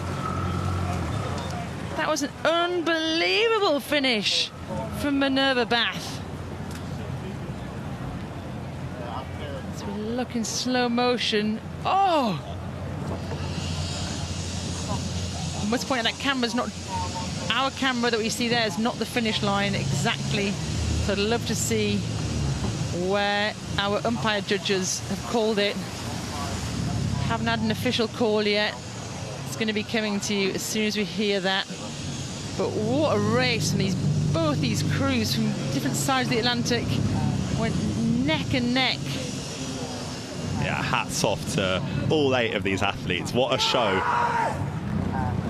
And I think Bath Minerva just got it. They've been told there's a huge scream there from the boys in yellow from the West Country. They weren't running for any part of that race apart from the last surge, and that's a win in the Wyfold Challenge Cup for Minerva Bath over Fairmount Rowing Association USA.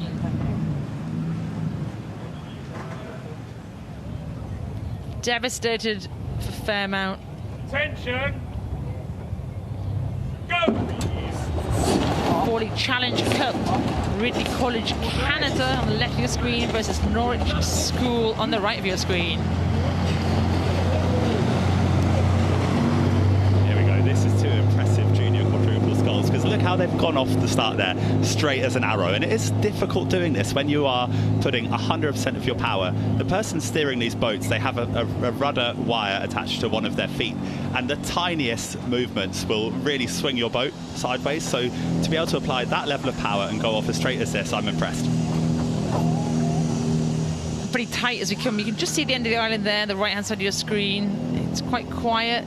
It's quite enclosed, the first 200 meters of Henley, and then suddenly you're popped out into the middle of the river.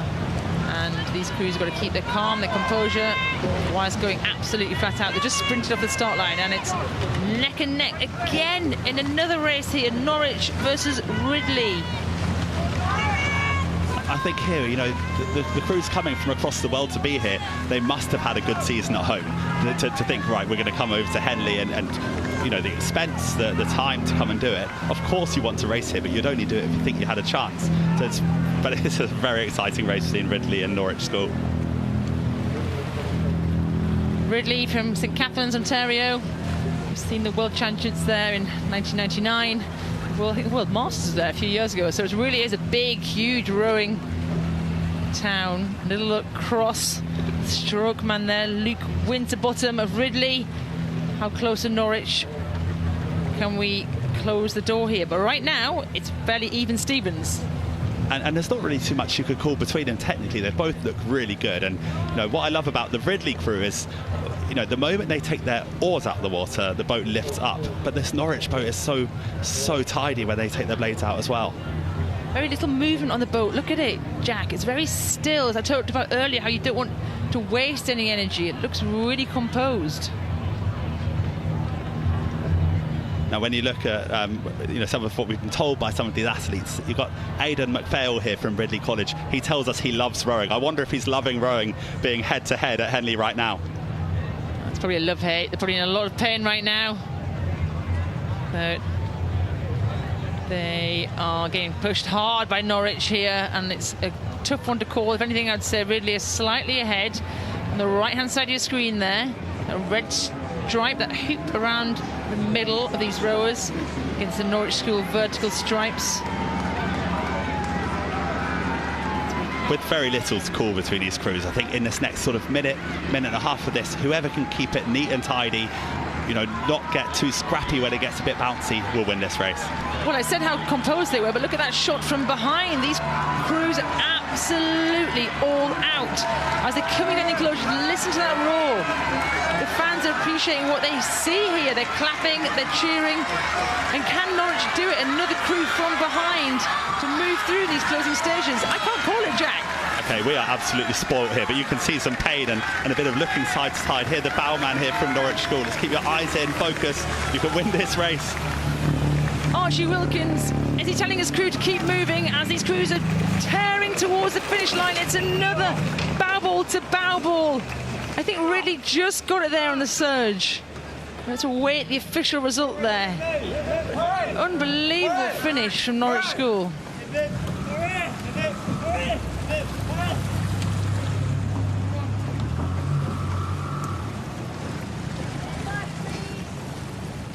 Oh, it looked from where we were almost Ridley, but I wouldn't like to call it, Jack. I would definitely not like to call it. We're being spoiled with some pretty tight racing, but that was tight all the way down.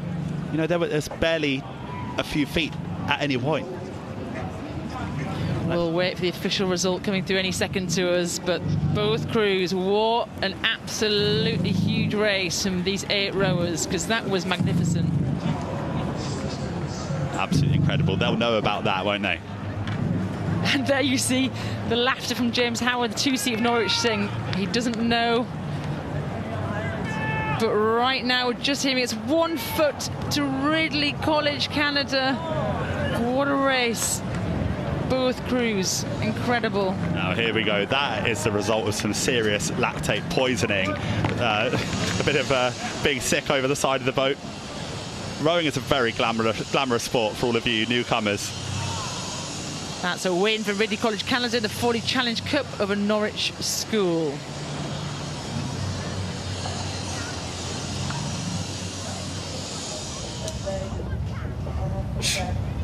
Attention! Go!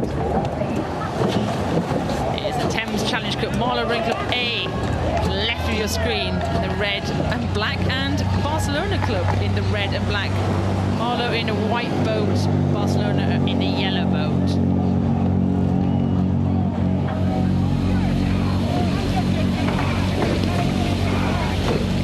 Local club Marlow, this is their A crew against the crew Barcelona, who come from the qualification regatta. A little bit of confidence in this Marlow crew, Jack. That looks like an excellent start by the Marlow crew. I mean, to be sort of 1 minute into the race and taking a half length like that, that is some serious intent, isn't it? So the big boats can travel very fast, but it's hard to get a big margin at start because of that speed. And right now, Marlow, wow, what a start. Dominating here these first few hundred meters against Barcelona. But if you're also looking down these crews, we definitely have a younger crew against an older crew. We've got a Marlow crew all mainly in their 20s. The Barcelona crew, we've got a 43-year-old, a 41-year-old, a 40-year-old. Well, they're still doing it. They're still out here racing. Henley Royal Regatta qualified to race down this historic course. But right now being outshone by Marlow. Local club. I think if you go through one lock, you'll almost get to the Marlow stretch. And right now, they've put in the hard work through the winter, through the spring, through the summer racing to make easy work of this. It's only easy because they're good.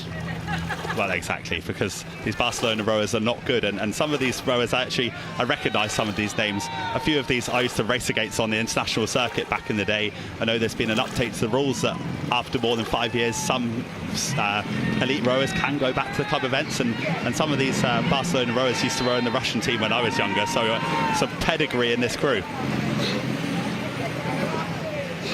Great to see. Great to see them competing and qualifying here, but Marlow probably fancy their chances here in the Thames Challenge Cup, the Open Club event.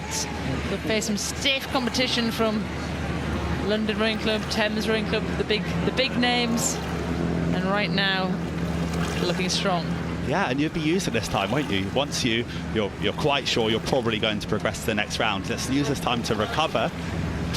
Even work on some technical things that we can implement tomorrow or when in the next round. Keep on improving through the regatta. I think that's one of the important things here is your first race is not your best race. You have to keep on getting better throughout the week. And what's it like if you went out and did kind of 6, 5, 4 flat-out races here? You'd be pretty knackered by the weekend, wouldn't you, Jack? So it's about conserving that energy, hey? You absolutely would. Even a light training session, you're tired after. Doing a couple of racing starts, you're pretty cooked. Doing a full course race, come on, it's a day ruiner, isn't it?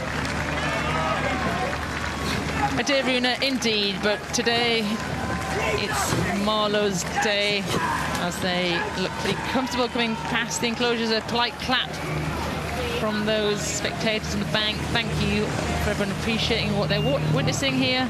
But a huge well done to Barcelona. Red and white Barcelona coming across the finish line here.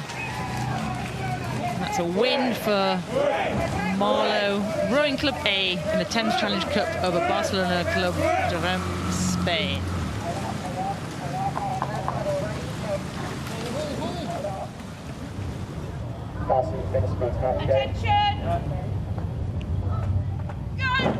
This is a heat of the Princess Elizabeth Challenge Cup. Los Gatos Rowing Club USA on the left of your screen. The Windsor Boys School of England on the right of your screen. Junior Open A. It's a hotly contested event, one of our biggest events. With so many crews trying to qualify for this, so impressive to see here. Windsor Boys School have qualification to be here, and right now they're up. And this is a fantastic start. Windsor Boys School have been a powerhouse of junior sculling for as long as I can remember. But to see them leading at the end of London and 8 shows they are definitely far more than a one-trick pony, aren't they? We see this club in the dark green, the yellow, the red caps on, dominating the Fawley, a sculling event, the quadruple scull. So here they're turning their hand to just using one oar, and right now they're leading out Los Gatos, USA. I would say Los Gatos aren't giving it, letting Windsor have it all their way. They are holding on, aren't they? That initial start, that jump that Windsor Boys got seems to be all they have got so far. So there's some real discipline and perseverance here from the American crew. They're staying close to them. Look at that shot we see on the course. Normally you'd stick a bit closer to the booms. Is that a tactical thing, Jack?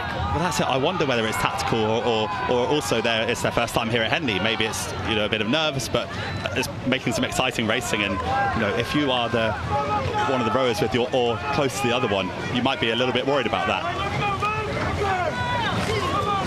They completely trust in the coxswain. If you look there at your screen, there's a person that's sitting at the back of the boat. That's the coxswain. They're steering. They have a microphone telling their crew exactly what to do and when. There's no way a crew with 8 rowers can talk to each other. So you rely on that cox to do that for you.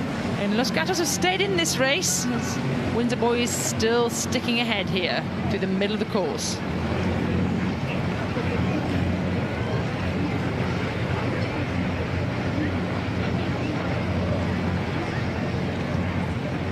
I quite like that. The way the Windsor boys' blades are sort of preparing to go in the water is so uniform. That's, you know, if you could pick one thing apart between the two, Windsor boys are really, really slick and coordinated with that. Perhaps that is giving them the edge. If you're watching from Los Gatos, welcome. It's probably very early in the morning for you in California. Your crew here doing a valiant race as they come through towards the enclosures. They've not let Windsor boys get away from them. What have they got in these last 500 metres? Can they move back on Windsor boys? Is that a thing that was supposed to be? It definitely looks like they're going to give it a big go, and I think in these sort of 8 boats, you know, all of you really need to do it together, don't you? You need to pick it up and galvanise each other, and you have to get that momentum. And it does look like they're making a bit of a move here. What have Windsor boys got? They got an answer to this because they've not pushed away through the middle of this race. It's an 8, so they can't move terribly fast, these big boats. It's a 96-kilo boat. Each rower weighs somewhere between 70 and 100 kilos, most likely. That's almost a metric ton of absolute power and muscle and carbon fibre. Can they get it moving here? What have they got left in their legs as they come towards the finish line? Windsor look a bit sprightly there, though, Jack. They do, you know, I think that's it. That's so skillful to be able to sort of, all 8 of you move so technically in time to take the stroke rate up and increase that cadence, and that's a fantastic last sort of 200 metres. And Windsor boys had the answer. They would absolutely absorb this Los Gatos push. They threw everything at it. These Californians even chucked in the kitchen sink, but Windsor look tight, look tidy. They know they've got to cling on for a few more strokes. And they've done the business there. That's a win in the Princess Elizabeth Challenge Cup for Windsor Boys School over Los Gatos Rowing Club, USA.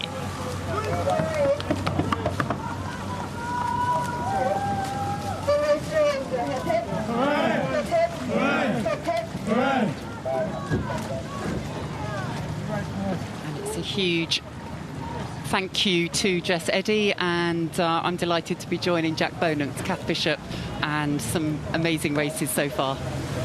It's been absolutely fantastic.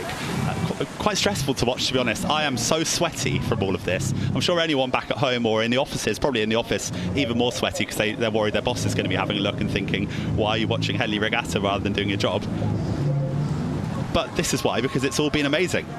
I mean, look at those shots of people enjoying the regatta, dressed up, looking so smart. It's a lovely, breezy day, a little bit tricky for the rowers, but actually a nice cool breeze for those watching. And we've got a great set of headwear from the men and the women on display. So we start spotting all of that, don't we?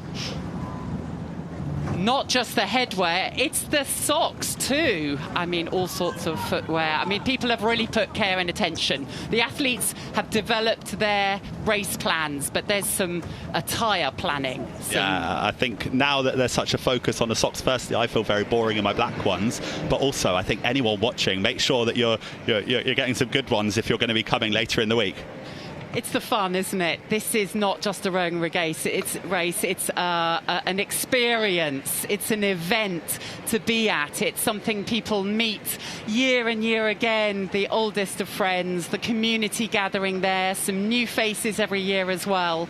It's as much about the experience of those watching as it is those on the water that we are enjoying.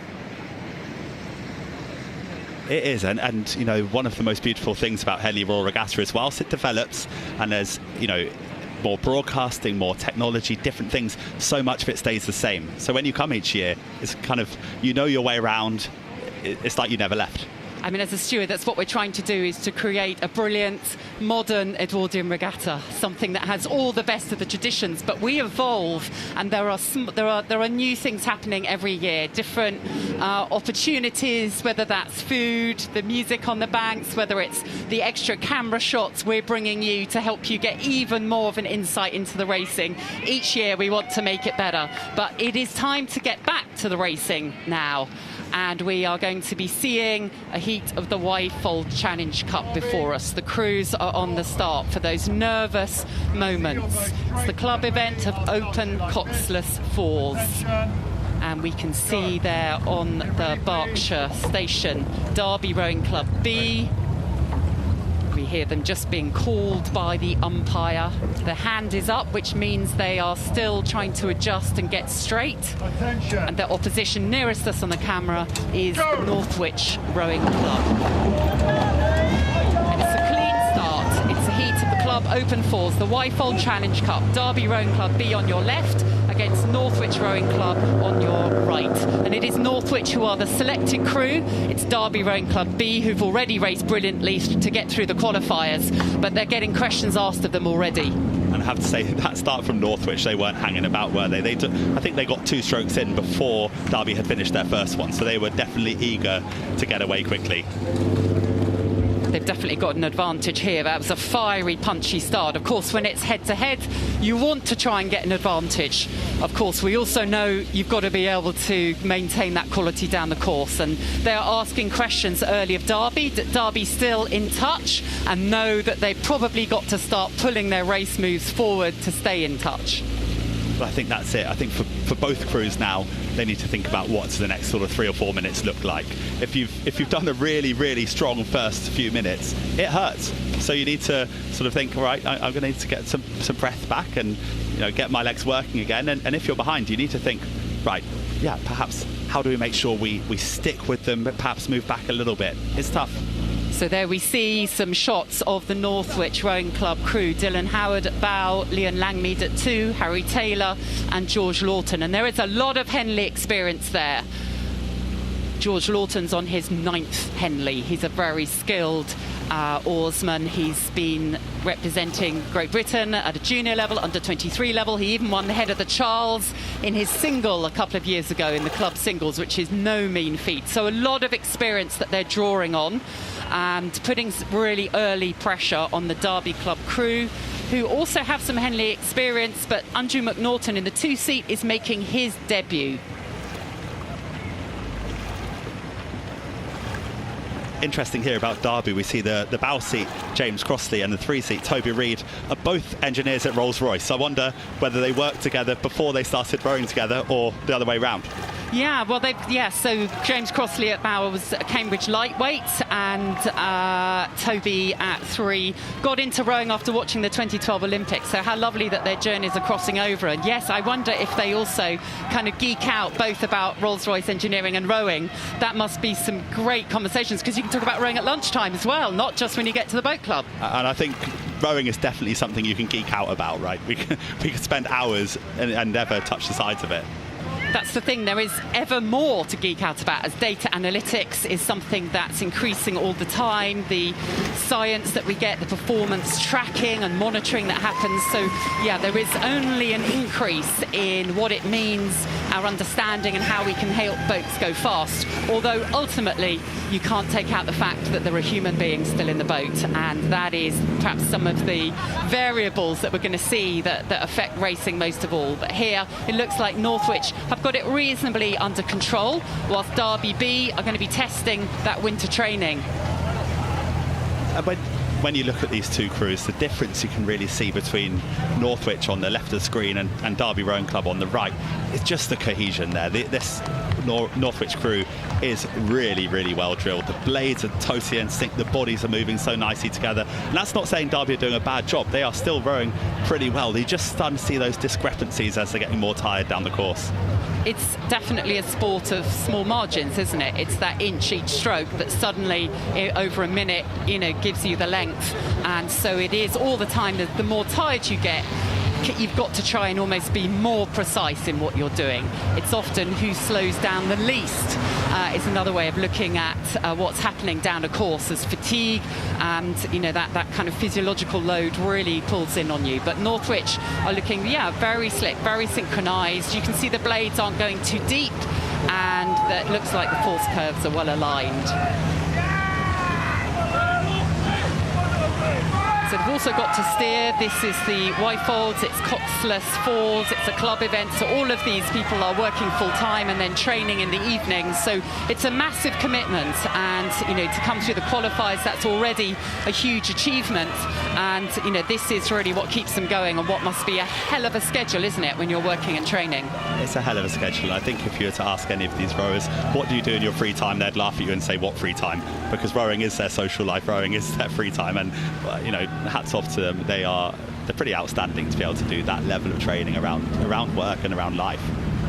Yeah, absolutely. Beautiful overhead shots there, and there's so much kind of information for the coaches that comes from this. You can just see that the Northwich boat has got more run in between the strokes.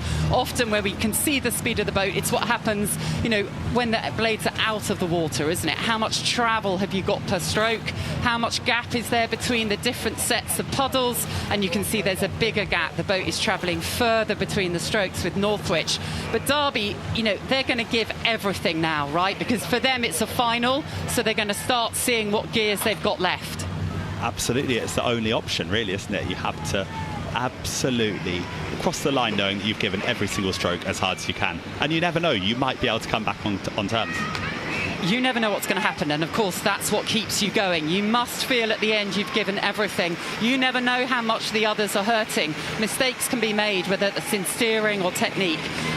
It looks like Derby are the ones actually at the moment who've got a little steering problem as there, which is again so difficult when you're really exhausted and feeling pressure and trying to take the rate up. And once you make a small adjustment, then sometimes you end up over adjusting on the steering. So they probably added a few inches to the course that they're taking there, which they don't want to do, but they are now in front of the enclosures. They're going to see what there is there. But I actually quite like that correction, because I think in this last sort of 300 metres you want to be pretty close to the boons, because it helps you know you're on a straight line. Okay, there is the, of course, fear that you might hit them, but if you're far enough away and you know you have them beside you, you know you're tracking. I think what's happening here, you can see again a bit of a wiggle. It's not going straight because the effort as you get tired, it's now not completely synchronised. They're going to be sensing that they have to keep putting it in. The Northwich crew, though, are cruising. They are in control and will be enjoying this row down the enclosures. That's a great row for them. They look absolutely fantastic. I'm looking forward to seeing what they do later in the week. Yeah, the sun is shining as the Northwich crew are powering with real control to the finish line. It is Northwich Rowing Club winning this heat of the Wyfold Challenge Cup, beating Derby Rowing Club B.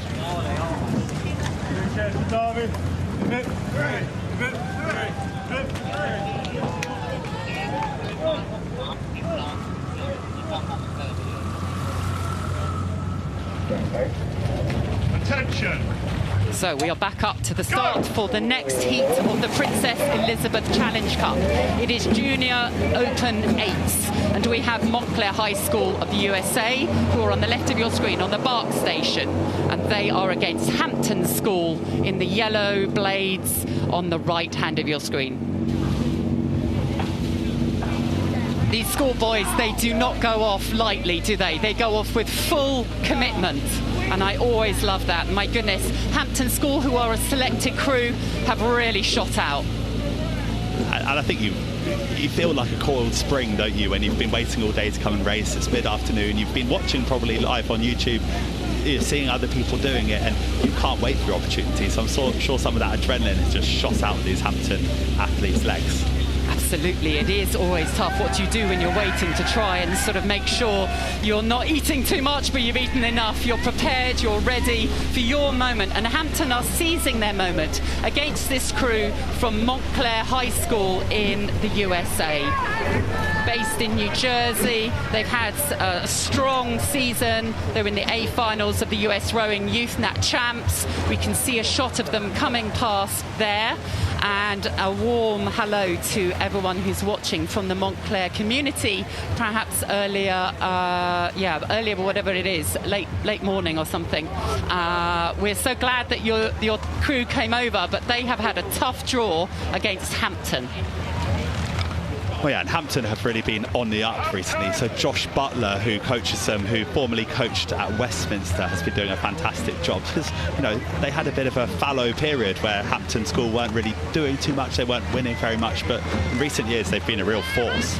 They have Martin Cross, famous alum of Hampton, who also coaches, of course, Olympic gold medalist, told me earlier that he said he was so impressed by Josh Butler that, Josh Butler is the best coach that he's ever worked with. I mean, that coming from Martin Cross, Olympic champion, is really something.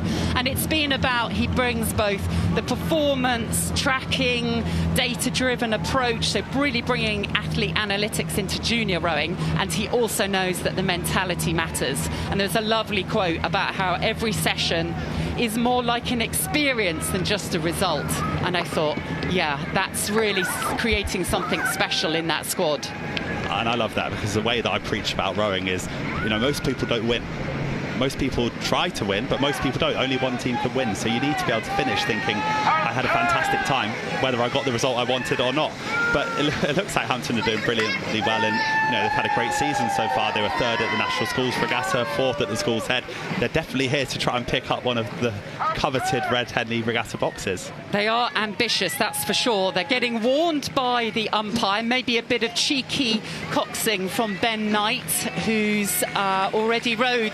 He's already rowed at Henley, so he has experience, and maybe he's just trying to send down the puddles, but the umpire is saying, we're not having that. You have not got enough distance. You need to stay on your station. And the brilliant job that our umpires do to really help create safe, fantastic racing is in full display there. But I have to say that Montclair High School, they are going for it. They've travelled so far, and they are gunning now. You can see that their rate's coming up a bit, because they know they've got to do something. They're rating higher than Hampton. They are taking more strokes per minute.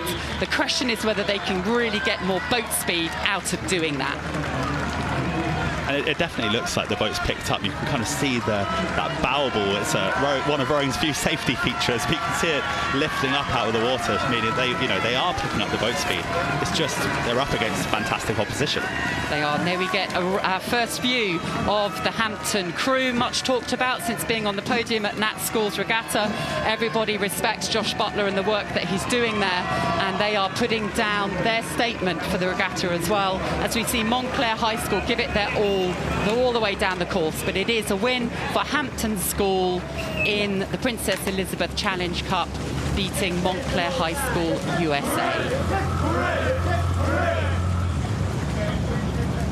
And as ever, just by us, we can hear them cheering for each other, that sense of connection that comes after racing together.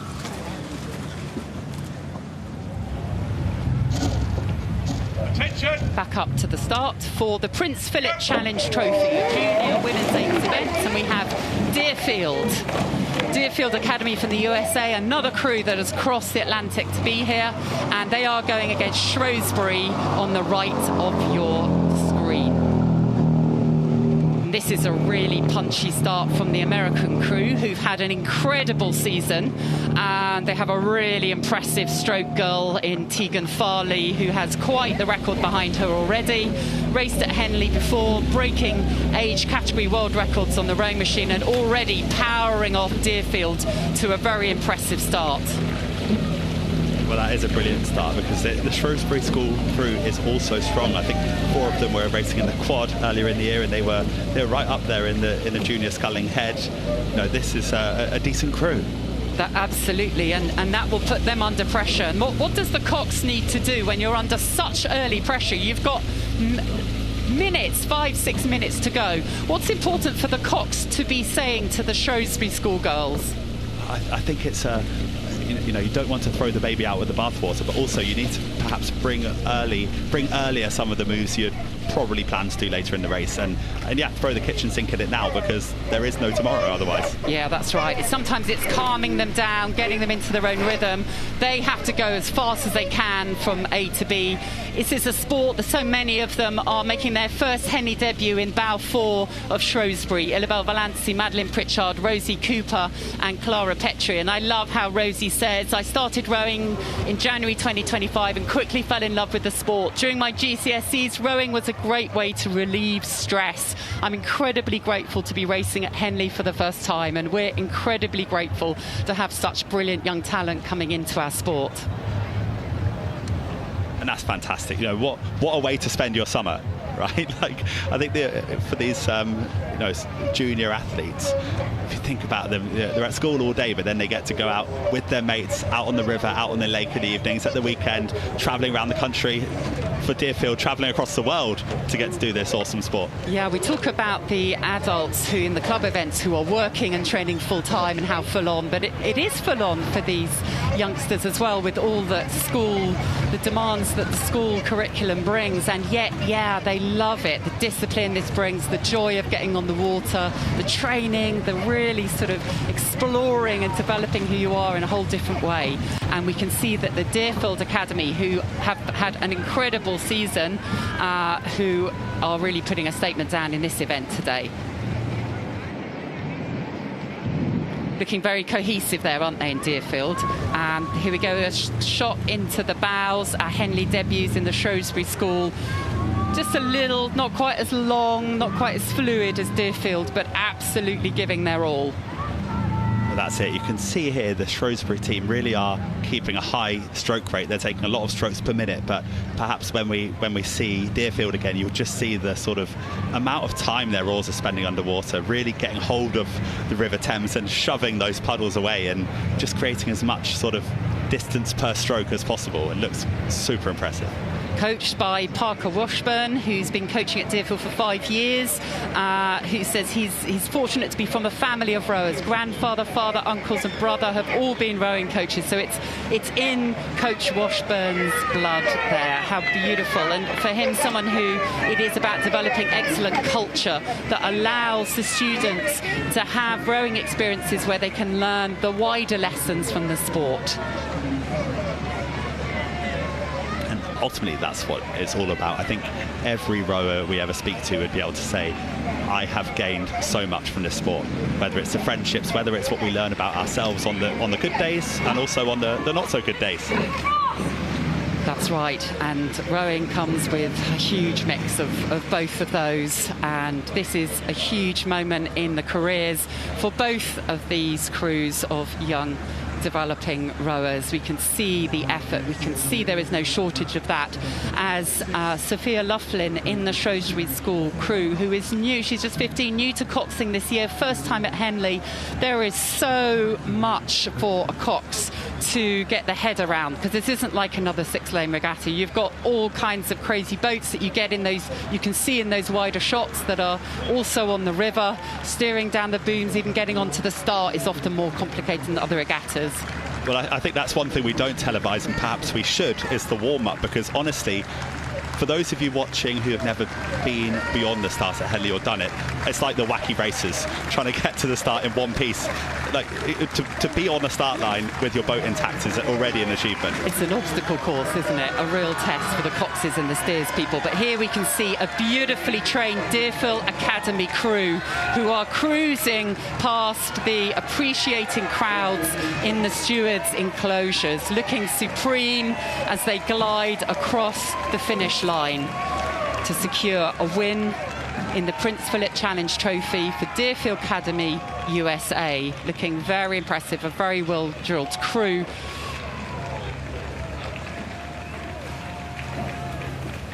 And today they have beaten Shrewsbury School, who gave their all down this course, crossing the line now. Yeah, that was great by both the crews, and also just fantastic to see Deerfield. What you couldn't see on the camera, but we could see right in front of us, is they stopped their boat immediately as they crossed the line to very sort of sportsman-like congratulate their opposition. That's such an important part of the sport. When you're on the course, you are just going with everything you get, and when you finish the line, then you are full of respect for your competitors and, you know, wishing them all the best. Deerfield will be delighted to have started off their campaign so successfully. Back up to the start for the Thames Challenge Cup. Club open 8s, and we have London Rowing Club B, who are against Canterbridgian Rowing Club on the right-hand side of your screen. So professionals by day, rowers every other part of the day in every other part of the day and night in their lives almost. Very strong Thames crew. It's their B crew, but Thames have such strength in depth. They do, and for all of these athletes, this is the week of the year, isn't it? You know, a lot of people think about Christmas or when their birthday is. For club level rowers, racing at Henley Royal Regatta is what they do it all for.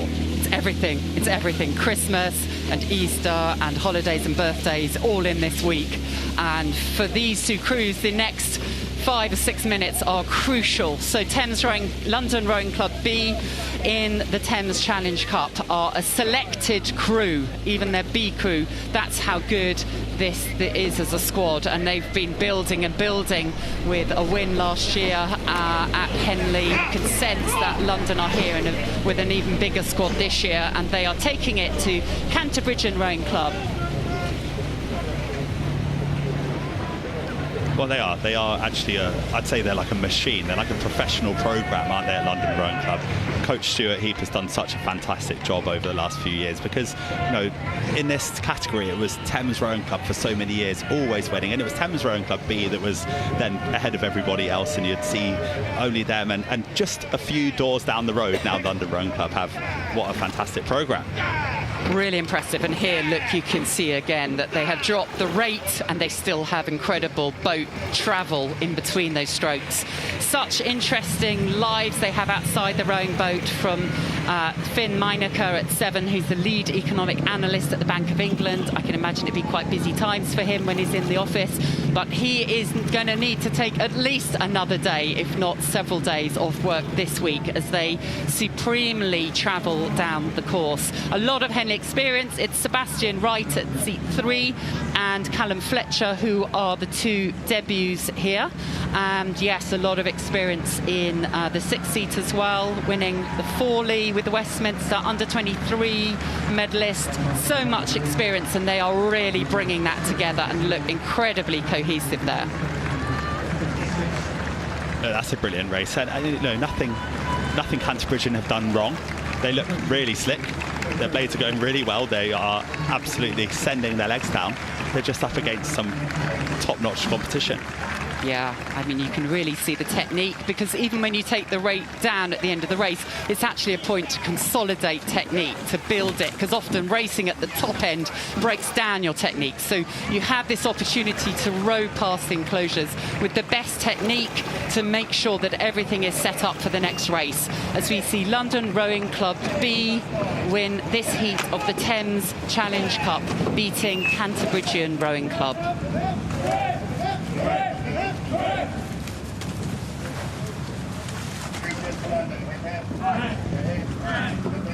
Those close-up shots of exhaustion, we could see everything went in from Canterbridgian. This was their final. They did such a great job to come through the qualifiers, which was incredibly tough on Friday evening, and to get their place, and they've come up against one of the best crews in the event. You can see there in the background some of the crazy other crews that Jack was talking about, but we're back up to the start, on the start line of the Diamond Jubilee Challenge Club, and we have Wallingford Rowing Club on the left of your screen against York City Rowing Club on the right of your screen on the Bucks Station. Bit of steering happening there, I think, in the York City crew.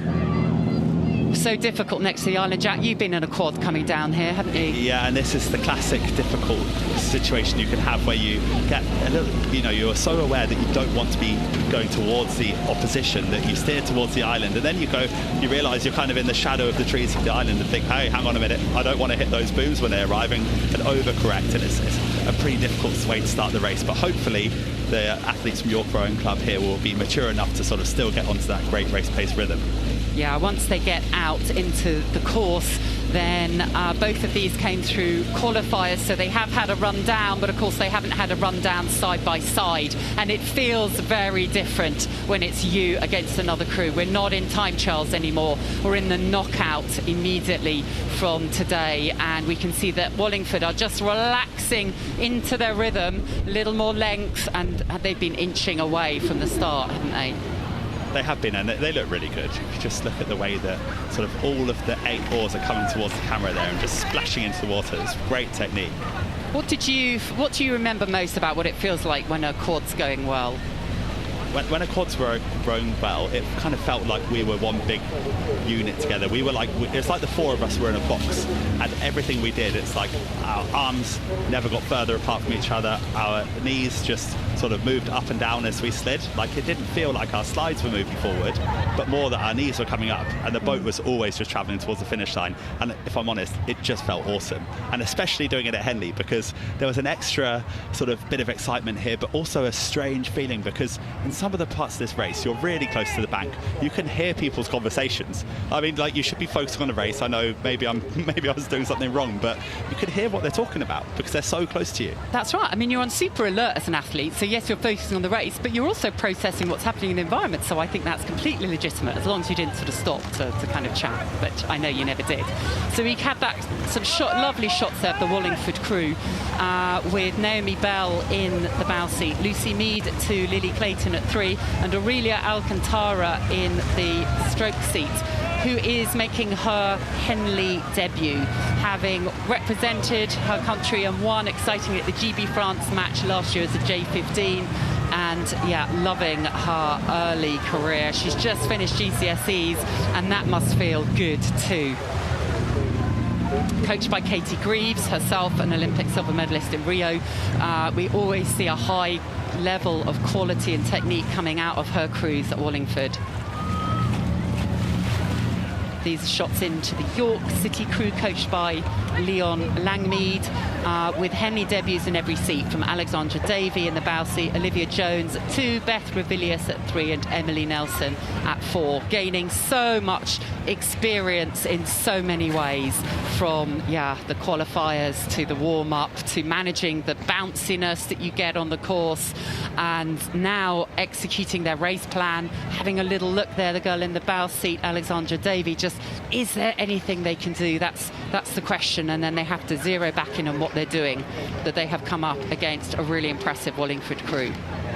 And something you touched on there was the bounciness, because some of these scenes make it look as though the water is like a mill pond. It is not, and when you're in these boats, they are not sturdy, they wobble around. It's so skillful. It's so skillful to get through this sort of turbulent water and you know, be able to keep your rhythm and keep it very cohesive.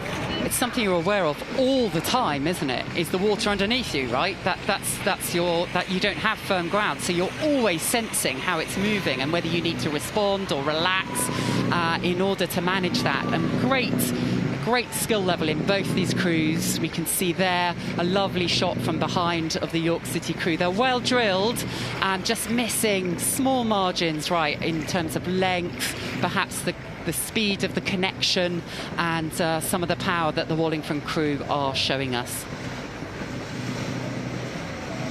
What sort of calls did you like to hear or to give when you were in the quad, Jack? If I'm totally honest, it was never really much about trying to motivate each other. I think we were all very motivated.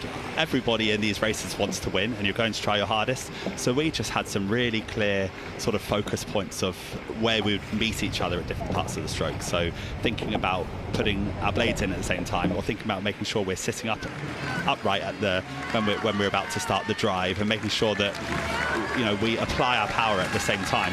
But I don't think we really needed to motivate ourselves. Everyone here wants to win. They're trying their best to win. It is about that precision, and these incredible young athletes are rowing with great technical coherence, and that looks so good. Motivating, it's inherent in all of them, and that's pretty clear as this crew really coast across the line. Wallingford Rowing Club winning this heat of the Diamond Jubilee Challenge Cup. Really impressive. They'll be happy with that getting the water in straight away as we see their valiant opponents, York City Rowing Club, cross the line. What a lot of experience they've gained in their first Henley debut, and we look forward to seeing them back in the future.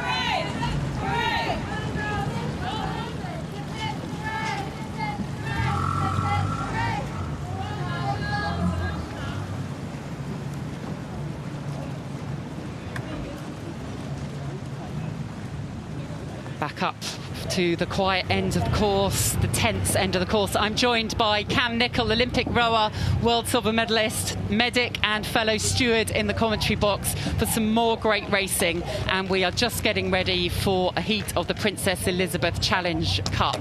What have you enjoyed seeing so far?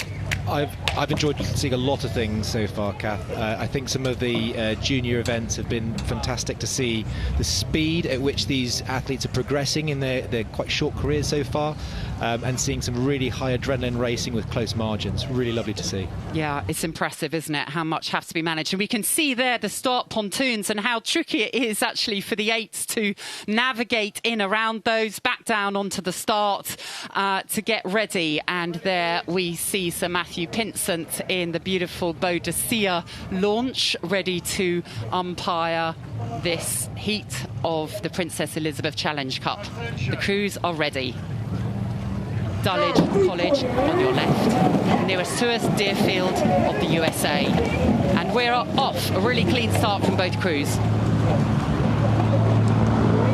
Yeah, and I really like the way Deerfield got off the start there. Just the first few strokes were really patient to me. They brought that boat up to speed very quickly. It felt like they got a lot of connection, but look at that, they just moved slightly across into the middle of the track. I wanted to see whether there'd be any flags waved. And again, we saw the Deerfield women race really well just a few minutes ago, and so really, really impressed with that. But this is looking neck and neck coming out of the island. Yeah, I love this phase of eights racing where you've got that speed up maximum as fast as you possibly can, and you want to try and keep it nice and high and long for as long as possible. And when you come off that island, that's when the weather might start to hit. So a bit of wind, a bit of swirl, and it really starts to become real that this race is going to be a long race. You need to get into that high race pace rhythm. Everybody's been talking and watching the Deerfield Academy crew because they are the overseas national champions. So it is the best of US junior eights who are coming over to race the best of the UK. So it will be really interesting to see that. And I am sad to say that I am a rowing geek, and I watched this race on YouTube last night, which was watching them row through the field in the closing stages of that US race. So we know that they have really good pace, this Deerfield crew, and that they can row their own race and come through crews towards the end of that third and fourth quarter. They will have so much experience, and yet this is a different type of event, isn't it? It feels different, not six-line racing. You're in Henley, the water's different, the warm-up feels different, you're next to an island, there's all of these beautifully dressed people on the bank. It feels different, and so you have to keep evolving through the season when they come here, don't they? Find a way to keep moving on. And this is why we love match racing, because you just have to beat the crew next to you.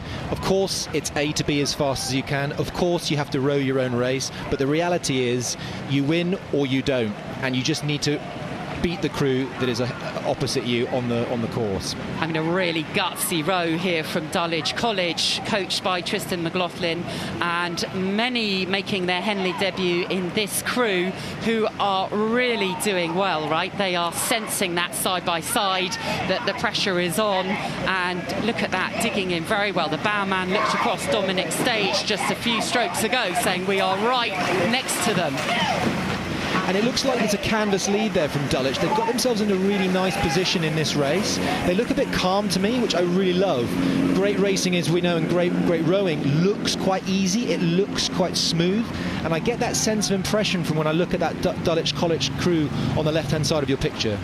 They've been quietly building through their season some really solid, consistent results. Finished second in the B final at Nat Schools, third at Popular Regatta in Junior 8. So they've been learning through the summer season, and they know that today is a big match-up for them because Deerfield are a selected crew. Dulwich had to come through the qualifiers, and my goodness, this is going to be one of the races of the day. Look at that overhead shot as we come in, and both crews are asking questions of each other. I really like the length that I can see both crews rowing at. That really looks like they're getting right out to the front of their riggers and keeping that connection all the way through. Look at that, it's a foot or two at most in it. What a race. Wow, this is going to be about precision under pressure as the fatigue sets in. They are on exactly the same rate. It almost looks like exactly the same lengths of stroke. It's how can two crews, one from the US, one from Britain, be side by side going exactly the same speed, but they are. The question is, will any cracks start to appear? This is incredible. They're going to want to put in a push. I think maybe Deerfield are just starting to. Deerfield have made a move for sure. That rate has just come up slightly. I can see it. I can see that Nadia in that cox's seat will have said, right, now is our time. Now is the time we need to move. And you can see that they've taken probably 3 or 4 feet and they've got their bow ball in front now. And that asks the question of Alexander Govindan, who is coxing Dulwich.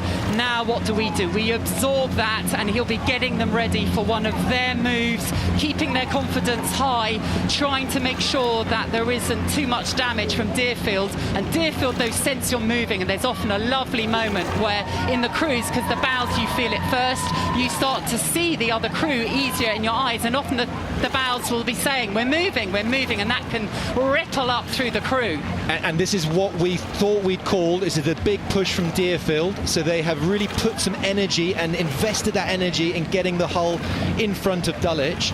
So if we're in the Dulwich crew now, we need to think about how are we going to react to that. We've seen the move, we felt the move, particularly if we're in the stern of the boat or the back of the boat. We felt the move away from us. It's time to start turning the screw moving. We can see that starting to look quite heavy in Dulwich, yeah. The questions are asked, and it is so tough. You're giving your absolute max. You're side by side, the other crew up it, and sometimes, the way you try and up it can be hard work, and you've got to try and do it by even more synchronicity, so it becomes lighter to take more strokes per minute. And somehow Deerfield have managed to notch up into another gear, and they've almost taken the length now. Yes, and if I'm Jack and Thomas in the stern pair, of course it's everyone's responsibility in the crew for the rhythm, but the stern pair, so right at the back of the boat, you want to try and move those hands, just start to make it feel a bit more lively. Oh, there's a bit of course correction I can see from Dulwich. They've just moved into the middle of the stream a little bit further. So that often is a sign that maybe the synchronicity isn't quite there, so the boat isn't going to quite as strong. But you can see the effort trying to go in as they really try and hull their bodies back to can they get more acceleration in the Dulwich crew, because Deerfield found acceleration in the middle of the course and are moving clear as we see them approach now the last few strokes. What a great race this has been. Yeah, this looks like a really mature race to me. Timed it well, put the push in, executed, and have done the job. They had that experience of coming through crews that you mentioned, and they needed that today. So it is a win for Deerfield Academy USA over Dulwich College in this heat of the Princess Elizabeth Challenge Cup. And both crews gave us a fantastic Tuesday race there that we'll be talking about, and on the banks there'll be chatter about that. And Deerfield have come through the first British test with several more tests ahead. You can see there Deerfield had to put a lot in, right? That was, in the middle of the course when they were literally going toe-to-toe. They had to find something, and so now they've got to recharge, getting the nutrition in, recover, because this is often about how you manage the accumulation of races one day to the next. Attention. Go. And back up at the start, it is the Wyfold Challenge Cup. It's an Aussie derby. We have Swan River Rowing Club on the left of your screen against Mercantile Rowing Club on the right.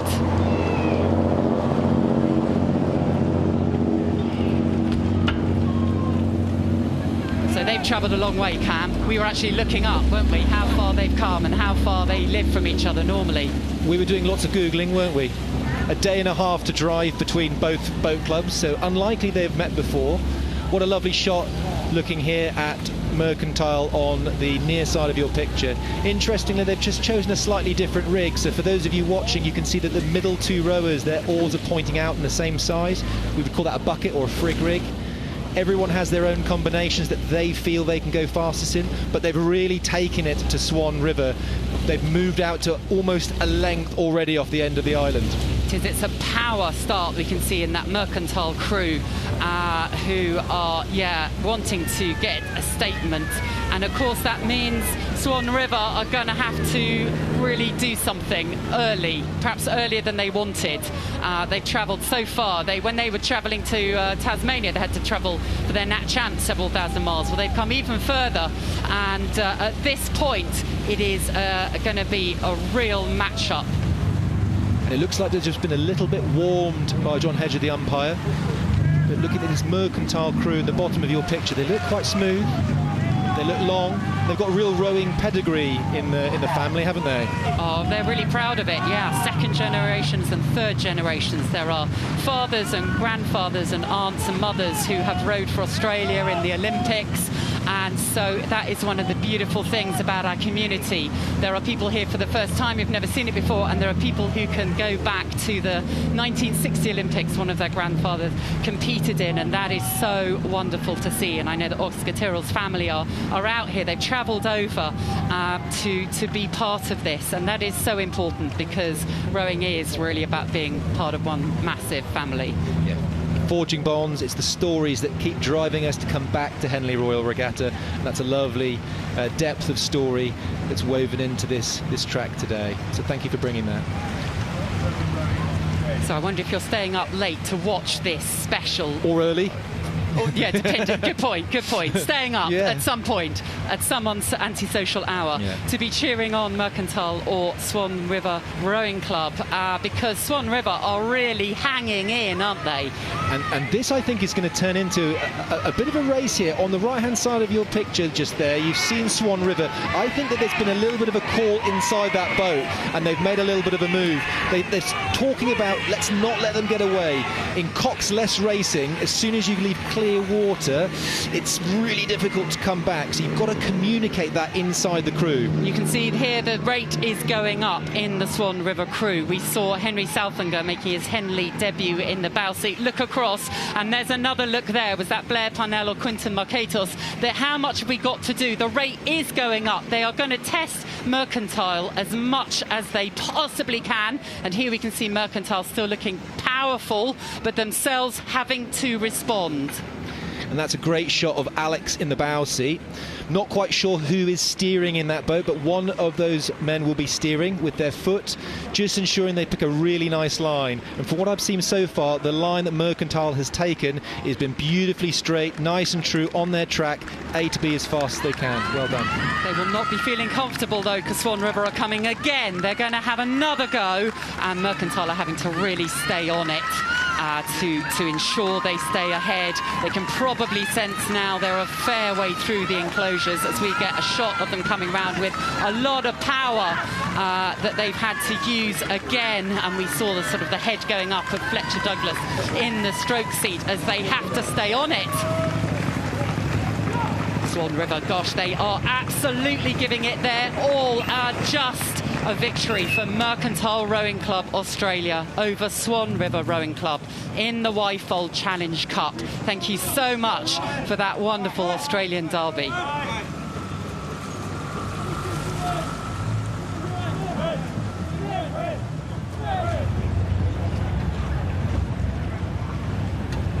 We now will see the next heat in the Diamond Jubilee Challenge Cup. That is the Junior Women's Quadruple Sculls event. It is Headington School B on the left of your screens on the Berkshire Station, and City of Cambridge Rowing Club on the Bucks Station on the right. A very clean start from both crews. Nice and clean. I really like the way Headington School got off the start. They're really lively, fast hands. It looked like they're getting into the race nice and quickly. Really clean sculling. I mean, the technical proficiency is something to admire in so many of these junior events, and the gutsiness, and that is just taking it straight out there from the City of Cambridge Rowing Club. Really looking dead ahead down the crew. Hannah Burton stroking in her Henley debut with Anthony Carr, Lily Margot and Emily Grant all making their Henley debut and making a statement immediately. And you can just see the level of challenge in the water. We've heard about it in previous races on commentary, but there's a lot of swirl and bounce that you can see on that white hull on the right-hand side of your picture and the left-hand left-hand side of your picture in the yellow hull, you can just see the boat bouncing around and moving in that swirly, poppy water. Gosh, that is an impressive start, and Headington School B are already being asked questions. It doesn't look quite as lively. The rate is super sharp. I think the coach, Piotr Wyszkowski of the City of Cambridge crew has done an amazing job there. He himself represented Poland as a junior, winning a bronze medal and under 23 level, and is doing great work. And the ethos of the City of Cambridge Rowing Club is one of teamwork.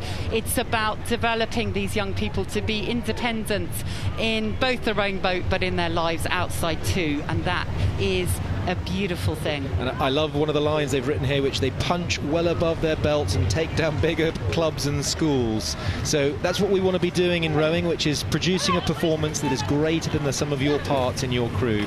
Brilliant work so far.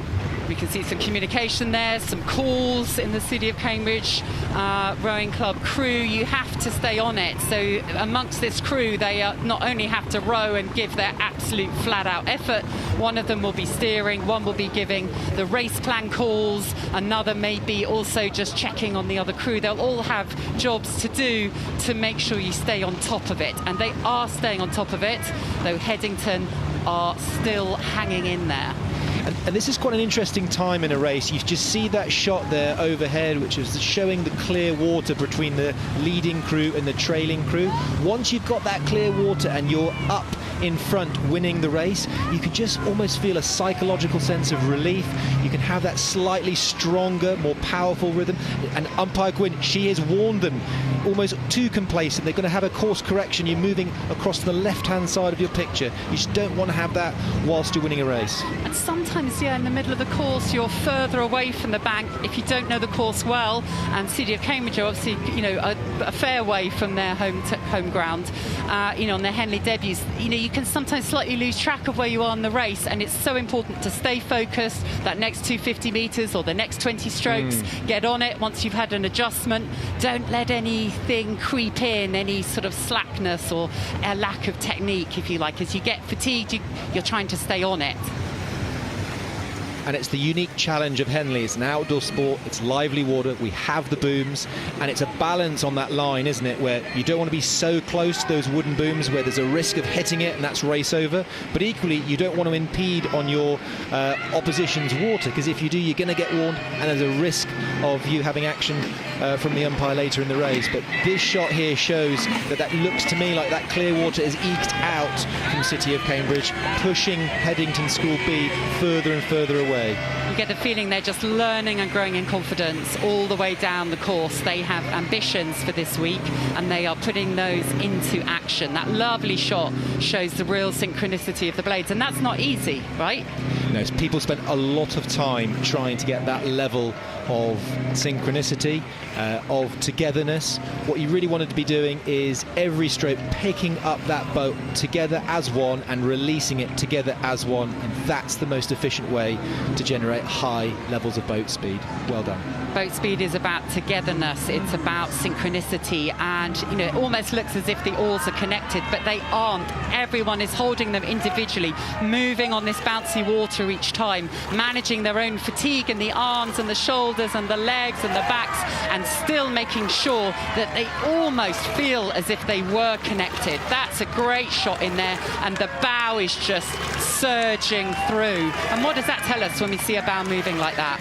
So the physics of the boat are very complicated, but what we want is that boat to be as out of the water as possible, and by having that level of synchronicity and togetherness, that's what they're achieving with that beautiful shot you just saw of the hull sitting proud out of the water, and it goes faster.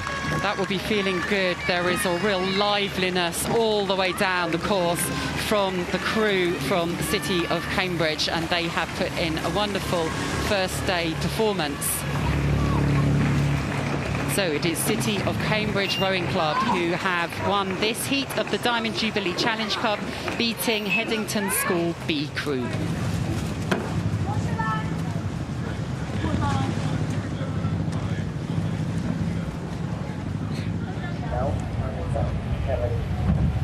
Attention! start Princess Elizabeth Challenge Cup. I think you all know what these races are now, even though we've only been going half a day. It is the Junior Open 8. It is Latimer School on the left of your screen against King's College School Wimbledon. And we know how hard these boys go out the start. There is that always absolute release of energy and teenage drive in those boats. And I really like the way both eights got off the blocks there. Patient, calm. We're seeing this more and more frequently in the regatta. You know, there's no panic, there's no wheel spin. They just got that real great traction, particularly off those first 1 to 3 strokes. That can set you up so nicely. And look at these two eights going. You can see a real levering there on that side shot. Also, when we get these overhead shots, that sense of the boat being levered each stroke. The oars are a lever. You curl up your body, your arms and legs to add on to the oar. So you are a giant lever and trying to be as effective as possible in the arc that you're rowing, the accuracy of that. And they have just got a little bit more, haven't they, on the Buck station in the King's College School Wimbledon at the moment. Yeah, and there's a few thoughts I have. The first is that I think Jonas is a little bit close to those booms. If I was on bow side, I would be having a little bit of an awareness that my bow side blades, so the oar sticking out to my left, is really close to that wooden boom on the left. That's the first thing. The second thing is if I'm in the Latimer crew, I know that we need to do something because we're 3/4 of a length down in the 8. That is a fair margin to overturn. So if you're sitting in the coxswain seat or the stern pair, we need to make a move. We need to do something to get ourselves back in this race. So we have Henley debuts every seat in the Latimer School crew, apart from Amelia Roast, the cox who has coxed once before. So they are learning so much in a first Henley race where everything is noisy and loud and the pain and the stress and the challenge is there, right? Of course, and there's no better feeling than getting that first race under your belt at Henley Royal Regatta. It sounds obvious to say, but it's a really important point that to win Henley, you just have to beat the people in front of you 3, 4, 5 times in a row. So you've just got to beat that opposition, get that hull in front. And often it doesn't necessarily need a perfect race, though you pursue it. You just need to make sure that you're doing the right things for the majority of the time to beat your opposition. It's the beauty of match racing. So King's College School Wimbledon have had a really strong season and the crew has been further strengthened since Nat Schools where they came 4th. So they are really one of the selected crews. They are high quality and we get a lovely shot from behind there. It's a great shot of Callum Grantham in the bow seat. Look at that rotation.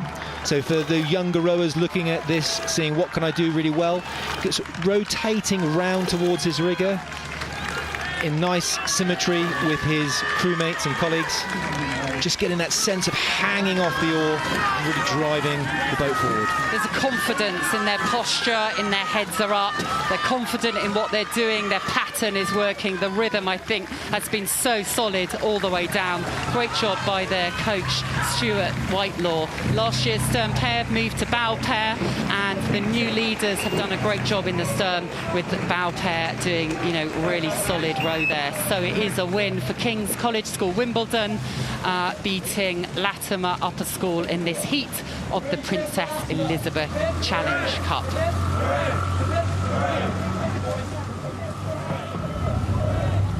Attention! Go! So the Thames Challenge Cup, it is Club Open 8s. These are rowers who work by day and row by night. And we have Vesta Rowing Club on the left of your screen on the Berkshire station, and they are up against Agecroft Rowing Club on the Bucks station. So we have London v Manchester, Salford. Battle of geography. And I was going to say that I really like the way that Agecroft have built off the start. It looks a little bit lower in the rate compared to Vesta Rowing Club, but I think this might pan out well for them. They've got into quite a long rhythm. If they can keep that level of connection, I'll be interested to see what level of boat speed both of these crews have as we evolve into the middle of the race. It looked to me like Vesta were just very high off the start, but didn't quite bring that boat with them. Let's see what happens as they go through the first quarter. So both of these crews had to come through the qualifiers, so we are learning about them, they are learning about themselves, and at the moment it is the London Vesta Rowing Club crew A. They have got an advantage but I think there's still a lot to play for from Agecroft. Yeah, and I like it. Obviously, we've now cut forward slightly in the race, so it's really nice to see this shot of Vesta, where that rhythm looks a little bit longer to me than it did at the start, and you can see that that's paying off in boat speed. So almost, yes, clear water, I think now, and that's a really commanding place to be in an 8s race, isn't it? Yeah, absolutely. So Joe Wilson, who coaches the Vesta crew with so much history, one of the big clubs on the Putney embankment, and we can see on the left of our screens now the Agecroft Rowing Club crew, who are being asked a lot of questions, coached by Harrison White, who says that he likes his crews to work hard and enjoy the sport over everything else. Again, we see the ethos of our sport, the meaning, the experience, that sense of what it means both on and off the water is something that grows year by year as we try and get even more out of the sport that we all love. And what's great to see in these club championships is the fact that people come back. So between these two crews, we have 41 appearances. So they've been to Henley 41 times, and a little bit more experience in that Vesta Rowing Club crew. So they've got 25 collective Henley Royal Regatta appearances compared to Agecroft at 16. Now, the reason I say that is that going down this track, because of the match racing, anything can happen. So using that experience and that knowledge from going down the course and having different race plans really stands you in good stead. So let's see how this unfolds. Definitely, and we have a debut from Ben Reid, who is stroking the Agecroft Rowing Club crew, who has also asked and sort of shared that his former coach Philip Brown at Trinity College Dublin, where he learnt to row, passed away last month, and it is the 40th anniversary of him winning the Ladies' Plate with Neptune. He was a finalist in the Goblet, so some lovely history that I think, you know, just speaks again about how connected we are to those who came before us, who coached us, nurtured us, and so it flows on, both on the banks and on the river.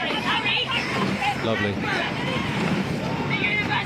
Agecroft are definitely not given up. They are feisty here, aren't they? They are really going to have another go. This is the point. If you don't try now, then you run out of track. So we're going to see if Vesta can really just stay calm. But Agecroft have had a real gutsy push there. And it's what you love to see. So Agecroft, they find themselves down, they're coming into Remnant, coming into the enclosures. They know if they continue on this track, they're going home. And so they've changed their plan and they've brought it all forward. And that investment in energy and rate and length is paying off. They've moved back on Vesta. What a great shot here of our bowman, Alexander Tullett. They are moving, and it's going to be now Vesta to see whether can they hold them off. Have they done enough too early? Have they had enough in that first bit of the race to hold off Agecroft? Here we go. Here we can see Vesta. They are being asked questions, so they are having to respond. They're having to take it up. We can see a little raggedness as Agecroft are throwing in more punches, throwing in everything that they did in their winter training to see if they can come back. They know that they can sense where Vesta are, but Vesta have enough. I think as they come through the enclosures, they are having to work hard to get this win. So it is a win by Vesta Rowing Club A over Agecroft Rowing Club in the Thames Challenge Cup, and we are going to be handing over to Ali Vance, who is with Olympic silver medalist Jess Eddy. So that's another session done and dusted. Thank you to all of our commentators. And Jess Eddy, you've been in the commentary box earlier today. So come on, how have you found racing on day one? Well, normally we're here on day one, the crews can be miles apart, but today there's some really tight races. We saw in the Wyfold some incredibly tight races. We saw the crew from Bath Minerva won in a really tight race over Fairmount, USA, and that followed the next race was the Fawley, and it was won by 1 foot by Ridley College, Canada. Really, really close in those races, so really keeping us commentators on the edge of our seats as well. It's such gladiatorial head-to-head racing down the river. And what's it like as a losing crew, losing so early in the week? And we've lost some pretty big dogs today. Yeah, I mean, it's hard, isn't it? This is a 6-day regatta. The real goal is to get to the weekend and then battle it out to win. If you've been beaten today on day one, it's probably the chance to reflect. Some crews have just qualified and got here today, so they've done a really good effort to actually be here. Others might be going home, licking their wounds a little bit, thinking, how do we build on this for next year? So a mixture, but some incredible races. Yeah, Yeah, there have been some very tight races. Looking for more of the same. Racing review resumes then at 5:30 local time. Thank you very much, Jess. We are right outside the regatta shop, so I'm going to go and have a quick look. Follow me in to see what... Well, there's all sorts to buy in here. I think something for everyone, really. Hello, hi. Right, what have we got then? We've got teddy bears. Look at this, Charlie Bear. Something to take a gift home for the kids. Comes in a stripy blazer with the Henley Regatta badge as well. That's pretty cool, Charlie Bear. More teddy bears. We've got tea towels, picnic rugs. You can even buy a boater and your very own director's chair in the Henley colours. Follow me though, because if we wiggle our way through, you can buy, there's loads of clothing here. There's sort of performance clothing, obviously loads of branded clothing. But really there are very few sporting occasions where you can dress up, and Henley is one of them. Fashion synonymous with this event, and Crew Clothing have a concession here, and they are the official clothing partner of Henley, and everyone can come and get Henley branded jumpers. We've got t-shirts, men's and women's, and here actually Crew have got their very own collaboration with Henley, so there's dresses on sale, all sorts, something for everybody. So come over to the regatta shop if you're coming later this week. We're going to take a break now, and we'll be resuming, as I said, around about 5:30 local time. But in the meantime, before highlights resume, let's find out how Henley is encouraging more people into the sport of rowing. Historically, rowing hasn't always felt like a sport for everyone. You guys come down to the rowing machines? But the Henley Royal Regatta Charitable Trust is helping to change that. So there is a stereotype of rowing, and that is of most rowers look a lot like me. They're tall, they're white, but that definitely shouldn't be the case. You always listen to their instructions. We do stuff together. Really important. Big teamwork. With rowing, as long as I see them that they're enjoying it, they're having fun, they're working together, that's all that really matters, like bringing them together as a team. Despite colour, race, anything like that, they all have respect for each other because they're teammates. Last year I watched the Oxford plus Cambridge one, and I saw it on TV, and I was like, oh, I could do that. And this was before I went into rowing, and now I'm here, and it's like a step in the way to do that. You can help make rowing a sport for everyone by donating to the Henley Royal Regatta Charitable Trust today. Please log on to our website or scan the QR code now. Thank you.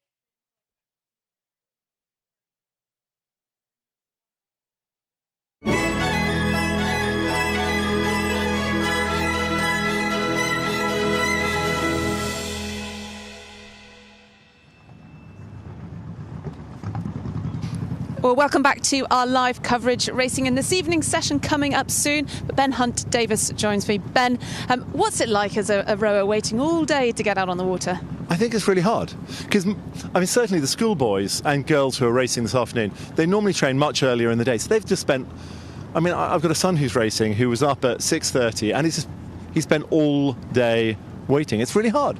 It's hard for them, but it's also hard as for kind of parents or spectators waiting for the big moment to come. Guessing by the blazer he's rowing for Shiplake. Coming in as defending champions in the Princess Elizabeth, how are they? Yeah, they're coming as defending champions. I think they're probably top three. They won the school's head. They were fifth at the national schools, and I think they kind of underperformed. So they've got, they're in there with a shout. They've got a really, really good draw. But you never know what's going to happen here. I mean, all sorts of stuff can go wrong. So they should be really confident about their race today. And I hope they are, but I'm not. Nerves are with you. In terms of, your son won with Shiplake last year, so he's already got a Henley win. What's your record look like here? Oh, thanks for asking that question. Yeah, so I've raced at the regatta on 10 different years, and I have got a record in the Grand Challenge Cup. The Grand Challenge Cup being International 8. I think I'm the only person in history to have done it 5 times and lost every single one. And it's a record I hope I maintain, because it's not, I don't want to put anyone else through that. Heartbreak here, and that's what Henley's all about. We touched on it, that there's winners, but it's so in contrast you see the crew crossing second, and it's heartbreaking. Yeah, I mean, people train really, really hard. All the schoolgirls and boys, from September, they've been doing 10, 12, 13 sessions a week. I mean, they train really, really hard, and everything is about racing here. For the club athletes, who are working, most of them are working full-time, they're still training 12, 13, 14 times a week. People put their heart and soul into it, and it doesn't work out for many people. It's really tough. It certainly is. Let's hope that you're celebrating later on with your son racing for Shiplake. Thank you very much. I hope so. Right, OK, let's head up to our commentary team then for this evening's session. It is Kath Bishop and Cam Nicol. A very warm welcome to the evening of day one of Henley Royal Regatta 2026. Here is the timetable. This is what's coming up. It is a beautiful sunny evening. The wind has died down a little bit, and we have got some incredible racing. We've seen some real humdingers already, and there are some more interesting matchups to come. So our last race is at 7:20, so we're going all the way there till 7:30 with you, and really looking forward to this, joined by Cam Nicol, Olympian steward, and we are excited for what's about to come. Henley is buzzing, as those pictures show us, right? Yeah, buzzing, and an evening session where it's just a little bit cooler, but you've had to wait all day, and now is your chance. You've seen the crews go down the course on the coverage, on the YouTube coverage and the live broadcast. People will be watching this, and it's now your turn to go down the track. Super exciting. Beautiful conditions. There are crowds on the bank ready. You can hear them when you're on the start. You're so close to them as these crews await these nervous moments. Those wonderful state boat boys that we get a shot of there, who hang over the edge, hanging onto the stern, which allows the crews to be aligned, so they are perfectly aligned. There is no advantage, and their team on the bank in the start tent are helping align that, and they do an incredible job throughout whatever weather. They are there holding the sterns of the crews as we see the umpires launch there, getting ready. We'll have the umpire, there'll be some supporters, and then there'll be stewards who are timing the race on the back. And that is what Henley is about. It's busy. It's not just about the crews racing. There is so much going on in terms of running this regatta and then, of course, enjoying this regatta. Yeah, from spectators to athletes to volunteers, all coming together to put this production on. What a special event.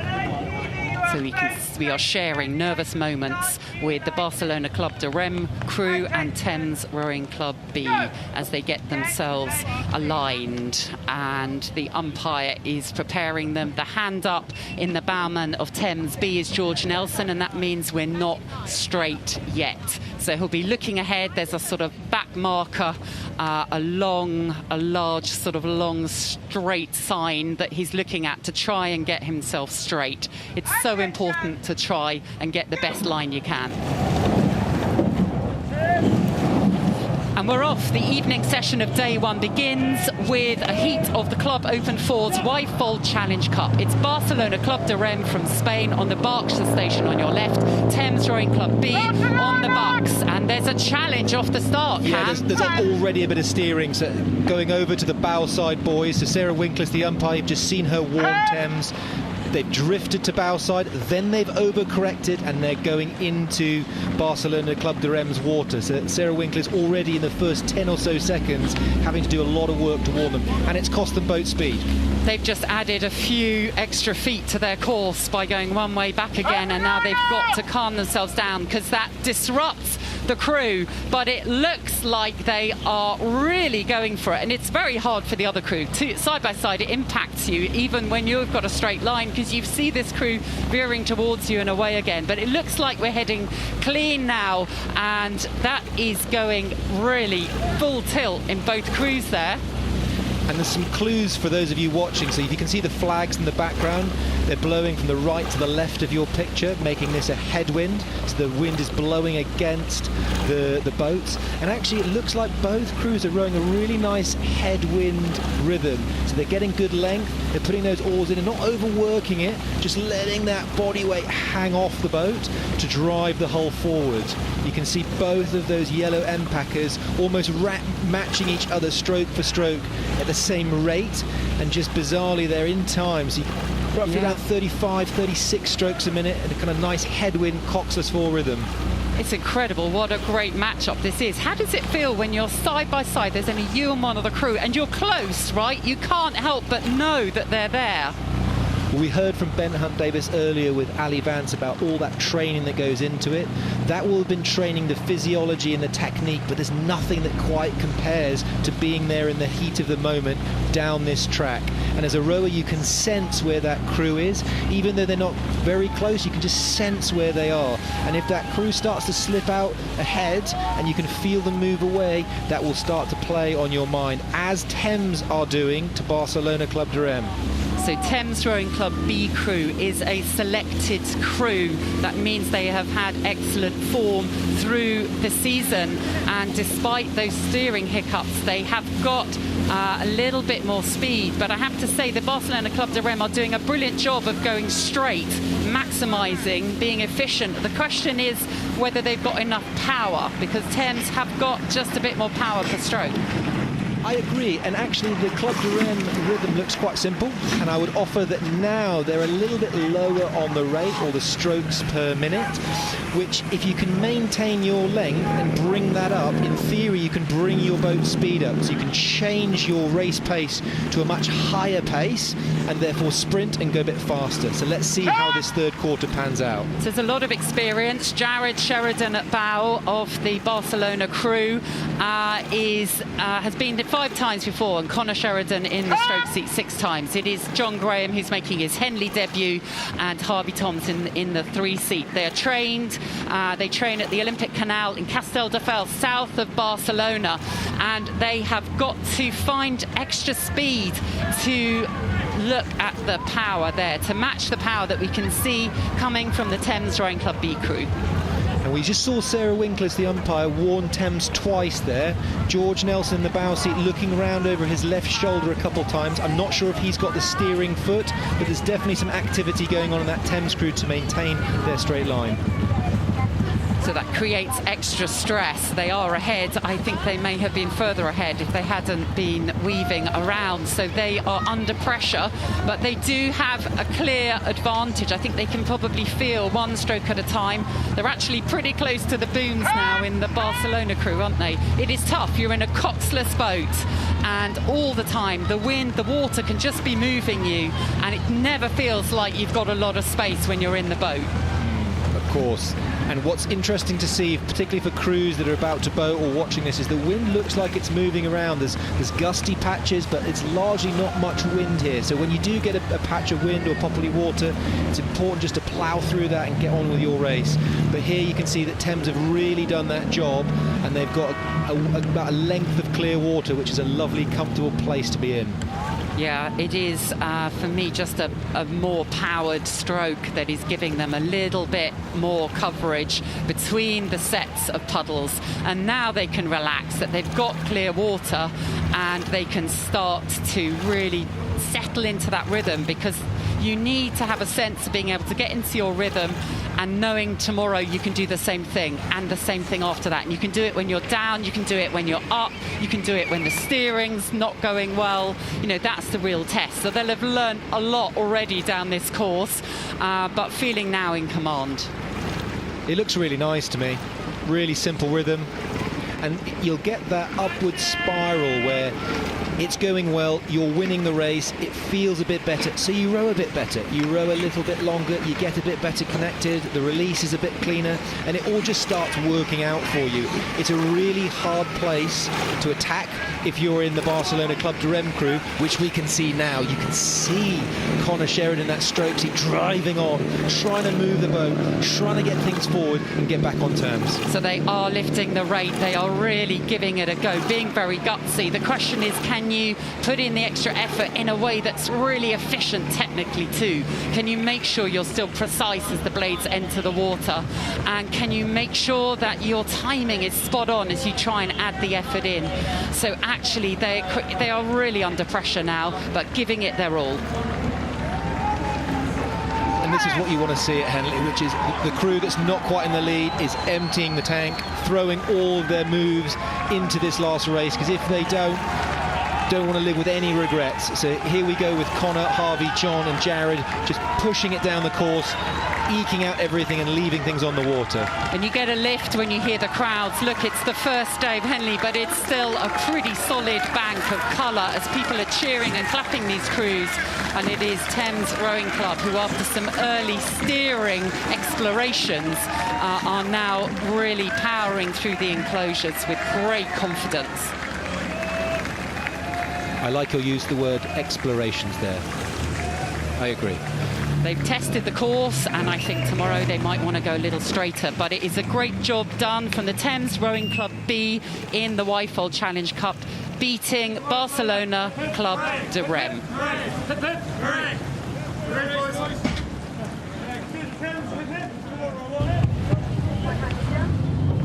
So we are back up at the start for the next heat of the Thames Challenge Cup. It's the club event, Open 8s. These are people who work full-time jobs and train morning and evening around it. They are the toughest at times, I think, of all the rowers in this regatta. And we have the Dutch crew from Koninklijke Rooi and Zeilvereniging de Maas in the Netherlands against London Rowing Club C.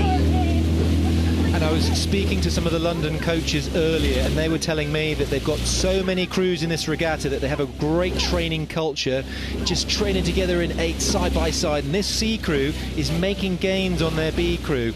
And so it'd be interesting to see in this side by side racing whether that's done them good stead as we get into this race.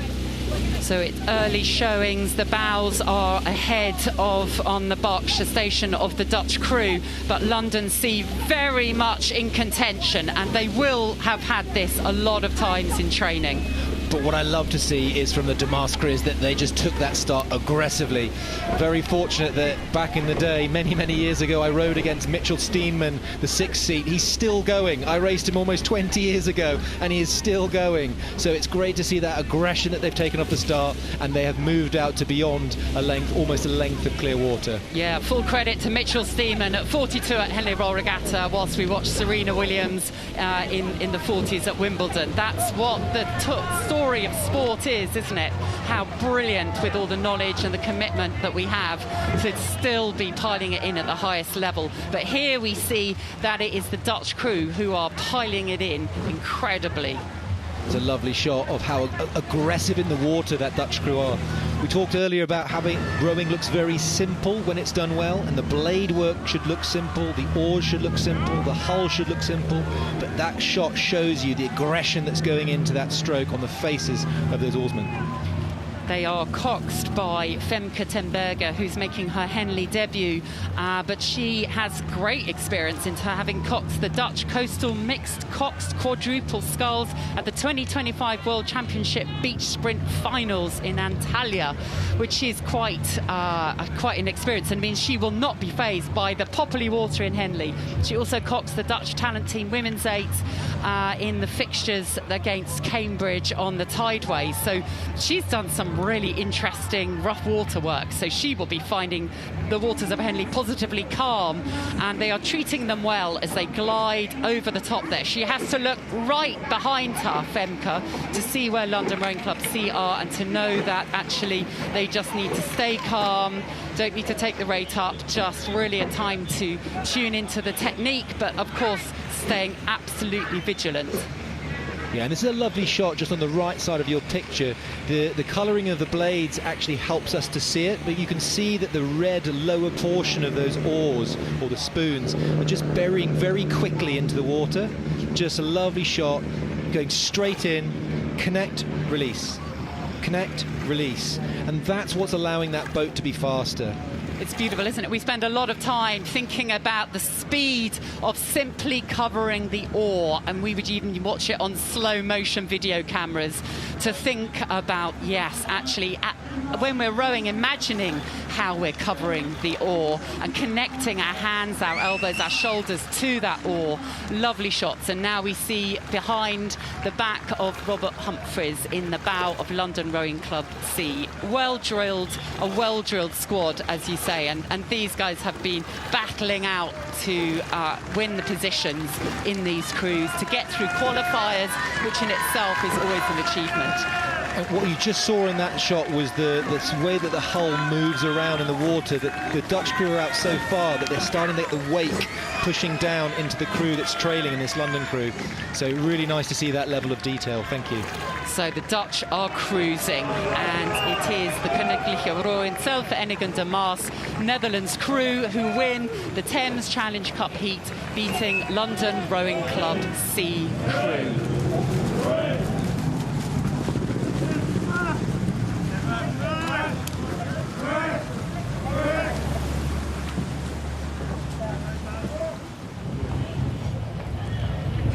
Up at the start for the next heat of the Wyfold Challenge Cup. It's the club event for coxless fours, and we have Derby Rowing Club on the left of our screen, who are up against Ruderverein Datteln for 1928 in Germany.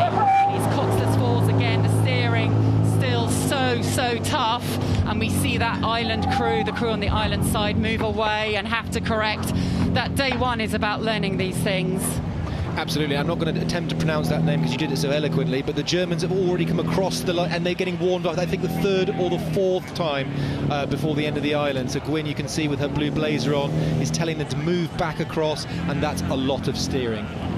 They travelled a long way over, and that really pressures Derby, and Derby have done a good job, actually, not themselves to feel they need to respond because they don't have space. And here we are now. I love this shot where you can really see each rower powering, levering one stroke at a time, and still the German crew from Datteln are getting warned.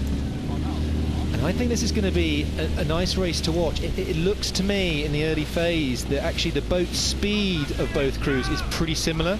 So we've seen that the German crew on the far side of your picture now had to do a little bit of steering, and it looks like it's cost them. But when we dial back down to race pace, they look very similar. So let's see how this unfolds. Yes, I think Derby have had the cleaner row in terms of steering, and this is where you see it's not just about the power, it's the application of the power, but it's also the steering, the calmness, the rhythm. When you do have to steer, are you able to really make sure it doesn't disrupt the boat too much? And so Derby, I think, are perhaps gaining on some of those other factors to help just inch out on the German crew. And the German crew are having to learn Henley. They've been through the qualifiers, but it feels so different in a time trial where you're one behind each other to being side by side. And it looks lively on the left, so you can see that the oars of the white and that kind of lime green, they're just a little bit more lively, a little bit cleaner in and out, and it looks to me that they're moving from about a canvas to about half a canvas down now. That boat is moving through. So this is an incredible push now coming from the crew from Datteln, who train in Nord Rhine-Westphalia in a club situated on the biggest canal junction in the world, and to find themselves now on this historic stretch at Henley, and they are rowing through the Derby A crew. They are asking questions, and now it's going to be time for Derby, for James Carden, James Walker, Alex Knighton and Tim Main. They've all been to Henley before, and they need to draw on that experience. And everyone will try and segment the race differently according to their crew. Greg Searle used to talk about the middle phase as the Badlands. It's kind of no man's land. Gwyn's warning again, umpire Gwyn, you can see she's just warning those crews apart. But this is really the business end of the race, from Remenham to the enclosures all the way down to the finish line. This is where you need to convert what you've done early in that race into a result.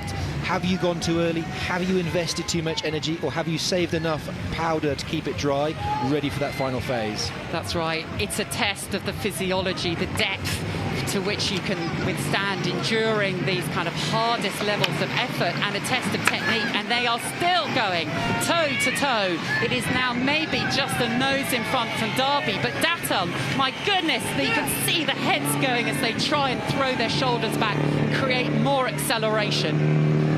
Have they gone early? Have they invested energy after that early steering? Have they tried to use power and rate to get back on terms that they're now paying for? We will see, as we've got a great shot of the Derby crew. They look a bit calmer to me, a bit more smooth. Have they done enough to keep themselves in that race to convert into a result at the end? So this is testing the physiology, it's testing a technique, and it also tests your mind. This is where you're asking questions. How can I find more? I'm in pain, my legs are screaming and on fire, my lungs are burning, and we're going to go again, because they're going to have to create and look for some gears, look for some more, as we see Ruder Verein looking across the, oh my goodness, you can see that is hurting as they dig deep. Yeah, and there's a famous quote by Muhammad Ali, talks about skill and will, and the will must always be greater than the skill, and that converts to you need to want it more than the other crew, you need to be able to sell your soul and put it in, and that is exactly what Datteln have done. They have pushed themselves, and you can see that they are wanting this result, they are driving forward, and they want this slightly more than the Derby boys at the moment. Oh, I don't know. All 8 men are giving it everything. They are on their absolute limit, are every inch out there. An incredible race, and it is a very hard-fought victory for Ruderverein Datteln from 1928 against Derby Rowing Club in the Wyfold Challenge Cup. My goodness, they took it to each other and tested each other all the way down the course. What a race.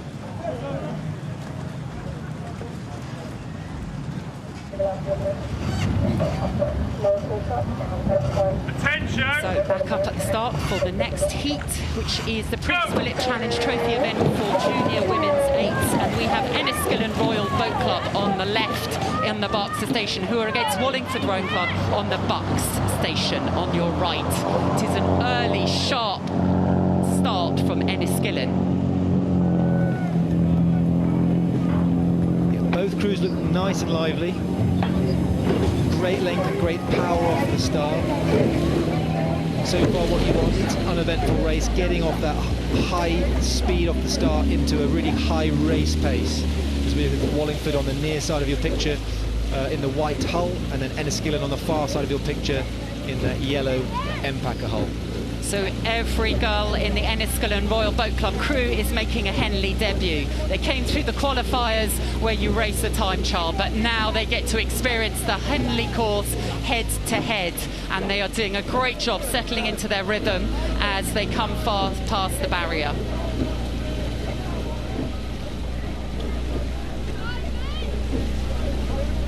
Great shot here of Enniskillen. They are coached by Derek Holland, who is an Olympian, I remember from when I was rowing, a member of an incredible Irish lightweight four that came fourth in the 1996 Olympics, and who has been passing on his knowledge to so many athletes ever since.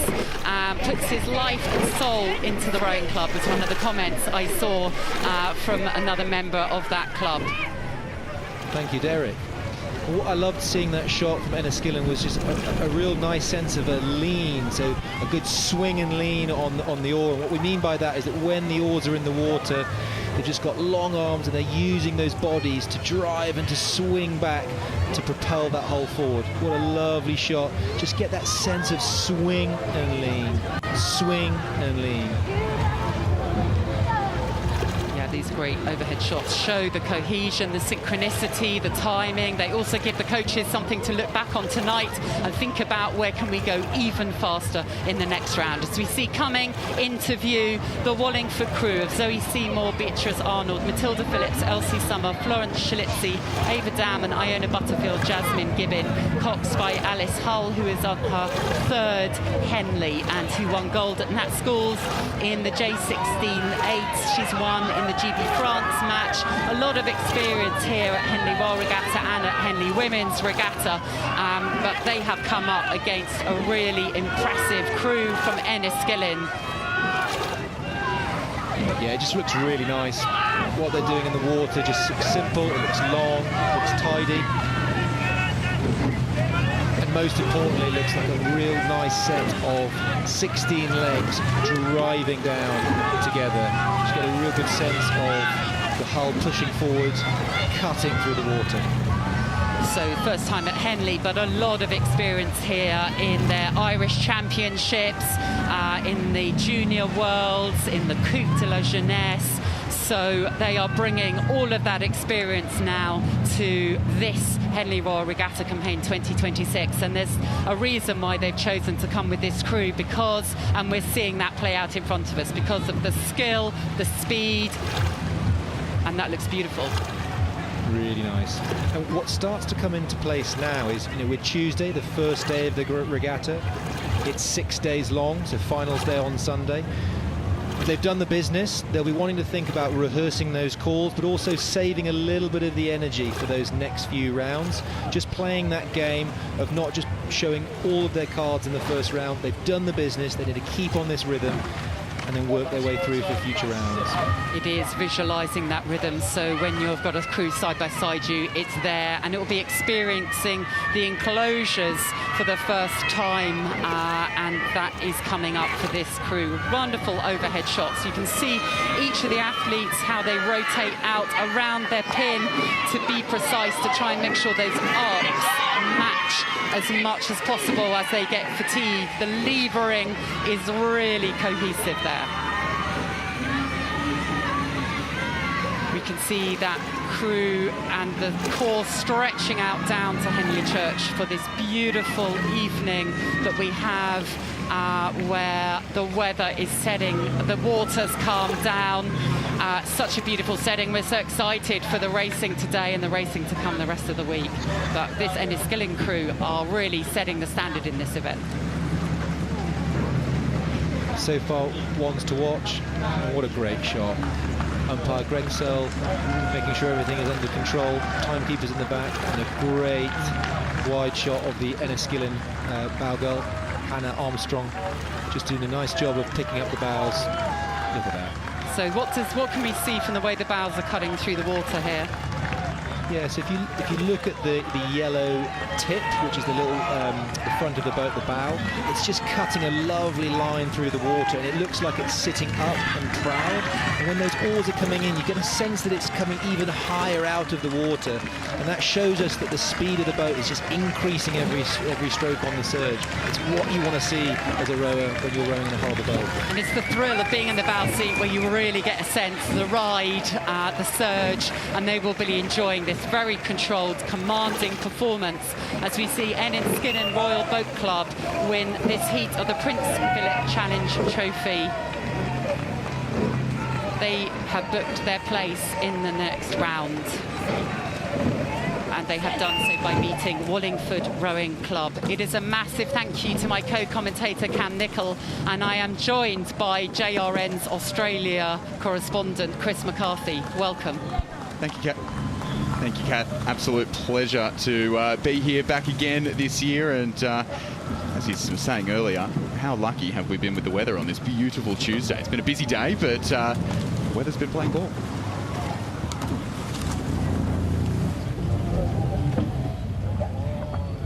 So back at the start, it is the Wargrave Challenge Cup. That is the club event for women's eights. And we have Thames Rowing Club C against Marlow Rowing Club.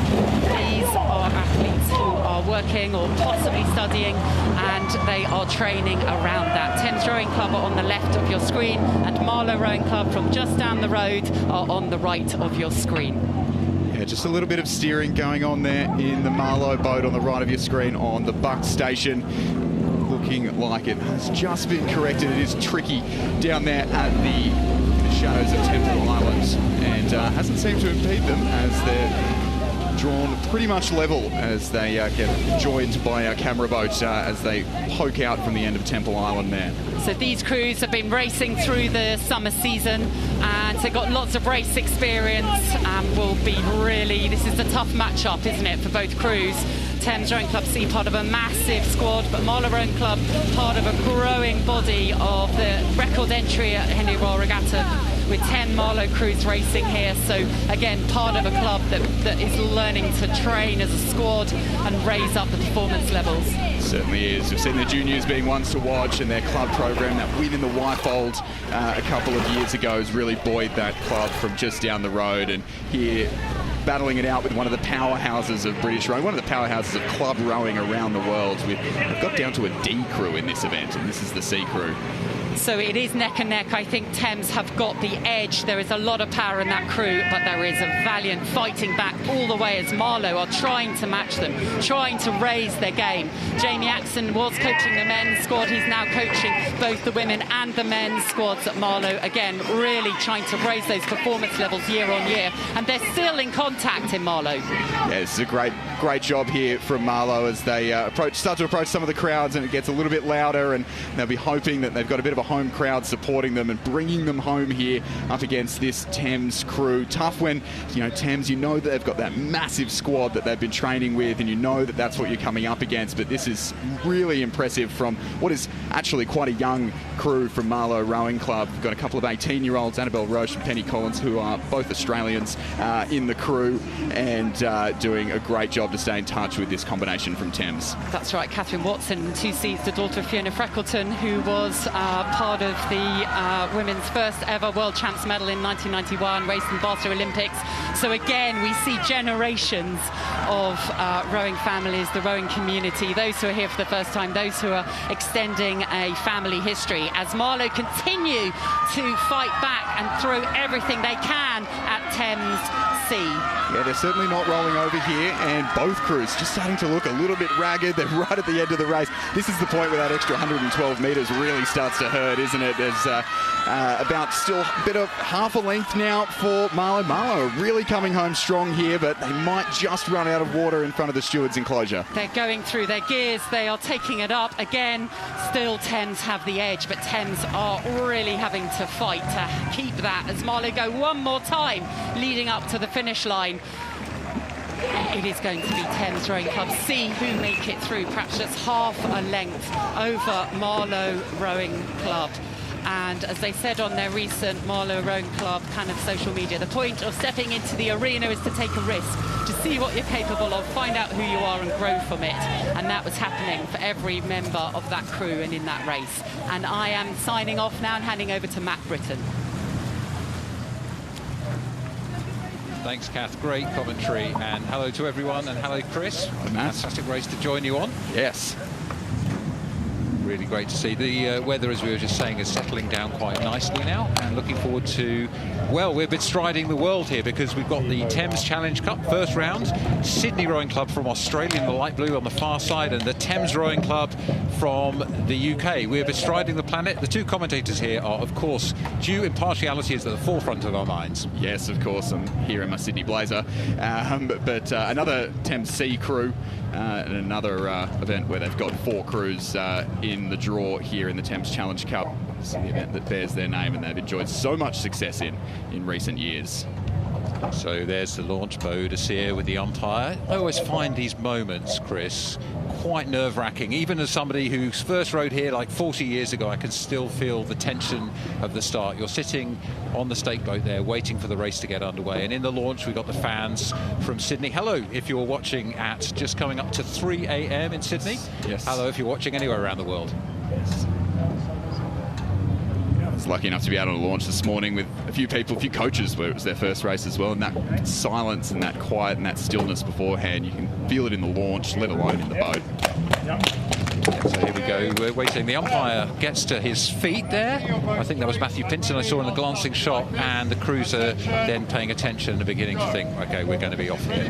Moment of peak nerves, hands going up. That indicates, if you're not familiar, indicates the cox is not ready, the boat's not completely straight. Holding until everyone gets straight. And the hand comes down there. That's the cox of the Thames Rowing Club Sea crew. Brandon Phillips, 29 years old. Away they go. First round of the Thames Challenge Cup. The Club Open 8s event. Australia on the left, Great Britain on the right. It's Sydney, it's Thames. Certainly, how many times have we seen Australia and Great Britain here in the 8s, but here at the club level, just as fierce. As both crews getting away to a clean and tidy start. No semblance of any wandering lines or drifting steering from either coxes. Bramwell Phillips, as you said, in the Thames boat. Sebastian Kladnick in the Sydney Rowing Club boat. Nice tight shot of the Thames crew there. The determination, absolute focus at this stage of the race. And well, already it looks to me like the Sydney crew have got a little bit of an edge. Which wait for our catamaran to catch up to being perfectly alongside. But Sydney's had an absolute flyer here, Chris. Yeah, that is a great start in the early exchanges there. That's exactly the position that you want to be here in this side-by-side racing. Best part of 3/4 of a length as they cleared Temple Island there. And, you know, if they can get out to a length before they even start to really transition onto that racing rhythm, this is going to be a comfortable ride home for Sydney, or at least they would hope. Exactly so. Blistering start from Sydney. They're almost breaking to clear water before they even get to the barrier. That's pretty unusual here. But the Thames Rowing Club Sea crew, they had to go through the qualifiers.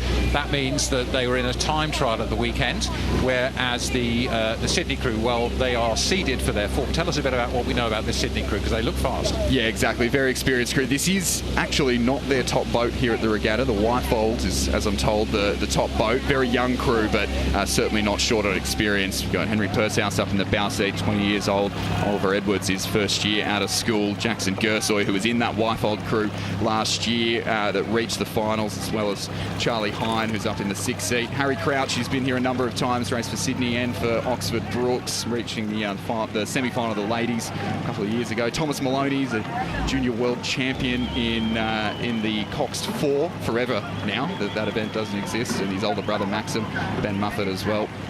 So what form we've got in the Sydney boat, and they're showing that class. That barrier marker comes in at 637 of your metric meters down the course, and Sydney, you can see on that lane 1 marker with a clear water gap over the Thames Rowing Club Sea crew on the left of the picture.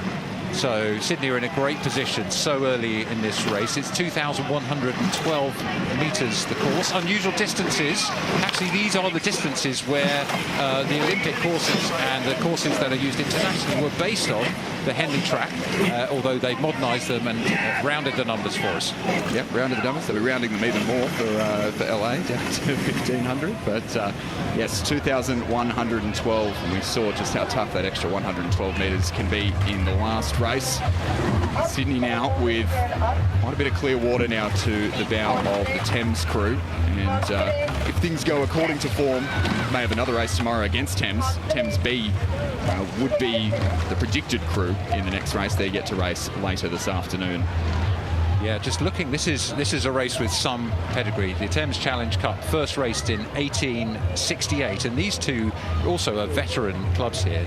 Thames Sydney Rowing Club founded in 1870, and the Thames crew 1860. So 1860 founded Thames, 1870 founded Sydney, and this race itself similar vintage to these crews, but well, for the Sydney crew they'll be pretty happy for this, for the first run down the track. A bit of nerves on the start, but a pretty commanding performance from the first stroke from them. Yeah, certainly just sending a message to the rest of the field, and I think they've probably got a more favourable draw as well, so just to be showing that, hey, we can do it against anyone, and we're going to keep on just putting a little bit further margin. They haven't really let off the pace yet as they go past Upper Thames and Remenham Club.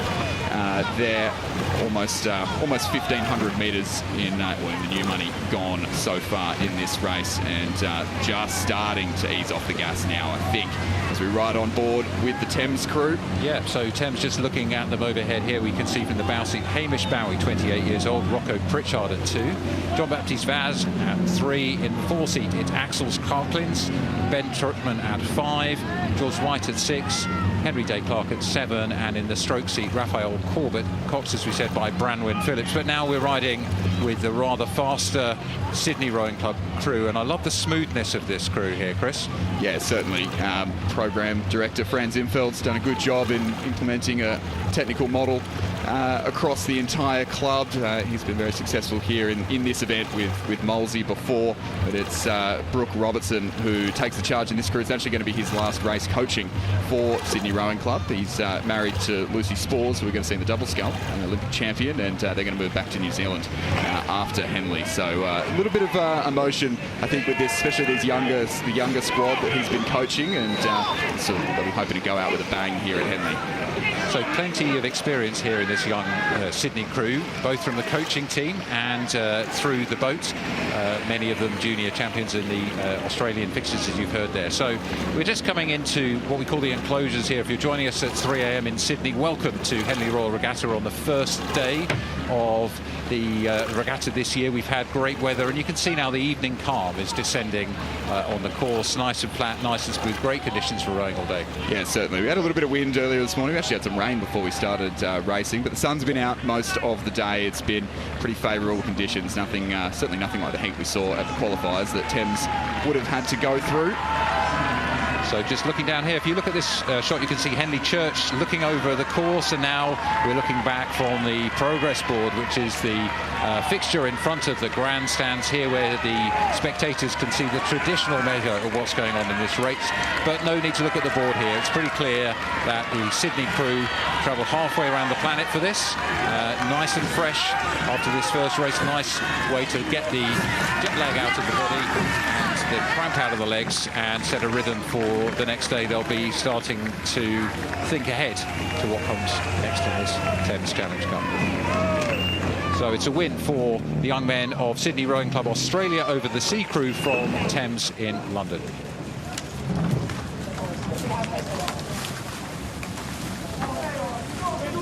Confirmation of the result there. 3 cheers for Sydney! So here we go, keep going. We're 14 more races to go in the 80 races today, and we're on the start with the Wargrave Challenge Cup. That's the club event for women's 8s. Here we have, it's a clash of 2 cathedral cities, York City on the left of the picture and Bristol, City Bristol Rowing Club on the right in their green strip. Good clean start from both crews. Yeah, it certainly was. Good clean start from both crews. We saw a bit of drama earlier in a couple of races, but in the 8s, with the help of the coxswain, both these crews getting away, and also not having the wind that we had earlier certainly makes things a little bit easier. And Richard Summers in the City of Bristol crew, very, very happy with his combination is performing. We saw a massive margin from Sydney that last race, and we're maybe going to see it again as they come out from the end of the island here with close to a boat length lead to City of Bristol over York City. That's pretty impressive performance. All these women are likely working as well as rowing, so it's quite hard to get the training in, but looks like the women from Bristol, City of Bristol, have been up early in the mornings out there on the stretch through the docks, through that canal where they go sprinting every time, and that sprint training in the canal in the Bristol docks has probably done them well. We're past the barrier here and we can see they've got clear water already over York. Just looking, and you can see the face there of the cox of City of Bristol. That's Richard Summers, you mentioned earlier, 46 years of age, loads of experience there, driving the crew on. Let's just talk about the role of the cox here, because you've seen in the last couple of races how important it is to get the crews relaxed and flowing, and this crew from Bristol starting to look more relaxed and fluid as they ease into that commanding lead position. Yeah, certainly. It's certainly easier to do when you're out in front and feel a little bit more relaxed about, you know, that you've sort of done the work and you can see any challenge coming. But the role of the cox at this point in the leading crew is really to keep the crew calm and focused on what they're doing and not to ease off the gas and, you know, maybe let a few technical points slip or anything like that, because in reality this is a chance at another row down the course. There's crews in this event who have got a bye and they'll want to get as much advantage out of this row down the course as possible. Great shot there of Richard Summers, 46 years old, has a look over his shoulder, cheeky little look. How far have we got? All the women in front of him can see. What's one of the joys of rowing is that when you're winning, you can see your opposition behind you. The cox can only see what's in front, and so he takes a look over and he can see 3 minutes and 40 seconds to the Fawley marker. That's just before halfway down this awkward course, and they've gone through the 3/4 mile, and we see lane 2 has got, well, a good chunk of clear water over lane 1. That's City of Bristol, well ahead now of York City Rowing Club. Just to give these women credit in the York City crew, on the right of your picture there's Rebecca Barrett, 27 years old, a comms officer for Historic England. Helen Stevenson at 2, she's 29, works as a physiotherapist. Tamsin Ford, 24, biochemistry graduate. Emily Mitchell, a master's in precision medicine at Leeds. Then the 5 seat, there we go, in the York City Rowing Club is Sophie Nicholson, 36 years old, a chartered accountant, counting the strokes as she goes through this course. Sarah Hyde is in the 6th seat, a bioprocess specialist. She's going through quite a painful bioprocess of herself at the moment. Amelia Molesey at 7th seat, and she's a pharmacist. Jessica Pigeon at 8 is the stroke seat, is a lead in process engineering. So we've got a lot of experience of the world of work there. Now they're experiencing the world of work and the world of pain that is having to row the Henley course without any sight of your opposition. It's a tough one. Yeah, certainly. It's tough when you're behind. You can't see the crew. At this point, you may not even be able to hear the crew. You may not be able to feel the water from the puddles there,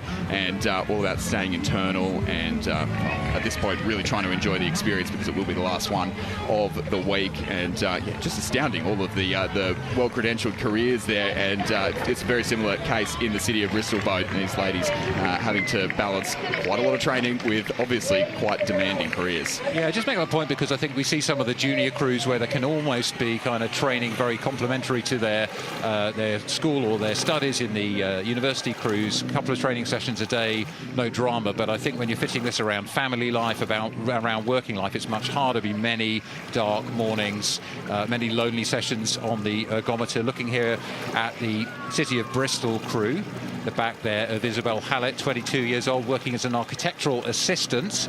And you can see the relaxation. If you're fresh to rowing and looking at some of your friends and colleagues here, you can see the relaxation that comes with that easy lead they've now got. And the boat cutting really nicely through the water, that beautiful white Felipe shell, running very flat and very smooth. What's that a sign of, Chris? Yeah, well, it's just a sign that they're really, their placement around the front end, how they're getting the blade in, is they're getting it in at the right time. They're not checking the run of the boat as they recover up the slide. And you can see it watching the stern as well. You can see how there's no sharp dip there, and it's not slowing down significantly between strokes. They're conserving that boat speed. So nice run on the City of Bristol Rowing Club, and a nice run down the track for these women. They'll be going through to the next round of this Wargrave Challenge Cup. It's the club event for Women's 8, held by Molesey Boat Club and founded early in 2021. We've seen real explosive growth of the women's events here at Henley as City of Bristol Rowing Club crossed the line well ahead, comfortably ahead. I think we'd call that an easily verdict in the technical nomenclature here at Henley, so 5 or 6 lengths really over York City Rowing Club. Exhausted, but they should hold their heads high. Just to get through to qualify for Henley and how to spin down the track for these women is a real achievement, so credit to them. Fantastic result. City of Bristol take the win.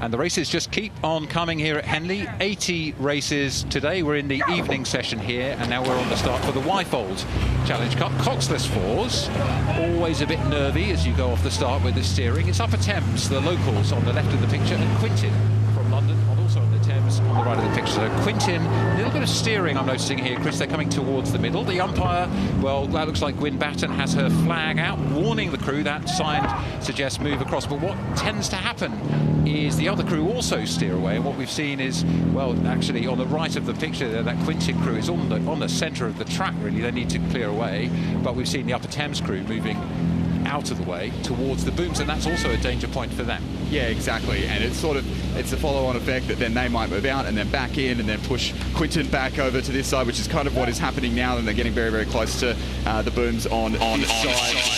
And the Wyfolds can just throw up so many surprises with the Coxless boats. We're seeing Gwyn Batten there warning the Quintin crew for their steering once again, asking them to move back over to Buckinghamshire side of the station. It's important to note it's not the umpire's job to steer the crews, it's her job to keep them on their stations. Yeah, she's doing just that. As you see, she's raising the flag vertically. That's telling the crews to stay apart.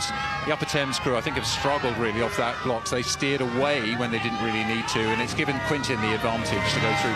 Quintin rowing with a really punchy style, I'm noticing there. Some good experience in this boat. 23 combined appearances at Henley from that Quintin crew, and only 2 here from the Upper Thames crew. They are a plucky crew coached by David Lister, MBE, stalwart of the British national team. I was talking to him just before the race, and he said these guys are on the rise. They put the crew together, and they've been training really hard all season, but it really is an early entry for the Wyfolds for them. And Quintin, well, they'll be pleased to be sitting in this position, looking really strong here. Certainly. It's a very, very well-credentialed crew, this Quintin boat, and I'm very keen to see how they get on. All 4 of them come out of US college programs. Oscar Bird out of Brown, along with Joseph Wolfen, also out of Brown. Elliot Kemp, Joseph Wolfen out of Princeton, I believe, actually. Elliot Kemp out of Cal, alongside Balthazar Issa in the stroke seat out of Cal. They've all made the weekend of Henley here before for school and for their university programs, and now all working full-time and having a crack here in the Quintin Boat Club colours. Yep, as we said, Quintin looking strong and Upper Thames, the plucky challengers with a little bit less experience there. 2 appearances to the 23 in the Quintin Boat Club crew. Looking at the back there of the Upper Thames crew, that is the bow seat. James Sandmogan, 26 years old. In front of him, Matt Jackson, Kit Bryans and James Brooks, 19-year-old, sitting at stroke, favouring the aerodynamic caps. Not too much wind out here today, so that may not be giving them too much of an advantage. You can see, you're talking about the boat run here, you can see a bit more bounce on the water there, Chris, and Upper Thames struggling a little bit, maybe a little bit of a gust and a swirl we can see in the trees there. That wind can cause an issue in the middle of the course. Yeah, certainly. It just distracts from the rhythm just a little bit, and you know, it is one of the beauties of Henley is that it's not perfectly flat water. We're not rowing in Lucerne. We're rowing on a river. There's stream, there is wind, there is pleasure craft, and it just can upset the rhythm a bit, which is kind of what it looks like it's doing in the Upper Thames boat. They're just not quite asserting their dominance on the conditions. They're letting the conditions kind of dictate them. So the Quintin crew enjoying this, just having a little bit of a look around, make sure they're in a straight position. You don't want to make any errors. We have seen races lost, even at this late stage, by a steering error, particularly in these sort of Coxless fours, but Quintin making no mistake there, putting their names down to progress in this race. This is the Wyfold Challenge Cup, the opening round on this first day of Henley Regatta. We're in our 187th year, and this is the first day and the first round of the Wyfolds with Quintin Boat Club. Thames beating Upper Thames, the local crew here from halfway down the stretch. They went past their clubhouse. Acknowledgement of the result by Quintin Boat Club going through to the next round.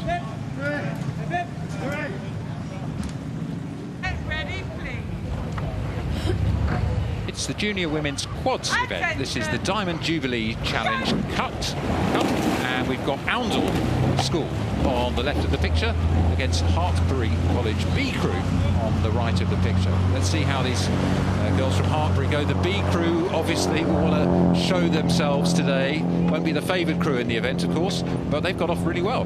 They have got off really well, and don't look to be having too many dramas there. We often look first to the buck station with the steering as the stream pushes off Temple Island there and can cause some dramas, but well steered there for the girls on the buck station in the Hartbury B crew, and staying in touch with Oundle, who jumped out to an early lead but haven't managed to break clear water in the early stages of this one. Yeah, both crews sculling well. As we look back, we can see Temple Island in the back there, and you can see the markers showing, well, they've held actually that length gap between the end of the island there and the barrier, 637 metres down the track here. So well done to the Hartbury B crew. They found their rhythm and they're hanging in there, and they're still hanging in there as the camera here reveals, flying over the Oundle School crew, the beauty of quad sculling, all those oars and legs and arms moving in sympathy. Let's take a look at it. It's one of the things I most enjoy about quad sculling, and you can see just how that movement together is important for these scullers. And you can also see, we were talking about this earlier, the centre part of the course is a bit more open, and this is where we've seen a little bit of wind upsetting people from time to time. But this is turning into a pretty tight race, Chris. Yeah, it certainly is. We just saw a little bit of steering from the Oundle crew, even though in the lead there, and I think that just gave Hartbury a bit of a sniff, and it's just let them back in. And in fact, the margin's gone back to only a quarter of a length now, and the crew from Hartbury just trucking along. It's a nice steady rhythm, doesn't look too frantic, whereas in the Oundle boat, they've got the rate up a little bit higher, they're just moving up the recovery a little bit faster, they're maybe not backing up look, it's that changing. speed with the speed in the water. This is great. I'm absolutely loving this. You can tell my enthusiasm here. Hartbury didn't look very confident to me off the start, but they found something. They found an extra gear. Maybe they've got a bit more fitness. They are pushing through. The lead has now changed just over halfway down the course, but it's neck and neck, and we're going to see a bit of a response from Oundle. When you're sitting side by side like this, you can actually be quite conscious of very small differences in the advantage. But Hartbury, well, they're continuing to push through. Yeah, certainly. All four in the Hartbury crew on their Henley debuts, so maybe didn't get the memo about how advantageous it can be to start fast, but they've stayed really internal there and just stuck to their rhythm, and it's just let them just cruise on through. But at this point in the race, really, it's all up to Oundle to see if they've got anything to respond. These faster boats can be a little bit trickier to affect a turn of speed, and really the time is now. So the Oundle crew there on the left of your picture, Maisie Shields and Edie Shields in the bow on 2 seats, with Bea Sullivan and Joanna Hindmarsh in the 3 and stroke seats. They're trying to respond. They've still got time to respond. They're still overlapping, but here's where you feel the loss of no cocks. You haven't got somebody who can see what's going on unless the head goes round. If the head goes round, you sometimes risk a steering error. So they've got to start responding now. Have they got anything left in those tanks? And as you said, Hartbury, really internal. They just focused on the rowing and the process, and that's a very mature row from Hartbury. Yeah, certainly. And the part of the course where they've done that, that's the quietest part of the course. We mentioned how it's opened up. There's a few less spectators around there, and now they're coming into the loudest part of the course, and they'll feel a little bit buoyed by that. They've got some momentum. They're starting to move away. They've got a little bit of clear water. As we mentioned earlier, you can look back on the other crew. They'll be looking back on the Oundle crew, who we can almost just see a little bit of frustration and determination and grit in the Oundle crew. They know that they really need to get something happening here now. So in the Hartbury B crew on the right of the picture, they really push through that middle of the course. Has it been too expensive? Looks like their lead is holding. Maybe Oundle easing back, but we are running out of track as we look at Henley Church presiding over the course. Hartbury, actually look at that relaxation, Chris. You can sort of see that there's a bit of confidence there. I think they've notched down the effort. They're holding that position rather than extending the lead. They've got their minds on what might be ahead through this competition. Yeah, certainly they will. If they're thinking about what's ahead, that's Maidenhead tomorrow, who had a bye in this event today, so they'll have fresh legs. So Hartbury will be wanting to see if they can maybe conserve a little bit of energy at this point in the race, and they're doing so pretty well, as you mentioned. Nice and relaxed there in the quad, doing it all really down low, low in the body, and not doing too much with the shoulders. So So a little glance over the shoulder by Faith Thorpe-Williams, 17 years of age, in the Hartbury B crew bow seat. She's steering and keeping them nice and straight. You don't want to mess up in the last few strokes of the lead like this. I think Oundle final attack from them, but it's going to be in vain unless we have a mishap in the last 5 or 10 strokes here. Oundle went off really hard, really fast, but I think that rhythm from Hartbury B crew through the middle of the race pushes them through the line first. A really nice, mature row by them. And Oundle, well, they had to fight hard to hold them through the middle of the course, but it was too much of an effort for them at the end of the day. So Hartbury B crew going through to the next round of the Diamond Jubilee Challenge Cup with a win over Oundle School.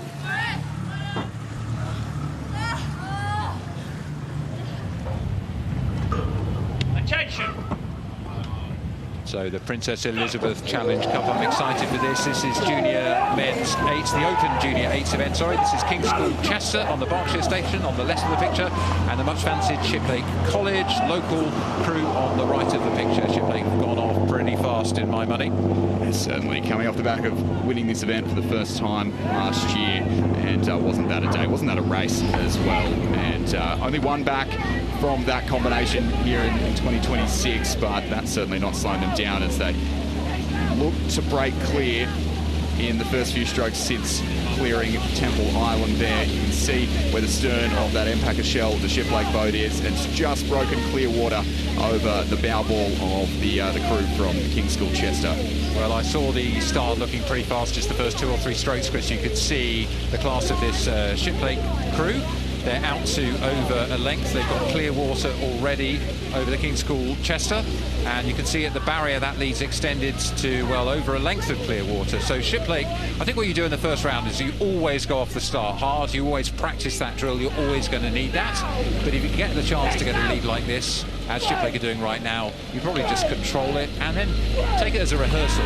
It's like a rehearsal with less power needed. Go through the course, practice the pulls, make sure people know where the markers are, rehearse the next stage racing. Exactly. I think the crews that are successful through the whole week are getting through there to the weekend, or hopefully ultimately the Sunday, by spending the least energy and trying to escape every race unscathed. And whether that means, okay, the first race we're going to full attack to the barrier, and then maybe the second race we full attack to the Fawley, and then just kind of adapt things and see what we can learn each race, but without spending too much energy in doing so. So Shiplake is the holders of the Princess Elizabeth Challenge Cup, the Junior Open 8s event, and they'll be looking to try and hang on to that title. They haven't had such a strong season this year, so but anything can happen at Henley. It's a different kind of game, and they're looking very nice and well drilled, aren't they, here, just looking at those blades moving together. Push the finish, and the blades come up and away nice and cleanly over the water and looping in at the front end, very loose and relaxed. And then we've got the King's School Chester here, still attacking, a little bit more ragged, a little bit more tired at this stage of the race, unsurprisingly. Yeah, certainly. As we mentioned earlier, in those earlier races, from behind, when you start to lose that, you can't hear the crew in front of you. It's all about listening to the cocks and trusting and trying to enjoy the row down the course. If you're in this position, you don't think you're going to have another round here at the regatta, and trying to just get something out of it and really enjoy your time here on what is a beautiful Tuesday at Henley Royal Regatta. So we were talking about the blade work, and here we have Shiplake, just looking at how those move together. What we're looking for here, Chris, in terms of great technique, what are you looking for when you're looking at a blade as a coach's eye? I mean, the simplest thing is that everyone's doing the same thing at the same time, right? And we can see that absolutely beautiful from the Shiplake program. Very well drilled boat. And so that's the oars, but how are the oars being propelled? Well, it's those loose shoulders. That's what we want to see, isn't it? Loose and fluid, nothing upsetting the boat. And you think that rowing's all about the power. Some of it is about not upsetting the boat as the oars are out of the water. So you want it to be running nice and flat and not slowing the boat down. And that's exactly what Shiplake are doing here.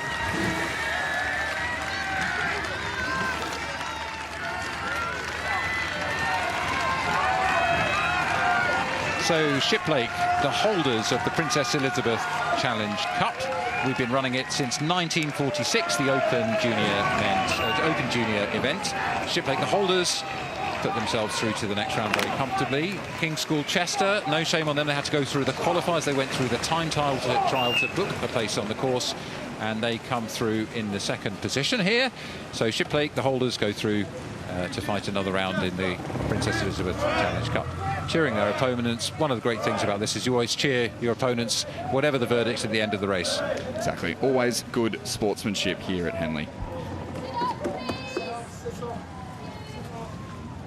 From 8s to quad sculls. This is another junior open event. This time it's the quad sculls, the same number of oars, half the number of their athletes, and no cocks. Different kind of game. We've seen a little bit of this this kind of boat class at Henley today, and it's always wonderful to enjoy that. Now here we've got two crews sitting nervously waiting for the umpire to stand. Kingston Rowing Club in their distinctive hoops. The scarlet oars of Kingston and the red and white hoops have been here at Henley many times. The club there was founded a long time ago, and it's the City of Cambridge Rowing Club A crew here with the fashion show. I'm not sure about the aerodynamics of these hats, but we haven't got too much wind. No, certainly sun safe. I don't know about the aerodynamics, as you said, but it's certainly going to be keeping the sun off. A little bit of cloud now, but I think I did catch a bit earlier on. It's been a good day for City of Cambridge. The Diamond Jubilee progressed through earlier. We saw, I think, the Thames come through earlier as well. So a positive Tuesday for them, and they'll be looking to back it up here in the junior men's quads. So City of Cambridge there, we're just looking at the face of Maximilian Ryszkowski in the stroke seat. Behind him, Harvey Barker-Atkins and Dan Corbett and Arthur Sallows. And then as we look back, what they're waiting for is the umpire. In Borlase, one of the fine old launches here. These launches are part of the drama and the beauty of Henley. This is Borlase, one of our more recent launches. It's based on the historic old launches we've got here. This is a more recent boat named for Borlase, partly because of the shift in Henley over the last 10 years, introducing 10 new women's events. And here's Sir Matthew Pinsent rising to his feet. Henley steward, 4 times Olympic gold medalist, just being umpired by a guy with that story is quite something. And the crews are now starting to sit forward, make sure the boats are straight and ready to go. So beautiful shot of the start. You can see what the crews can see of the umpire, and now we can see what the umpire can see of the crews as they get away in the Fawley Challenge Cup. Kingston Rowing Club, red and white hoops, City of Cambridge Rowing Club, also hoops and hats. And a pretty tidy start from both crews there. A little bit of steering going on in the City of Cambridge boat, and but starting to correct it, not at the moment impeding on the Kingston crew.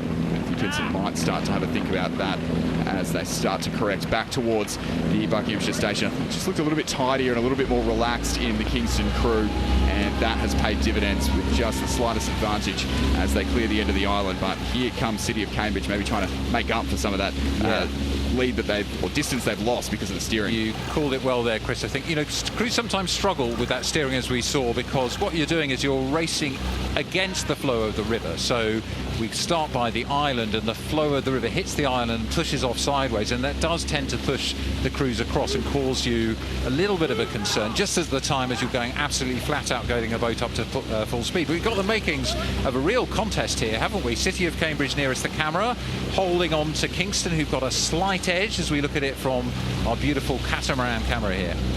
Yeah, certainly do. I think for my money, Kingston's still just looking that little bit more relaxed and confident in their rhythm. They're lower in the rate. Cambridge just a little bit scratchy and a little bit grabbing at the handles, not down low like we were saying earlier, and that is maybe going to be costing them a little bit more energy. So we'll see if they can hang on as they are now once we get a little bit further down the course. So interesting. I'm learning here. Chris is a coach of juniors, so he's got a lot of experience here. And I'm just looking at the shoulders of this City of Cambridge crew.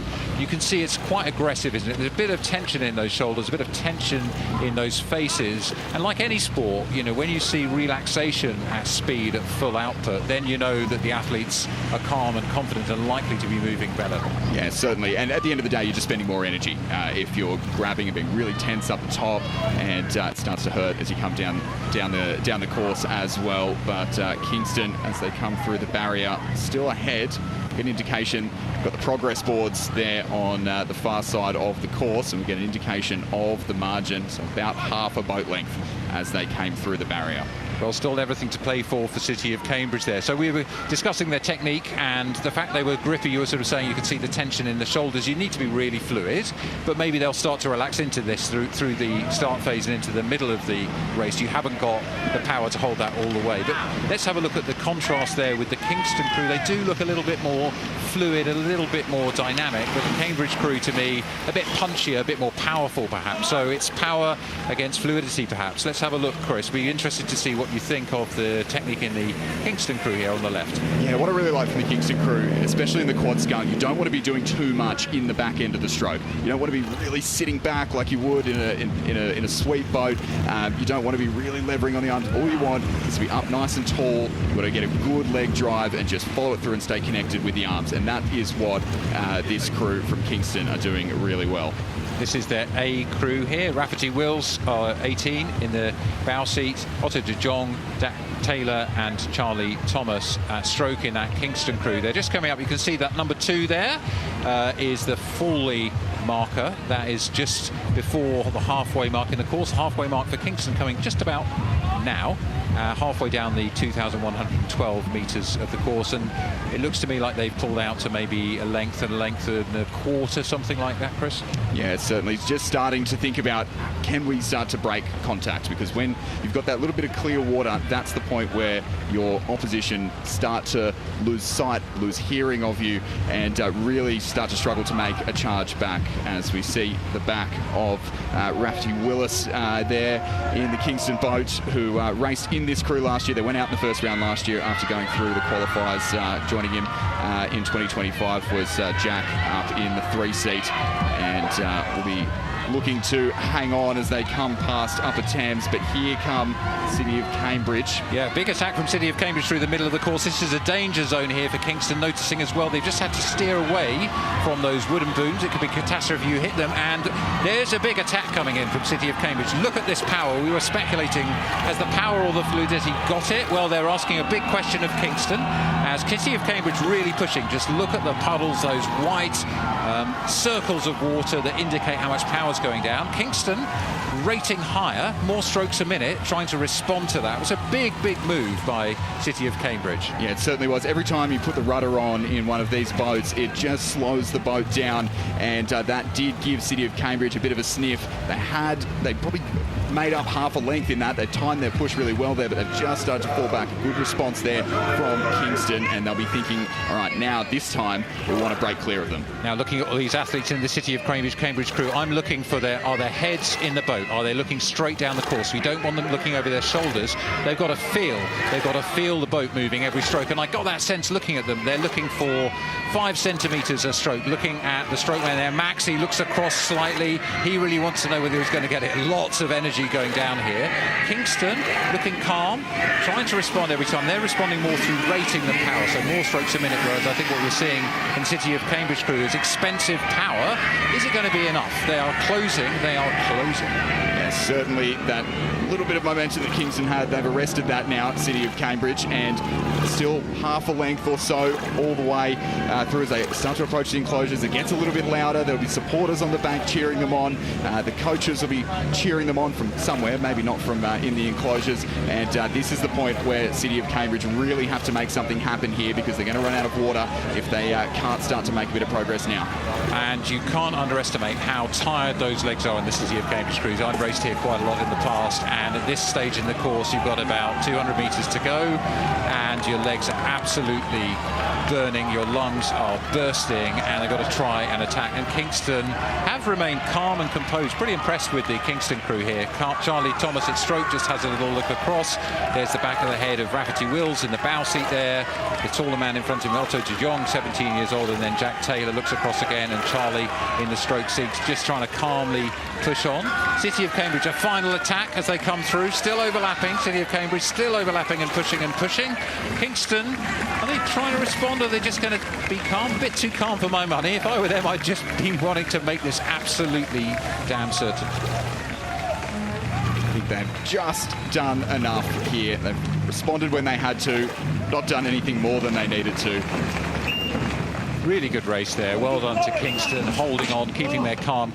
City of Cambridge really attacking, really powerful, and a great example of quads racing in this open quads event for juniors.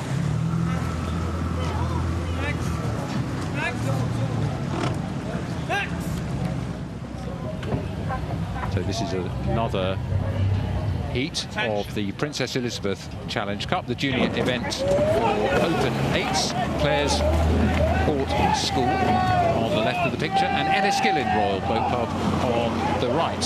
In that yellow boat, the white boat of Clare's Court School gets away straightly. And we were saying earlier, steering issues can happen here at this point of the course, but that's where you're happy to have a Cox, isn't it? Because you're likely to be able to stay straight as a die. Exactly. There's a lot to think about at the start. There's a lot of noise. There's a lot going on. You don't really want to be having to think about the steering. You can leave it up to the Cox. It's all the better. But Enniskillen here, all the way over from Ireland, and with a handy advantage as they come out from the end of Temple Island. Yeah, really nice start from Enniskillen, as you say. Determined start, looking quite powerful. Punchy strokes there, the legs really sort of pushing down aggressively. And one of the tactics you could try here, both of these crews had to go through qualifiers, so they won't necessarily have too much of an idea as which is faster. They'll be pleased with that start, but the start can be expensive, and the question they'll be asking is whether they can break through. We can see at the barrier mark just behind us that they had about a length, just a tiny bit of overlap, and they'll be looking to break the contact now. The Enniskillen crew here, nicely clued up for us. If you're not sure which club that is, the big E gives us a clue. Here they go, fast start camera, and you get the sense of the speed and the power of these 8s. Certainly, that is a handy position to be in for Enniskillen. They've been pretty dominant over in Ireland this season, undefeated in local competition over there. They did come over, race at national schools, placed 12th at that regatta, so that kind of gives us a bit of a picture of where they stacked up back then. And the question is, have they stepped on since that regatta, since we haven't seen them since then over here? Yeah, so now passing the 3/4 mile mark, we can see there's clear water, probably a length of clear water between these two crews. Here's the Enniskillen crews, just taking a look. I'll tell you what, if you're not familiar with the Henley track here, it can be quite disconcerting to know how far down you are, because you're mostly used to racing on a 2,000-metre course with markers at regular intervals, and that middle of the course, you do tend to get a little bit disconcerted. You're a bit far from the banks, you're a bit far from the competitors, but no problem here for Enniskillen coming down the track here. Looking good. None of them have appeared at Henley before. One of the Clare's Court crew has. There's the faces of Clare's Court, and you can see they really have given it everything in that first half, haven't they, Chris? Yeah, they certainly have. They did their best to try and hang on in those opening exchanges, but just outclassed here. Clare's Court, obviously, with a great history in quad sculls at this regatta. Won the Fawley 10 years ago, and won it a couple of times as a composite in the 90s, but here in the 8 moment, outclassed by boys from Ireland. Yeah, so here's the Clare's Court School, face of Oliver Dexter Burnell in the Cox's seat, and that's a difficult job when you've got a crew well ahead of you there to keep the motivation going in your crew. The Clare's Court School crew won't be able to see how far ahead the Enniskillen crew is, and they have to believe they keep attacking all the way down the track. Anything could happen, and sometimes it does. We saw in the Grand, the final of the Grand a couple of years ago, Washington hit the booms in the middle of the race, and the race was over then and there. So these things can happen, and you always have to believe, never give up, never give in. Yeah, I watched it back the other day, that final of the Grand, and I was just forgot how far down the course it was that it happened, and it is certainly a good motivation for any crew who finds themselves behind or right in the picture, and just anything can happen here at Henley. But Enniskillen starting to take the opportunity to wind the rate down a little bit. They'll be wanting to still keep a fair bit of power in the water, but maybe just take a few less strokes to get themselves to the finish line as they come in front of the cheers and the applause of a pretty busy stewards enclosure here on Tuesday. It's a great Tuesday crowd here enjoying this performance in the first round of the Princess Elizabeth Challenge Cup. If you're curious, don't forget that every race we've had since 2015 is available on demand on our YouTube channel, and of course you can enjoy every race live throughout this regatta this year. This is the 187th year of Henley Royal Regatta, a record 862 entries this year. Enniskillen entered and qualified through the time trial, and they've gone through to the second round here. And Clare's Court School, good effort from them. but that's their run down the track done.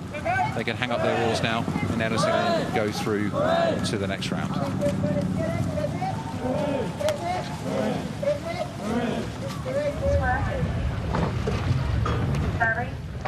Attention!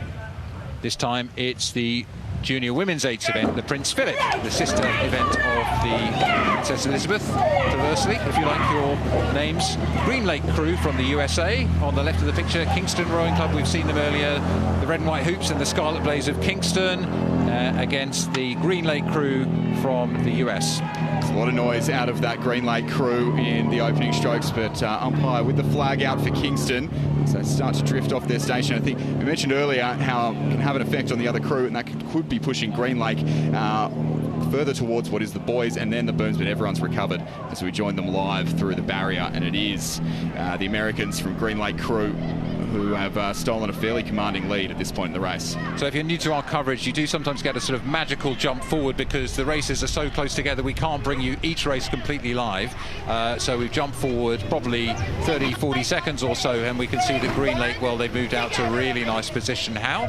You can hear the voices of their coxes here. The Green Lake crew is coxed by 18-year-old Lucy McNellis. From University of Southern California. That's where she's going next. And here's the Kingston crew. That shaky start, well, that's left them with quite a lot of work to do. We're not yet at halfway, and they're trailing now the Kingston crew. They've got to really keep motivated and keep on it. Yeah, certainly. They'll be out here to enjoy the course, I think. First time ever that Kingston has qualified Prince Philip. Obviously, the event only been going a couple of years, but it's only the second time they've had any junior girls crews qualify through to the draw here at Henley Royal. They did the Diamond Jubilee a couple of years ago, and a young crew, all J16 except for the Cox and the 3-seat. Yeah, this race was just first rode in 2021. We've got races that date back to 1863, but this is a newer race, the Junior Women's 8s event, and it's been amazing to see the quality of entries in this Junior Women's category over the years. Very, very competitive event, and delighted to welcome Green Lake crew over from the US. We've seen them here before, but this crew from Seattle looking really good. Lovely, loose and long rowing from these young women. And it's been an event that has really been a happy hunting ground for the international crews, particularly the American crews. So we had an Australian winner, a couple of American winners, had an All-American final, I think, in the Prince Philip, and Green Lake, they were 6th at Youth Nationals, but the best crew in their region up in the northwest there of the United States, and will be looking to go deep into the week here in the Prince Philip this year, that's for sure. Yeah, looking down this Green Lake crew, looking very tidy. Nice loose kind of pick up at the front end there. That's when the oar goes in. You're seeing it connecting nicely to the water and then driving those legs down, all 8 pairs of legs pushing through, and with the information they need, calling it down. Let's have a look across now at the Kingston crew. It'll be rather a different experience for them. They have got to attack every stroke still, whilst the crew from Green Lake have a more relaxing time. So there is the Kingston crew. That is Charlotte Popper in the bow seat, 16 years old. Freya Pedersen at 2. Elizabeth King, Elia Widibank, Rebecca Gill, Emma Dolman, Monica Kingston. Well named there, Monica in the 7th seat, and Clara Orsinger in the stroke seat of Kingston, coxed by Molly Davis, 17 years of age. So there's a beautiful sight if you're joining us anywhere around the world. We're in the evening, the last few races of this first day of Henley Royal Regatta. You're watching the Prince Philip Challenge Trophy, the Junior Women's 8s event, always a competitive event. Just seeing, we were talking earlier, Chris, about the wind in the middle of this course, and you can see here, if you're looking closely, the poppy water, but also both crews having to steer a little bit to correct for that wind swell.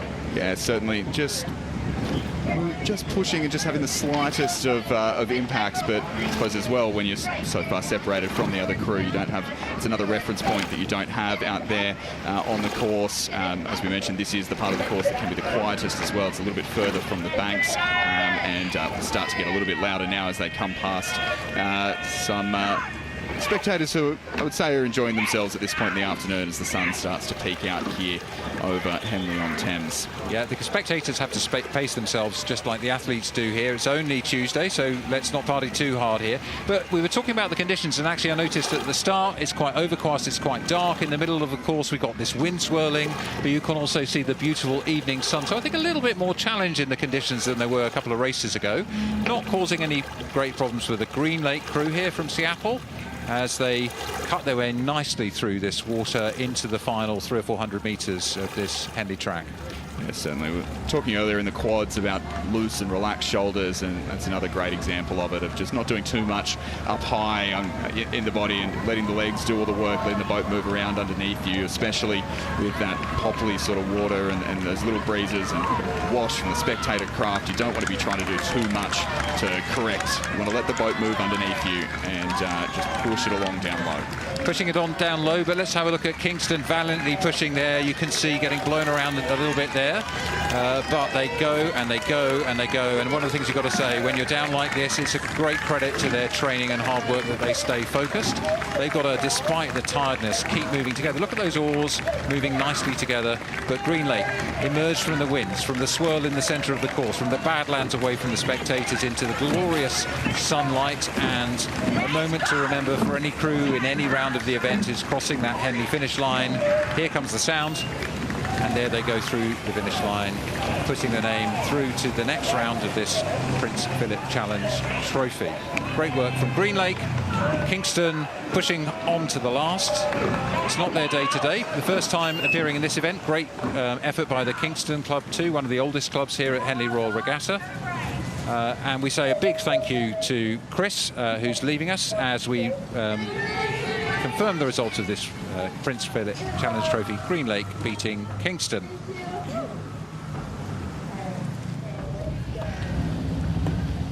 So we say hello to Tom Morgan. Hello, Tom. Good afternoon.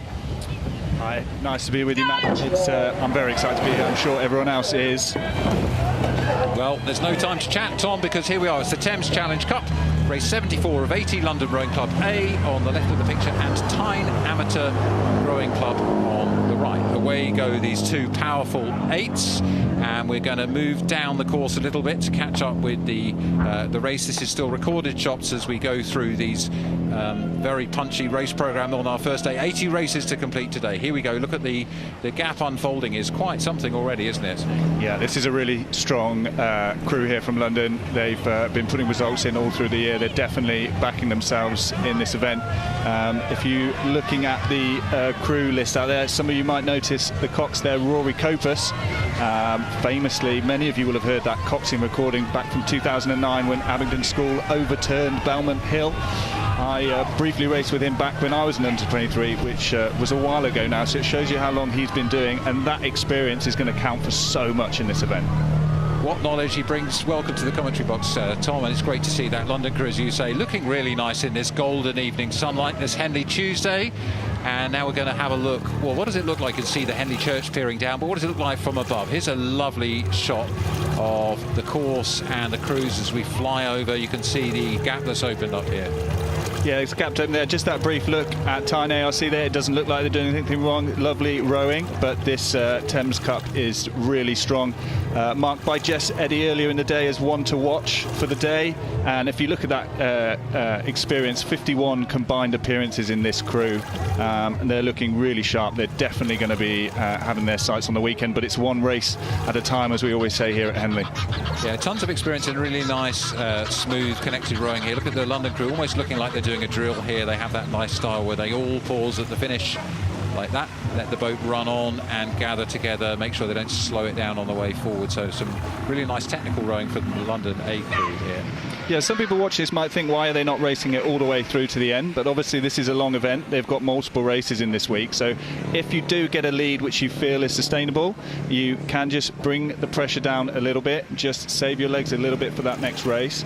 And also at Henley, there is a little bit of a few unwritten rules about making sure that you don't win or lose by too much. just keep respect to the crew that you're racing. Yeah, quite right. It's a sport built on respect for your crewmates and respect for your opponents, and respect here to Time Amateur Rowing Club. Went through the qualifiers here up against a selected crew, one of the favourites in the draw, favourited by the stewards based on their form through the season. So that's the London crew coming through past the enclosures. The golden sunlight reflecting off the yellow hull of their German Empacher boat, very popular boats here. And there's the London crew. Look at the relaxation, the movement. A little glance over the shoulder there for Rory Coper sitting there. You mentioned him earlier. Yeah, they certainly look relaxed. You can see that water though now. The wind has picked up a little bit in this afternoon session. It's turned into a little bit of a crosswind. I don't think it's going to affect this crew with their position, but certainly crews that are coming close into the finish, it could have an effect on them. The Ron Needs boat, they're named after fellow Henley stewards, now sadly departed Ron Needs, a great contributor to the sport of rowing, coach for many years of the British women's squad, London Rowing Club, a crew, perhaps unsurprisingly, putting themselves through to the next round, taking a nice victory over the young men of the Time Amateur Rowing Club in this first round of the Thames Challenge Cup, which is our club events for Open 8s.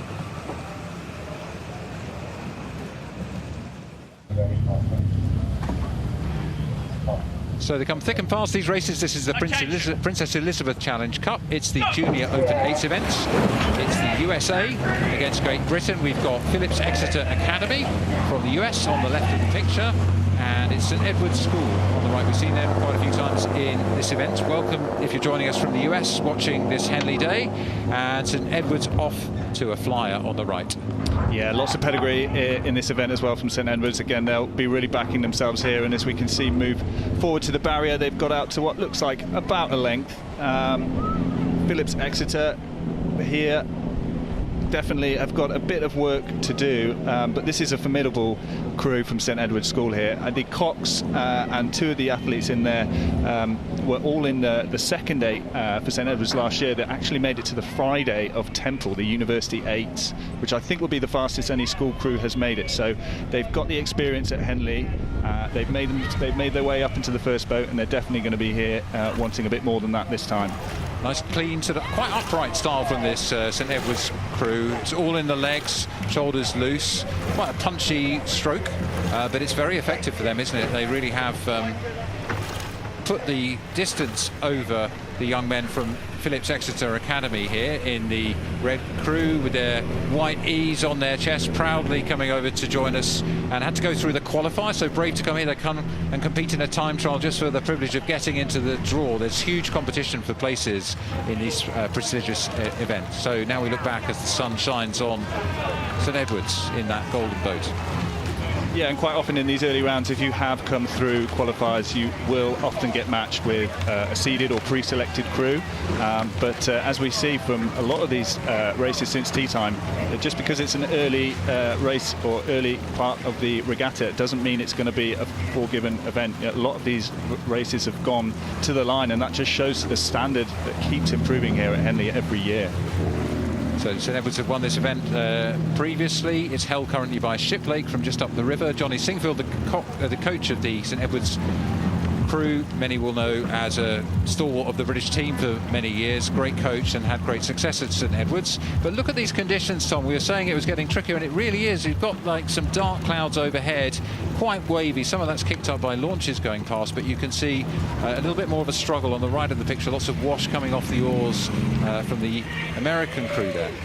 Yeah, it just makes it a little bit more tricky. You've just got to be a little bit more careful with your blade work, especially if you're behind and you're trying to raise that rate. You have to keep working together. As soon as you kind of split up, it just makes it more and more difficult. And there's two ways to make a boat go fast. You either add more to the work or you don't take away from it. And every time a blade scuffs the water, that can take away from your boat speed.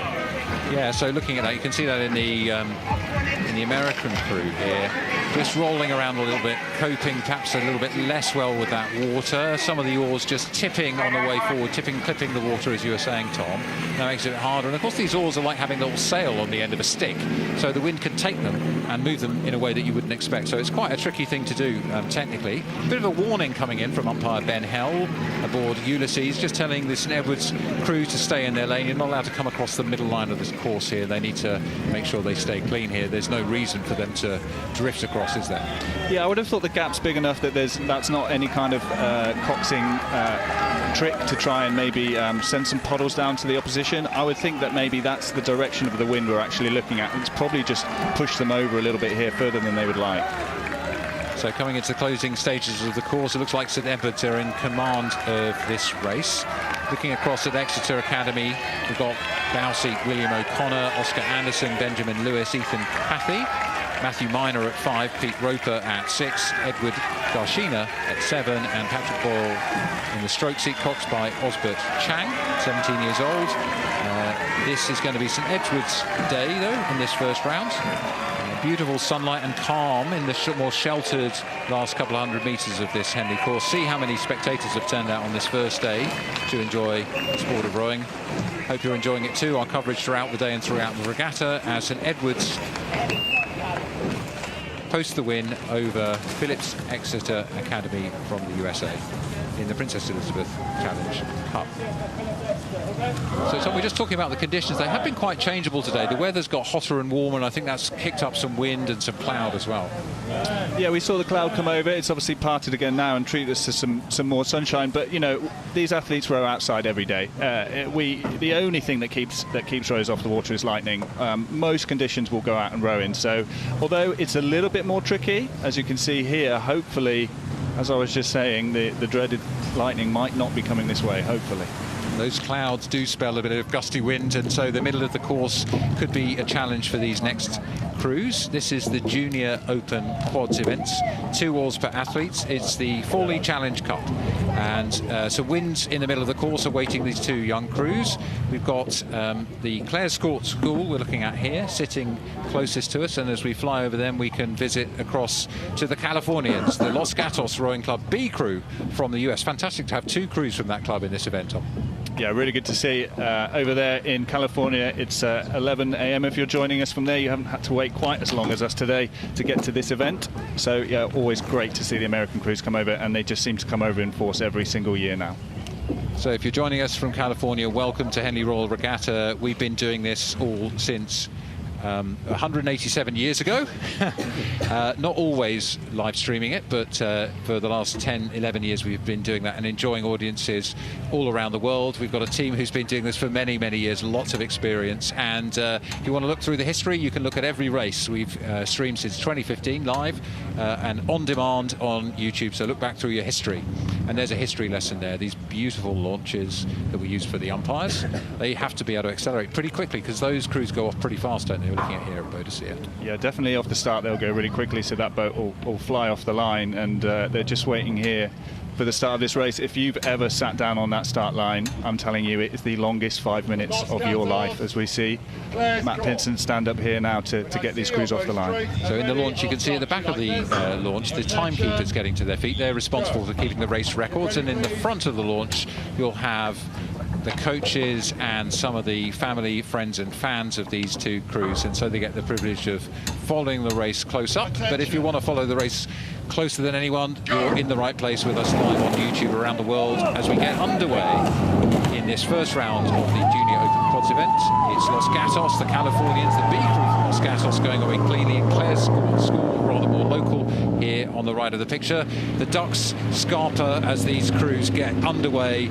Nice clean start from them and nicely steered so far, not troubled yet by the winds and the stream. Yeah, we've seen a few pushed over there, and actually Clare's Court done a really good job to stay on their station there, like absolutely dead middle through that, so that's really nice to see.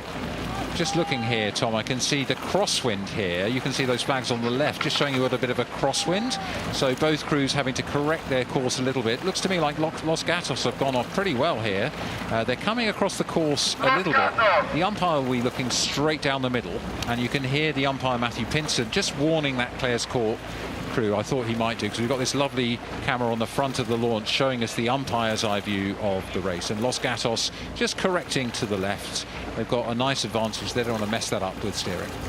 Yeah, so the island, especially if it crosswind from this direction, the island really does shout to you. And as you come out of that island, wherever we're steering straight before is gonna need adjusting as that wind buffets you. So you can see really great start from Los Gatos. Clares Court have some real pedigree in this event as well, and their coach Tom Jost has been churning out finalists Saturday, Sunday crews. So if I was in that Los Gatos crew, I definitely would want to try and send a message here and try and rattle that crew and shake them off, shake their nerve, and maybe get them to make a mistake.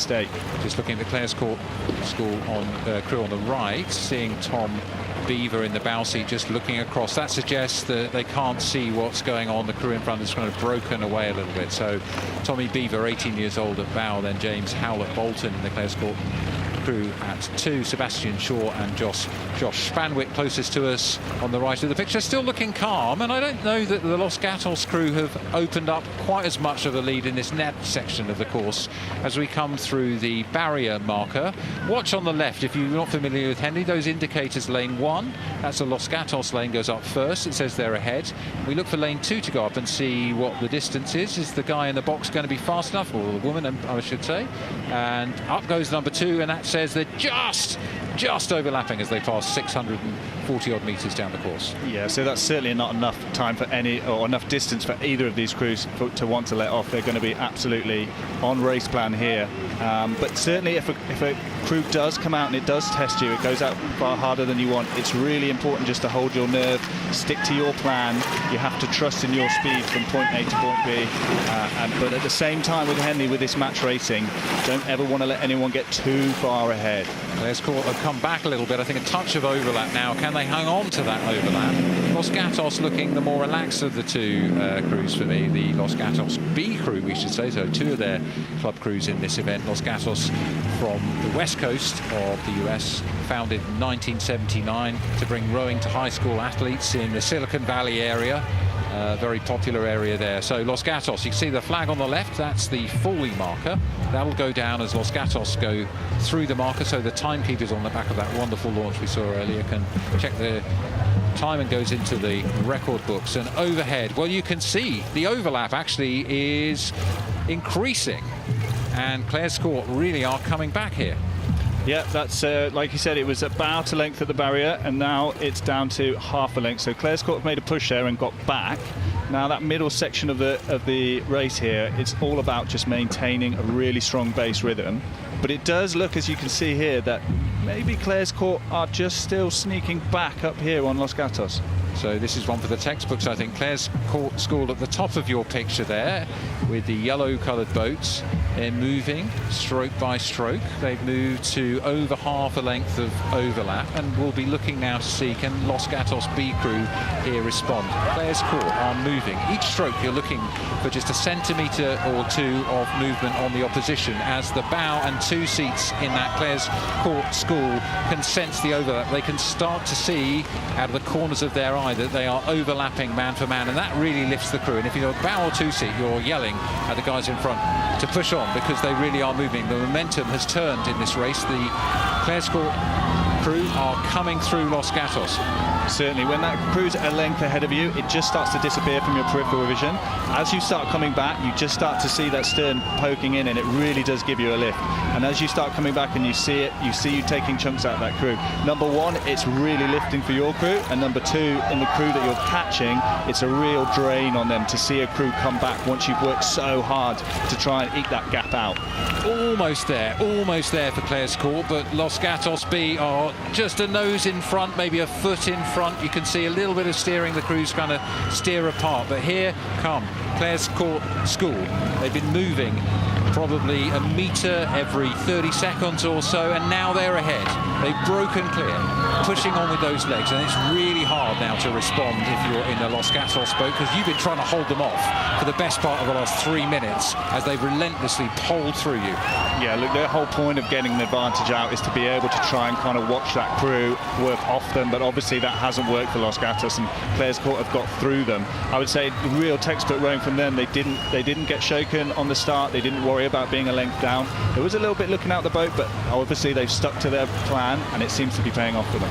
So Clare's Court now are thinking no mistakes, we've just got to hold on to this lead, we've broken them, that's really cool for us to be able to do. And in the Los Gatos crew, they've gone from being able to see the whole boat of their opponents behind them to nothing, and that's really quite soul destroying for them, and they will have really pushed hard to try to hold off the assault from Clare's Court score. This is one of the races of the day for me. It's been a great race, the lead changing, and the determination from Clare's Court quite something as we come into the last couple of 100 metres here.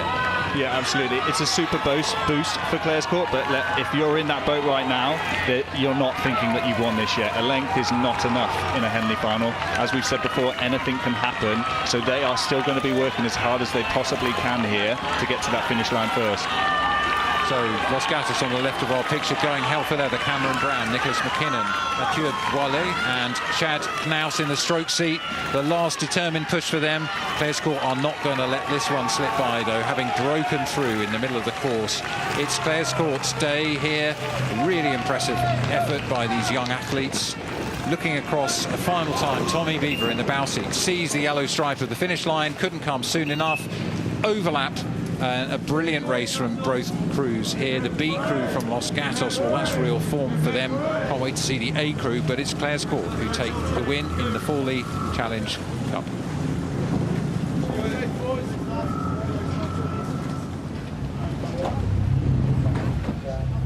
Attention. Go. In eights. It's the Thames Challenge Cup. That's the Club Open 8s event. We've got Molesey Boat Club and Tideway Scullers School. Molesey black and white, Tideway Scullers School yellow and red. Nice contrasts here. Lots of power as those 8s get underway under the watchful eye of the yellow and black B-striped Hampton alumnus umpire John Hedger.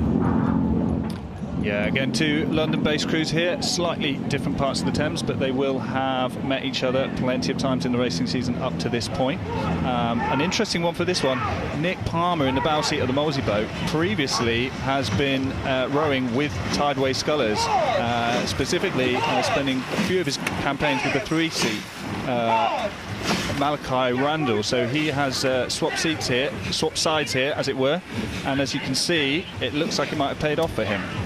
Yeah, so we had a pre-recorded start. If you puzzled as how Molesey managed to jump out quite so far so quickly, and now we're back live with the race, and we can see Tideway Scullers School have dropped back to a couple of lengths off the pace now with the Molesey crew.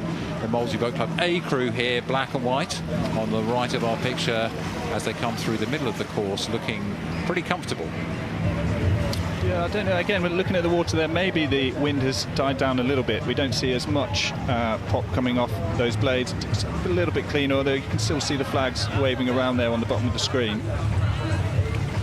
I think Molesey just still at this point in the race, they may not be putting in a big shift, but they're certainly still going to be trying to stay on pace, on rhythm. It's too early to make any sort of changes to the race plan from that perspective, but they will start to feel a little bit more comfortable, and when you have that little gap and that bit of comfort, you really can just relax into your rowing, and things just seem to move and flow a little bit smoother. So a lot of work to do in the Tideway Scullers School here on the left of the picture. Young 17-year-old Yuma Tamura from St Paul's Girls' School is coxing the Scullers, but here we are riding with the men from Molesey, the black and white minstrels coming through the course. A glance over the shoulder of Cox Sam Zeto, and they're pretty confident that where they are in the course, they'll probably be going, as you're saying, Tom, through the calls that they will make under a more pressured race, just rehearsing where we are in the course, what are we doing, trusting the process, grooving in the race plan so that if they are under more pressure in another round, they're ready for it. Certainly, yeah. It's about practicing what you're going to do. As Cox gets to practice the calls, the lines, go down the course, get those first race nerves out the way.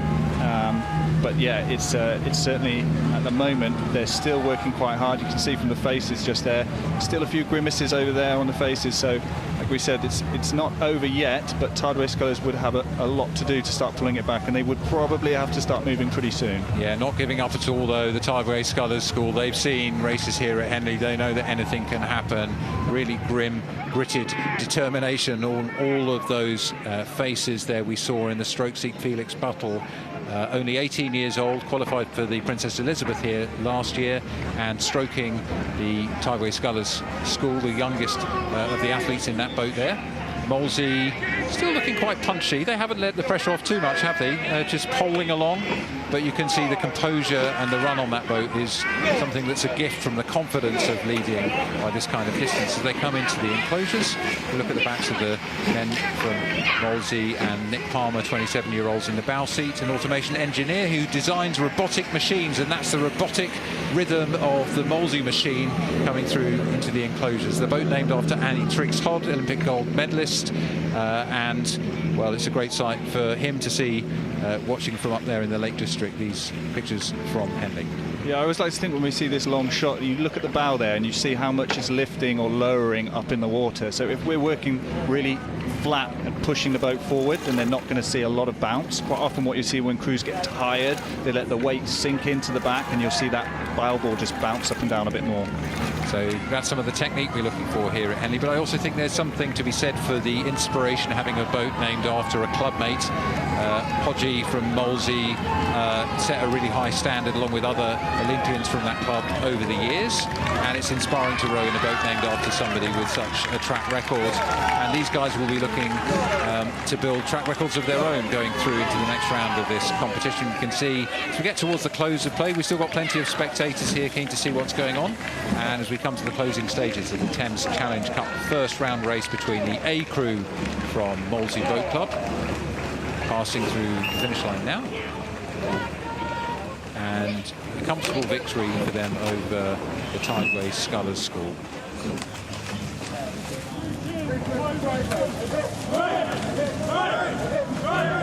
So conditions have started to ease off a bit after some swirly winds in the last hour or two. You're joining us now for race number 78 of 80.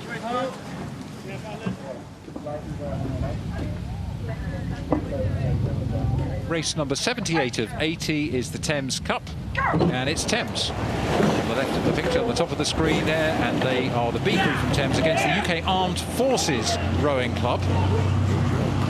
Away we go, the military men. They're going to take it as much as they can to the Thames crew. These military people have to train really hard, spread out across the country and come together, so they've had less time together, being warned by the umpire for their steering that water, pushing them away from the island for a moment, but they've corrected pretty quickly. Yeah, absolutely what you said. Time in the boat is so important when it comes to these big boats. You know, it doesn't matter how hard you're working. If you're not working together, you're not going to be moving the boat forward. But there was still some real pedigree in that UK Armed Forces boat. Strokesy has made semi-finals and finals previous years. 7-seat, final of the Thames Cup, bow seats, rowed for 15 years, Moncton, Coombe, Leander, Imperial. There's a lot of talent there, but they're against the Thames boat here, who will have probably been rowing as a squad, not specifically this boat, but as a squad together since September of last year. Yeah, very strong squad at Thames, but there is some grit and determination in the armed forces for sure. Lovely to see some of them in this boat having competed at Henley in the King's Cup, which is a special event, the centenary of the end of the First World War, which we celebrated here at Henley a few years ago. And that experience is in the legs and bodies and heads of the armed forces. They're not giving up. As we come through this middle of the course, I think they've even moved back a seat or two on Thames. Good performance. Yeah, really impressive from this armed forces crew. We're actually passing Upper Thames Club here, which is where they came together to train. So they have been training on this stretch of river. That might be helping them just a little bit more than Thames, who obviously are based in London, but they really they never let them get out enough. What we said about Henley, you don't want to let them break that elastic band that kind of keeps the crews together, and they've managed to keep themselves in the race here really, really well. So that overlap gives you something to hang on to, and in a Thames boat maybe you start to ask yourself some questions. You know, why can't we shake these guys off? We ought to, you know, been training as part of that very strong Thames squad, lots of blistering side-by-side work that they do all the time, and the armed forces have had much less opportunity to do that. So the armed forces is relying on lots of ergometer training and the will and the way that they're drilled in the military to work together despite so much less time in the boat. They're hanging on, and they're hanging on top. The umpire's flag goes up, warning the Thames crew from creeping across, encroaching on that middle line. And maybe that's a chance for the armed forces to push on again. Here they go. I would absolutely use that, and if I was that cox of that armed forces boat, definitely, as soon as I hear that umpire make a call, you know that the steering is going to have to come on with Thames. You know that's going to slow the boat a little bit, and that would absolutely be a moment that I would jump on to try and put a push and get yourself back level here. Yeah, that's Emily Mears in the cox's seat. She's got some Henley Foreman experience there, and that experience is going to count now. She calls on the Armed Forces crew, and I'm looking there, they've got quite good, sharp, tidy blade work for a crew that's not been together too much. Great credit to them, and you can see how powerful that leg drive is through the middle of the stroke of the Armed Forces crew. Relentless and powerful and drilled, and that's what we want from our Armed Forces. Thanks for everything you do. And have they got enough to attack through Thames? It's looking really quite hard now, quite close as they move through into the final stages. Thames responding. Lena Müller-Kogler, 23, in the Thames Cox's seat, looks across over her shoulder, sees the Armed Forces closing, asks for more from the men of Thames Rowing Club B. Yeah, you can see that 32 combined appearances from the Armed Forces, they've got confidence in what they're doing, but Thames aren't going to let this up either. Again, 39 combined appearances from a B crew, showing the depth of this squad and the quality of their rowing. Great age racing here on the very first day of this Henley Royal Regatta. The selected Thames Rowing Club B crew perhaps pushed rather harder than they might have imagined against a very, very tough crew. A brilliant performance, I'd say, from the UK Armed Forces Rowing Club. Credit for them for such an attacking, hard row through the course. Great racing.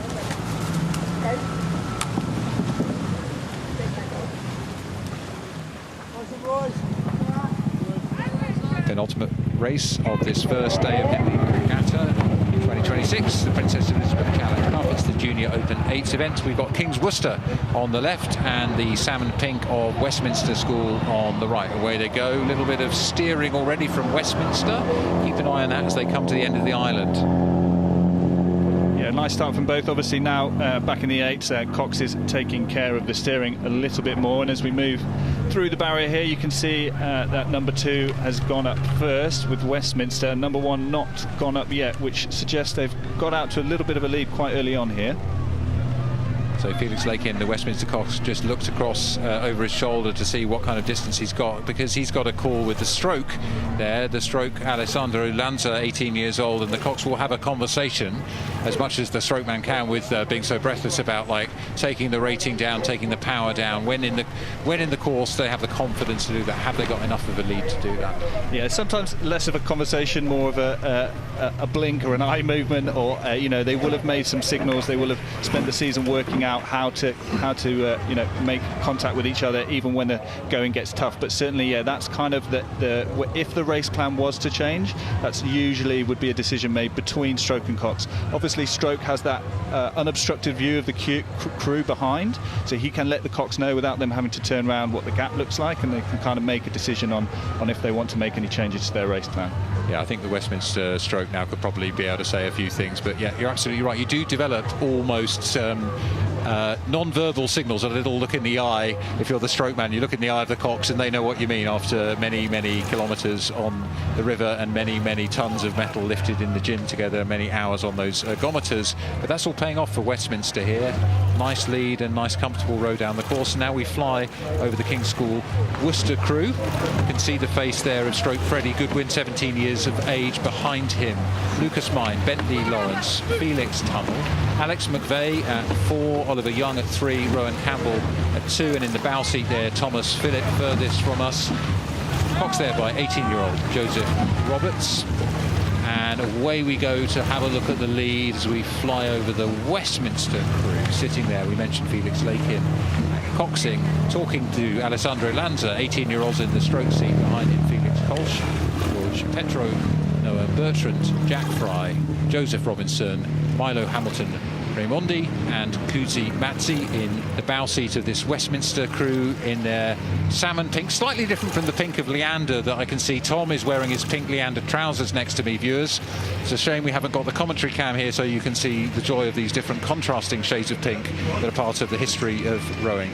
The more garish the pink, the more fun it is to wear at Henley, I think. But yeah, really nice from this crew. Like you said, a little bit more pedigree maybe in this event, but I know this King's School Worcester boat crew will actually be really, really happy to be here. Sure, they won't be happy with the result, maybe, if it stays as it is, but they've come through qualifiers. They made a decision to prioritise the 8 towards the back end of this year, and they're really happy to have come through qualifiers. They had to beat a few crews which previously haven't bested this season, so I know they'll be really, really happy to be here and have a chance to show what they've got on this historic course. So still determined, the Worcester young men in their white oars. They row on the 7 down there at the Michael Baker Boathouse, a very old club, and it's produced a number of junior championship winners over the years.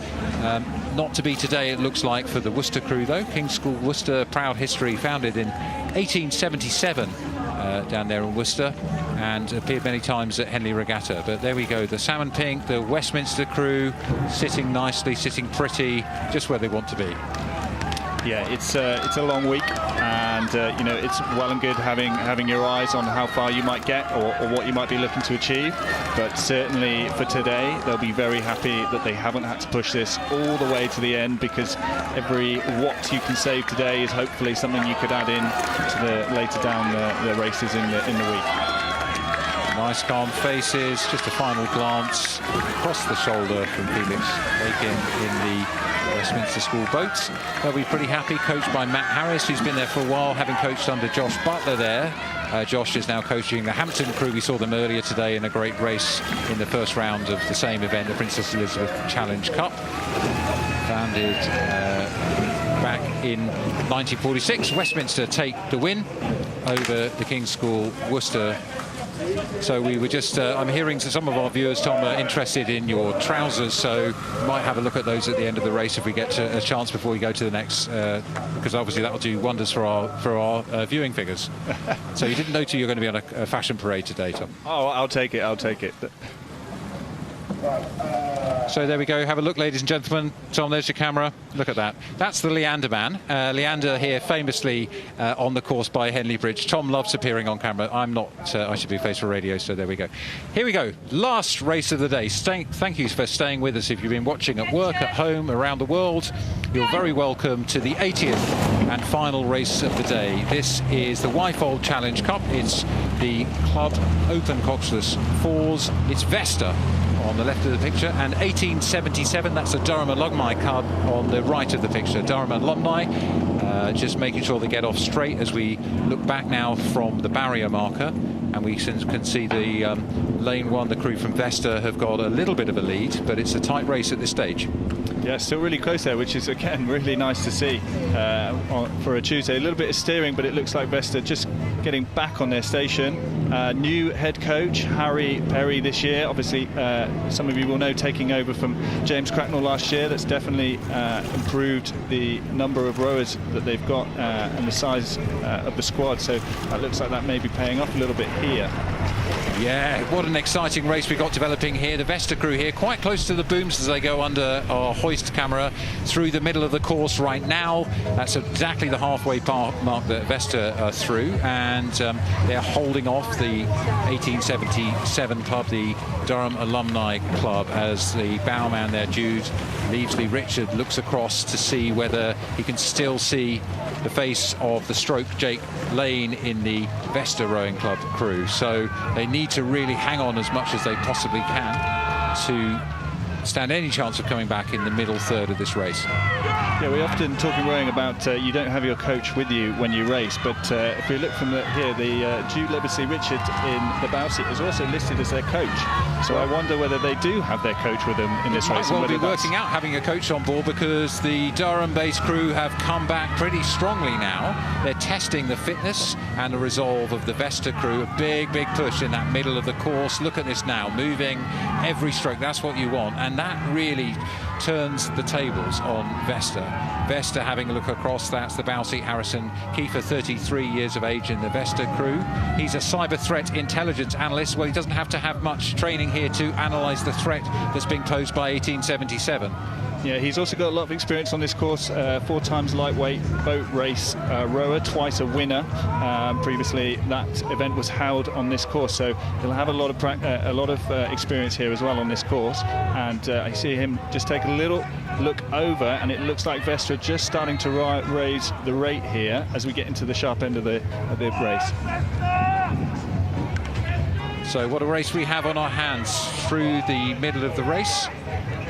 And Vesta looking across now. So this is one of the danger points in a coxswain's boat, I think, when everybody starts to look across. You know, really you want one person steering and everybody else absolutely focused on the race. So, but it's another attack. We see the 2-seat Dominic Newton in the 1877 crew. He can sniff something. They're moving again. Another attack comes in. Have they got enough? There's about 450 metres left on the track now. Vesta on the right of our picture, the attackers from 1877 club, the Durham alumni. Here's Vesta. Can they respond to that attack? It would be really good if they could. 3-seat Luke Garrett, it's actually his birthday today, so it would be a great present, but this is not over yet. 400 metres might not seem that long when you're sat watching, but when lungs are screaming, legs are going for it, and you've been pushing all up to this point, the 400 metres still feels like a really long way to go, and a lot can happen. They really are relentless. This club from Durham, 1877, but only founded last year in 2025 for the alumni to be able to race here at Henley. Well, they've given it their all, but I think we've seen the response. They pose a big question through that middle of the course for Vesta, but Vesta looking a bit ragged, looking a bit tired. You can tell the heads are sort of dropping a little bit, but Vesta have pushed away again. Vesta, they've got a chance to break the lead. That attack was big, it was bold, it was brave, but they are looking a bit more broken now. They've absolutely spent all the beans. Yeah, it looked like 1877 went early there. They really just put it on the line. They went earlier and just worked harder than they could to get to the line just to try it, but Vesta have responded here. The line can't come quickly enough for either of these crews. They're both rather more worn by the experience of a first round, very tight race from Vesta and from the 1877 club crew. Tom, thoughts on that? What a great race. Cracking. Almost every race we've had since tea time, just going to the line, and again, like I said before, just showing the absolute depth of talent that we have here at this event. So thanks everybody for joining us for the 80 races of the first day here at Henley. Before we go, let's leave you with some words from Ali Vance, who's been talking to a crew we saw race just a little bit earlier. Thanks for joining us. Well, thank you very much, guys, and thank you to all of the commentators today. It has been a compelling opening day. Now, in this evening's session, one crew who really impressed in the Prince Philip Challenge Trophy was the team from Enniskillen Royal Boat Club. Congratulations, guys, beating Wallingford Rowing Club. First ever time at Henley. I'll start with you, Jessica. Yeah, it was a convincing victory. Yeah, I know, yeah, we were definitely happy. I feel like, you know, first time you're definitely very, very nervous. So I think, you know, we kind of just took the nerves. Like, I feel like you never know what to expect in Henley. Like, it's like conditions are tough and stuff. So I think just to take such a convincing win just really boosts confidence. I think it'll help some of the younger girls as well. So yeah, very happy at the minute, so we are. Yeah, Claire, how did it feel throughout the whole of the course? Definitely a bit tense at the start. You know, that's a small course, very, very kind of nerve-wracking, but I think once we got off and got into it, a nice rhythm, it was really kind of relaxed and cool, and I think everyone kind of just got into the zone, and I really enjoyed it, and I thought it was a really nice race to just kind of be the first one down and just have it done, and it was really good. I enjoyed it. You don't even look like you've worked out much of a sweat, I have to say. Isabella, what was the atmosphere like coming down? It's so different to anything else at Henley. I know, like, you see the Instagram videos and like YouTube videos and you're just not ready for it, but it's electric and just it's amazing to race at, I guess. Yeah. Zara, last but not least, have you got plenty of support at home watching on? Oh yeah, I've got my all my family's here as well. Like my brother, he's here at Henley for the first time and he's hoping to row probably in the future, so it's really great that he could see me race and probably aim for the same thing too. I think, yeah, so, and also we got the Coll club here too to help us and support us as well, so. Well, congratulations, recover well, good luck with your future rounds, but a very impressive win in the opening round of the Prince Philip Challenge Trophy. That is day one done and dusted. Don't forget, we've got highlights coming up on YouTube a little later this evening, and we'll resume with our live coverage at 9 o'clock for day two.